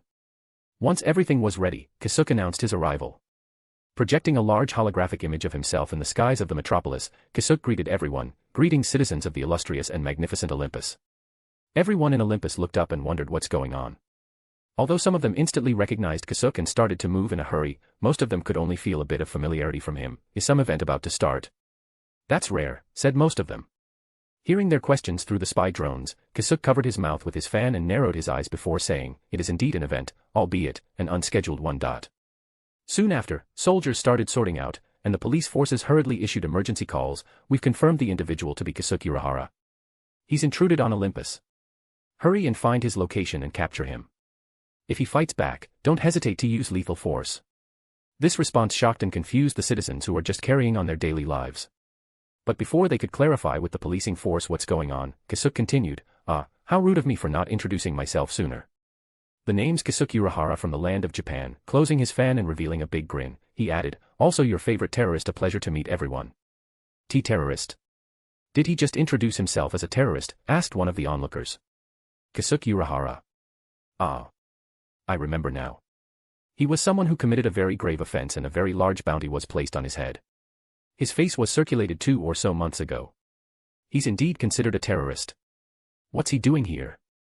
So that's him. No wonder he's somewhat familiar. Either way, he must have a death wish or two for him to come directly here at the stronghold of the Greek faction. Nonetheless, I hope he at least gives us a good show before kicking the bucket. Kasuk's grin grew bigger after hearing those, "I'm giving you a good show, Alright, the one that won't let you easily fall asleep at night while I'm staying here. Kasuk noted the soldiers were already tracing the source of the hologram and it wouldn't be long before his location was revealed.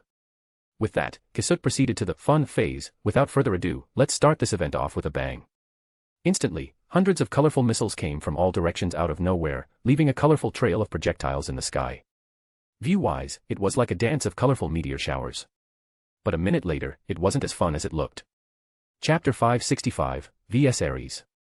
The military forces of Olympus tried to intercept the missiles, however, once they got near them, the missiles suddenly teleported about 30 meters forward, dodging the soldiers. Even though they were able to catch up with some of them, most of them hit their intended targets, which were important governmental and technological facilities, ensuing multiple large explosions throughout the whole city. The commanders were shocked at this sight, as even though their soldiers couldn't prevent the missiles from landing, those government buildings and other important facilities shouldn't have taken any damage from such measly firepower. Huh? Why? Why didn't the defense system activate? You there? Go contact the Security Bureau and the Magic Bureau. Ask for their explanations. Mass panic ensued and the citizens of the city started running towards safety or tried to regroup with their loved ones. Although they were just normal citizens of Olympus, they're still denizens of the supernatural world, so they can easily defend themselves from the falling debris. However, they didn't expect that the city would take any substantial damage, which caused them to panic more than expected, causing more injuries from magic misfires than the explosions themselves. Although the defense forces were confused at what was happening, that didn't stop them from finding Kasuk's exact location and disabling his holographic projection. Immediately deploying hundreds of their ranks via teleportation, they surrounded Kasuk's little island. But instead of preparing for their arrival or trying to escape, they were shocked to find that the terrorist is still casually taking back his missile launchers without any hint of urgency. In fact, they can clearly hear him actually humming a tune of delight, which made them incredibly angry. Surrender yourself. Don't make this harder for the both of us if you still want to live. A man with a mustache stepped out. But even with him acting tough, the men didn't let his men attack and just formed a formation around Kasuk. He and his superiors realized that the deactivation of the defense system might be another individual's work, or there could be some traitor amidst their ranks. They wanted to find the rat first before fully confronting Kasuk. Aside from that, they are already aware of what happened in the underworld and how Kasuk forced Hades to escape. He's aware that they are no match against him, but as a soldier of this realm, he's not allowed to show any weakness. Not confronting Kasuk, for now, is one way to gain more time to gather their forces and maybe get a god's assistance. Kasuk didn't say anything and just continued cleaning up his launchers, while the soldiers around him that were still increasing in number also didn't do nor say anything further. A few minutes later, Kasuk finally addressed the men with a mustache that was leading them. When will a god come out? At this point, the soldiers around him were already in the thousands and still increasing. Despite that, the nonchalant attitude of Kasuk didn't change. They don't have time for someone like you. The commander simply answered while hoping for them to come. Noting that the formation was already complete, he signaled his men to start. A second later, magic power started overflowing from all the soldiers as they activated a huge spell that would trap and try to kill Kasuk. If Kasuk can't stop more than half of them to stop channeling their magic power, the spell would fully activate. With that in mind, the commander became confident after noting Kasuk's inaction. However, contrary to his expectations, the atmosphere suddenly changed as a cold wind suddenly brushed the backs of each soldier. The commander's heart, in particular, started palpitating in nervousness, but he couldn't find the source of this bad feeling. Nevertheless, he figured it out soon after. So they won't easily come out, huh? I guess that's fair since most of them are big balls of pride. While thinking of that, Kasuk unlocked the spell that was stopping the growth of his Ryatsuki and released it on his surroundings. In an instant, all the soldiers surrounding him had a jump scare as a sudden unbearable pressure came weighing down on them. While they were trying to figure out what was happening, more than half of them started falling from the sky unconscious, while the rest were pushed down to their knees as they tried their best to resist. But it wouldn't be long before they succumbed to it and suffered the same fate as the other half. The commander, on the other hand, couldn't care less about the broken formation as he could only stare in horror at the grinning men in front of him. Why you monster? My thank you, Kasuk giggled. As a terrorist, that's nice to hear. A split second later, however, Kasuk's smile disappeared as he looked in a certain direction and saw a golden light rushing towards him. Partially changing his right arm into hollow form, Kasuk thrust his fist 3 times towards it and released 3 condensed Ryatsuki bullets. One of the signature skills of the Erankars, the Bala, hit the golden light consecutively and created 3 explosions. However, Kasuk was only able to change its trajectory before it resumed homing towards him again. Kasuk then took out Benihime in her Shurkai form and waved it towards the incoming golden projectile, releasing a huge crimson energy wave. The colliding forces resulted in an enormous explosion that covered the sky and blew away all of the soldiers surrounding Kasuk. Kasuk wanted to say something, but he stopped, placing his blade to his side, blocking the golden greatsword that almost cut him in half. Kasuk was thrown sideways and immediately recovered his stance midair. However, a large man in a golden and white full-plate armor and helmet appeared behind him and slashed the golden greatsword towards Kasuk, splitting him in half. But the man in armor immediately brought his greatsword behind him and blocked the thrust of a blade before Kasuk's corpse in front of him popped like a balloon. I certainly didn't expect that a proud god like you would use a sneak attack. That's unfair, you know, Kasuk chuckled behind the man in the armor. In response, the man in the armor used his overpowering strength to swing his greatsword, forcing Kasuk to step back. Humph. And you sure do have some thick skin to discuss fairness with me. A baritone voice came from him. It's one of my proud assets, god of war, Ares-sama, replied Kasuk. The man in armor, Ares, turned towards him and said, I never thought that someone out there would be proud of their shamelessness. Standing straight up, Ares released his divine aura, offsetting the pressure that Kasuk was releasing. Get away from this place. I'll deal with him. The commander of the army stood up in a panic. Why yes. Men. Retreat. While the silent standoff between the two was happening, the army hurriedly retreated towards the city, which was finally able to reactivate its defense system. After being left alone, the first one to make a move was Ares as he intensified the divine aura he was emitting to the point that Kasuk could visualize the gold and red thick aura around him. Oomph. With a snort, Ares' aura spread wide and Kasuk immediately noticed the effect it caused. He locked the space with just his aura. It looks like the usage of flash step would be limited too. Impressive.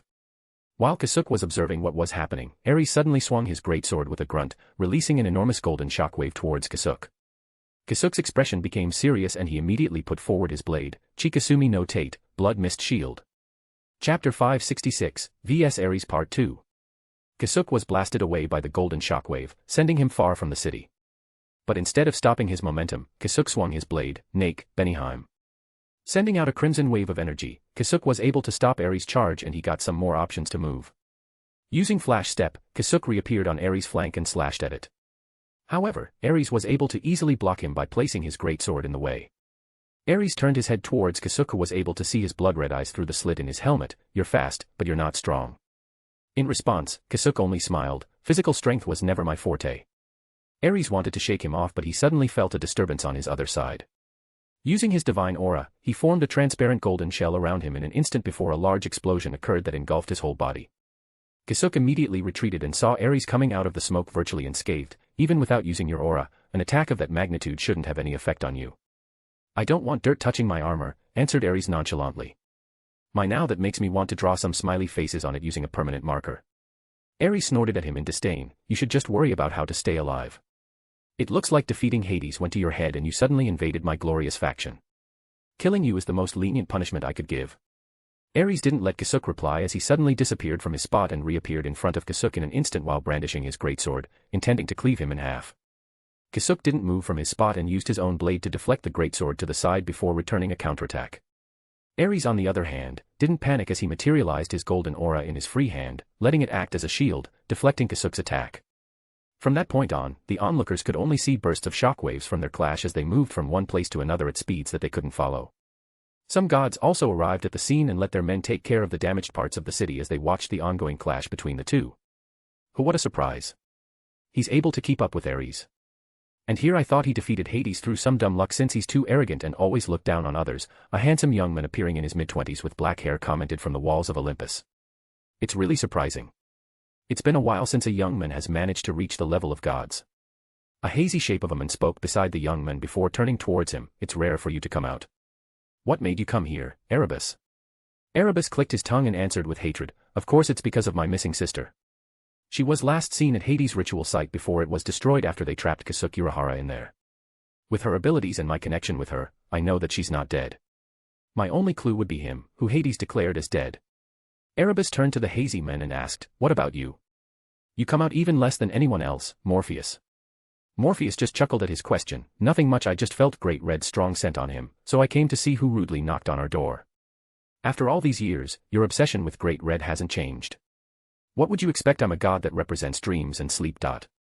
While they were talking, more and more gods started appearing and Morpheus commented, wow, I never thought he'd gather this much attention and interest. All this time, Erebus had been on guard against Morpheus more than anything the moment he appeared beside him, as he's one of the few gods that aren't under the control of their coalition due to him being in his mysterious space for more than a century now.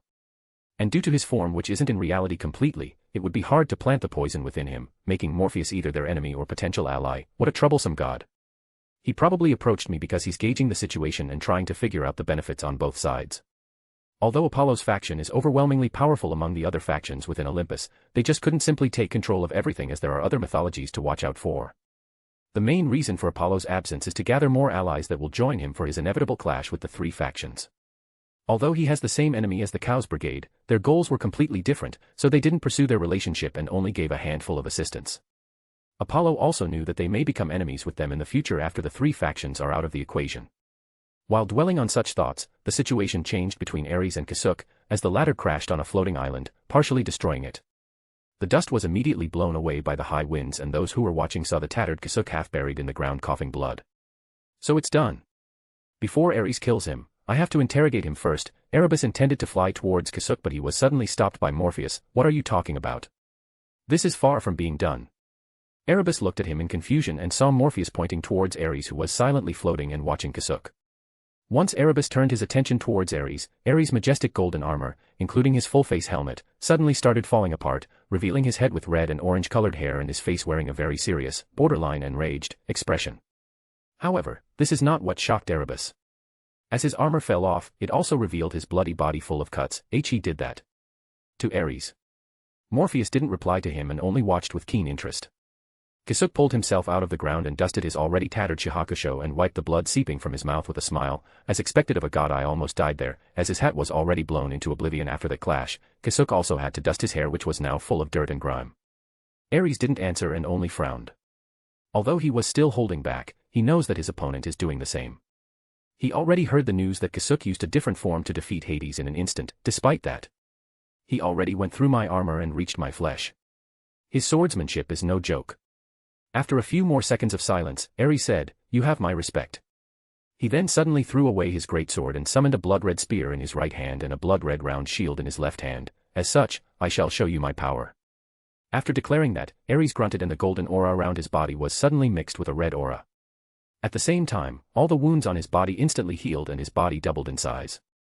The calm fighter Kasuk was against was no more, as Ares' demeanor became wrathful.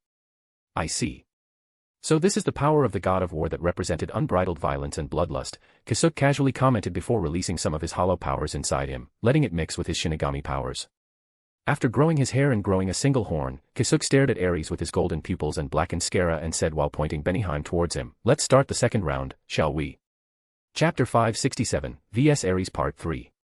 The same as with Ares, Kasuk also healed his existing wounds. Ooh. So this is what you used to catch Hades off guard. What an interesting devil you are. Ares smiled widely before disappearing from his spot, leaving the words, "But that won't be enough." Eyeing Kasuk like a helpless prey, Ares reappeared beside him and thrust his spear with a speed greater than anything he showed before.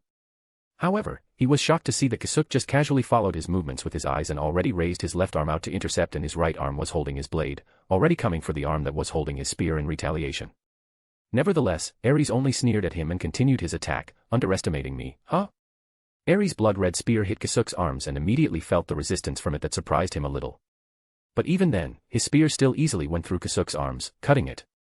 Yet, that's all Ares was able to do as the trajectory of the spear was altered and he immediately felt Kasuk's sharp blade going through his forearm.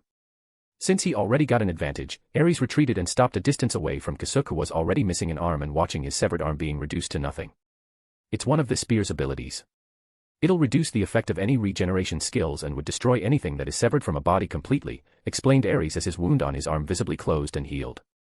Kasuk ignored his disintegrating arm and looked towards Ares, who slowly made a shocked face as his arm grew anew within just a few seconds. This second round will be long.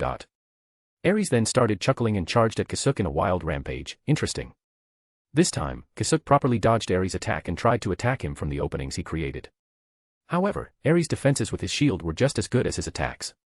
Although Ares was moving like a rampaging bull, the finesse in his movements and his expertise with a spear and shield, which was greater than his use of a greatsword, didn't disappear, making it incredibly hard to even counterattack.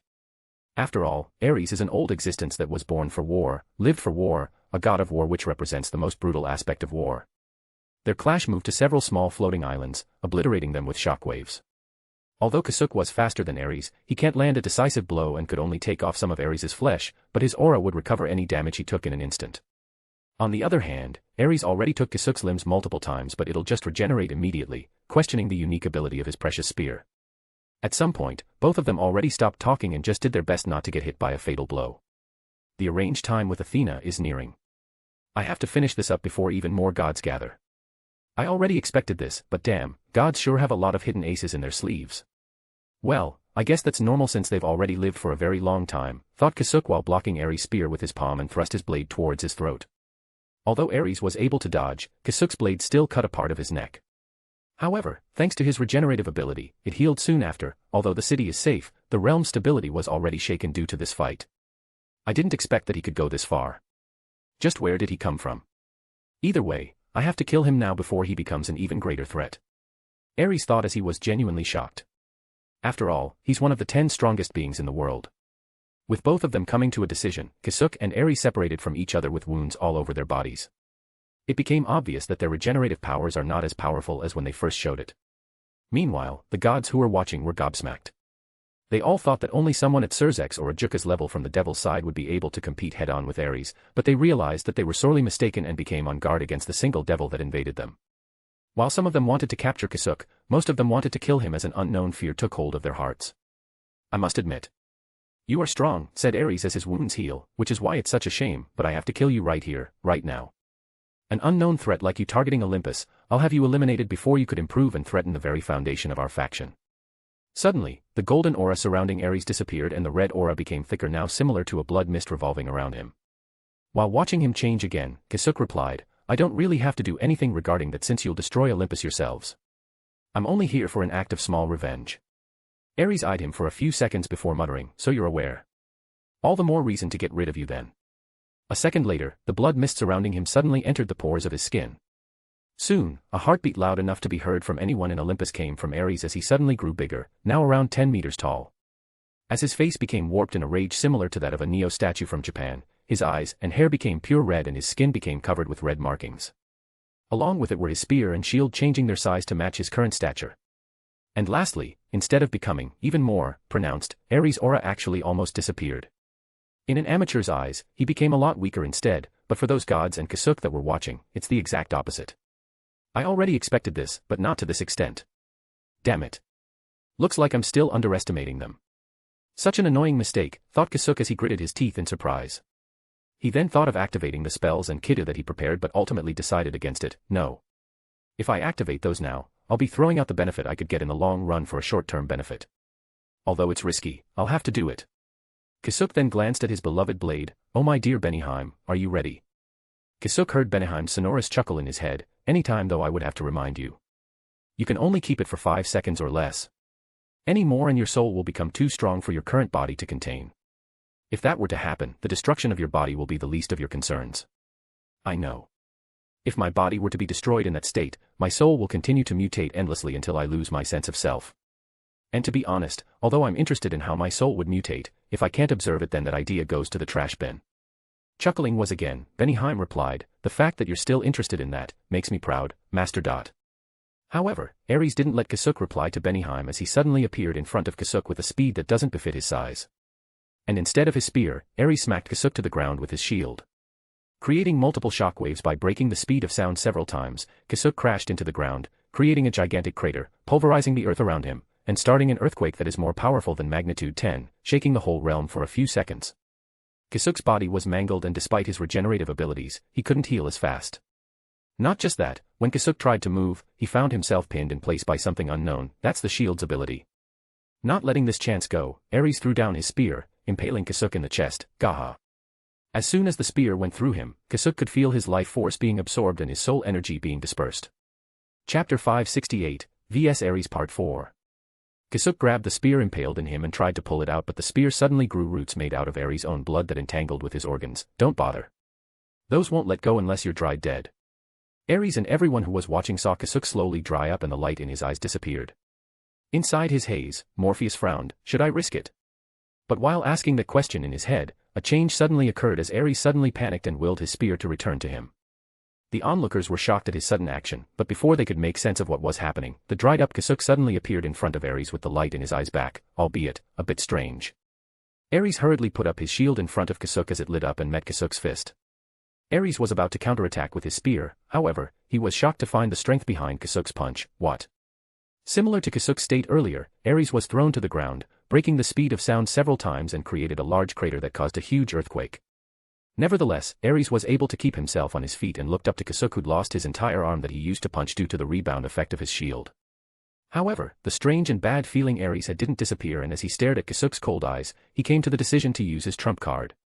Getting into a throwing stance, Ares' spear became an incorporeal and spiraling blood-red flame, Extinction Spear.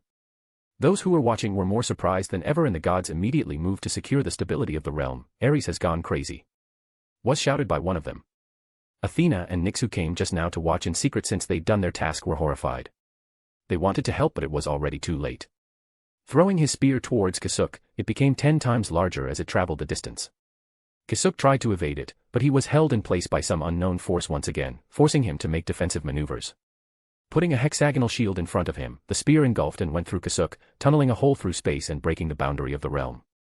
If the gods didn't do any preemptive stabilization, the damage to the realm's boundary would be much larger. The flame disappeared and the spear returned to Ares' hand.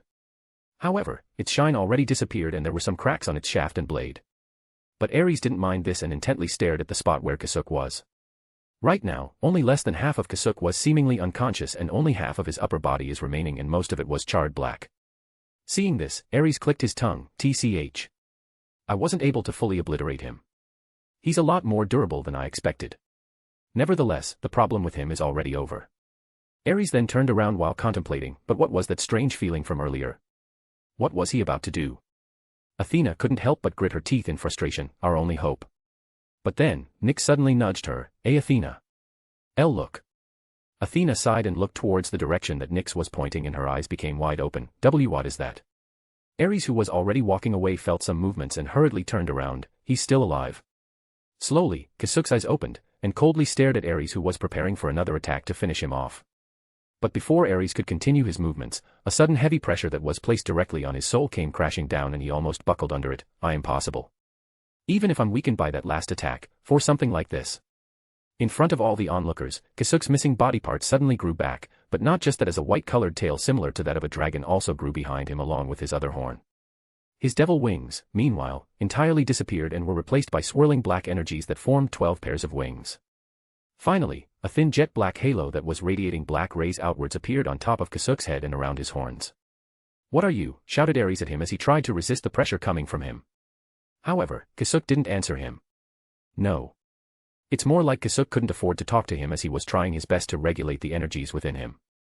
Since he couldn't stay like this for much longer, he put forward his left arm and manifested a black ball of energy, a black Zero. He then lifted his right and placed Benihim within the black Zero. A second later, the black Zero morphed and followed the shape of Benihim, covering her with dense and destructive energy. Seeing this, Morpheus immediately shouted to his fellow gods, "Hurry! Activate the formation. Move everyone out of the city." Instead of trying to defend the city, Morpheus figured out that it'd be better to move the citizens away from inevitable harm. The other gods also had the same opinion after seeing Kasuk's current state and used their divinities to activate a certain spell that would instantly evacuate everyone in the city of Olympus. While maintaining eye contact with Ares, Kasuk lifted Benihim on top of his head and brought it down. Kiruru, Benihim, Sever, Benihim. Ares wanted to get away, but similar to Kasuk from earlier, he was held by some strange force, resulting in him receiving Kasuk's attack head-on. A black flash went through Ares and the city behind him in an instant, before the god of war and the metropolis were split into halves, while the former was making an uncomprehending face. After releasing that attack, Kasuk instantly reverted to his human form and fell down from the sky.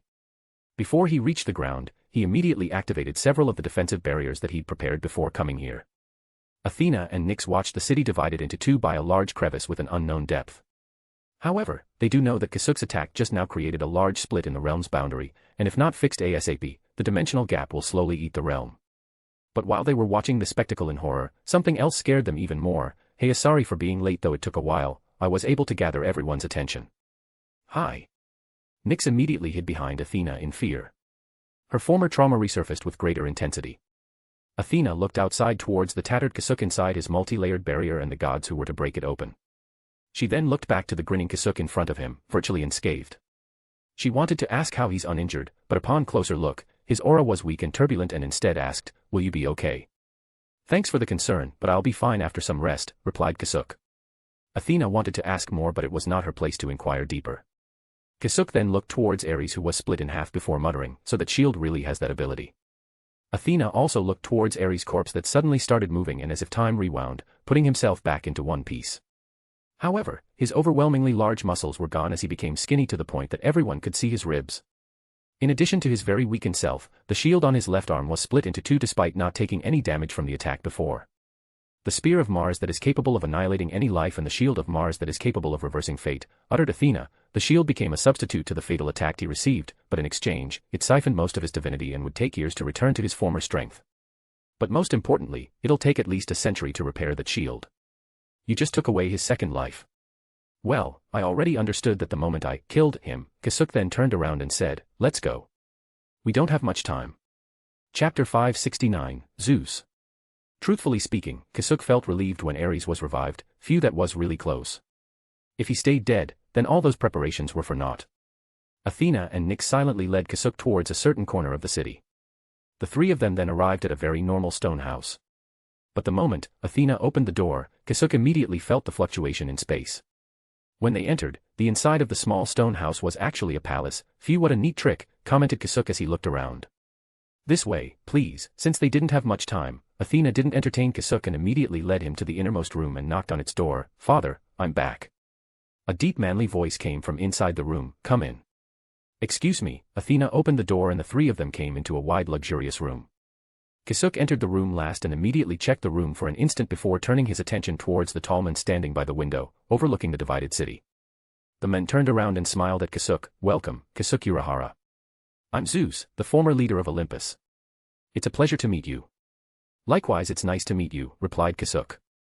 Zeus is an old man with white hair and a beard, but despite that, he's emitting a vigor comparable to playful youngsters, giving him a contradictory aura.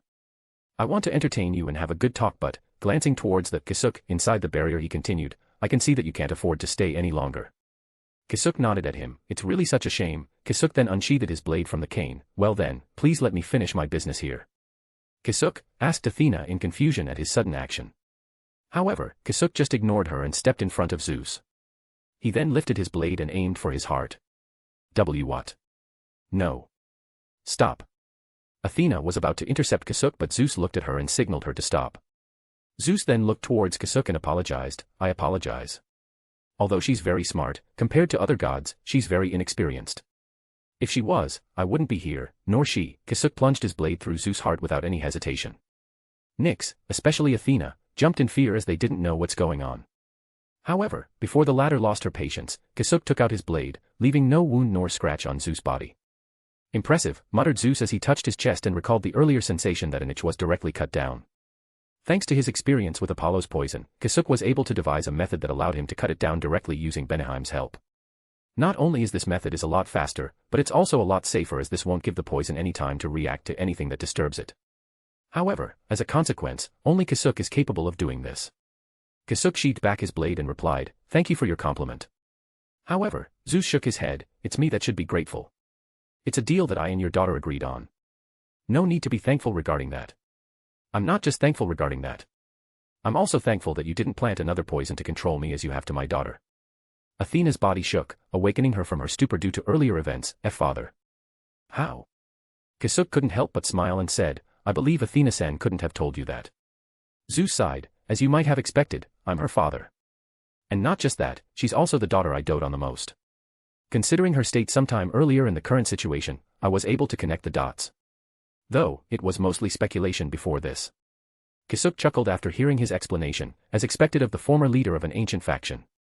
Nevertheless, Zeus ignored Kasuk's flattery and looked at him with suspicion. Hence, we go back to my previous point. Why didn't you plant a poison of your own to control me? If it's enough to control Athena, it should be enough for me too. Zeus-sama. What I want is not a slave but an ally. I hope that answers your doubts. Zeus became silent and closed his eyes as he combed his beard with his right hand. However, that didn't take long as he opened his eyes again after a minute and sighed, so instead of Athena, your aim was actually me from the start, huh? Really impressive. This time, it's Kasuk's turn to be surprised. On the side, both Athena and Nyx were confused with their exchange, aiming at you from the start. What do you mean, father? Asked Athena. It's only my guess and I only have a general idea, Zeus replied to Athena before looking back to Kasuk, but if you don't mind, could you enlighten me on your thought process? I'm really curious about it. Very well, Kasuk nodded at him. It all started when I encountered Athena-san for the first time and figured out that there's some power struggle within your faction. Huh. But I don't remember ever telling you anything about that at that time. Athena became incredibly confused.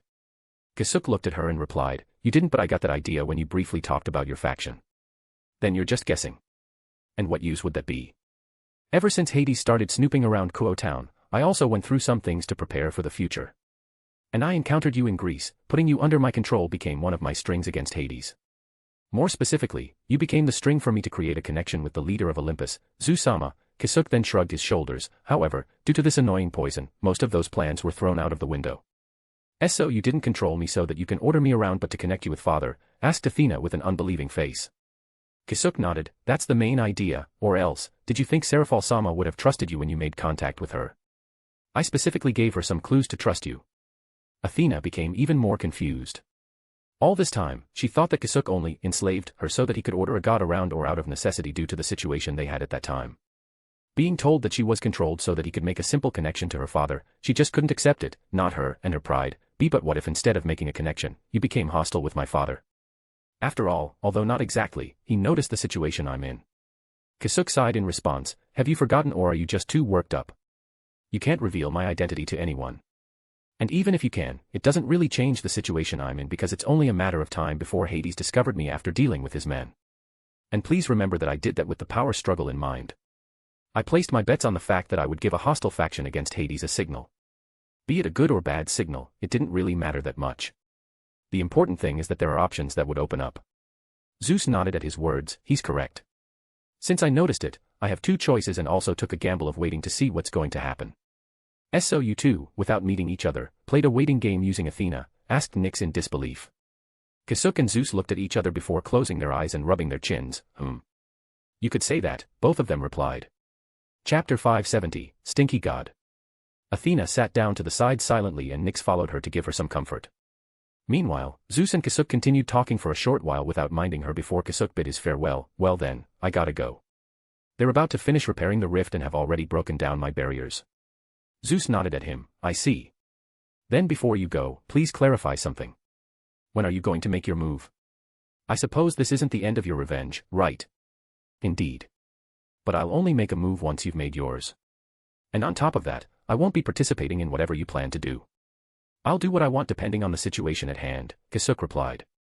"I see that you still don't trust us, but that'll be good enough. Though if it's possible, I'd like you to pass me the method to cure this poison." "That's not a problem. I already intended to give it to you from the start so that you can kickstart your plans relatively easily." Kasuk then took out a pad of magic-protected papers and passed it to Zeus. "Although I still haven't fully analyzed the poison, my knowledge is already enough to remove it.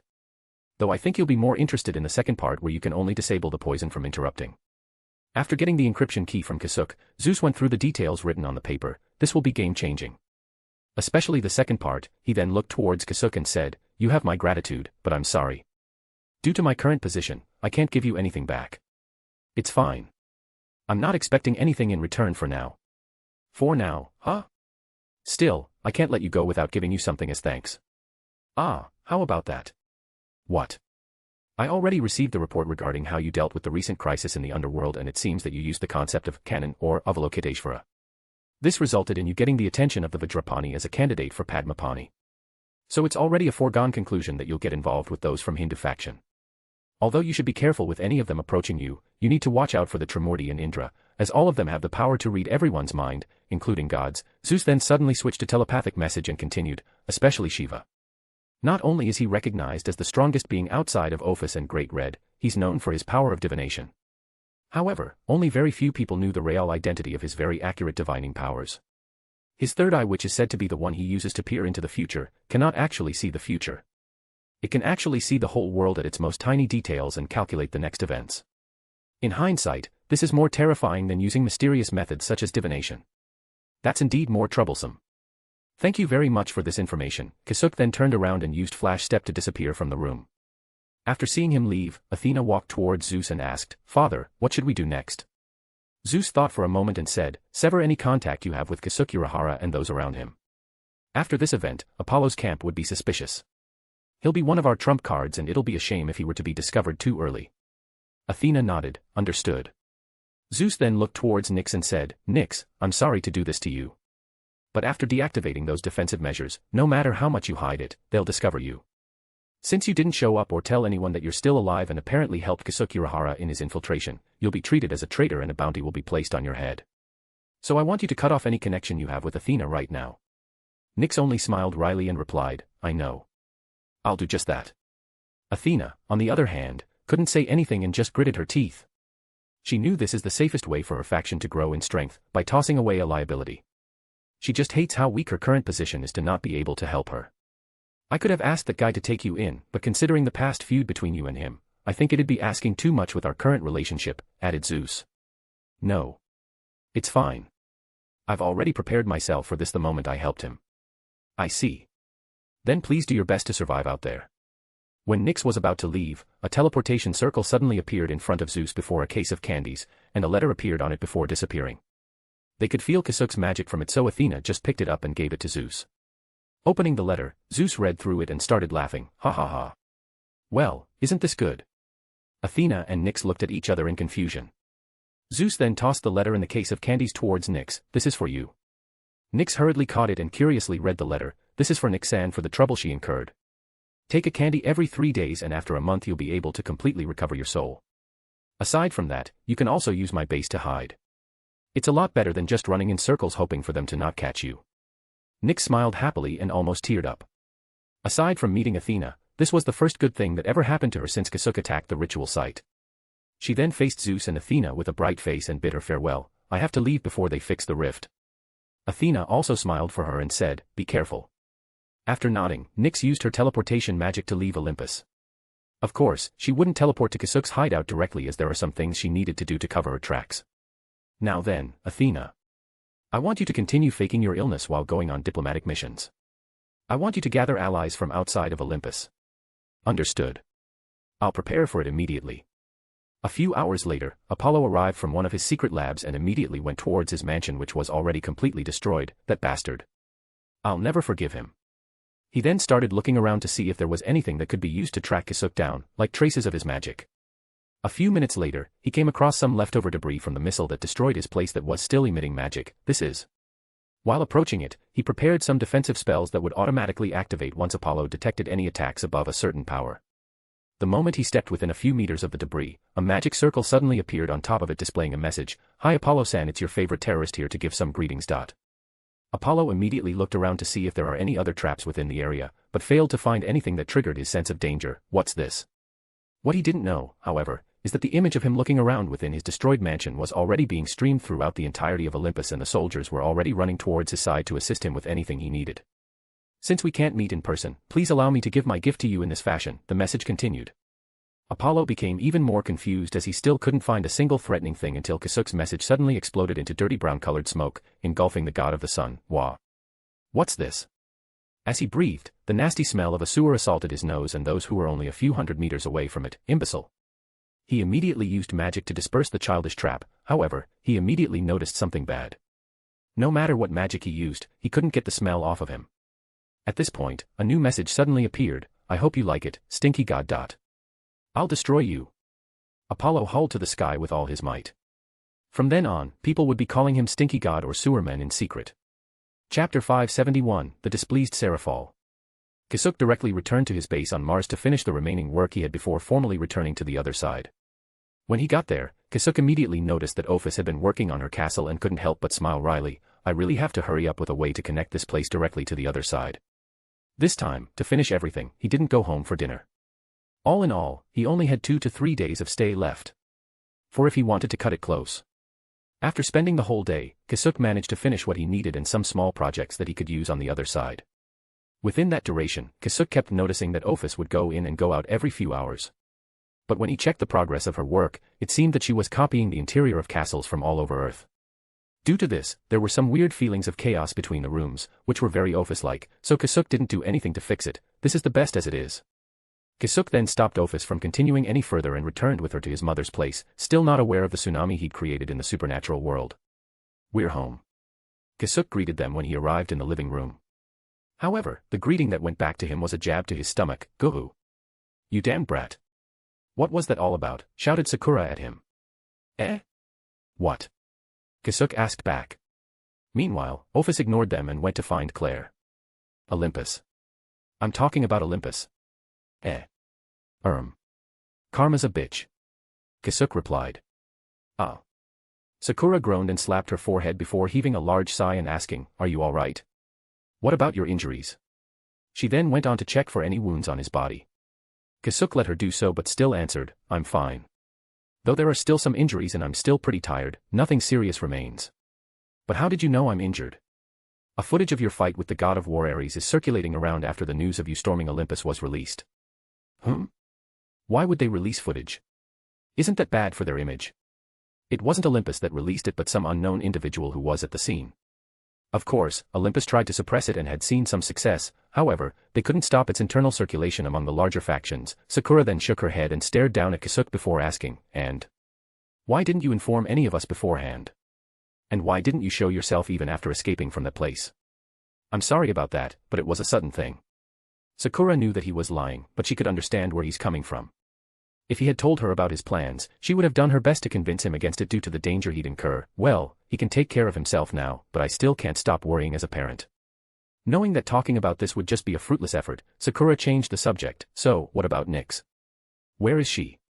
Even though Kasuk hadn't heard the news, he was already expecting this. She's on her own, but she'll be fine. Still, I can't help but be surprised. Who knew that the enemy who tried to kill you would help you now? It's mainly from fear though, Kasuk answered. What's your plan now? I'll be leaving in 3 days. After that fight, I still need to recover my strength fully before traveling between worlds again. Sakura's expression then became serious. I see. Then before you leave, we'll have to ask you a bit of an unreasonable request. Kasuk's brows furrowed. Why not ask now? Sakura, in response, shook her head. We haven't fully decided nor prepared yet. We want to consider everything first before coming to a decision. Kasuk stayed silent for a bit before replying. If it's something I can do, I'll do my best to fulfill it. Sakura smiled and said, that's reassuring. Kasuk then stayed until dinner and left Ophus in their care to visit Sona's peerage. It's about time to change it. Though if I were to guess, Serafal-chan probably already froze several of my dummies because she won't be able to take the sight of her sister's precious servants being tortured. While getting ready to get lectured, Kasuk teleported to his old hideout. Before he went towards the training area, he first checked all those who were currently within and noted a few things. So Nyx-san hasn't been here. Well, it's a good thing she's being careful. Now then, what are both Himejima-san and Irina doing here? Kasuk thought as he started walking towards them.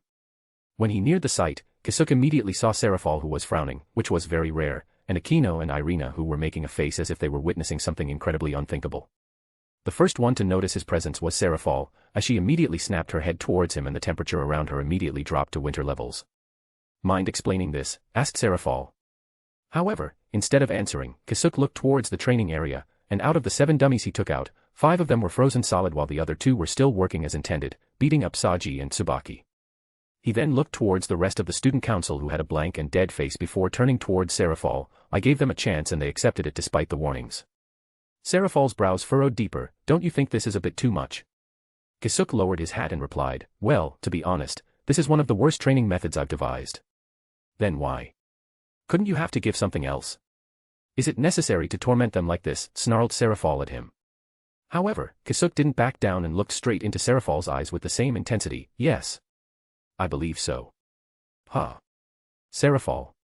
You of all people should be aware of what happens to those who were just suddenly thrown onto the front lines of a war. Serafal's expression became complicated, and what's that gotta do with this?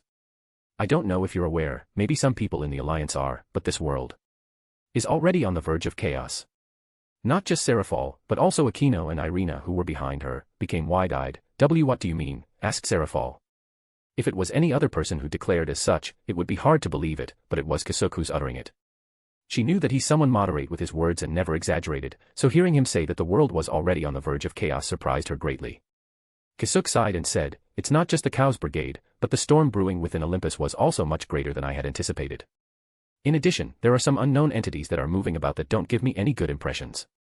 And more than any of that, this world became connected to a place where it really shouldn't have been. Chapter 572, Backup Plan. Serafal needed time to think and discuss the meaning behind Kasuk's words, but that wasn't the urgent problem right now. Even if that's the case, how can you call this training? Aren't you just tormenting them?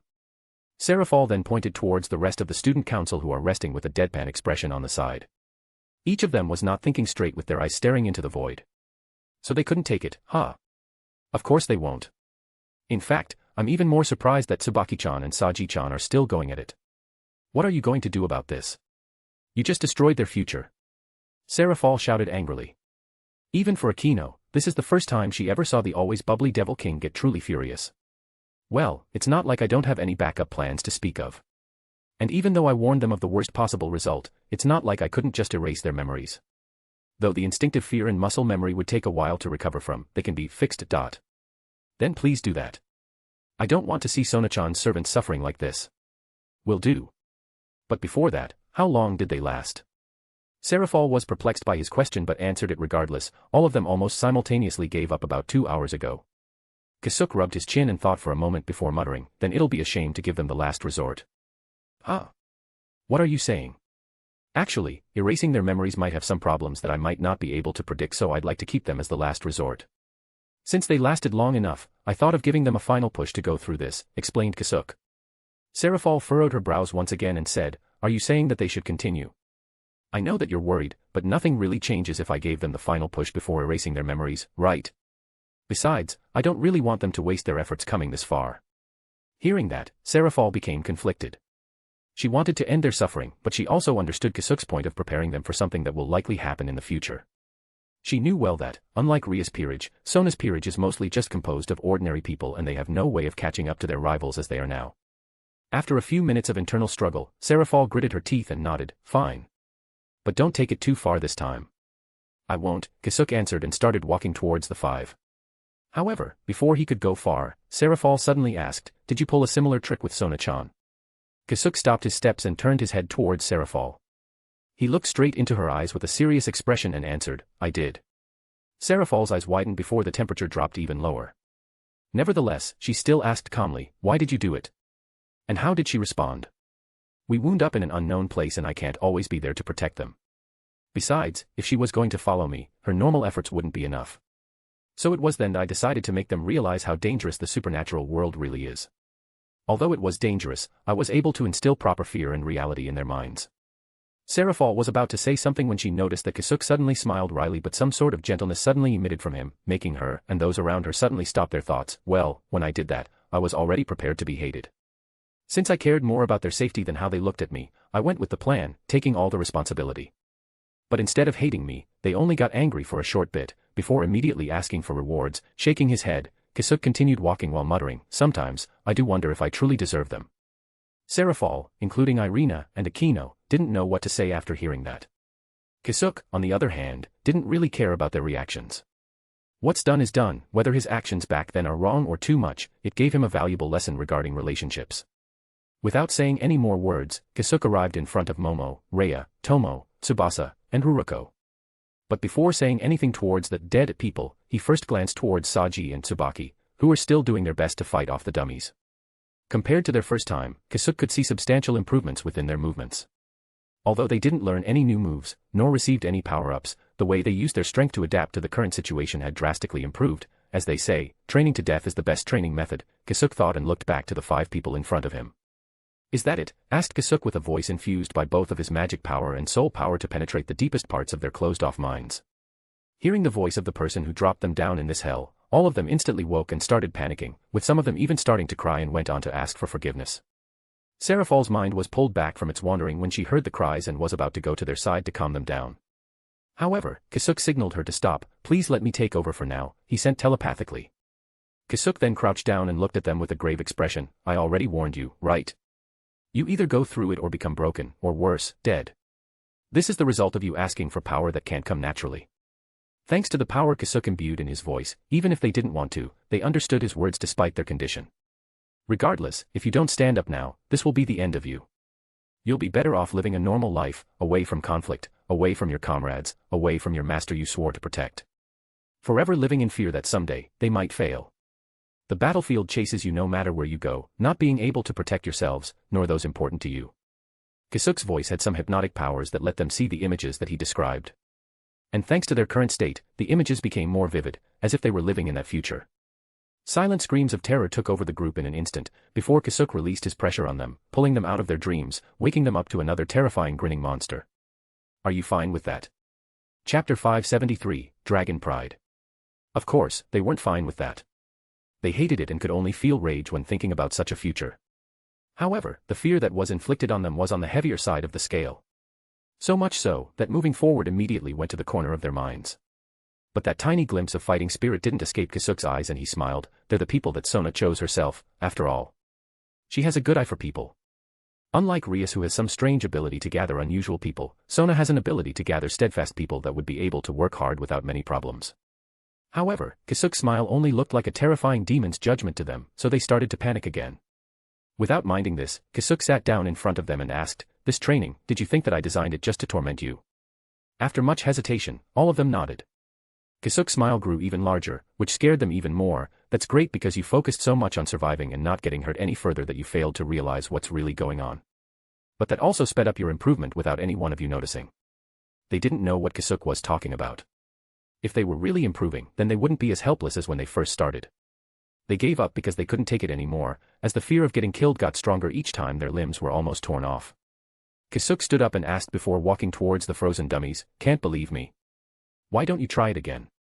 Immediately after, they started shaking their heads. If an outsider were to see these high school girls, not only pity, but hate for Kasuk would come from them due to his maltreatment.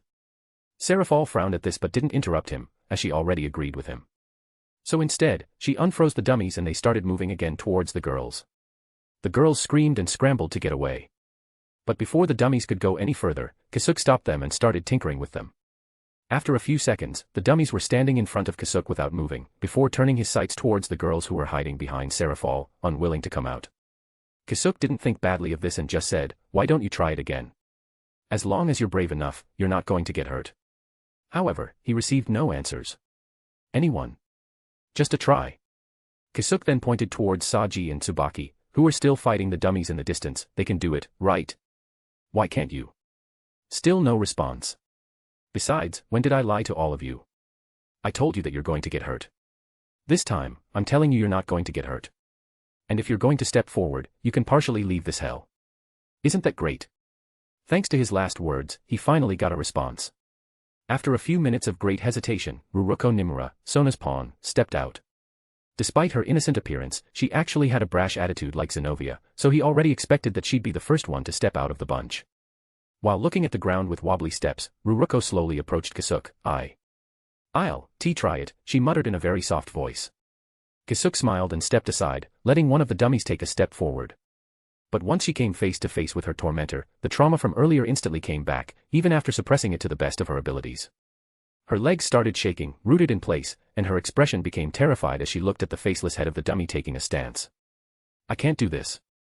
This is impossible," she thought and stepped backward, turned around, and almost bolted away if not for Kasuk standing on her way. Please. Let me go. I can't do this," she pleaded. However, Kasuk just grinned and suddenly tossed a small candy towards her open mouth. Due to the suddenness, Ruruko inadvertently swallowed it whole and choked a bit. While she was coughing, a hand suddenly grabbed her by her collar and threw her towards the dummy before hearing Kasuk's voice, "Of course you can. Ki-chan." Seraphal shouted at him, but Kasuk just ignored her as he watched Ruruko drop and lay down in front of the dummy, ready to stomp her head to death. At that moment, Ruruko could only watch the dummy's foot as it dropped down to her face in slow motion with her thought process speeding up. Her life flashed in front of her and she was very unwilling to die like this. Although she wanted to avoid it and fight back, she couldn't find the strength to do it. However, just as she was about to resign herself to her fate, her heartbeat suddenly sped up and her eyes turned red. All the fear she was feeling right now seemingly and suddenly disappeared, and was replaced by her magnified rage and unwillingness. It was then she was able to straighten out her thoughts and moved her head to the side just before she was stomped and grabbed the dummy's leg, twisting it. The dummy lost its balance and dropped down while Ruruko used this chance to stand up and retaliate. Of course, as a dummy that Kasuk programmed, it wouldn't be easily outdone. It immediately stood up and met Ruruko's fist with its arm guard before counterattacking. Ruruko saw this coming and immediately jumped to the side and threw her left foot towards it. It was then that she noticed that the dummy was moving slower than last time and was more predictable. At that moment of realization, she suddenly heard Kasuk's voice, "Before you started, I didn't tell you one thing about it. As you improve, the movesets of the dummies also get better. You didn't notice since you were too busy protecting yourselves. And by the way, the current dummy has the same configuration that you started with." Although rage was filling her mind, strangely enough, Ruruko was able to understand his words and finally understood it when he said they didn't notice it. Still, despite this, she followed her feelings and started beating up the dummy, pouring out her frustrations on it. It looks like it's working well from the start. This is what Kasuk wanted to test out, which also served as his backup plan, the candy he developed and named Dragon Pride. In the past, Kasuk already noticed something was influencing Aika's behavior when her sacred gear was activated. He suspected it had something to do with the draconic part of her sacred gear, but wasn't able to pinpoint exactly where. After some time going through records and researching the topic, he not only discovered a state called outrage among the dragons, but also found a way to replicate it. However, even if he were able to replicate it, it was too dangerous to use and the chances of the user's mind breaking was 9 out of 10 times, so he shelved this project until further improvements or discoveries were made. Nevertheless, the opportunity to improve it didn't take too long to appear. When Sona, Kaneko, and Aika were fighting off the Minotaurs, Kasuk saw a similar state in Aika, but on a much smaller scale. Using that as his guidepost and the data he'd collected from Samuel's blood, Ophus power, and Great Red's flesh, Kasuk was able to create the Dragon Pride. Although it didn't improve the power of the user like Outrage could, it could temporarily disable fear and magnify pride. Thanks to his adjustments, its usage was not limited to those who were connected to dragons, and with the right situation, Dragon Pride would become incredibly useful. In this situation, after Ruruko took a small dosage of Dragon Pride, she was able to push herself beyond an incredibly difficult bottleneck, and hopefully, even after the effects wear off, she'd be able to get over her fear properly. Chapter 574, New Victims. What was that? Asked Seraphol. Nothing much. Just a bit of something to push her. Though it wouldn't have worked if there was nothing to push, Kasuk answered, before turning to the rest of the student council members, who's next? Although they were extremely hesitant, one after another stepped out to continue their training after seeing Ruruko perform, and noticing the dummy's movement was a lot simpler than they remembered. After half an hour, everyone was already back to fighting the dummies, and this time, with more enthusiasm after realizing their improvement. They knew that it's going to get harder as time goes on, but that's exactly the reason why they're training. Although they had received artificial sacred gears from Azazel and took a bit of training from the Devil King's subordinates, they are very much aware of their weakness and very large gap in talent compared to Ria's peerage. Just when they were about to give up chasing the group since they knew it would be for naught even if they worked their hardest, Kasuk gave them an option. But after experiencing all of this, they didn't actually know if they should be thankful for that demon who offered a deal way worse than actual devils. The effects of Dragon Pride on Ruruko had worn off, but she still continued fighting the dummy, now with much calmness and finesse in her movements. Seeing this, Kasuk nodded in satisfaction and took a peek at Saji and Tsubaki, who were still doing their best before turning his attention back to Seraphol, Irina, and Akino. We can leave them for now. But it's still dangerous for them, replied Seraphol. Please don't worry about that. I already dialed down my configurations and those dummies won't be going for the kill anymore. Though they'll still aim for a fatal injury if given a chance, they can manage themselves with the hot spring, and a harsh reply came from Kasuk. Seraphol furrowed her brows and said, I never really thought that you're this harsh. Kasuk instead turned around and started walking towards the lodging. Unless there's a good reason, I never slack when I give someone training. Besides, compared to this, wars are harsher. Well, that's true, muttered Seraphol and followed his steps. I don't think any recent large-scale war has happened, but why does he sound like he's already experienced one firsthand? She asked herself. But strangely enough, she couldn't voice it out. She has this inkling of a feeling that she shouldn't ask this and followed her gut. Akino and Irina looked at each other with complicated expressions before following the two.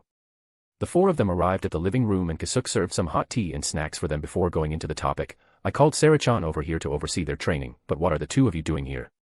If it's for your bodies, I'm sorry, but it'll need 2 more days to be ready, so you'll have to wait until then. Akino shook her head. No. We didn't come here for that. Besides. No. It was nothing. We're actually here to give some news to Seraphol-sama since she's been in here, not knowing what's happening outside. We were also curious about what the student council members were doing, added Irina, though we never expected it to be so brutal. Well, they don't have much time. This could have been a low-priority option if there were still a few years of peace, Kasuk sighed. Although he's the one who designed this training method, it's really only if there are no better options left as it's still too risky despite the safety measures he added. By the way, what news are you going to tell Sarah-chan? Mind if I listen in? Sure.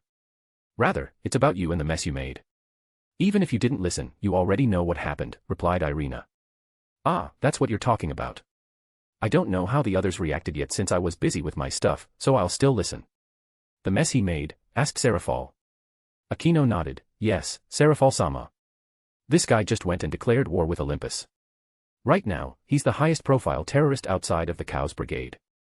It was then Seraphol recalled Kasuk's plans. This guy indeed had some plan to attack Olympus, but what did he do exactly? About that, we have footage that was leaked and it contained the entirety of his actions. though some people are still questioning its authenticity due to its. Akino's voice slightly trailed off, overwhelming contents. She then took out a terminal that is capable of displaying holographic footage which was invented by the Grigori and gave it to Serafal. Ha! Considering it was this guy, I wouldn't really be surprised if he did something awful to them. Serafal grabbed the terminal and started playing its contents for everyone to see.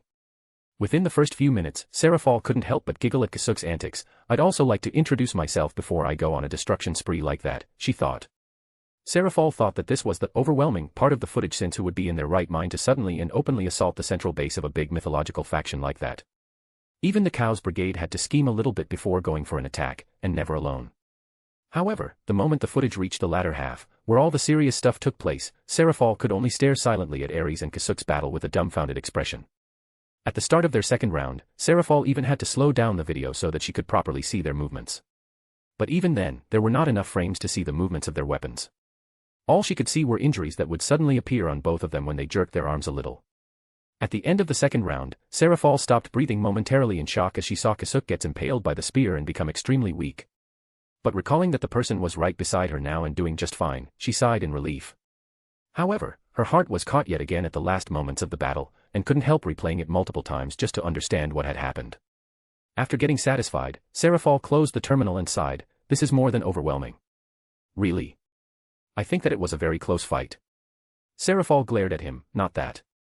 The fact that you went toe-to-toe with one of the strongest people in the world, almost killed him, and partially destroying an ancient and strong pocket realm is very alarming.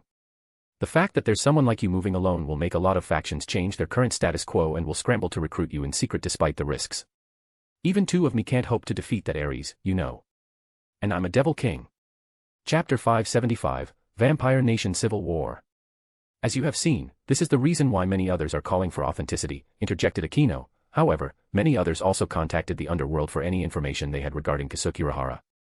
Of course, we couldn't give any information aside from that already in circulation. And due to Urahara-san helping with the crisis in the underworld, with Olympus in the lead, they are accusing us of hiding him, which has become a difficult matter for the integrity of the alliance. Well, that's obvious. They might even leave the alliance. Not my problem though, thought Kasuk as he sipped on his tea. Serafal frowned and muttered, "That would indeed be difficult, but it's not really a problem for now." Kasuk raised his brows and asked, "Oh? Why is that? If Olympus leaves the alliance, their allies would too, and that wouldn't be good for the alliance's goal and image."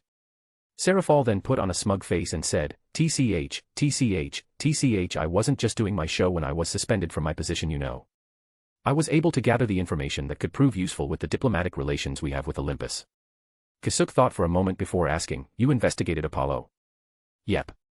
After the tip you gave me, I immediately went on to investigate in secret. Since he's the one who's gaining power within their faction in such a short period of time, I started with him. Although I wasn't able to get any conclusive evidence, the information I have on hand is enough for others to doubt the current Olympus. That's all we need to retain the status quo, giving the underworld and the entirety of the alliance precious time to prepare for the future. Hey, good work out there. Praise me more." Kasuk then proceeded to pat her head, "You did great, Sarah-chan." Ahem, Akino feigned a cough to interrupt them. Moving on, in addition to Urahara-san here, Olympus also issued a bounty on Nyx, who apparently helped him disable the defense system of the city. Many were shocked at this as there was an ongoing rumor that Nyx died somewhere, but it turns out she became the accomplice of a terrorist they were hunting. "Ah, she got caught?" asked Serafal. "Well, to silently disable those systems, she had to use her authority. No matter how much she tries to hide it, traces of her access would be left behind, so she was already prepared for this to happen." "Although I haven't forgiven her for what she's done, I do feel a little bit bad for her." You're too kind." "I'm not kind. I just know how to differentiate my enemies between those who only sought chaos and destruction and those who are fighting for their ideals and preservation. I honestly can't hate those who are on that latter side of the spectrum," answered Serafal. "Well, isn't that what it means to be kind?" thought Kasuk and turned to Akino. "By the way, is that all?" Akino shook her head. "Serafal-sama also needs to know what happened in Romania." "Oh right, what happened on your trip?" Instead of Akino, it was Irina who answered Serafal. "It was a disaster." Kasuk raised his brows, "But since you're here, it should have ended on some good note." "Yes. Thankfully, none of us died." Akino then proceeded to tell them what transpired in Romania. Thanks to Valerie Teep's awakening her Longinus, Sephiroth Graal, and unexpectedly becoming the head of the Teeps royal family, the feud between the Teeps faction and Carmilla faction worsened due to the power balance tipping over to the former side. The Carmilla faction tried to get the help of the alliance in exchange for signing the treaty. Azazel didn't want the situation to devolve any further and tried to negotiate with the Teeps faction to form a ceasefire, but it turns out that the Cows Brigade was pulling the strings from behind them and had been working with the second son of former King Teeps, Marius Teeps, by using the Sephiroth Grawl to strengthen the soldiers of the Teeps faction. When the time was ripe, Marius suddenly raised a coup against the Teeps leadership and exiled them except for their leader and his sister, Valerie Teeps. Receiving word of the coup, Azazel contacted the Occult Research Club and asked the remaining members to come as reinforcements. After arriving in Romania, Azazel revealed that the anti-government group that took power had forced the king of the Teeps and his supporters to ally with the Carmilla faction in order to deal with the traitors. The group had then learned through Elmenhilda, an envoy from the Carmilla faction, that Marius intended to extract the Holy Grail from Valerie in order to use its power to transform the civilians into beings without weaknesses. The Occult Research Club moved out to save Gaspar's childhood friend before her Longinus was taken. At this point, Aquino suddenly shook her head. However, we failed. Irina then took over. We tried to reach the ritual site where the sacred gear would be extracted, but we were stopped by evil dragons. The first one is Grendel. Even with our numerical disadvantage, we were not able to deal significant damage to him. It was only thanks to Ryasan awakening a new power thanks to Issei we were able to defeat him. However, before we could deal a finishing blow against Grendel, another evil dragon appeared and introduced himself, a Crumb Crutch, and we immediately recognized that name as the strongest evil dragon, which said to be on par with the two heavenly dragons. Not just Ryasan, but everyone else aside from Issei was tired and having a hard time to put out some power. Thankfully, however, Vala's group arrived and assisted us. But even with Issei's strongest form and Vala's cooperation, the two of them failed to do any damage against Crumb Crutch. We were only alive because he was not really interested in fighting us and his job was to only delay us for 10 minutes, which he easily achieved. Even if we're frustrated, we went through Crumb Crutch after he allowed us to pass through him. But as you might have expected, we were already too late. Valerie Teep's sacred gear was already extracted from her, but instead of Marius, it was done by someone called Rizavim Lucifer. Seraphal's eyes widened. Rizavim. He reappeared. He didn't just reappear, he also declared a new faction within the Cows Brigade called Clippeth. On top of that, Aquino became quiet for a moment before continuing. He's with someone who looks exactly like Ophus. He called her Lilith and his bodyguard. Chapter 576, Omen. Lilith, muttered Kasuk with a serious expression. Aquino nodded her head and said, yes. According to Valley, she was the power that was stolen from Ophus. Kasuk started tapping his finger on the table as his other hand rubbed his chin in contemplation. Seraphal, Aquino, and Irina didn't say anything else and waited for Kasuk's response. Ophus spawn, is it? Should I have gone with them after all? If I was present, I could have snatched her from this rise of him. No. I couldn't compromise my plans for that. Besides, it's no use regretting my actions now. Since Kasuk didn't have much time to actually search and chase after Rizavim's traces, he decided to give up for now. If she's Ophus spawn and the figurehead of the Cows Brigade, she should be fine for a while. Kasuk then looked towards Aquino and said, please continue. Aquino nodded and continued. After Marius Teeps had extracted the Grail from Valerie Teeps, the leader of the Teeps faction was dead due to the burden of the extraction, similar to what happened to Asia. Due to this, Gaspar went into another berserk state and started attacking and devouring Marius, along with his allies, using his darkness. The group was able to retrieve the Grail and checked Valerie's status. Thanks to her vampire blood, she was able to survive the extraction but fell into a coma. Returning the Grail should have solved the issue, however, even after putting it back, nothing happened. It was at this point that Rizavim appeared along with Lilith to introduce himself. After declaring the new faction within the Cows Brigade, he also explained that Valerie's Sephiroth Grawl is a subspecies which gave her a total of 3 Grails instead of 1. As he had already extracted the first one beforehand, he told everyone that she couldn't take the burden of her second Grail being extracted, so even if they returned it to her, it was already too late. As Valley had a past with him, he attacked him in a rage. However, before he could even approach, Rizavim suddenly disclosed a secret regarding the enhancement that was used on the vampires using the Sephiroth Grawl. Controlling the Grail in his hand, the remaining force of Teeps faction rebels suddenly transformed into evil dragons, losing their minds. Rizavim then commanded the evil dragons to wreak havoc before leaving after declaring his goal of unleashing the Beast of the End. At that time, only Azazel and Rosweiss knew anything about this Beast of the End, and the former shook in rage. However, both of them didn't explain anything to the rest of the group and Azazel commanded them to split into multiple groups to intercept the rampaging evil dragons and evacuate the vampire civilians. The only one who didn't follow Azazel's order was Valley as he chased after Rizavim, but Azazel couldn't do anything to stop him so he let him be. And after some time of battling the evil dragons, Euclid Lucifuge reappeared in front of Issei, revealing an imitation of the boosted gear, created from pieces of the armor and gems that were destroyed when Ophus smashed Issei awake from his juggernaut drive. As a result, Draig was extremely displeased and proclaimed that he and Albion were the only heavenly dragons. Albion, who's with Vala chasing after Rizavim, resonated with the thoughts of his rival, and Issei was able to reactivate the gem that he stole from Vala. But instead of consuming his lifespan, the gem manifested small white dragons that carried the power of dividing, overpowering Euclid with his fake scale mail. Also using Issei's gift transfer ability, Gasper was able to strengthen his darkness form and devoured the large majority of the rampaging evil dragons.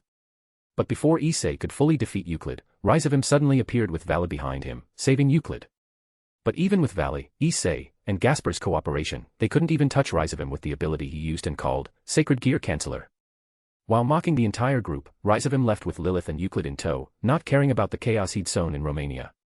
After that, the Carmilla and Teeps faction had to come to terms and join the alliance to receive the much-needed aid. Valerie Teeps, on the other hand, became a bit better after Issei gave her the candy you gave him. Thanks to that, she was able to wake up, but only for a few minutes a day. However, Gasper is already thankful for that. Aquino ended her story. Currently, Valerie is resting in Issei's place, Irina added. Kasuk immediately understood the undertone within Irina's words and thought about it for a moment before replying, "All right, let's go." Are you sure? Asked Serafal.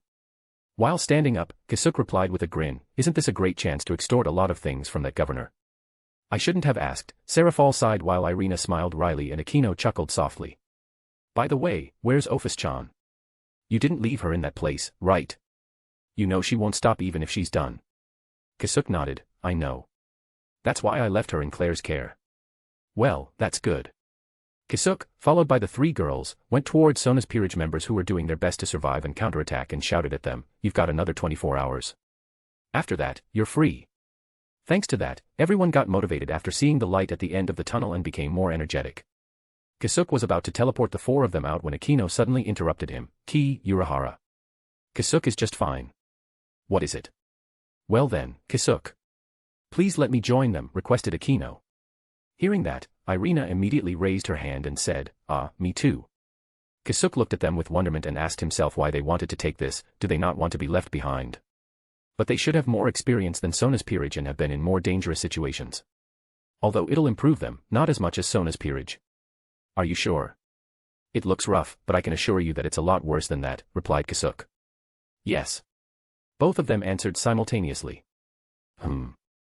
They are at least serious about it, thought Kasuk as he looked into their eyes, but where is this motivation coming from? Unlike his egging on the student council members using Sona, Kasuk isn't so sure of their motivation. He thought it was about for their comrades, but somehow, it feels different from that. Without much choice, he asked curiously, "But what for?" "For myself," answered Aquino. "For the future," answered Irina. Kasuk could only scratch his cheek. He knew that he wouldn't get any answer beyond that. And since he still had some spare dummies and it wasn't much trouble, he agreed, "Fine. But don't go crying after me if it traumatizes you, all right?" Both of them nodded seriously. Since it's already decided, Kasuk set up another set of dummies, away from the student council members, and explained to Aquino and Irina the rules. He then left them behind after starting the dummies. But before he could reach Serafal, he already heard some additional screams of agony, "Let's go." But instead of replying to Kasuk, Serafal looked at Aquino and Irina with suspicion. "It can't be, right? Are they planning the same thing? What's up?" Serafal immediately shook her head, "Nope. Nothing. If there is something, we'll know it before you leave." Chapter 577, Not Human but Very Human. Kasuk didn't teleport them directly to Issei's house for obvious reasons. After reappearing in Kyoto town, Kasuk and Serafal immediately noticed a strong barrier around Issei's house. Looks like a grand welcome. What do they want? It seems pretty important. "Let's go," replied Serafal and started walking towards the tall mansion while being engulfed by Kasuk's optical camouflage designed to full basic to medium radar, which was currently rampantly spread around the whole Kyoto town by other factions due to the attention that Kasuk was receiving for his recent actions. Although the Alliance couldn't get rid of all of them, they were able to limit them to basic scanners that were pretty easy to hide from. They reached Issei's front door and Kasuk knocked on it. Kasuk tried to peer beyond the barrier using his senses, but failed to do so. Although he could strengthen his senses, he didn't do so as that would only aggravate and be rude to those who are inside and took the effort to set up this barrier. On top of that, Kasuk would be showing his cards when he didn't have to. After all, they even managed to block my spirit sense. Although it's a basic one, they figured out my way of sensing my surroundings. A few seconds later, the double doors opened automatically. Kasuk and Serafal entered quietly and went straight towards the elevator and went to the 5th floor, where everyone seems to be. As they left the elevator, everyone's eyes were on them. Kasuk and Serafal, similarly, looked at everyone and Serafal was surprised to see some faces. Kasuk first smiled and removed his hat. Good day, everyone. I must say, I wasn't expecting such a grand reception. I'm truly honored. Aside from the Occult Research Club, Vala's group, and Benia, leaders from each of the 3 factions including their attendants were present. From the Grigori, Azazel, and Barakil were present. From the underworld, Surzex and Graphia are in person while Ajuka is currently being displayed as a hologram. From Heaven's side, Michael, Gabriel, and Dulio are present. Finally, the last one is from Mount Meru, the first-generation Sun Wukong. Kasuk first looked towards those he knew before transferring his sights towards the unknown faces. The moment his eyes landed on Gabriel, he immediately thought, no wonder Issei is making that face right now, before transferring his attention to the other presences in the mansion who were not present within the room. The first one to respond to Kasuk's words was Azazel, who started scratching his head. Don't speak like you're below us. It's really hard to talk that way. Just from this, Kasuk immediately understood the stance they wanted to take. However, Kasuk just displayed his usual smile and said, I'm just a person and there's no one standing behind me. I couldn't even do anything when others branded me as a terrorist. Azazel then looked at him with a serious expression. That all changed when you alone shook an entire faction, and it wasn't even a small one. Although we can't do anything with your current status, we'll at least treat you as equal. Kasuk first looked around with a blank expression before sighing. It's nice to meet everyone, but why are there so many big wigs here? You only need me for one thing, right? Well, we do intend to ask you to treat Valerie Teeps, but there's more we want to talk about, replied Azazel. He then pointed towards the men beside him and introduced him. By the way, this is Barakil, Akino's father. Barakil stepped forward and looked straight into Kasuk's eyes while extending his right hand. I'm Barakil. I heard you took care of my daughter. I'm really thankful for that. If there's anything, please tell me. Despite his genuine gratitude, however, he looked at Kasuk with great intensity that is very contrary to his words. Kasuk didn't know what's up with him but he still smiled and took his hand. Kasuk Urahara, a pleasure to meet you. Kasuk felt a bit of pressure from Barakil's hand but he didn't really mind it. He was just confused at why but didn't ask anything as it isn't the right time. Eventually, Barakil let go of Kasuk and stepped back. During that time, everyone could hear Azazel sighing. The next one to step out is Michael and greeted Kasuk. We meet again, Kasuk Urahara. It's nice to see you again, Michael-sama. I'm still really thankful for all those souls that return to their natural cycles. Thanks to that, the system has gained substantial stability. Michael is talking about the 250,000 souls that Kokobeel corrupted to serve as his secret weapon. Since they couldn't do anything about it, Azazel could only seal the souls until Kokobeel used it again in front of Kasuk. Just like Azazel, Michael pointed towards the people behind him. You've already seen him in the netherworld, but this is Dulio Gesualdo, my Joker. And similar to Barakil, Dulio also extended his hand towards Kasuk. Hey, nice to meet you. You can call me Dulio. Kasuk smiled and took the hand of the carefree guy. Same, please call me Kasuk. Chuckling, Dulio replied, will do. Michael could only shake his head at his axe but didn't say anything regarding it and proceeded to introduce the woman beside him, and this is Gabriel. A fellow seraph. Gabriel also stepped forward and did the same thing as Barakil and Dulio. I've always wanted to meet the person who freed all those tormented souls when we couldn't do anything regarding it. I'm Gabriel. I hope we can get along. With a bright smile, Gabriel introduced herself. Gabriel has the appearance of an extremely beautiful woman with curly blonde hair and a voluptuous figure and is known as the most beautiful woman in heaven. Like other seraphs, Gabriel has 12 wings growing from her back. But as soon as Kasuk took her hand with both of his, a cold breeze suddenly brushed his spine. He knew where it came from but doesn't know why. Do they not get along well? Nevertheless, Kasuk continued without pause, and I've always wanted to meet the rumored most beautiful woman in heaven. And sure enough, it doesn't disappoint. It's lovely to meet you, milady Kasuk Urahara, at your service. However, that lip service immediately earned him even more cold air, but ultimately, he ignored it. On the other hand, Gabriel didn't really react in any particular way regarding Kasuk's playful words. Please. I don't deserve such a wonderful compliment. Every woman from heaven is beautiful and it should be me who should do something as thanks. My, how humble and innocent. Not what would you expect from a leader of a great faction. She's a textbook example of an angel, all right. Not some self-proclaimed one. Kasuk thought as he separated his hands from her. I just figured out right now that you really deserve such a compliment, Gabriel-sama. And also, if I need something, I'll just ask that governor. He seems like a super rich guy that I could repeatedly extort, replied Kasuk while pointing towards Azazel. Ha, reacted to the governor. Please don't burden him too much, replied Gabriel. Since it's you who said it, I'll consider it. Kasuk then faced the last new person. Seeing that, Surzex immediately introduced the men in the hologram. This is Ajuka Beelzebub, one of the Devil Kings. Glad to meet you, Ajuka-sama. I've heard many great things about you. Same. I've also heard a lot of great things about you. It's such an honor. I feel the same. Ajuka then looked straight into Kasuk's eyes before saying, indeed.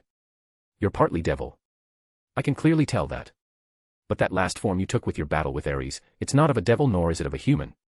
Yet, it's very human. What are you? Chapter 578, matured for a little bit. Indeed. You're partly devil. I can clearly tell that. But that last form you took with your battle with Ares, it's not of a devil nor is it of a human. Yet, it's very human. What are you? After Ajuka uttered that, a strange and awkward silence engulfed the room. On the other hand, Kasuk's smile didn't change, and replied, I wouldn't really know how to answer if you're going to ask me that. However, deep inside, Kasuk was impressed. After all, even after showing such an inhuman form, he's the only one who called it very human. Even though he's of a soul race, which is the main source of his powers and unique abilities, unlike Yoruichi who came from a prestigious clan in Soul Society, Kasuk was originally a normal human soul that arrived in Soul Society on a clean slate. Along with Zaraki, they are the only few human-originating Shinigamis that developed into extreme levels. So when his Shinigami powers and hollow powers exploded and mixed together, he actually got closer to his human origin and it took over his devil side in an instant, giving him the unusual form he took in his battle with Ares. At least, that's what he thought from his and Beneheim's initial investigation. What is a human? A question that he has never gotten a full answer to back then in his previous world, became even more prevalent when he arrived in this world, sitting between everything, Shinigami, Hollow, Dragons, Fullbringers, is human. Kasuk's thoughts wandered for a bit until it was pulled back by Ajuka's reply. Then forget it. I'm only a bit curious, Ajuka immediately backed down. A few more moments of silence prevailed before Grafia feigned a cough and directed everyone, please, this way. But Kasuk immediately refused by raising his hand, show me this Valerie Teeps first. That's the main reason I'm here anyway. Then follow me. I'll show you the way, Azazel proposed. However, Kasuk just shook his head, no need. Just let Issei do it. I also want to ask him a few questions in private. Azazel looked at Issei and the latter also looked back and nodded at him, very well. We'll wait for you here.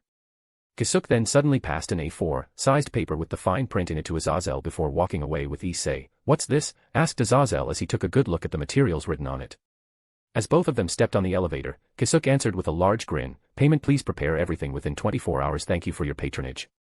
Ha! Azazel looked again at the paper before looking up to Kasuk, but there are some really rare and expensive things in here. Well, obviously. Those are things that I couldn't get hold of easily. But that isn't enough of a reason. This is still too much. Don't worry about it. That isn't just for the treatment of that vampire, but also some important information that you may not be aware of.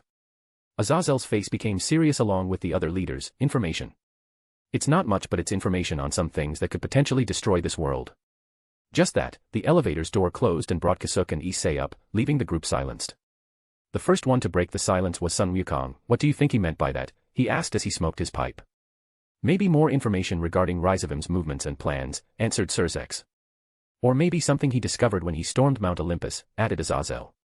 Probably something more beyond that. He doesn't strike me as someone who exaggerates themselves, commented Ajuka. Seraphal then interjected with an unusually serious tone, I'm with Ajuka-chan. He's someone who wouldn't regard Great Red and Ophus's clash as world-ending.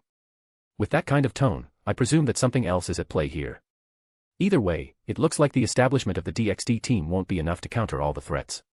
Depending on the information he has, we have to come up with more drastic measures, Michael added. For now, let's wait for him here. We already set aside ample time so there's no need to rush things. Surzex then turned to Sun Wukong and asked, what about you, Great Sage? What do you think? Nothing. Nothing much. Though if I want to say something, it is that both Sakura and Rudra are very interested in him. Please keep that in mind as you deal with him. I see. Well, for now, let's all sit down. In contrast, the majority of other people in the room don't have a single clue on what's going on and could only follow their leaders while speculating in their minds. But one of them couldn't help but mutter, he really extorted Azazel. Hearing Rosweiss's words, Azazel could only sigh and lament. However, he was saved by Surzex who extended his helping hand, let me help you prepare it. I would really be glad if you could do that. Azazel immediately accepted his gesture and passed the paper to Surzex, which in turn, passed it to Grafia, prepare the things that we have on hand right now. Understood. Then I'll leave first, Grafia then teleported away. If there are some items that are hard to come by, we'll also help with it. Michael proposed.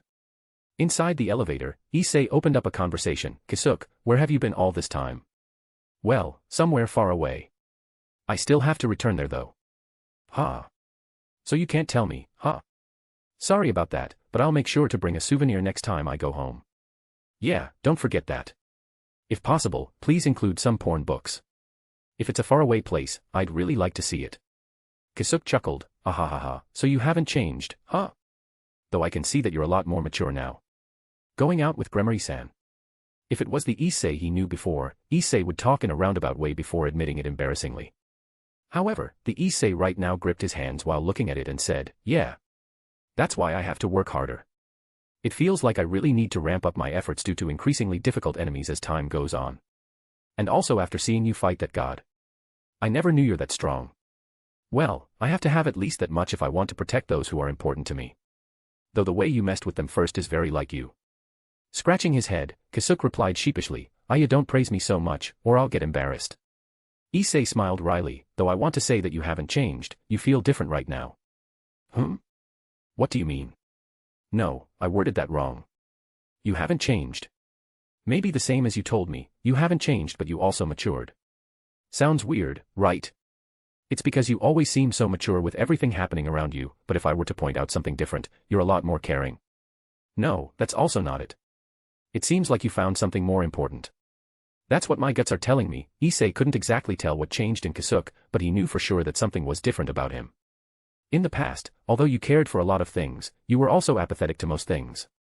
Right now, it seems that you can give some thought to the things you never cared for before. That's, at least, how I would explain it. Though it's not exactly right either. Kasuk became quiet at his words for several moments before chuckling again. Yoruichi told me something similar, so I guess you're right.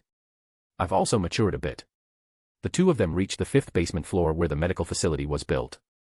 Chapter 579, Special Energy. Issei led Kasuk towards one of the inner rooms and knocked on the door. Gasper, it's me. Issei-senpai, answered Gasper in the room and hurriedly opened the door. He was about to say something when he saw Kasuk and exclaimed, Kasuk-senpai. Are you here to treat Valerie? Yeah. I'm here for the lady vampire. Please show her to me. This way please. Gasper then led them towards the currently unconscious Valerie. Valerie was a young woman with short blonde hair and red eyes, a common feature among the vampires.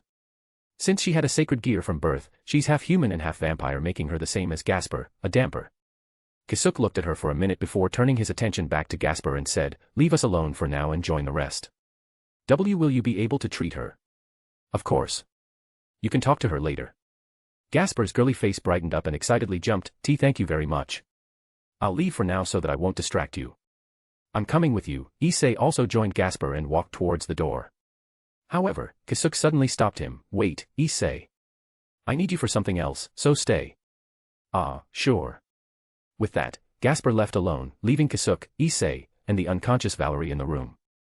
So, what should I do? In case you forgot or wrongly assumed, I don't have any medical knowledge. That's not included in my training regimen, said Issei. Well, more specifically, I need Drake for something. The back of Issei's left hand and the palm suddenly shone green and Drake's voice emerged, oh? What is it? Though I already have a clue to what you want. Kasuk then took out the blade from his cane and said, sit tight for now. Let me deal with this first. Benihime, do the work for me, asked Kasuk to his blade. And he immediately got an answer, no. Come on. Don't you want to know the full extent of your controls after the Hogyoku assimilated with both of us? This is a perfect chance to test that. Benihime became silent for a moment before Kasuk heard a sigh, fine. I'll humor you. I'm also a bit curious about my actual handling, so get to it immediately. My such a motivation to work, I'd really like some of that. Shut it. I don't want to hear that from someone who would delegate the work to someone else but still get all the profits. Please don't say that. This is only half of the work to get those payments. Kasuk then suddenly thrust his blade downwards towards Valerie's chest, stabbing her in the middle. Don't hurt her though. We're here to treat her and not make her suffer. Kasuk. What are you doing? Issei could only exclaim at his fast actions. Treating her, obviously, letting his hand go, Kasuk turned to Issei with a confused expression. Don't give me that face and stop messing with me. Where can you find a doctor who stabs his patients in the chest with a sword? One right here, Kasuk pointed to himself. Besides, technically speaking, all doctors need to stab their patients during an operation, so your point is invalid. And just leave it sticking out there. Well, maybe not. Issei could only scratch his head in frustration when Drake started comforting him. Don't think about his actions too much or you're only going to go insane. We've already established him as a non-standard type of person, so just ignore his non-standard actions. Issei sighed and nodded. How did I forget about that? Well, as long as Valerie-san is safe, then this is fine, I guess. Kasuk doesn't know if he should be happy or not that someone understands him. What a complicated feeling. I guess it's more fun to mess with other people's heads.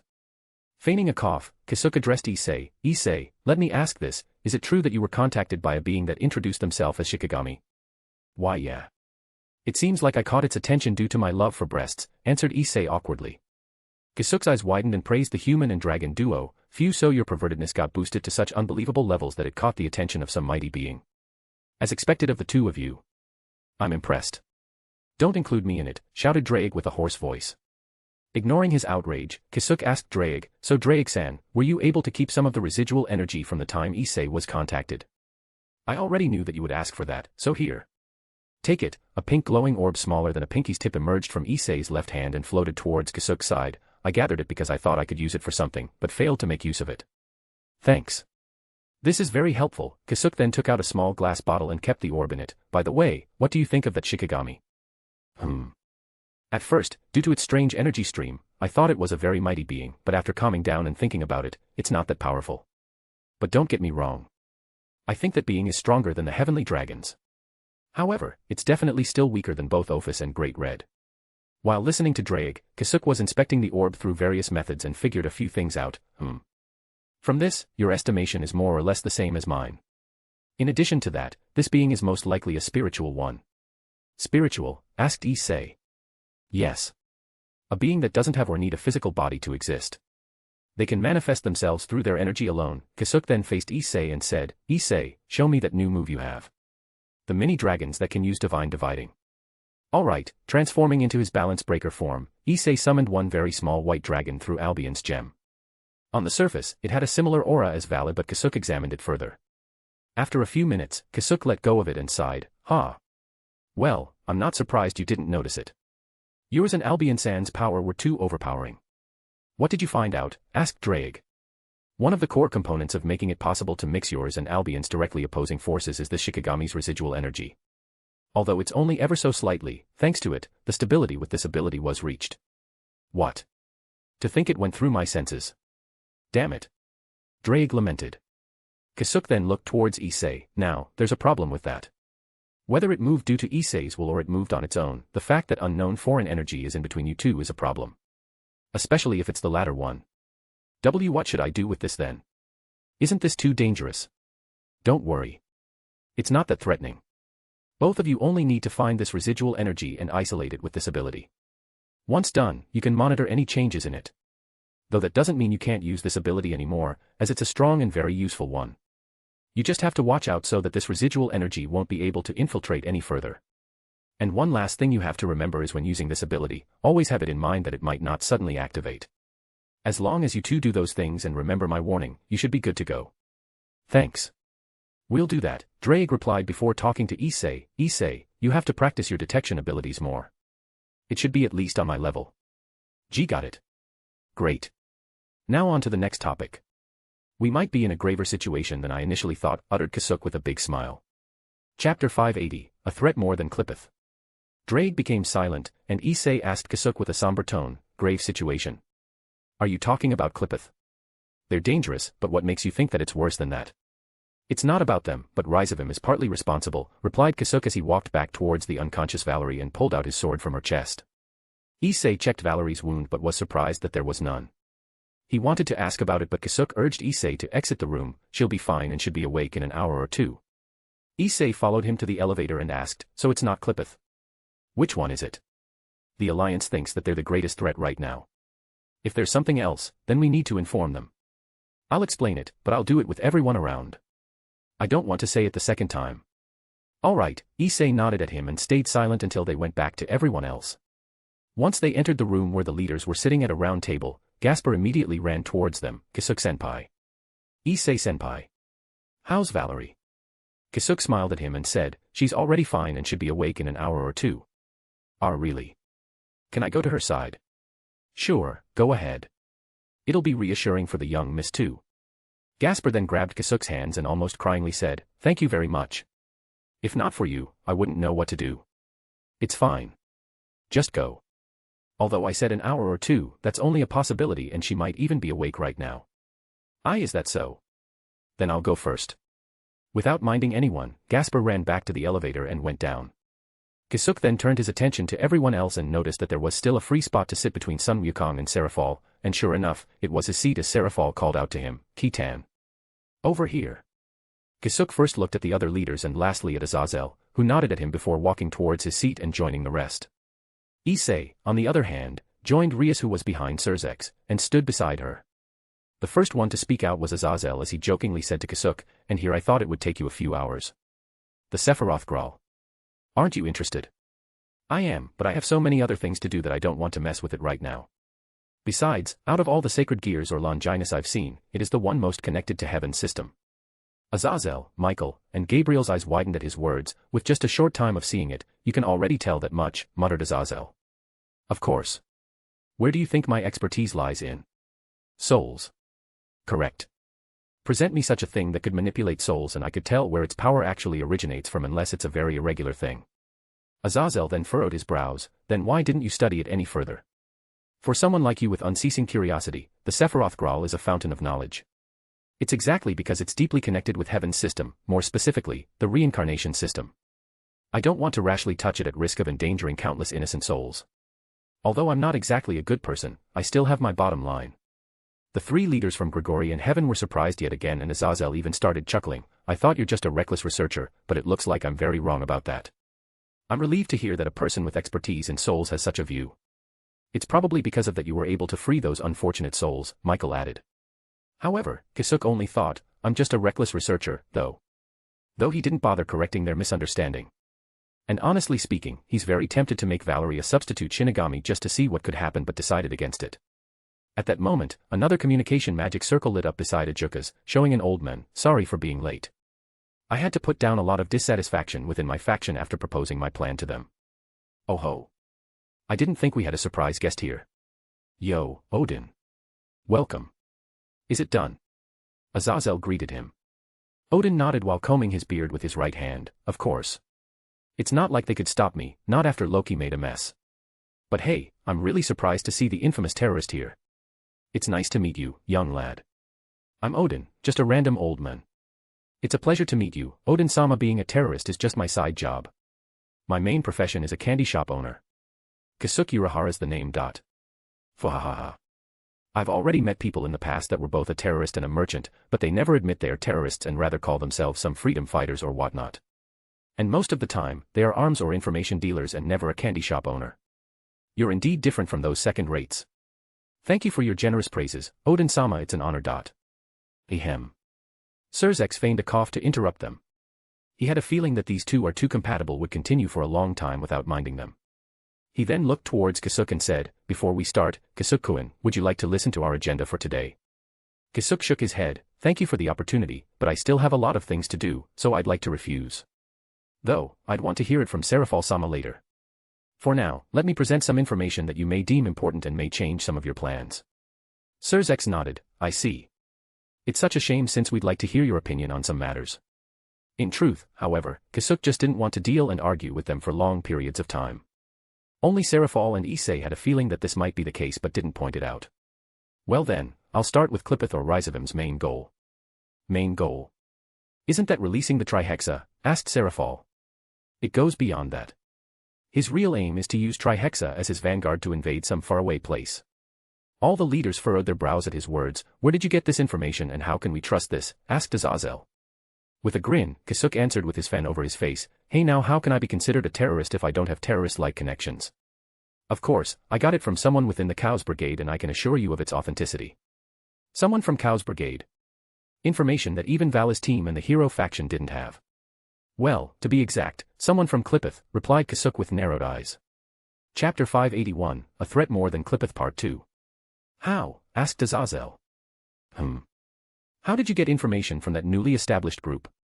If you think it's a new group, then you're wrong. Aside from that, is that important?" Azazel became silent for a moment before sighing. "Nope, it isn't.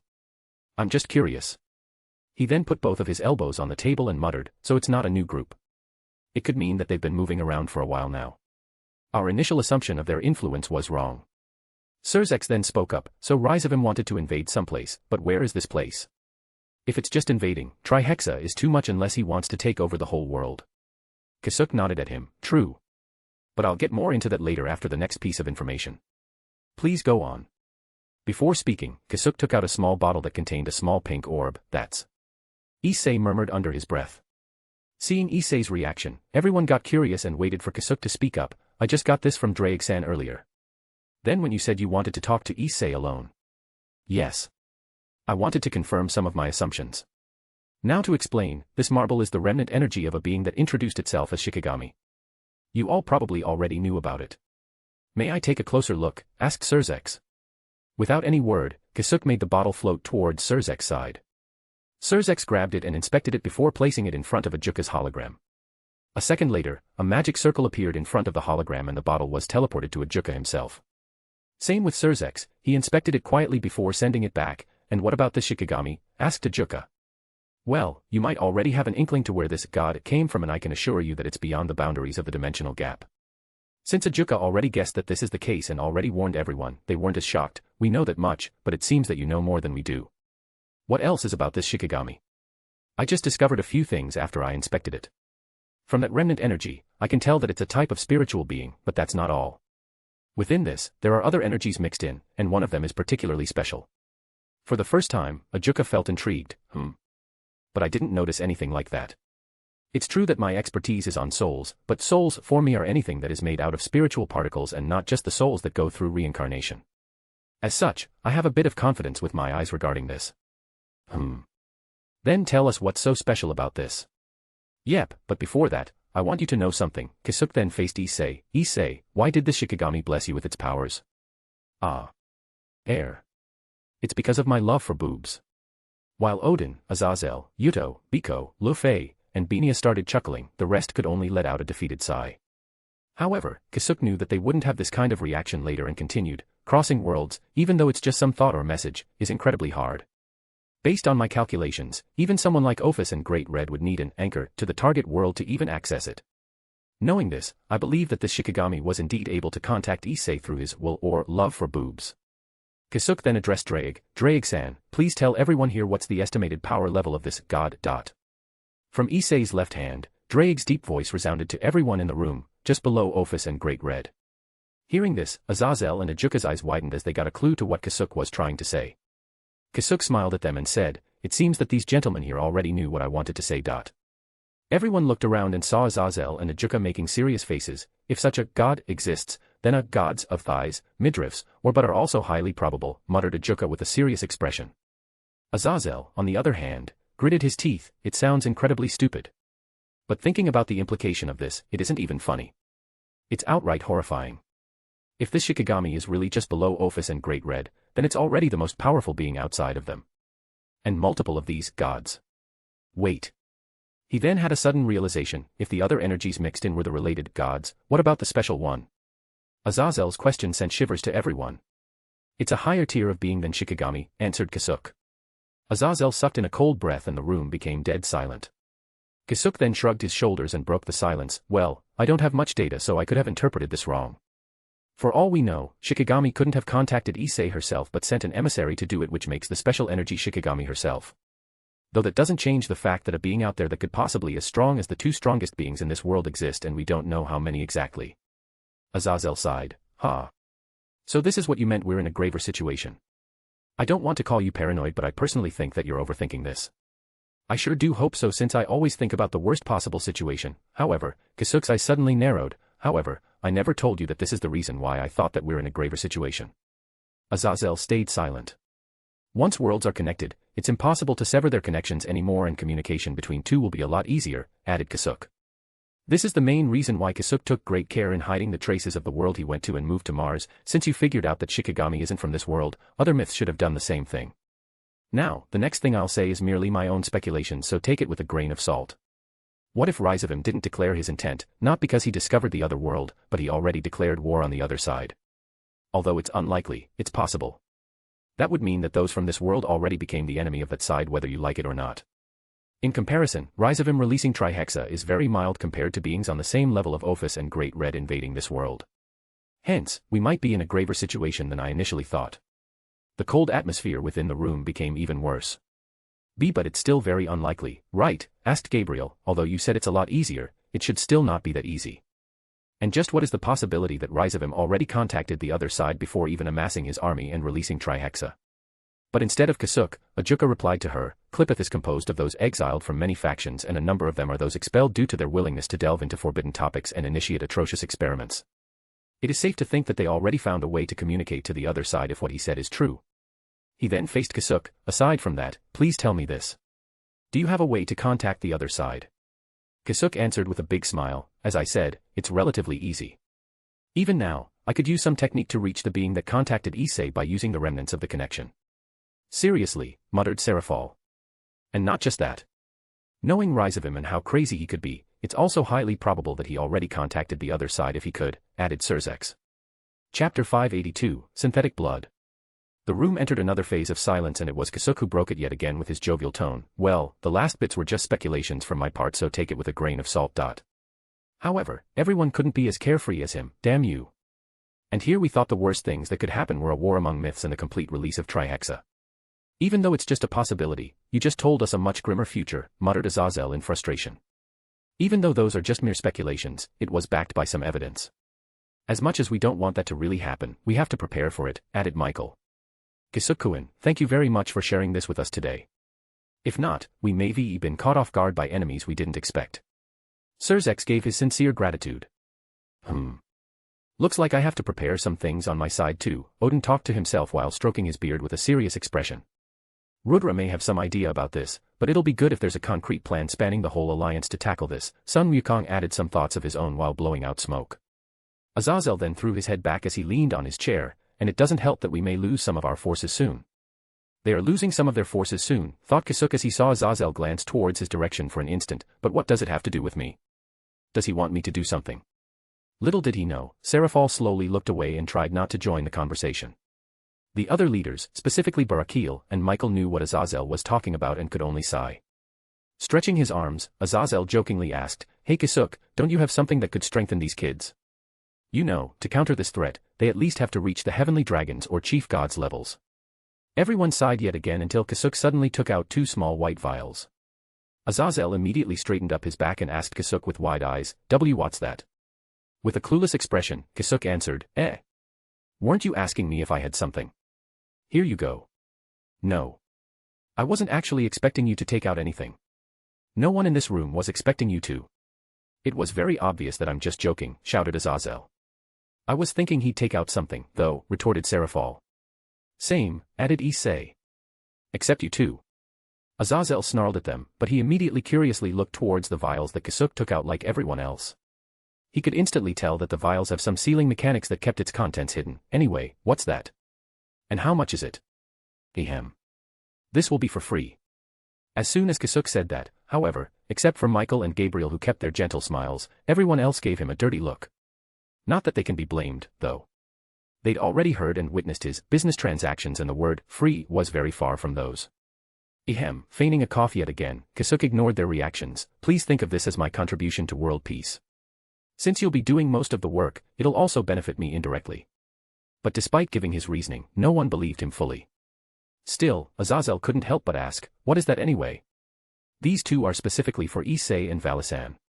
But before Kasuk could explain any further, Vali interjected, I don't need it. I don't want anything that boosts my strength artificially. I'll get stronger with my own effort. Vali. Don't say that. I don't think Kasuk would give us something that will boost our strength temporarily or hurt our potential for measly gain. Retorted Issei. In fact, he's a bit nervous now as he knew how Kasuk did things and thought, I wonder how much it'll hurt this time. Kasuk grinned and said, Issei is right although this is a concoction, it does not aim to boost your strength artificially, but to get you used to your dragon aura further, resulting in immense gains. Issei became even more nervous and Seraphal slapped her forehead since she already had an idea of what he wanted them to do. Quit the sales talk and tell us what it is and how to use it, said Azazel in anticipation. Ahem. Well then, allow me to introduce you to my creation. Modified Samuel's blood.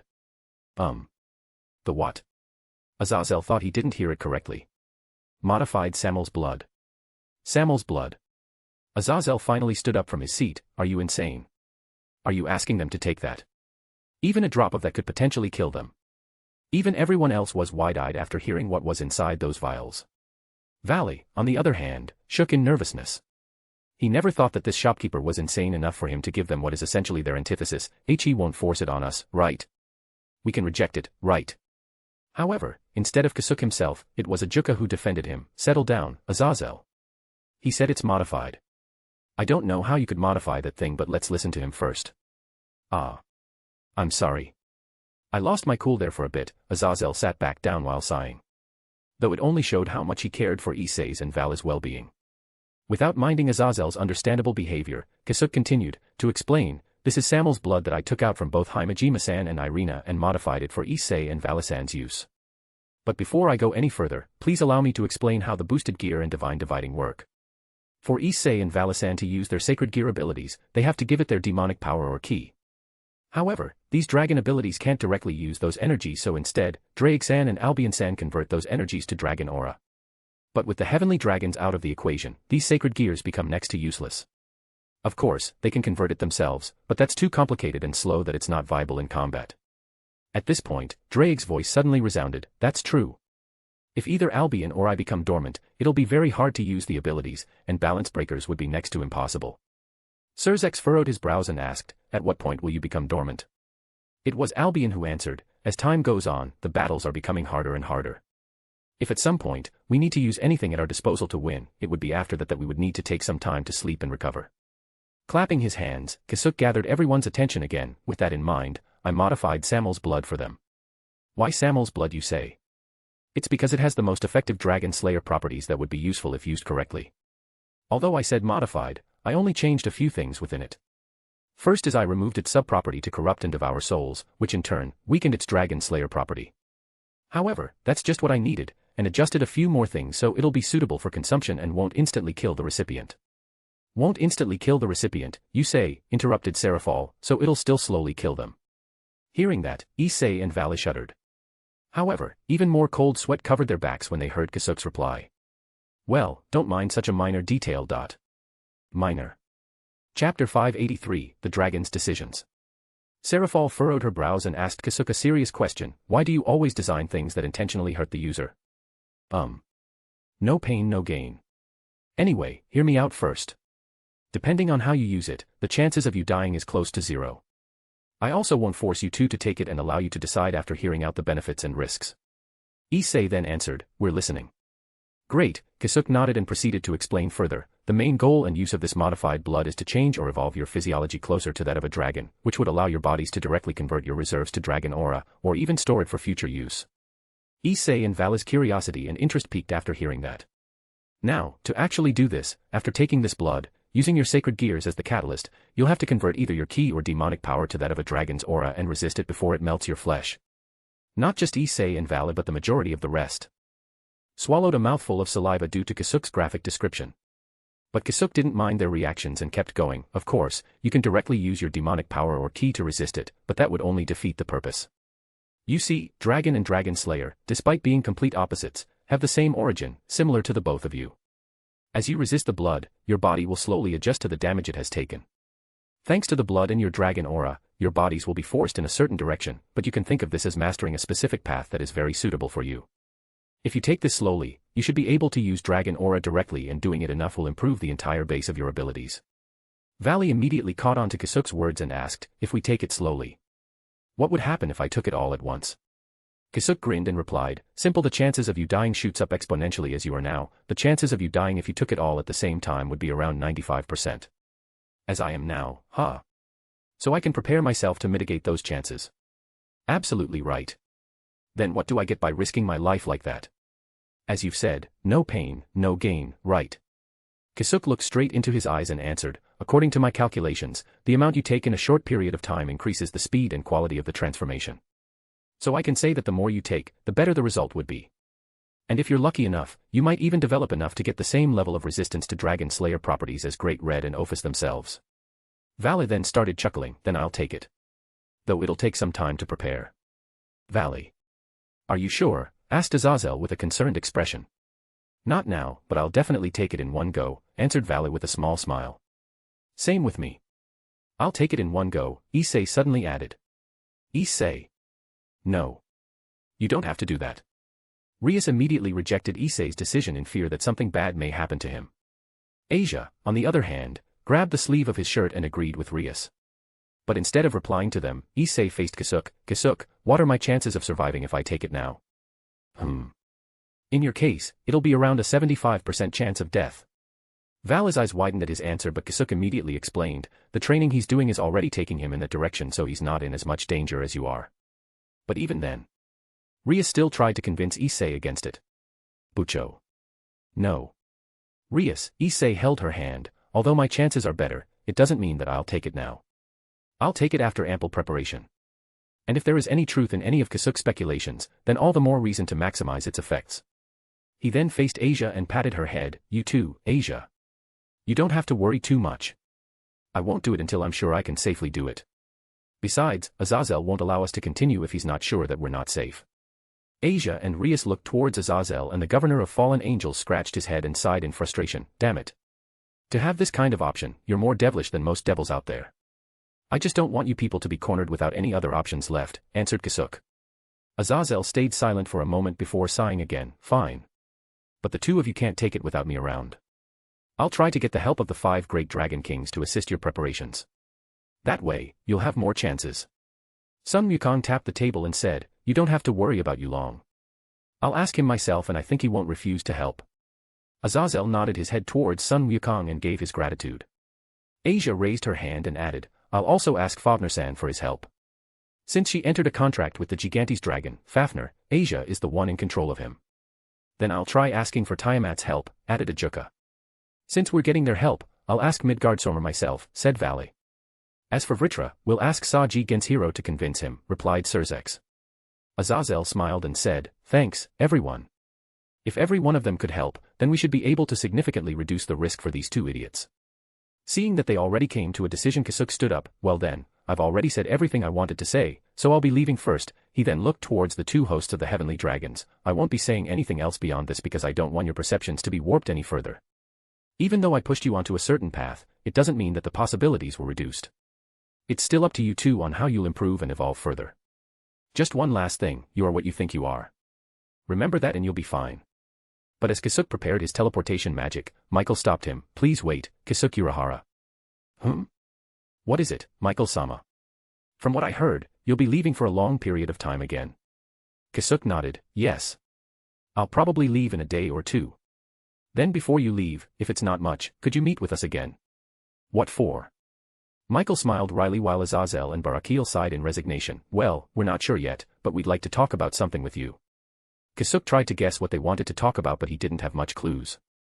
Although he still agreed, as it's not much effort. All right. But I won't have much time by then, so please keep that in mind. Don't worry. It won't take long. Chapter 584, New Travel Mate. Kasuk spent the rest of the time he had remaining with his family, while also creating some tools that could prove useful for them. Unlike his previous world where he only had to think about a few factions, the world he's in now, not only did he have more people to protect, but also it's a lot more complicated. Angels, devils, fallen angels, monsters, magicians, gods, and more, aiming for different things, wishing for their own future. A whole day had passed and Kasuk, along with his family, just finished their dinner and were now sitting face to face. I don't have much time, I'll have to get going soon, Kasuk muttered as he sipped his tea. Sakura heaved a large sigh. Is that so?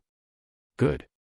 You can't leave the others for too long. Sakura then looked straight into his eyes. But before you go, we'd like to ask you to do something. Kasuk already knew this and nodded. I'm listening. Then allow me, Cleria suddenly spoke up. Kasuk looked at her and noticed a strong resolution within her eyes. When he looked around, Masaomi also had the same expression, but Kasuk didn't say anything and just waited. Kasuk-kun. Please take Claire with you. Kasuk's eyes widened from her question and looked towards Claire, who was happily playing with Ophus, not listening to them.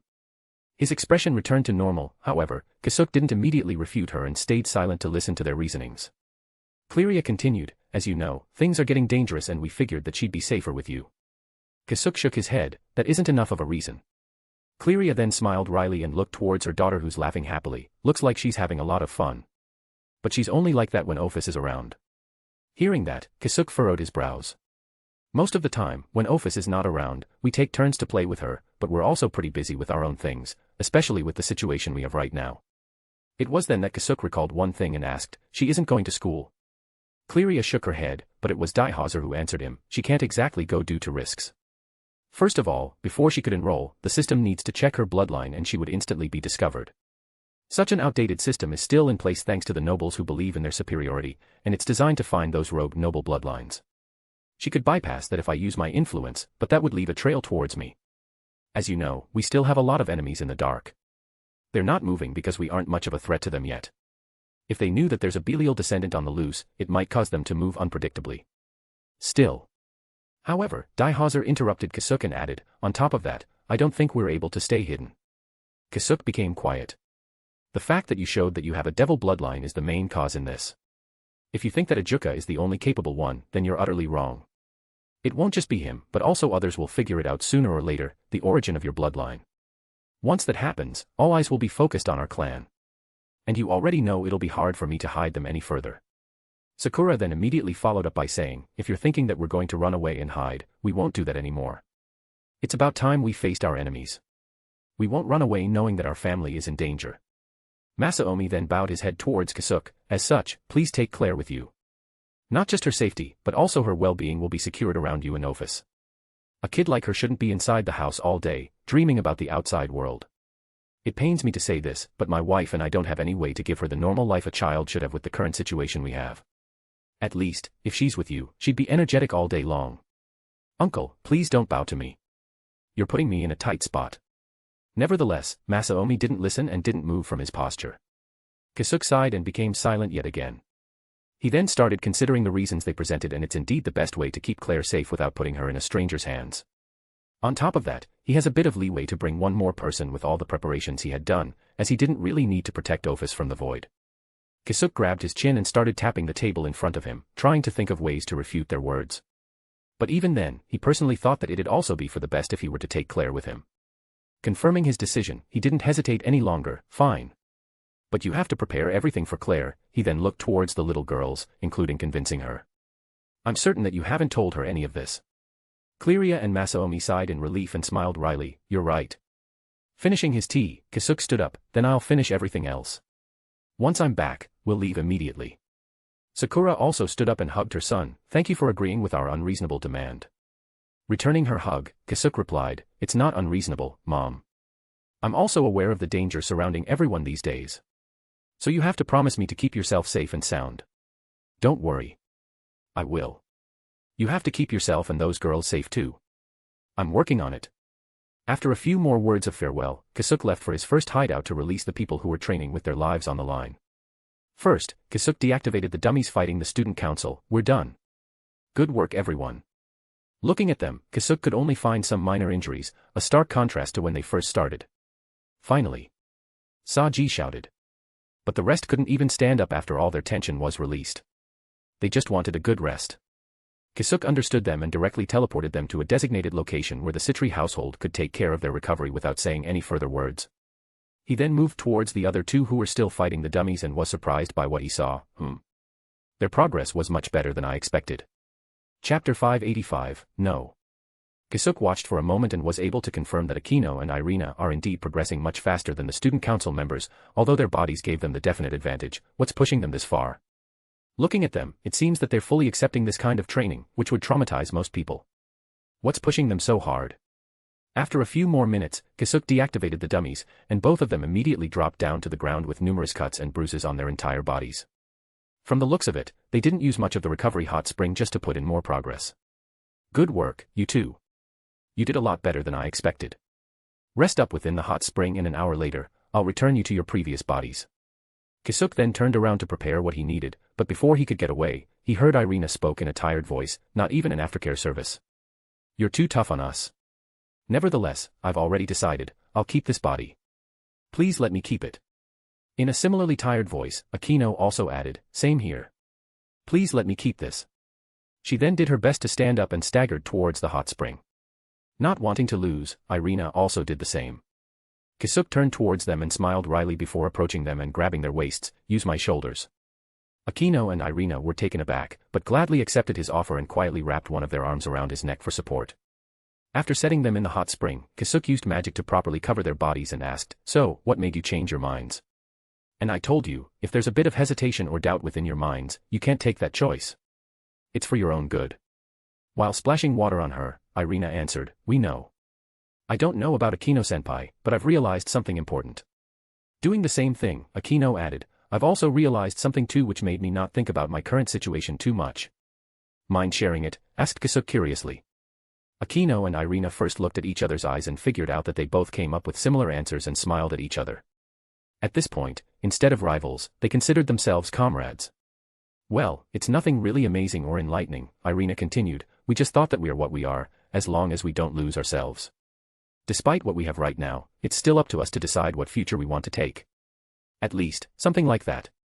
Akino just smiled and nodded while cleaning herself. Kasuk first looked at both of them before smiling. "I know it's deeper than that, but I can see that you've already made your decision with a proper resolution, so I won't say anything else to dissuade you too. I also wanted to see where these new powers of yours would take you, so I look forward to whatever you've decided to do." However, Akino suddenly chuckled, "Yufufu. You can be sure that we'll do our best to achieve the future that we want, though I do hope that you don't come to regret your words just now." Kasuk furrowed his brows and asked, "What do you mean?" However, Irina just casually waved her hand and said, "It's nothing. You'll figure it out later." Well, whatever. Kasuk then stood up and started leaving. "I'll be going first to finish up some things and dispose of those vessels. I'll be back in an hour and bring you to the surface." "Got it." Although curious about what they're planning, Kasuk needed some things to be done first, so he left. He had some inkling that they would want to come with him, but that could easily be solved by telling them that they'd just die if they came along, as he or the incomplete Ophus couldn't protect them. Exactly an hour later, Kasuk was able to finish everything he needed and only needed to create a portal that will open up the dimensional gap to return to the other side. Once he got out, Kasuk saw Akino and Irina happily talking with each other about some random things. "Let's go. I promise to meet your leaders before I leave." The two of them nodded and approached him as he created the magic circle. Within the duration of his stay in this abandoned hideout of his, Kasuk never felt Nyx's presence, so she's treating this place as a last resort. Or maybe she's just afraid to meet me and waiting for me to go. Arriving at Issei's place once again, while some were absent from the previous meeting, some new faces are also present. From Heaven's side, Michael is still present, but instead of Gabriel and Dulio, two familiar faces for Kasuk replaced them: Tuji Shidu, Irina's father, and Hina Shidu, Irina's mother. Kasuk was a bit surprised by their presence. "Uncle Tuji. Aunt Hina. It's been a while. Dad. Mom. What are you doing here?" Irina ran towards them and gave them a hug. "You already know why." Tuji answered with a slightly reprimanding voice while his wife only chuckled a little. Tuji then looked towards Kasuk and greeted him. "It's really been a while, Kasuk-kun. You've done so many, great things that I really doubt that you're still that perverted kid from back then. Thank you for taking care of our little Irina here." Kasuk shook his head and smiled wryly. "You must have already heard from others what they went through. It's very far from taking care of her." But Irina ignored his answer and said, "He took care of us. Because of him, I feel a lot more confident now. As if something has opened up inside. And he's still the perverted kid from before. It's just that he's a lot better at hiding it now." Hina patted the head of her daughter with a gentle smile and replied, "Is that so? If it's like this, we won't say anything anymore." Hina then turned to Kasuk and continued, "It's been a while, Kasuk-kun. You're all grown up. You're still as beautiful and gentle as ever, Aunt Hina. My thank you. Though I really want to talk to Sakura again. How is she, by the way? I hope she's doing fine. It's a shame that she can't go around right now because of me, but she's fine. She's currently with her sister and having a good time." While the others in the room reacted slightly, Hina's eyes widened. "Oh my, so she has a sister. I hope I can meet her in the future." Kasuk nodded at her. "You sure will." Akino, on the other hand, hugged her father tightly and as if saying their goodbyes. At this point, his growing suspicion of them wanting to come with him was almost confirmed, but he didn't say anything as he didn't really want to deal with the short-stacked girl on his side, all smug and ready to go on a vacation with a large suitcase behind her. Dang it. I understand why she wanted to come. But how could I reject her? "So, when will we go?" Serafal suddenly called out to him, forcing Kasuk to acknowledge her presence. "What we? It's only me who's going. Of course I'm coming too. You should have already guessed this." Kasuk sighed. "Why do you want to come with me?" Vaka dash. Ahem. I want to see Sona-chan. This woman. She's taking advantage of the fact that she's temporarily suspended from her position and wanted to get away for real. Kasuk instantly saw through her intentions that she is not only wanting to see her precious little sister. Kasuk looked towards Surzex and Azazel, but both of them only shook their heads with wry smiles, signifying that they already gave up. Kasuk sighed yet again, and was about to reject her idea, but Surzex suddenly spoke out, "Before you finish your conversation, mind listening to our request first." Seeing what's happening around, he can already tell what they wanted, but he still asked, "What is it, Surzex-sama?" "We'd like you to take Akino and Irina along your journey." "Well, maybe Serafal too." Without any hesitation, Kasuk replied, "No." Chapter 586, The Ride. Hearing his immediate response, Azazel replied, "Don't get it wrong. Although there are indeed advantages for us if they were to come with you, it's their idea in the first place. They wanted to come with you." Kasuk sighed and looked at the two of them who are making worried faces. "Why would you want to come?" Serafal wanted to explain, but Kasuk directly blocked her mouth with his hand. "I'll get to you later." Serafal furrowed her brows and puffed her cheeks, but she still stayed silent. Azazel, Michael, and Surzex are surprised at how much he had already tamed Serafal, but after thinking about it, this was only a matter of time. Although worried, Akino and Irina already resolved themselves. Stepping forward, Irina answered, "This is the future we wanted to take." Kasuk was about to say something, but Akino interrupted him. "If you're thinking that our future doesn't belong to you, then you're correct. Our future doesn't belong to you, nor to anyone else. It's ours and only ours. We'll decide what we want to do with it, and for now, we want to come with you." Both of them bowed down in front of him and simultaneously said, "This is the path we wanted to take. Please take us with you." Kasuk then proceeded to scratch his head and sighed yet again. "I'm sorry to rain on your parade and snuff out those flames, but I still can't take you with me. Including you, Serafal-sama." "What? Why?" shouted Serafal while Akino and Irina made bitter faces. "I'm sorry to break it to you, but whatever reason you may have, I can't bring any of you even if I want to." "Well, maybe I can bring Serafal-sama, but it's definitely impossible for both of you." Not moving from her position, Akino asked, "Please tell us the real reason." "Simple. If you were to come with me, you'll just simply die on your way there." "What do you mean?" asked Serafal. "The distance towards my destination is far, but that isn't the problem. The moment you step into a certain territory where I have to go through no matter what to reach my destination, you'll be torn to pieces in an instant. If I were to compare this process, it's much worse than a dragon receiving Samuel's blood. Heck, even in my strongest form, I still almost died on my way back here. This is the main reason why the others couldn't come with me. Serafal-sama will surely die as she is now, but since she's strong enough, I still have some leeway to protect her." Everyone's eyes widened at his words and tried to figure out what sort of place he ended up in if just traveling there means certain death. Only the leaders, however, have an idea or guess on what sort of place that is. This only makes his claims of otherworldly beings more terrifying. Thought Azazel. "As such, I can't take both of you." Akino and Irina get up with defeated expressions. They never thought that the problem would be as fundamental as not being able to take them because it's impossible in the first place. They thought that if they could convince Kasuk enough, he'd agree to it, leveraging the fact that they are additional help where their bodies are still a point of interest to Kasuk from a research perspective. Serafal was feeling a little bad for both of them because she already knew what they really wanted to come with him, but she's also a little happy but she'll be able to come, so I can come. "You're not gonna take a no for an answer, right?" "It's also because I knew how much you wanted to see Sona, so I already prepared some things in anticipation for this the moment I heard you were suspended." "So you knew. Why didn't you say anything?" "I didn't want to think about it and I was hoping that I was wrong." Serafal was about to barrage him with complaints but Kasuk interrupted her before she could even start. "I'll hear it later, but for now, I don't have much time, so we have to go." Kasuk then faced Akino and Irina for one last time and said, "I'm sorry I won't be able to grant your wishes, but it's not like this is our last time meeting each other, right? See you next time." Both of them wanted to say something, but nothing came into their mind. They have a feeling that this will be the last chance they'll be getting and didn't want to let it go. However, they couldn't think or find any path towards their goal. But as he was about to say goodbye to other people, the infinite dragon, the dragon of chaos, Ophus, brought chaos along with her by suddenly appearing, not just by herself, but also along with Claire, Cleria, Masaomi, Sakura, and Daihauser.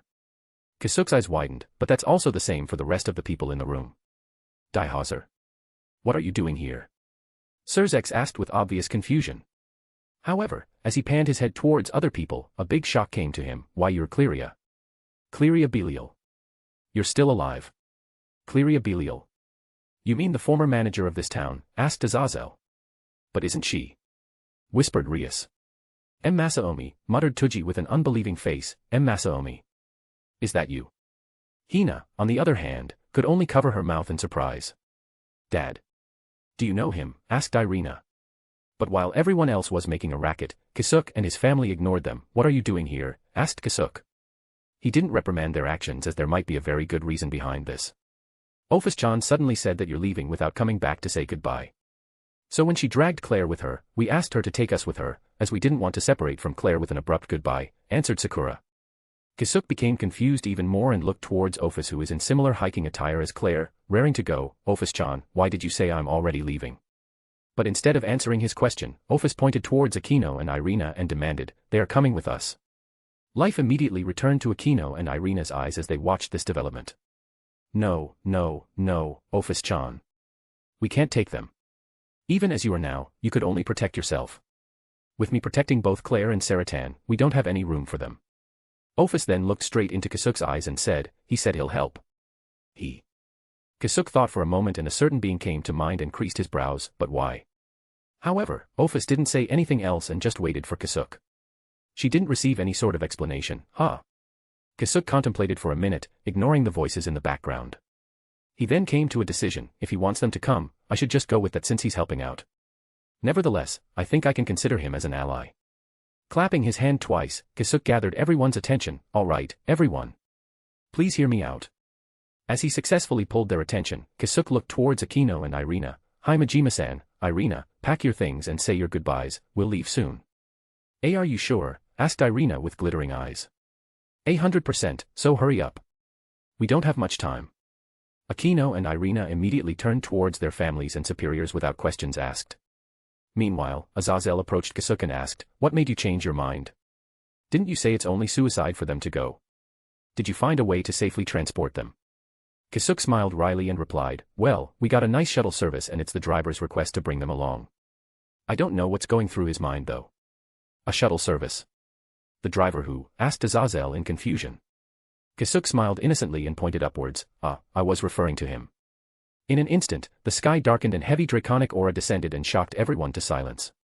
Everyone looked out through the windows of the room and soon after, a large rift opened through the skies of Kyoto town which resulted in the devils scrambling and putting up a barrier that would conceal this phenomenon from normal people. With a big roar, a gigantic red dragon emerged from the rift and Kasuk shouted towards Aquino and Irina, our ride is here. Are you ready? Chapter 587, A Mysterious Man. The moment Great Red appeared through the rift, the whole town was veiled in silence. The first ones to react, however, are those already used to Kasuk's antics and they considered this as one of his doings. Irina and Aquino immediately said their final goodbyes with her parents, comrades, and superiors, promising to bring back some souvenirs once they've returned. They didn't have a choice but to immediately move their attention to them and leave everything else for now. As Aquino and Irina reached Kasuk's side, Tuji spoke, Kasuk-kun, I'm leaving my daughter to you. If she's being too much of a handful, it's fine to mete out some punishment. Dad, shouted Irina angrily. Fufufu, Kasuk-kun, I want a healthy boy for the first, Hina added. Mom. Irina blushed at the sudden unexpected statement. While Kasuk nodded at Tuji, he directly ignored Hina. I know we haven't talked properly, but please take care of my daughter too, Barakil solemnly uttered. Of course, he didn't really trust Kasuk, but Aquino already shared her plans with him long before. Even when he tried to convince her against her decision, he couldn't break her resolve. Please don't worry about it. Since I've agreed to let them come with me, I'll do my part. But that also means that they'll have to do their part, replied Kasuk. The latter part of his words is actually meant for Aquino and Irina. That would be enough. Thank you. And while they were exchanging their farewells, Claire was also doing so with her parents and relatives. Mommy. Are we going to ride that? Asked Claire as she pointed towards Great Red. Yes, honey. You'll ride on Mr. Red, so make sure to thank him after you get off, all right? Cleria replied while stroking her face affectionately. Yes. Claire, baby. Always listen to Kasuk-nikan, all right? Don't go around without them and don't follow any strangers, Masaomi added. Got it, Daddy. You already said that 10 times, replied Claire energetically. Both Cleria and Masaomi explained to her that she'll be going with Kasuk to study with him and play with friends. Since she's still a child, she immediately agreed, not knowing that she won't be able to meet her parents for long periods of time. However, Kasuk already planned something to mitigate her loneliness once reality sank in for her. Though he hoped he could finish it before Claire misses her parents. All right, everyone, let's go. Our driver won't wait for too long. Kasuk gathered everyone's attention and prepared the magic circle that would teleport them on top of Great Red. But before they disappeared, Azazel suddenly asked Kasuk, wait. Since Great Red is giving out a hand, does that mean we're in the worst possible situation? Kasuk tipped his hat lower and answered with a somber voice before they disappeared, I don't know. But all we can agree to is that, as the guardian of the dimensional gap, he can see something that we can't. TCH, Azazel clicked his tongue loudly, isn't that just a step down from the worst? He and the rest then watched Great Red rip another rift through space and leave. After everything went to normal, Azazel feigned a cough, although he left, he didn't do so without kicking up a fuss. What a guy. So, shall we extend this unexpected meeting with unexpected guests from the afterlife? Daihauser, Cleria, Masaomi, and Sakura already expected this when they decided to come with Ophus and Claire, so they'd already prepared their cards to negotiate. Of course, they won't reveal anything that would be disadvantageous to them. On top of Great Red, Kasuk was sitting, sighing, and lamenting, Plans are made to be broken. Now, don't mind it, Ki-tan. Serafal comforted him while patting his back. Right now, Great Red's aura was covering everyone, not letting any dangerous factors come in. A few seconds later, Ophus suddenly called out to Kasuk, he wants directions. Sorry about that. Kasuk stood up and went up to Great Red's neck. Great Red-san, thank you for your assistance, but why did you help us? Only a deep growl from Great Red came and Kasuk looked towards Ophus. However, Ophus didn't say anything, meaning he didn't say anything, so he doesn't want to reveal it. Is it safe to assume that it's really the worst-case scenario? Sighing, Kasuk continued, I'll be sending the coordinates to you through magic, is that fine? With a soft roar, Great Red answered and Kasuk didn't need Ophus to translate for him. Putting his hand on the back of his neck, he sent the data and coordinates of the anchor he created and Great Red was able to feel the unique magic signature it was emitting. With a flap of his wings, Great Red opened another rift through the dimensional gap, revealing the darkness beyond it. What is that? Asked Serafal in surprise as she felt the extreme danger that is emanating through that space. Similarly, Akino, Iron, and Claire were also having a similar reaction of distress. While Ophus tried to comfort Claire with her limited knowledge, Kasuk explained, we have to go through that to reach our destination. It's the reason why I can't just bring anyone with me. So it's really another world, guessed Serafal. Well, you just have to see it for yourself. As they went through the rift, Great Red's aura that was protecting instantly thinned out, however, it also became much stronger. Kasuk saw that there's no problem with Great Red and sighed in relief. Although he already expected that this is the case, he's still a bit worried. He then saw Serafal testing out her magic towards the dark void, but as soon as her ice left Great Red's space, it was instantly obliterated. Just what's up with this space? She asked with a twitching mouth. It's the boundary between universes. Similar to the dimensional gap, I presume the space serves as a buffer zone between universes that have different rules so that they can't affect each other. But just as Kasuk finished explaining, he felt something amiss and immediately scanned the surroundings. What are those? From the darkness of the void, emerged beings that don't have any definite shape. What surprised Kasuk more is the fact that they don't have souls, though the strange materials that compose them seem to contain a bit of soul particle that is normal in any material. However, he can be sure that those lurking in the dark were alive. Nevertheless, before he could observe them more, Great Red suddenly roared loudly and expelled his aura, pushing the strange beings away, disappearing from Kasuk's limited detection range. What now? Serafal got ready in the event that something bad happens. Kasuk shook his head, I don't know. This is the first time I've encountered those things. Although only a few minutes had passed, Kasuk can tell that they were moving very fast and about to reach their destination. But just as Great Red about to split the space yet again, he suddenly stopped advancing. What's wrong? It was also then that Ophus stood up and stayed beside Kasuk while looking in a certain direction. As he turned his head towards that direction, without his notice, a tall man with long black hair, wearing a black tuxedo stood in front of them. Kasuk immediately shuddered as he laid his eyes on him. Chapter 588, The Chaotic Return. The man in a tuxedo sighed, and with a profound voice, he spoke without his mouth moving. I never expected you to bring such a force in your return. Kasuk immediately figured that the mysterious man was talking to him and replied, Greetings, sir. It seems that you already know me, but I'll still introduce myself. I'm Kasuk Urahara, a pleasure to meet you. If it's fine with you, do you mind if I ask who you are? Name, I technically don't have one, but those around me call me Chaos. You may address me as such. Seeing the situation, Serafal approached the girls and signaled them not to move nor speak. But such a thing isn't important. Why are two transcendent beings entering my territory? I already signed a contract with that tiger, but this is beyond the stipulations. Contract. Tiger. Several things went through Kasuk's head. Although he had a guess for who he is referring to as tiger, Kasuk doesn't have a single clue regarding the contract. But before he could answer, Great Red suddenly growled. You're just giving them a ride. Then what about that black dragon? Great Red answered with another growl, almost snorting.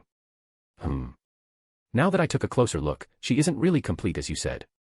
Great Red then didn't say anything else, nor Ophus. Kasuk read the mood and also didn't speak and just waited for the strange man to contemplate. A few minutes later, he spoke again. Fine. The black one can stay, but you can't. Great Red snorted at him, but the man didn't seem to mind it. He then looked towards Kasuk and smiled slightly before disappearing, leaving some words, I hope you can complete the contract soon. Of course, Kasuk didn't like that, but he didn't show any reaction. He knew that the strange man called Chaos is at least on Great Red's level and he couldn't have done anything against him if he decided to attack while Great Red was protecting them from the void. So those are the identities of the eyes that I can occasionally feel. It doesn't really feel good being watched, but I can't do anything right now. Though I'm thankful that he revealed himself and some information surrounding him. Looks like bringing Great Red along is a good fortune for me. A second later, Great Red snorted again before splitting the space, revealing a lush blue and green world, and a city. Seeing this, Kasuk's eyes widened and hurriedly turned to the girls who were appreciating the beauty of the scenery. He pulled out enough black cloaks that would cover everyone and said, hurry up and put this on. No one should be able to see our appearances. There are a lot of things that Kasuk didn't expect today and that didn't bode well with him. Including the fact that they suddenly appeared on top of Urahara where gods have special eyes.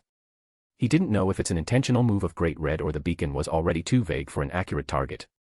It had been almost 2 weeks since Kasuk returned to the other side and Yuruchi and Sona were shopping for ingredients. Just when will he return? Asked Sona with a worried expression. Yuruchi smiled at her and replied, he has to prepare a lot of things on the other side, so it must be taking all his time. Don't worry about him too much. He can take care of himself better than anyone else. That doesn't sound good, though. It would really be nice if he could rely on us more. Well, believe it or not, in terms of that, he's a lot better than before. Most of the time, he'd take on everything from the shadows. If I didn't forcefully extend my hand, he wouldn't even remember that I could help.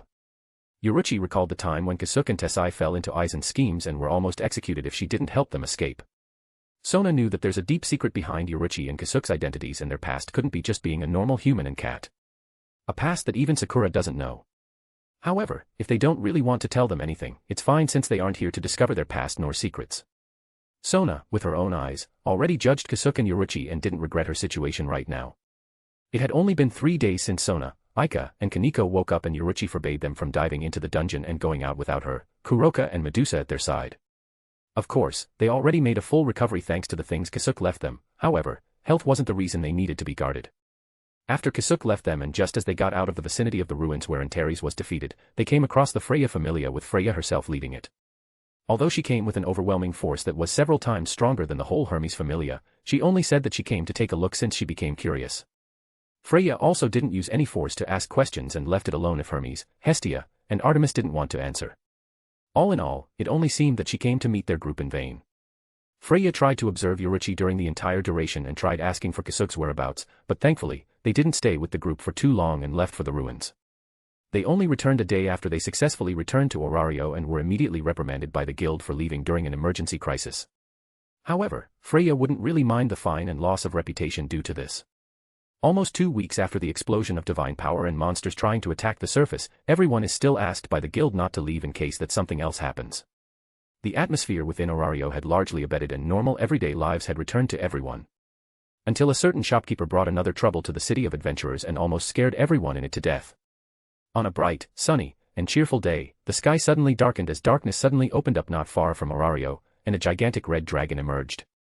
It was unknown who first did it, but as soon as the fearsome monster appeared, a shout of dread accompanied it and from then on, it was a chorus of fear, despair, and hopelessness.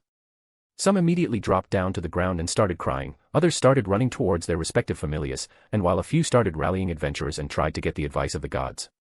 However, few of them noticed that even the gods were panicking in the face of this monster that came from the sky instead of the dungeon. Meanwhile, Yuruchi and Sona were both making a blank expression as they looked up to the sky. Yuruchi. For some reason, that dragon is incredibly familiar to me, muttered Sona. With a dry laugh, Yuruchi replied, ahaha. What a coincidence. Me too, she then started running towards their place and said, for now, let's return to everyone. That idiot. He left quietly but couldn't he return the same way? Though, I must admit. That looks fun. While following her, Sona answered, this is the part where you're supposed to be reprimanding him. Chapter 589, Monster. Outside of the Twilight Mansion, Loki was looking towards the gigantic red dragon with a rare serious expression when everyone from her familia, fully geared, approached from behind. "Loki, we're ready," Finn declared. However, Loki just took a peek at them and said, "Don't bother," before looking up again. Finn furrowed his brows and asked, "What do you mean? Are you saying that thing isn't a threat?" But before Loki answered Finn, she first addressed Ace, who's emanating a dangerous aura. "Curb your rage, Ace. That's not the black dragon. If anything else, that being is not a monster. It's very far from one." Although Ace couldn't do what Loki asked her, like everyone else, her eyes became wide open when she heard Loki's unbelievable words. What? What are you saying, Loki? That's obviously a monster." At that moment, Arena's voice suddenly ran out for everyone in the Orario to hear. "The seal on your arcanum shall be temporarily lifted." That announcement sent shockwaves throughout the inhabitants of Orario, and as Loki released his divine power, she said, "That's not a monster. If I were to be more specific, that dragon is more of a god." They couldn't understand what Loki was saying. Even more so when the vicinity was drowned by divine power by numerous gods releasing their arcanum and suffocating the mortals. It was then that all those who were in front like Finn, Riveria, Gareth, and Ace noticed that Loki had some streak of sweat running through her forehead which they never witnessed before. Finn, Riveria, and Gareth figured that the situation was very bad. As silence engulfed the whole of Orario because of the pressuring divine power from all of the gods residing there, the red dragon just kept on flying, ignoring everything below and just basking in the new sun. What the heck, thought Loki and a few other deities.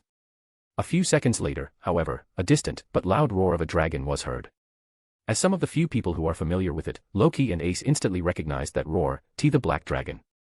Despite the heavy pressure she's currently feeling, Ace's magic started acting up as wind with an ominous aura started rotating around her. Seeing this, Loki immediately shouted, "Ace! Stop it! And that idiot monster! Why is it trying to provoke a lion when it's just a rabbit?" The red dragon, meanwhile, looked towards the direction where the roar came from, and without a warning, it opened its mouth and started gathering crimson energy in it. Seeing this, every god started panicking and started deploying their arcanum, wanting to attack the red dragon. "Stop it, you retards!" Loki hurriedly shouted using her divine power, "That dragon isn't hostile to us. Don't provoke it." Thanks to her words, the panicking gods stopped what they were doing. However, the red dragon kept gathering power in its mouth. Even the top-tier adventurers could feel the intensity behind the energy, which is roughly enough to erase the whole of Orario along with nearby towns and villages. With a forced smile, Finn muttered, "We truly don't stand a chance." The red dragon kept on going while the gods watched in trepidation until it stopped and took back the power it was gathering. In Great Red's eyes, he could see the small black dragon cowering inside its cave after being pointed by his annihilating beam. Chuckling, Great Red took back his attack and flew upwards before it opened another rift, leaving the world. On the other hand, the gods were dumbfounded. Even Loki couldn't even react properly at what she just witnessed. "I just wanted to scare the black dragon." As her divine power abated and the red dragon left, Loki suddenly cursed to the already clear sky for everyone to hear, "Fuck you. Don't do it here. You really scared the heck out of me." She then started stomping off to the exit of the mansion in a bad mood. "Wait, Loki. Where are you going?" asked Riveria. Waving her hand without looking back, Loki answered, "Donatus. And you don't have to worry about that red dragon. I doubt it'll come back, so just clean up the place." While still having multiple questions in their mind, they have no choice but to follow her orders. In an unprecedented event since the establishment of Orario and the Donatus, every single deity, including Arenas, attended the meeting to talk about the red dragon that transcended their understanding. While some are worried about their future, some are also feeling excited at its existence that might be on the same level as their father. Among the attendees were Hestia and Artemis, who were also nervous due to the current state of events. However, for a very different reason. Uruchikuin said that dragon is Kasuk's ride back home. How was that possible? I can tell that dragon is around chaos level. While Hestia and Artemis were worrying for their future and fearing that they might be discovered, the rest of the girls went towards the spot where they briefly felt Kasuk's aura. A few kilometers away from Orario, atop a secluded mountain, 6 cloaked figures came into Yuruchi and Ko's view. Kasuk. The tallest figure removed his hood and smiled at Yuruchi and the rest. "I'm back." With a flash step, Yuruchi instantly removed the distance between them and planted a kiss on his lips. "Welcome back." And while they were having their moment, one of the cloaked figures started running towards the girls. "Sotan. Guh. Seraphol tackled Sona and the two of them rolled back as the former tightly held the latter. "Owani-sama. What are you doing here?" However, Seraphol ignored her words and kept rubbing her face on Sona's. "Sotan. I missed you. Is that broke shopkeeper taking proper care of you? You became thinner. Are you eating properly?" Yuruchi looked at them, back to Kasuk, then to the other hooded figures, and turned back to Kasuk, who's making a wry smile and shrugging his shoulders. For now, let's go back, Yoruichi proposed before the group teleported towards the underground hideout. Since the instruction to them was to keep the cloak on outside, Ophus immediately removed hers and went straight to the couch. I have come, she declared. Welcome, Ophus-chan. Hope you enjoy your stay, replied Yoruichi. Nodding, Ophus answered back, I shall. She then turned her attention to the rest of the newcomers who'd already removed their cloaks. Oh, isn't this Claire-chan? You came too. Claire ran towards Yoruichi and gave her a big hug. Yoruichi-nichan. I came too. And while they were giggling with each other, Aika and Kaneko approached Akino and Irina, entirely ignoring Sona's cry for help. Akino-senpai. Kaneko excitedly ran towards her. Kaneko-chan. I'm relieved to see you doing all right. Akino grabbed her and checked her well-being. Kasuk-senpai and the others are taking good care of me. Chapter 590, Signing Up. After their respective reunions, everyone sat down while Medusa prepared all the snacks and tea. Mind explaining everything now, Kasuk? Yoruichi started. After clearing his throat, he told everyone about his adventures on Earth and gave them the reason why he brought other people with him. Of course, he didn't tell them any sensitive information for now as it won't be any use to them. Although he planned to tell Yoruichi everything he knew later. I see, Yoruichi nodded in understanding and looked towards Akino and Irina with a grin. So they wanted to come, huh? While Irina whistled poorly and looked around in an attempt to ignore her piercing stare, Akino just quietly sipped on her tea before saying, I already said it. After all those things he had done, I won't let go of him easily. Chuckling, Yoruichi acknowledged her words. Got it. It's for revenge, is it? You're free to mess with this guy if you can. I certainly will, getting some of her confidence and anger back after remembering what she experienced in Kasuk's hands, Akino replied. Yoruichi then turned her attention back to the Prime Chaos Bringer. Are you sure you didn't intend for any of that to happen? Thanks to Great Red's appearance, even the gods are panicking. Hestia almost cried when I told her it's your doing, you know. I promise you it is not. Though I would have really loved to see her expression. Kasuk shook his head. By the way, what's the situation after I left? Surely, a god or two went after you, after that incident. Yoruichi sighed after hearing that and placed her hand over her forehead. Ha! It's troublesome. After you left, Freya herself intercepted our return. Though she wasn't able to get anything out of it because Hermes is keeping his word, I can always see her scouts in the corner of my eyes. As a safety measure, I asked Sona, Aika, and Kaneko not to go on their own outside because they're the ones gathering people's attention and I figured Freya would want to start with them. There are other annoying familiars trying to recruit us, but it's not that hard to fend them off, and as if remembering something, Yoruichi added, though there is one of them who is particularly tiresome. Ah, you mean the Apollo Familia? Aika asked. Yeah. That one. While they haven't done anything forcefully, I have a feeling they'll do something sooner or later. But we don't really have to mind them as Kuroka or Medusa by themselves can wipe out their whole familia. Kasuk, however, just grinned. Well, if they do try something, it's fine to bring them to a stage and show a bit of force. That should also stop some unsavory eyes from keeping a watch and bring Hestia-sama's name some glory. Let's talk about that when it actually happens. For now, excuse me. Irina interrupted Yoruichi, but what are these familias you're talking about? Aika and Kaneko then proceeded to explain the concept of familia, gods, and the dungeon to Akino and Irina. Meanwhile, since the unreasonably clingy Devil King won't listen to anyone but Sona, she's forced to say the same thing to her older sister. Once they got the basic rundown of the rules of this world, Seraphal immediately stopped bothering Sona and entered her so-called business mode. Southwest people in this place get stronger by signing a contract with a god and being granted this fauna. Although on a much larger scale, isn't this like the evil peace system? Kasuk nodded, correct. But instead of a high-class devil, the one powering the development and giving their strength is a god. By gathering Exilia, the adventurers can exchange this to gain more power or knowledge. However, unlike devils who can learn what they want, develop themselves to the future they want or create magic or technique based on their understanding, the strength that is granted to the adventurers is based on their qualities and actions. Aside from that, it was automatically obtained so the adventurers could only use what's given to them and entirely give up on creating their own techniques and spells. Kasuk then shrugged his shoulders. Of course, although these systems look pretty similar, the underlying foundation and mechanics are very different. While the evil peace system primarily works on physiques, Fauna mainly works on the souls. And not just that. Even with its apparent limitations, Fauna is a much more mature and complicated system. After all, even with my expertise, I can't tell the full extent of its abilities. Seraphal nodded. Thanks to Kasuk's simple explanation, Seraphal was able to easily understand it, so I assume that you lot already have this Fauna, right? Oh. You can tell. Of course. The moment we reached this world, I immediately checked a few things. One of which is the movement of magic power. Compared to us, who came here for the first time, your magic power is properly attuned to the surrounding while ours became chaotic. Kasuk's eyes widened, she can tell that much. This proves that her magic sensitivity is way beyond mine. After all, I can't tell what exactly is amiss when we first came here.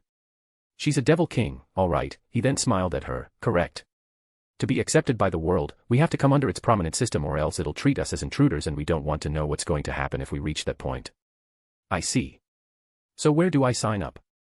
Yoruchi sighed, our patron god is currently busy because of your unconventional and controversial ride. But she should be able to return before dinner. We'll introduce you girls to her later. Kasuk then took out 2 containers of candies and placed them on the table, but before anything else, take one of each of these. Serafal grabbed the yellow candy and examined it. What's this? That one will adjust your microbiome so that you won't infect residents of this world and vice versa. The green one, meanwhile, will directly inscribe language knowledge to your minds. With these 2, you'll be ready to interact with others. By the way, Ophus-chan, you just have to take the green one, though I don't know if it'll work properly on you, so you have to make adjustments yourself. Ophus nodded and directly took the language candy and savored its taste in her mouth while analyzing the information hidden in it and taking it for herself. Heh? So it's not as simple as sudden world travel, huh? Commented Serafal and directly took 2 of them at the same time. Akino, Irina, and Claire also followed suit and the group continued talking about the things that had happened in both worlds until Hestia and Artemis returned from the Donatus. Chapter 591, Reunion. Hestia and Artemis came back with very tired expressions. Although all the deities within Orario gathered for the Donatus, nothing really came out of it as it was just chaotic speculation as to what the Red Dragon's identity is. As for actions that they could take, none of that was discussed. If not for Arena speaking out and announcing that the Red Dragon was just passing by and was not a threat, the Donatus wouldn't have ended.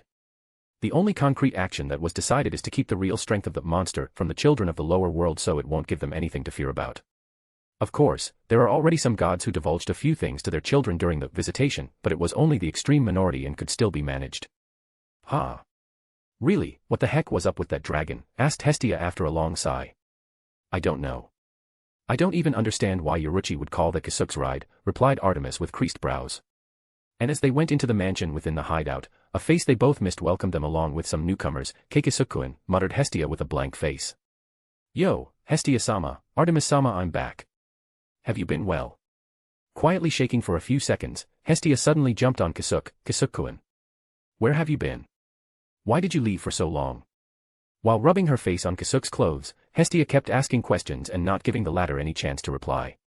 Soon it became a lecture and reprimand about how he should properly say his goodbyes if he were to leave for long periods of time. Meanwhile, the 3 newcomers were taken aback, not by Hestia's actions but by her extreme stature. This should be illegal, right? Asked Serafal. This has to be illegal, added Irina. That's obviously illegal, commented Akino.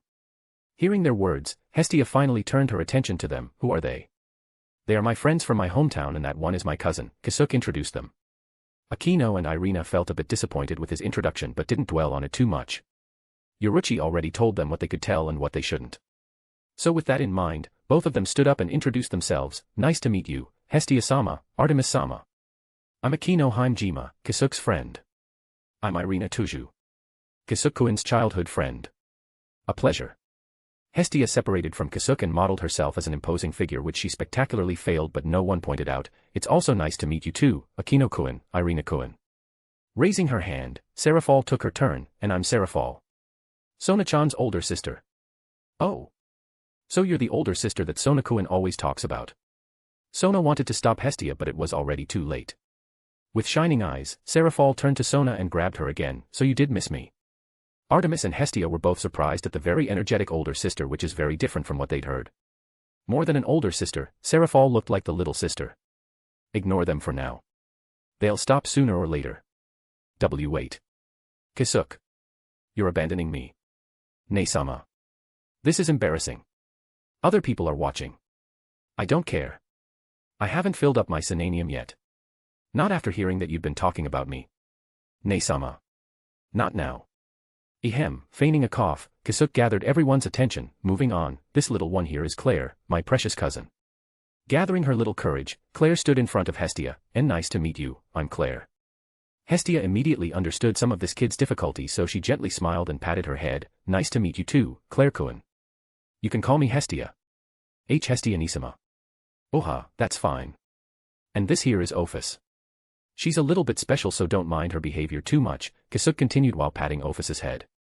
All this time, Ophus was munching on her cookies while quietly staring at both Hestia and Artemis.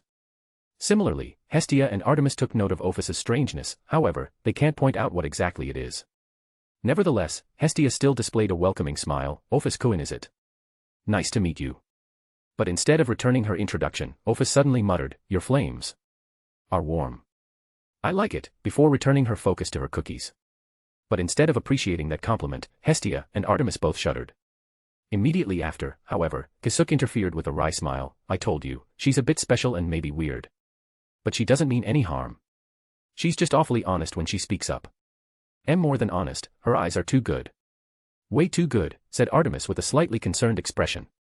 In contrast, Hestia's smile returned, and replied, I see, so you like it. I'm happy to hear that as the owner of that flame. Hearing that, Artemis was taken aback before smiling wryly. So this is what it means to get used to their strangeness, huh? I guess I have to open up a little more. With a blooming smile, Kasuk decided, all right, now that the introductions are out of the way, let's go eat out. As a celebration, the newcomers will want to try some local cuisines. Let's set aside the other stuff till after the meal.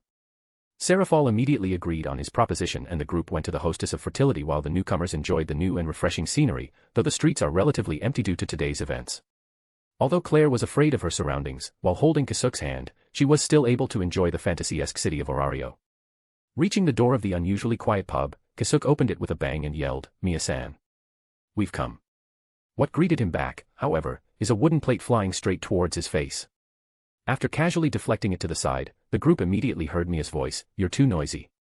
And you lot are still in the mood to eat out after what just happened. After entering the establishment, they looked around and saw that there are no other customers. It's precisely because of what happened earlier that we hope that we have this place for ourselves tonight. You sure have some guts to say that in front of my face. Mia then took a peek at the group while cleaning a wine glass and snickered, you tricked more girls. As expected of the gigolo master. Kasuk pouted at her words and replied, come on now, Mia-san, that's spitting on my reputation. I'm an honest shopkeeper and was never a gigolo. Whatever, take a seat wherever you want. She then turned towards the direction of the kitchen. Rio. Anya. Take some orders. A catwoman then came out and asked in disbelief, there are still customers, nya.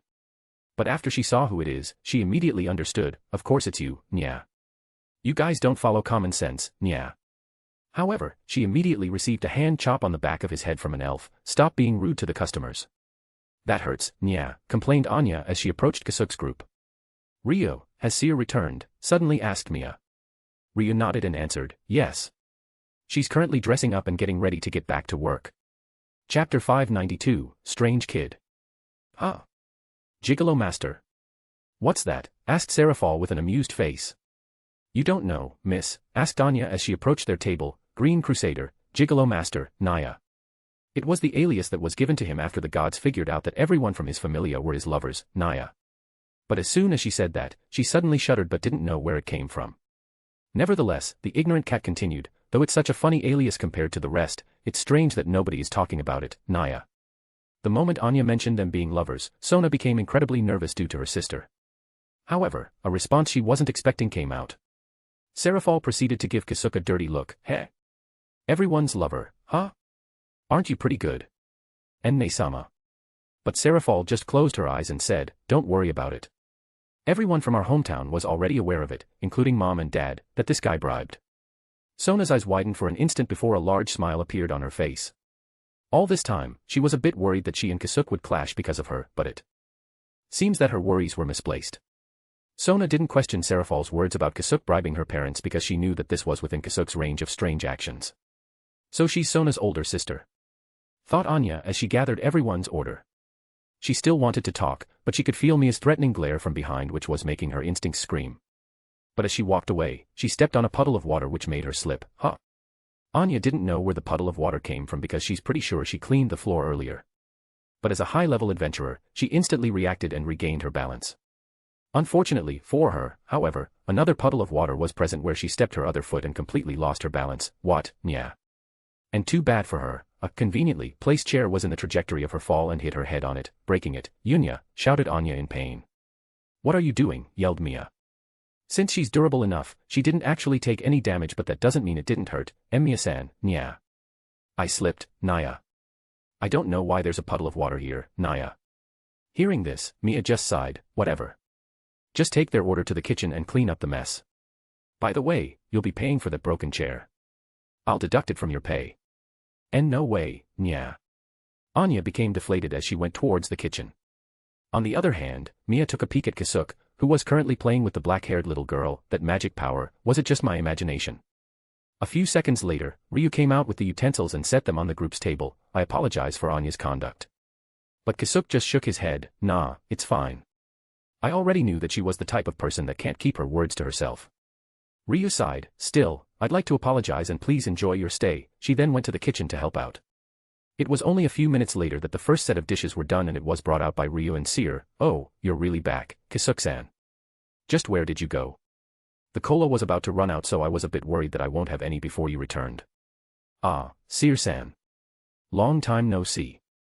I just went home for a bit and just returned now.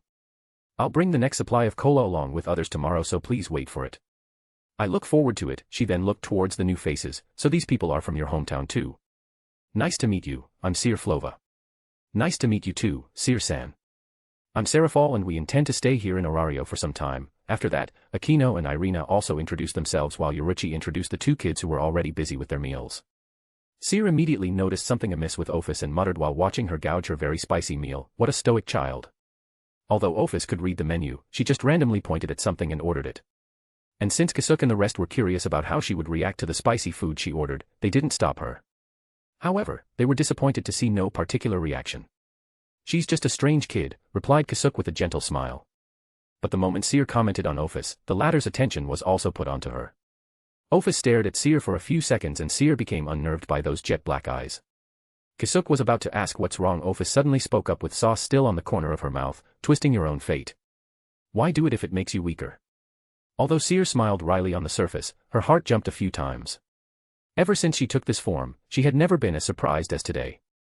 Thanks to that, however, she didn't notice Kasuk and Yorichi's reaction. Instead of confronting Seer, Kasuk immediately stopped Yorichi from what she's about to do and signaled her not to do anything. He then, with a big grin, patted Ophus's head and ruffled her head while saying, told you she's a strange kid. Because she keeps muttering nonsensical stuff, she doesn't have many friends aside from us. Is that so? Replied Seer with a not-so-obvious fake smile. Well then, please enjoy your food. I won't be bothering you. Ryu noticed that something is wrong with her but didn't voice out any of her concerns in front of Kasuk's group. Please enjoy your meal, she said and retreated back to the kitchen to prepare the rest of the order. After sending a telepathic message to Yorichi that they shouldn't talk any of that right now, the group had an overall pleasant experience and the newcomers enjoyed the exotic ingredients. Although throughout their stay, they didn't see Seer come out of the kitchen again. Chapter 593, It's Just a God. The group left without much more happening and the streets had become even more desolate. While the normal citizens were nervous, the adventurers were with each of their own familia, waiting for their god to come back from the Donatus and figure out what to do next. When they reached their place, all of them gathered in the living room, except for Claire, who already went to sleep because she was tired from their journey and new environment, and Ophus who accompanied her. What happened back there? Asked Sona. Something a bit unexpected, replied Kasuk with a sigh. The Seer from earlier was not Seer. The moment Kasuk said that, Hestia and Artemis' faces crumpled. What do you mean? The Seer from earlier was an imposter, asked Aika. Kasuk shook his head. From the start, there was no Seer. The Seer that we knew was a fake persona. Everyone who didn't have any idea of what was going on was surprised, so the real Seer Flova never existed in the first place, asked Kuroka. However, Kasuk shook his head again. Seer Flova might have or may still be existing. If not, the nature of this Seer persona wouldn't have been possible. I noticed that you stopped Yorichi-chan from doing something, wondered Serafal. Kasuk stopped me from looking further into her. The moment Ophus-chan spoke up, I instinctively wanted to see through her, but if I were successful, Seer would have noticed it too. Kasuk stopped me to defuse the situation, answered Yorichi. Finally, Hestia spoke up. Do you have any idea who she really is? Kasuk and Yorichi looked at each other before the former spoke up. Out of everyone here, only Yorichi, Kuroka, and I knew of this particular information. The hostess of fertility is in fact, under the Freya Familia's control. It's true that Mia Grand was a former adventurer of the Freya Familia and never contacted them again ever since her retirement. However, although they tried their best to hide it, we found traces that the establishment was being protected by them, in which we can assume that there's still a deep connection between the two despite the non-contact. Although everyone else was shocked, except for the newcomers, Hestia, Artemis and Sona were the only ones who figured out the underlying meaning behind it. If it was a normal disguise magic, you could have seen through it, muttered Sona. Hearing this, Kuroka and Medusa also got it, so chances are, it's really a complicated and sophisticated magic, or magic that's not meant for those who are from the lower world, nya, added Kuroka. Then that means, muttered Aika in concern. It's either a mage with very high attainment in magic and has some basic understanding regarding the soul, or a deity that used a mortal's fate as cover. They then all immediately recalled Ophus's words at that time and had an idea who she really was. Freya, mumbled Kaneko. A wave of concern washed through almost everyone, until Kasuk clapped his hands to get them out of their own worrying minds. Well, let's not mind this for now and continue interacting with her as before. After, nothing has really changed. Artemis then furrowed her brows. You're making too light of this situation. The fact that Ophus was able to scratch her cover won't get out of her mind, and the little girl would surely be targeted. Kasuk nodded. It sure is a concern, but Ophus-chan would be fine. Aren't you underestimating her too much? Aside from having one of the strongest familia within the lower world and having spanning influence, Freya is also a god who dared to use magic like this. Aside from that, I doubt any child could resist her charm as the goddess of beauty, which is, although in a gray area, allowed to be used. Artemis ended up yelling at Kasuk's who cares attitude, but she immediately shook her head. I'm sorry. I'm just concerned with everyone's safety, especially that innocent child that would be targeted. Kasuk and some ended up smiling when Artemis referred to Ophus as an innocent child. True, Ophus is innocent, but even though she lost a part of herself, only the gods with their arcanum activated have the actual chance of hurting her. However, even then, their first few attacks may only just barely scratch her. I know where you are coming from, Artemis-sama. Kasuk then looked into her eyes and continued with a straight face, but it's just a god. Hearing that, Kasuk's companion's eyes widened, but immediately soon after, they smiled wryly and also felt relieved. On the other hand, Artemis was shocked to her core. What? But before she could confront Kasuk, Hestia stopped her. He didn't say that because he wanted to disrespect, discredit or underestimate the gods, right, Kasuk-kun? Hestia.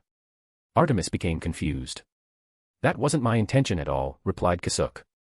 Hestia sighed. Then that means the Freya familia and Freya herself isn't that much of a threat to you. What do you mean? Asked Artemis. Have you forgotten? These guys are just level 2 and Kasuk-kun was still able to fight Antares and defeat it without even the help of your divine weapon. And concerning that divine weapon, even if it was incomplete, he still was able to pull enough power from it to destroy your arcanum. So the Freya familia who are still within the constraint of common sense, don't you think they'd have something else in their sleeves seeing how out of this world their abilities are? That's. Hestia then faced Kasuk. I couldn't ask earlier due to the arrival of new people, but isn't it about time you tell us more about yourself and your group, since I have a feeling that you're not that much concerned about hiding your secrets and all? And how is it possible that the Red Dragon became your ride? Wait. Are you saying that you don't know much about these people and accepted them into your familia? Reacted Artemis. With an idiotic laugh, Hestia responded, I was really desperate to have someone in my familia, so I just... Artemis was about to say something, but Hestia interrupted her. Nonetheless, Kasuk-kun already warned me and told me that he's just using me. Despite that, I never regretted my decision to accept them back then, and I don't have any plans to do so now. Artemis saw Hestia's clear eyes and could only sigh as she recalled her time with the members of the Hestia familia. Within that, not a single time she took note of any fake concern for her best friend, and also during that time, she realized that Kasuk only saved her because that's what Hestia wanted. Although she was very thankful for his actions back then, she can't help but feel a little bitter, especially after being invested in him. Artemis then looked towards Kasuk and asked, is it fine if I listen too? Kasuk responded with a nod, of course. In fact, I'll ask you to stay if you chose to leave to respect our secrecy. Thank you. I also wanted to share even a little bit of Hestia's burden. Chapter 594, Ramblings of a Madman. Please keep in mind that I can't tell you everything, for now. Hestia nodded, I'm fine with that. Ahem. Well then, you might have already suspected this, but the place we came from is beyond the lower world and is not within heaven's influence in any way. Artemis's eyes widened in surprise, but on the contrary, Hestia kept her serious face since, as Kasuk said, she already expected this was the case, but couldn't really believe her guess without his confirmation. Because of this, Artemis was even more shocked at her nonchalant reaction, and since Hestia didn't say anything, she did not speak out. And since it isn't connected to the higher world in any way, you're not aware of that place. Hence why you probably felt that we're very foreign. This also makes it so the deities couldn't possibly have any information about its citizens and their capabilities. It was then that Kasuk dropped the bomb. When I said that it's just a god, I said it because I knew full well the capabilities of one. And believe it or not, I have a few ways to deal with one. Like Artemis, Hestia furrowed her brows. If you're basing that on Artemis Arcanum from before, then you're sorely wrong. A god's capabilities, if Arcanum was activated, is way beyond that. But Kasuk just smiled. However, I'm not just basing it on that. One of the unique things about our place are people who achieved godhood by themselves. It was finally something Hestia wasn't expecting. They achieved godhood. Yep, a non-divine generating their own divinity and were able to accept worship. How is that possible? Asked Artemis. Out of everything she'd heard today, this is the most unbelievable. Although it's indeed possible in theory, no one has ever achieved this despite the help of the deities. Aside from those born into godhood, no god has ever come from a mortal. Over time, the deities thought that it was impossible in the first place and no one tried to nurture one anymore. There might be some gods who are still trying, but the closest who came to godhood were Zeus, Hera, and Poseidon's children, but even then, they were still quite far.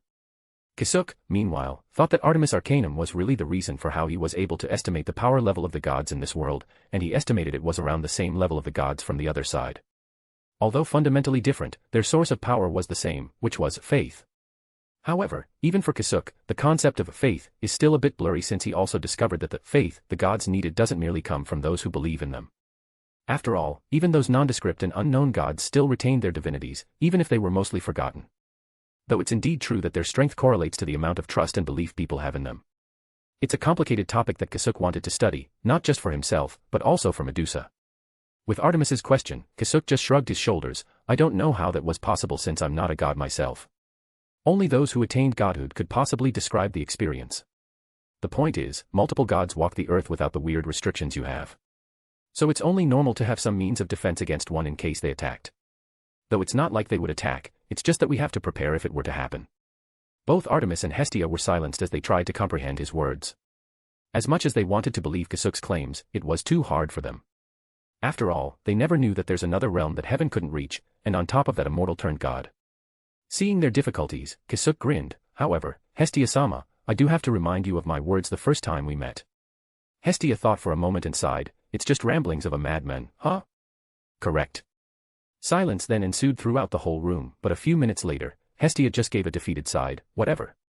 So I take it that you have a way to defend yourselves even if Freya came after you, right? Hestia. Artemis was shocked that Hestia just disregarded the things he just said. Ignoring Artemis, however, Hestia continued and forcibly moved the topic. What about that dragon? As you can probably tell, it's neither a monster nor a god. It's a being entirely different, but it's a dragon for sure, replied Kasuk. Hestia waited for a few moments after Kasuk stopped before speaking. Is that all? Kasuk nodded. That's all I know about it. How about it being your ride? For that question, Kasuk just shrugged his shoulders. It's something that does what it wants and I don't really have any idea what's on his mind. Since he offered his assistance, I can't really disagree. For the most part, I think it just wanted to roam around since it was probably feeling bored. Hestia sighed yet again. Fine, but is it going to come back? I don't know, but probably not. That's good. I don't want to imagine what kind of chaos it would bring for it to go back. Hestia smiled in satisfaction before changing the topic yet again. Now let's move to our next agenda. I assume they don't have Falna yet, right? And it's about time I update everyone's status.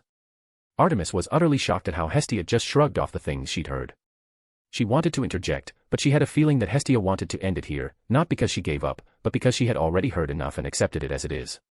Kasuk gladly clapped his hands and was thankful for Hestia's thoughtfulness, of course. All right. Line up.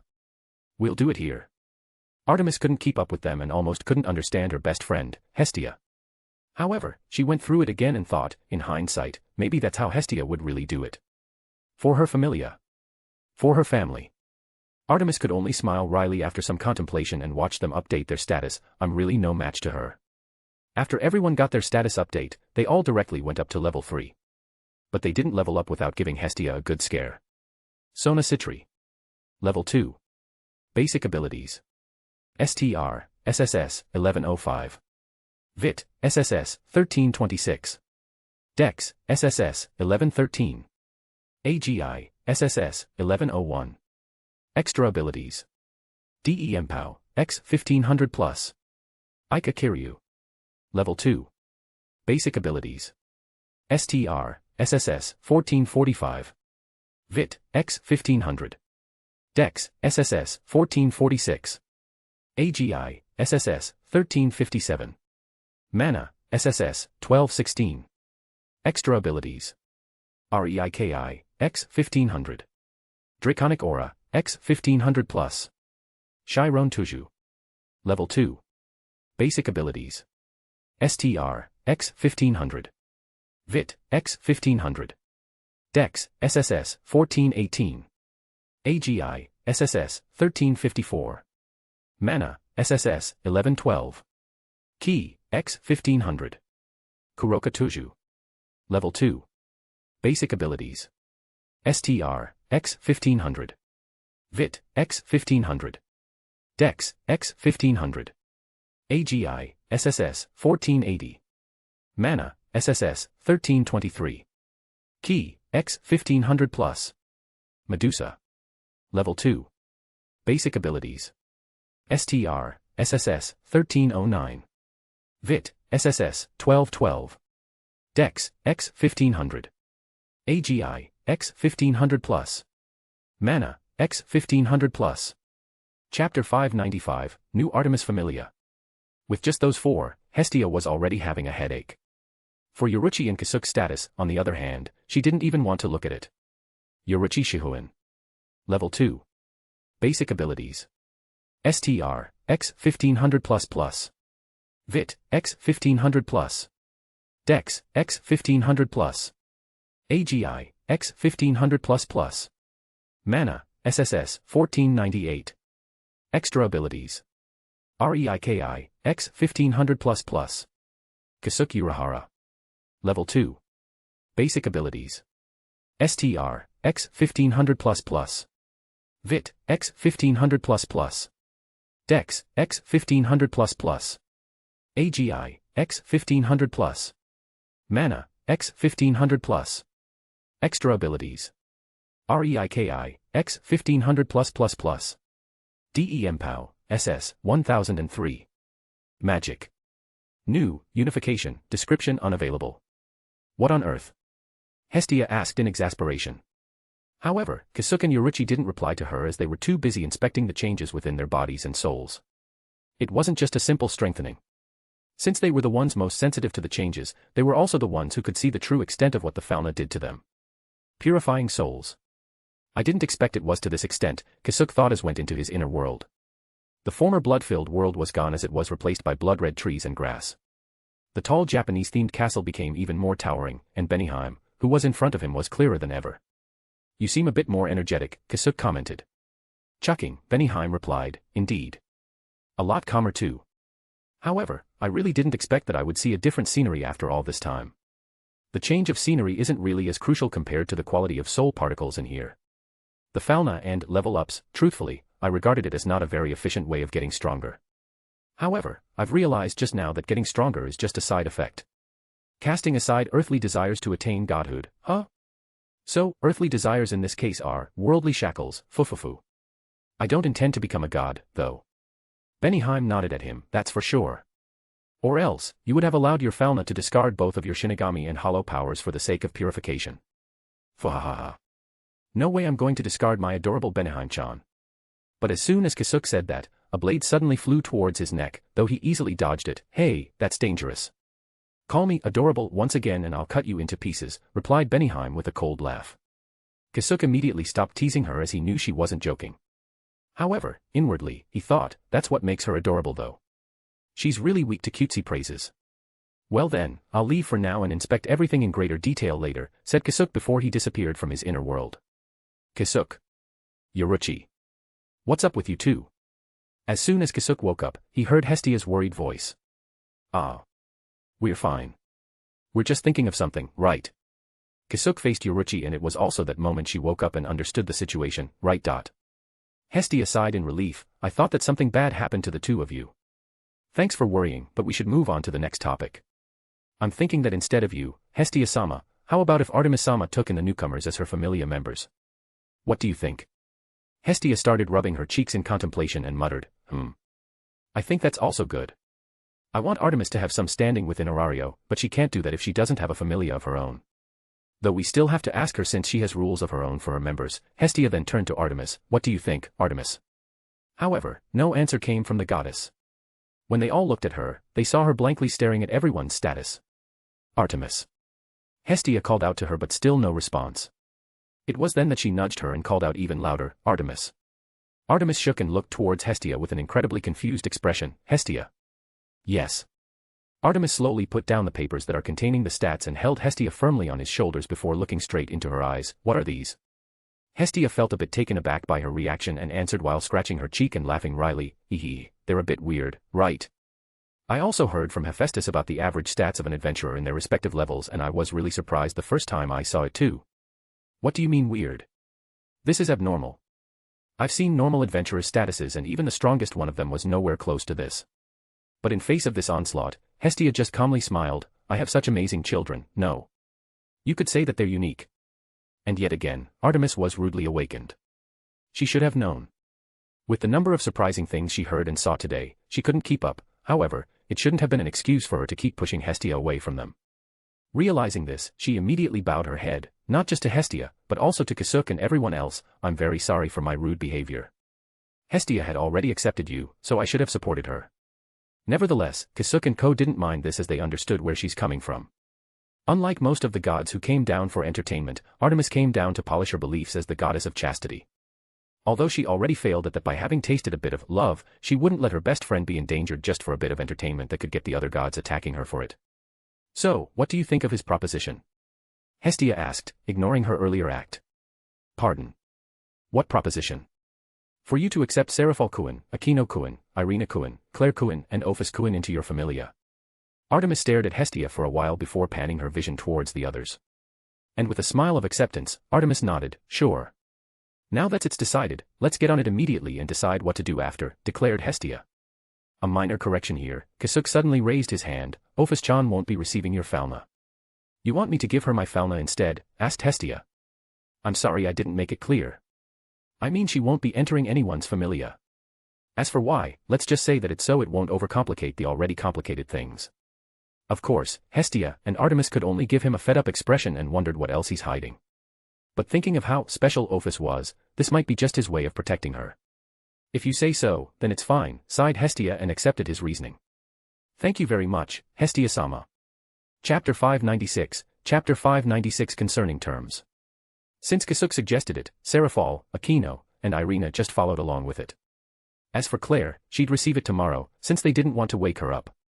As the first step, they moved towards the building that could block magical fluctuations and signatures, as Kasuk was certain that it'd be the same situation as when they first received their Falna. It was then that Kasuk asked Artemis to give them the first Falna.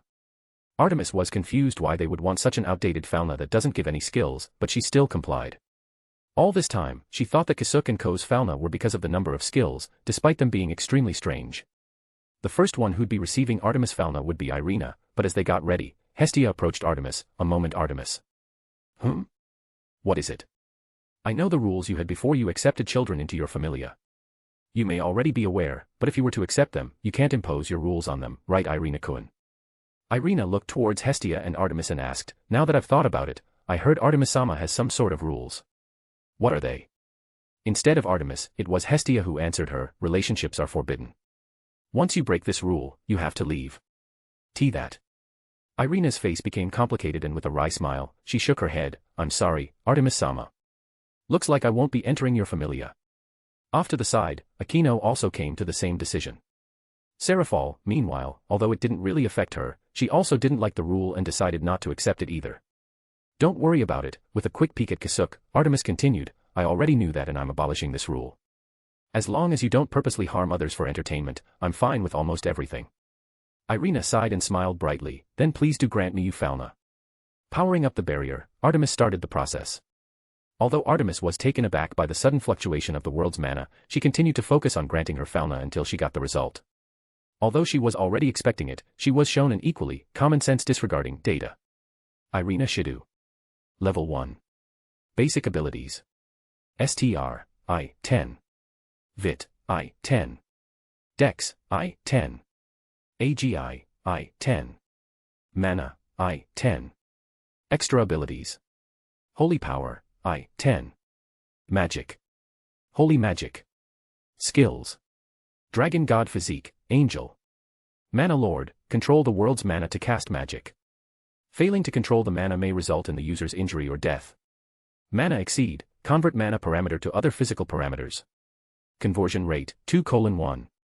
Holy Sword Wielder, capable of wielding weapons with holy attributes. Capable of materializing holy weapons through holy magic. What are these skills? Holy means her magic came from a god while light should be the main attribute. That thing was already surprising, but what's this dragon god physique?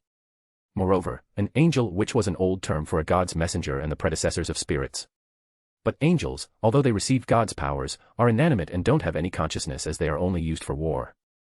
Artemis and Hestia were really concerned when they saw the term angel. However, they are not the ones who created heaven's system, so they don't know if angel is really referring to those old tools for war or just a reference. Not saying anything for a moment, Artemis asked for the next one and Akino stepped forward for her to receive her Falna. After receiving the result, however, another headache came. Akino Heimjima. Level 1. Basic abilities. STR, I-10. Vit, I-10. Dex, I-10. AGI, I-10. Mana, I-10.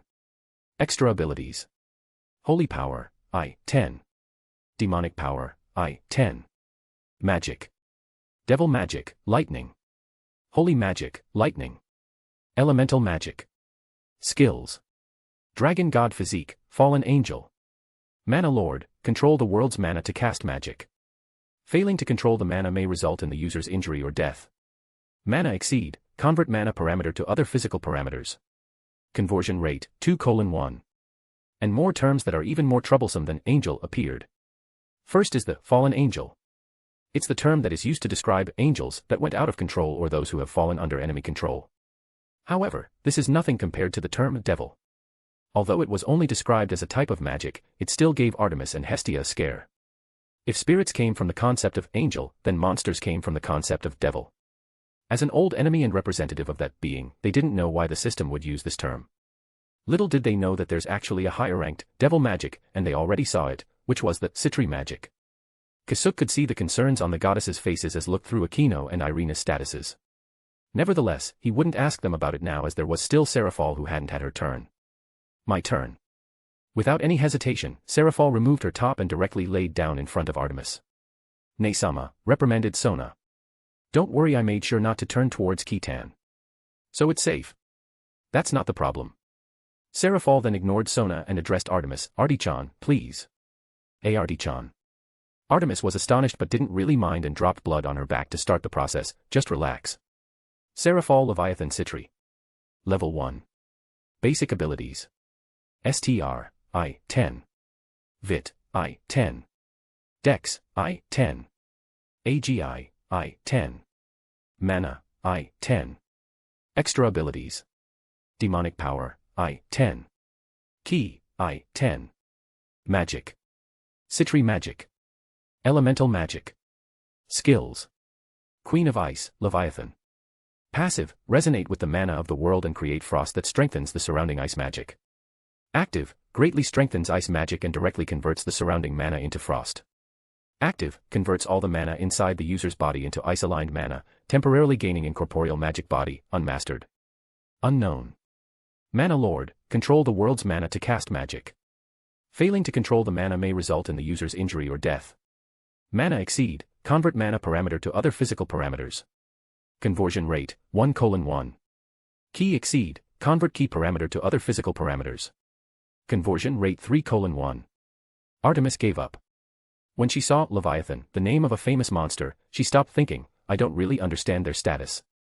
Although we, who grant Falna, should know everything that the statuses say, both Hestia and I are actually helpless. Their claim of coming from a different dimension only became more believable. If someone were to know about it, only a father could. Chapter 597, A Little Bit of Rest. After being granted a Falna, Seraphal, Akino, and Irina immediately noticed the ease of pressure around them ever since they came to this world. Although magic power was still tough to control for Akino and Irina as Kasuk described, they're feeling a lot better. Congratulations, Artemis-sama, Himejima-san, Irina, and Saratan, Kasuk congratulated them with a big smile. Thank you. Now I have a familia to start again. Artemis smiled gently as she reminisced about her late children. I think I can change. Artemis then faced her new members and said, Welcome to my familia. Please take care of us, Akino bowed to her. Happy to join. Irina chuckled. Let's get along, Artie-chan. Seraphal added with a big smile. Yes. I also look forward to your adventures. Please show me a beautiful story, replied Artemis. Hestia then patted her back. Now. Don't forget that even though we're two different familias, I still consider everyone as a member of one bigger familia. We'll adventure together, laugh together, decide together, and tackle problems together. Artemis nodded at her with a smile. I know. Although this might not work with other familias, I'm certain that we'll be fine. That's great. Satisfied with the outcome, Kasuk asked first, Artemis-sama, Hestia-sama, do you have any questions regarding their statuses? Artemis and Hestia looked at each other and answered at the same time, lots of them. I figured. However, Artemis immediately shook her head, but I won't ask them now. I want to see my children in my own eyes first, without any influence from the system's judgment. With a grin, Kasuk replied, I see. That certainly is good. I'm not sure if you'll have a good time with us around, but I can assure you that it'll not be boring. A fearless smile then painted Artemis' face. Ha! Is that a challenge? If so, then bring it on. A weird switch was flipped. Hestia sighed. Nevertheless, she's happy for her best friend. And what's the plan for now? Asked Aika. How about we first visit the graves of Artemis-sama's late children and pay respect? Suggested Yuruchi. That's a good idea. Let's do that. Also please tell us the story about them, answered Seraphal in an instant. Thank you. And I'm happy to tell you everyone's amazing story, replied Artemis with a satisfied and happy expression. Then after that, how about we go for a little trip as a celebration? It just so happens that Kuroka found a good spot in Melon. Kasuk would need some rest too, since I reckon that he didn't sleep at all when he was back home, added Yuruchi. I can vouch for that. I never saw this guy not doing anything, interjected Seraphal again. I don't really need it though. I can still keep going, answered Kasuk. But Hestia didn't buy that and directly asked him, Kasuk-kun. Tell me honestly. When was the last time you slept?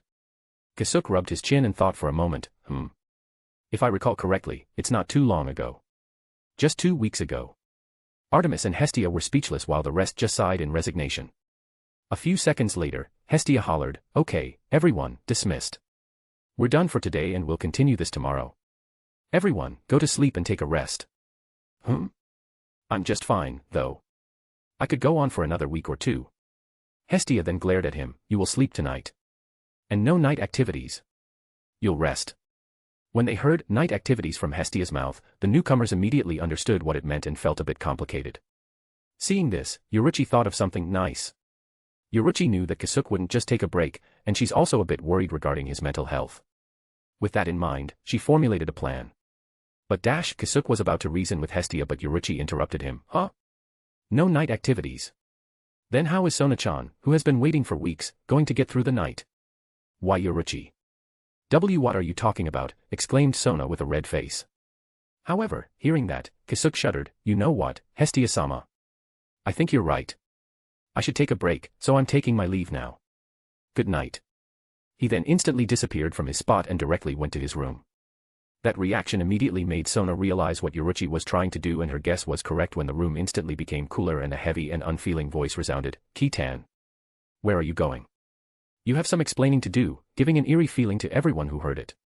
Realizing the situation, everyone slowly backed away. However, Yuruchi signaled Sona to take it from here. Of course, Sona was not happy with the situation, but for her beloved to have a good night of rest, she's willing to sacrifice herself to the devil. Hence, the shopkeeper got a good night of sleep thanks to the sacrifice of one of his lovers.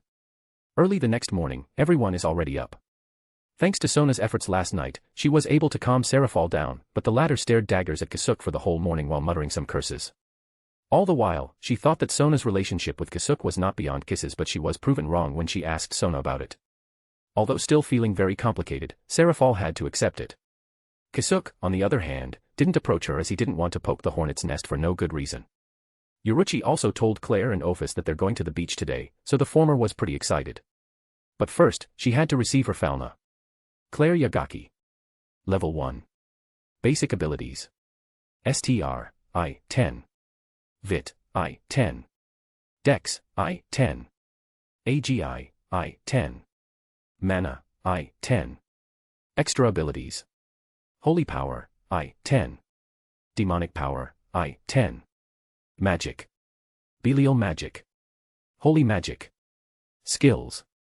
Blessings of the Infinite Dragon, description unavailable. Although much simpler and fewer in skills, the fact that the system couldn't describe what the skill could do was already saying everything about it. Now Hestia and Artemis became even more curious regarding Ophus's status but they promised not to give her their Falna. With the early morning mist still around, the group first went to the first graveyard where adventurers of Orario who passed away lay their final rest.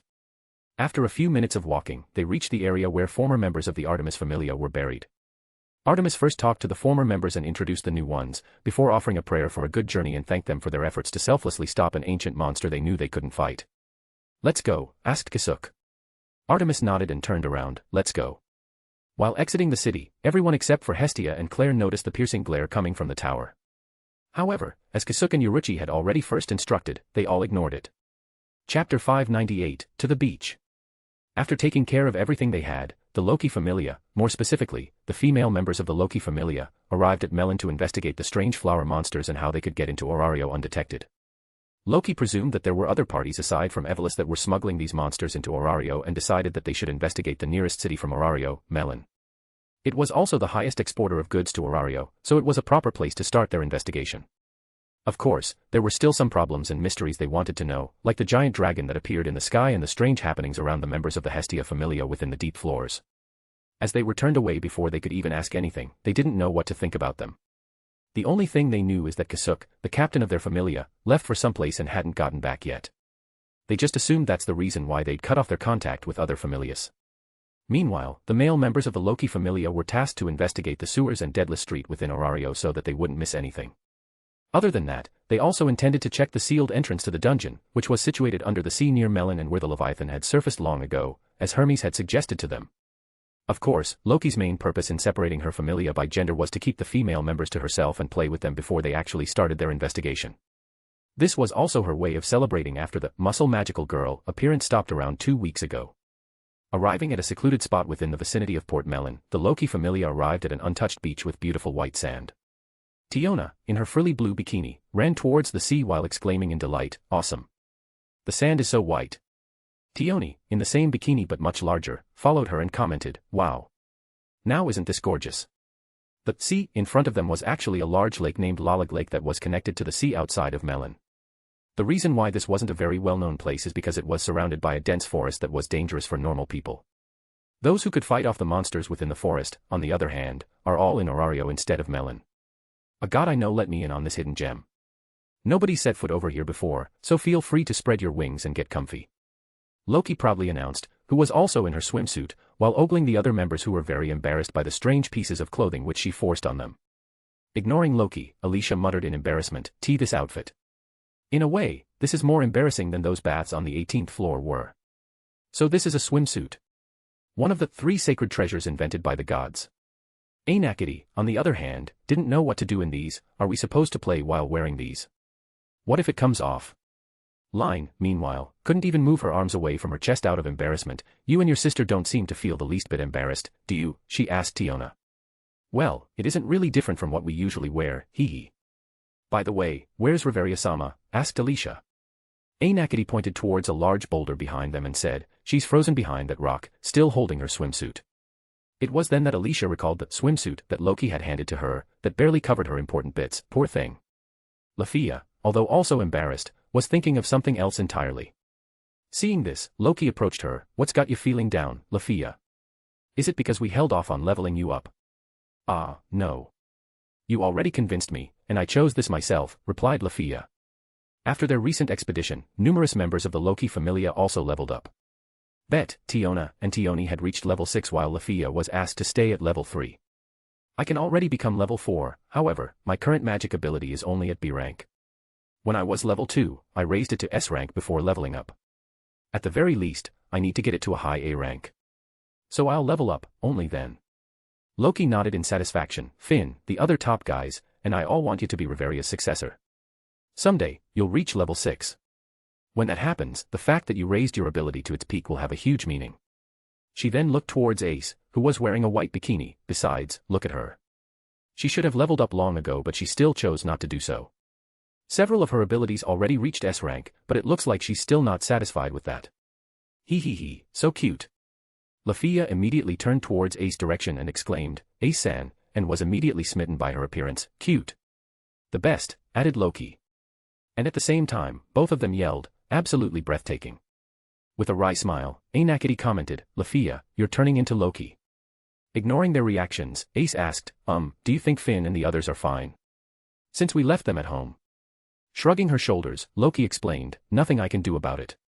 In order to get permission to go, the guild asked us to leave about half of the familia. It was a promise. I mean, we can't leave Orario open and defenseless, can we? And with a big grin, Loki added, oh man. How disappointing. I could only bring along the female members. This really is unfortunate. Hey, Loki. Tiona suddenly called out to her. What is it?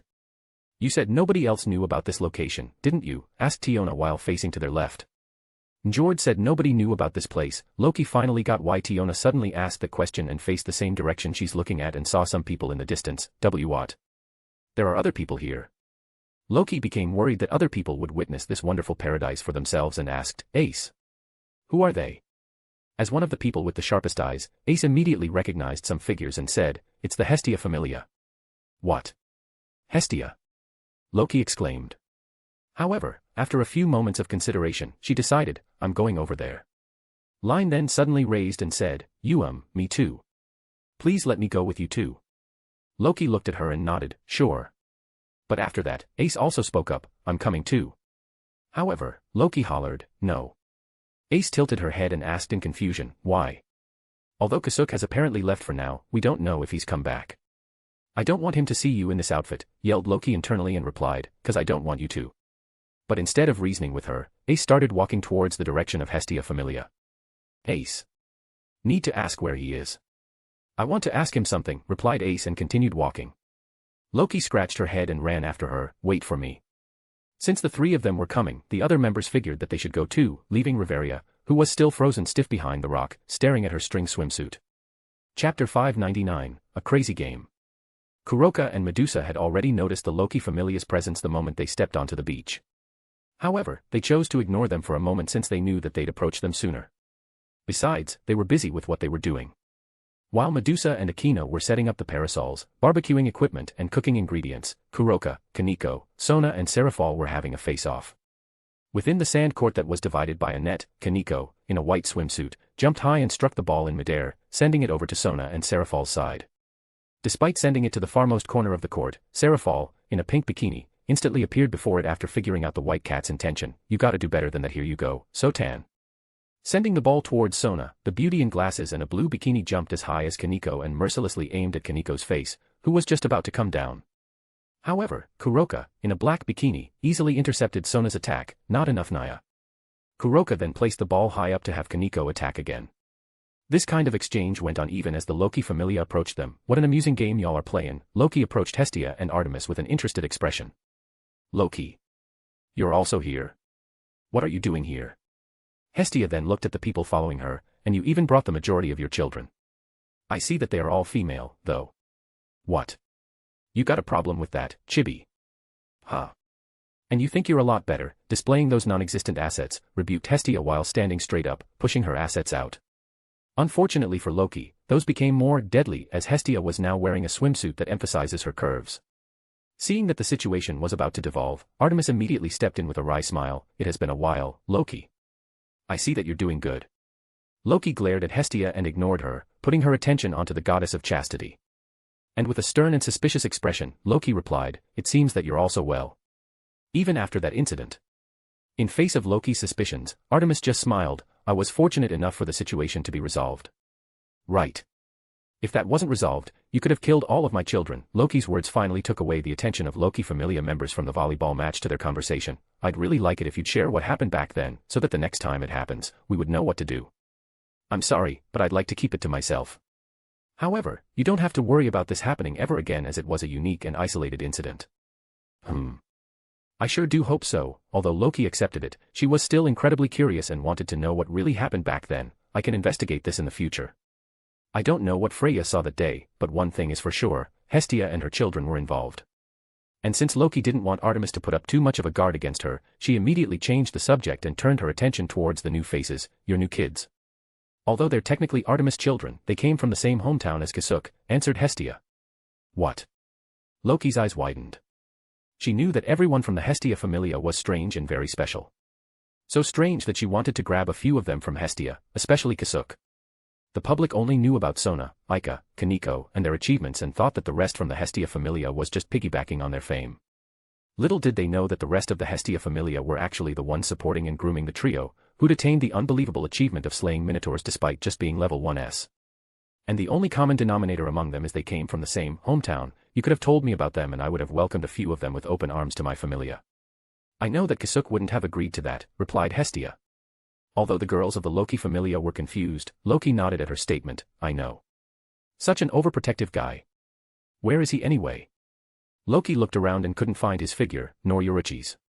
Hestia looked away. Well, they're playing a crazy game. A crazy game? Asked Loki. But before she could ask further, she and the rest of her familia suddenly heard two voices from the distance towards the large body of water. Go go go, John Henry. It's the last stretch, shouted Yuruchi. Ha ha ha.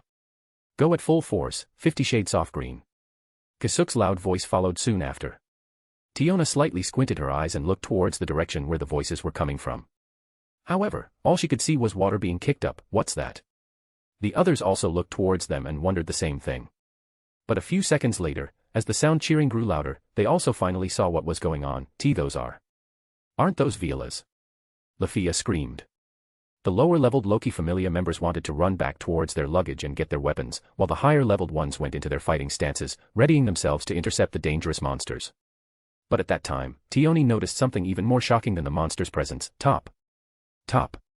On top of their heads, she pointed to the flower heads and yelled. On top of the flower heads were two people holding a stick with a pouch hanging in front of the monster, just a bit more, 50 shades off green. Don't you dare lose, John Henry. Kasuk and Yuruchi were having a race using Violas by baiting them with magic stones. While everyone from the Loki familia was rendered speechless, Claire, Aika, Irina, and Ophus, who were watching from the coast cheered for them. A few seconds later, the Violas crashed into the lone boulder along the coast, sending rocks and water high up. A few seconds later, Kasuk and Yuruchi emerged from the crash site with differing expressions. Yay! My 50 shades off green won. Kasuk cheered like a child. Oomph, if my John Henry wasn't distracted at the last second, I would have won. And Yuruchi sulked like a kid. Right, Kasuk then gave her a tight hug to comfort her, but I still won. Humph. But despite that, Yuruchi didn't even try to move away from him. After a few more seconds, both of them finally acknowledged the extra people's presence. Enough of that. We've got guests. As if just noticing them now, Kasuk turned towards Loki and others and made a surprised expression. Oh. If it isn't Loki-sama and company. It's been a while. Have you been well? I've been very well these past 2 weeks, and it seems that you two are as close as ever, answered Loki after a short pause. Chapter 600, Monsters' Utility. Wait. Don't just start talking casually. The Violas are still alive. Tioni shouted at them. In response, however, Kasuk just turned towards the Violas who were already regaining their balance after the crash, and suddenly threw the pouch he'd been holding. The pouch flew over and attracted the Violas' attention and they jumped after it into the depths of the sea. Now there's no problem. Kasuk uttered as he dusted his hands off. What do you mean there's no problem? You let a dangerous monster escape. Tioni couldn't accept it. Kasuk peeked at her rattled expression and calmly said, You think that a monster's presence is always bad? Tioni, as well as the other girls from the Loki familia, couldn't answer him and could only make confused expressions. Thank you for such an honest answer. Kasuk sighed at their response. I guess they're also trying to avoid thinking deeply about the monsters. Monsters need to be killed. Such a simple notion is actually an advantage for everyone in the adventuring community. No need to think about complicated stuff that would question the morals of adventurers. Tioni didn't like Kasuk's response, but she didn't want to become unreasonable and just accuse him of whatever. With a frown on her face, she asked, Then are you saying that there are situations where a monster's presence is actually good? Kasuk nodded, correct. Maybe you'll understand if I say that those Violas attack other monsters, but not marine life. While the others became even more confused, Loki instantly understood it. So that's what you mean. Loki, please explain, pleaded Tiona. Loki nodded and started talking. Normally, monsters attack not just people, but also livestock. If a monster lives underwater, it would obviously attack the fish. However, Violas are different as they come after other monsters for their magic stones. If there are no monsters that prey on these marine lives, it means that it can prosper and the fishermen would have a great harvest every time they go to sea. In other words, those Violas are actually protecting those fish from other monsters, resulting in the entire fishing industry improving. But wouldn't those monsters still be dangerous to the fishermen? Asked Lafia. Correct, answered Kasuk. However, if you think about it, considering the strength they possess, they are actually a lot easier to deal with than most monsters. After all you gotta do is to keep some magic stones on you and use it at the right time, essentially controlling those monsters. They finally understood what he meant, but some people still couldn't accept it. Kasuk knew of their biases, so he added a few words to ease them. It really isn't a new idea to use monsters for people's convenience. It's actually in the same breath of some familiars using tamed wyverns as a form of air transportation. Thinking about it with that line of thought, everyone from the Loki familia easily accepted it, except for one person. With a serious expression, Ace stared straight into Kasuk's eyes and asked, "Are you saying that people and monsters could coexist?" Kasuk stared back at her for a few seconds before turning away and answering, "You wouldn't like my answer." As he walked away, Ace bit her lower lip in frustration. To ease the atmosphere that had gone somewhat cold due to them, Yoruichi changed the topic, "So, Loki-sama. What are you doing here?" Having the same intention, Loki answered with a laugh, "We came here to have some fun and cure my eyes." "You're a deity yet you're having eyesight problems." Let me reword it. "I came here to wash over a disgusting scene." Loki already suspected that it was either Yoruichi or Kasuk who had been planting those terrifying images around the Twilight Manor, and this suspicion strengthened when it stopped happening the moment Kasuk apparently left. However, she still didn't have any sort of evidence, so she could only just watch for any changes from Yoruichi's reaction to get some clues. Nevertheless, Yoruichi's expression didn't even break. "I see that you wanted to overwrite some bad memories." And as a follow-up, Medusa appeared beside Loki in her maid-themed swimsuit while holding a tray containing a few glasses of fruit drinks. "Would you like some cold beverages?" "Ah, thanks," but the moment Loki picked up a glass off Medusa's tray, she finally saw Aino properly, who was currently offering the same drinks to her children. Since Aino was facing away from them the moment they'd arrived, they didn't see how she looks. I didn't think I'd meet a child who's at the same level as Demeter. In addition to Akino's excessive figure, she was also wearing a green, borderline skimpy bikini that made others afraid that her assets might spill out in an accident. "Would you like some?" Coming in front of Tiona, Akino offered drinks. However, the former could only look at the towering peaks with almost teary eyes. "This is injustice," she shouted. Still, she took a glass. "Thanks." Akino then proceeded to offer the rest of the Loki familia members the same drink. And while she was doing that, Yoruichi introduced her. "She's Akino, a new member of the Artemis familia." With her tray empty, Akino bowed slightly to them. "It's nice to meet everyone. I'm Akino Haimjima. Let's get along in the future." Without missing a beat, Loki wrapped her arm around Akino. Displaying an old man's face, Loki said, "Say, why don't you come over to my familia? I'll welcome you warmly and I'll give you a lot of benefits." But instead of Artemis, it was Hestia who took action. Headbutting the perverted goddess, both of them tumbled back and recoiled in pain. However, Hestia immediately recovered and pointed at her with an angry face. "That's bad manners, Loki. Don't try to poach our members." While nursing her forehead, Loki complained, "Dang it. Every time we meet, you become more and more rabid. I fear the day when we meet on the streets and you start biting my face for no reason." On the other hand, Artemis just chuckled. "You two really get along well these days." Since Artemis knew that Loki was just joking, she wasn't really angry at her. "We're not." Just as before, they answered in sync. "Loki, allow me to introduce you to my other children too," Artemis added.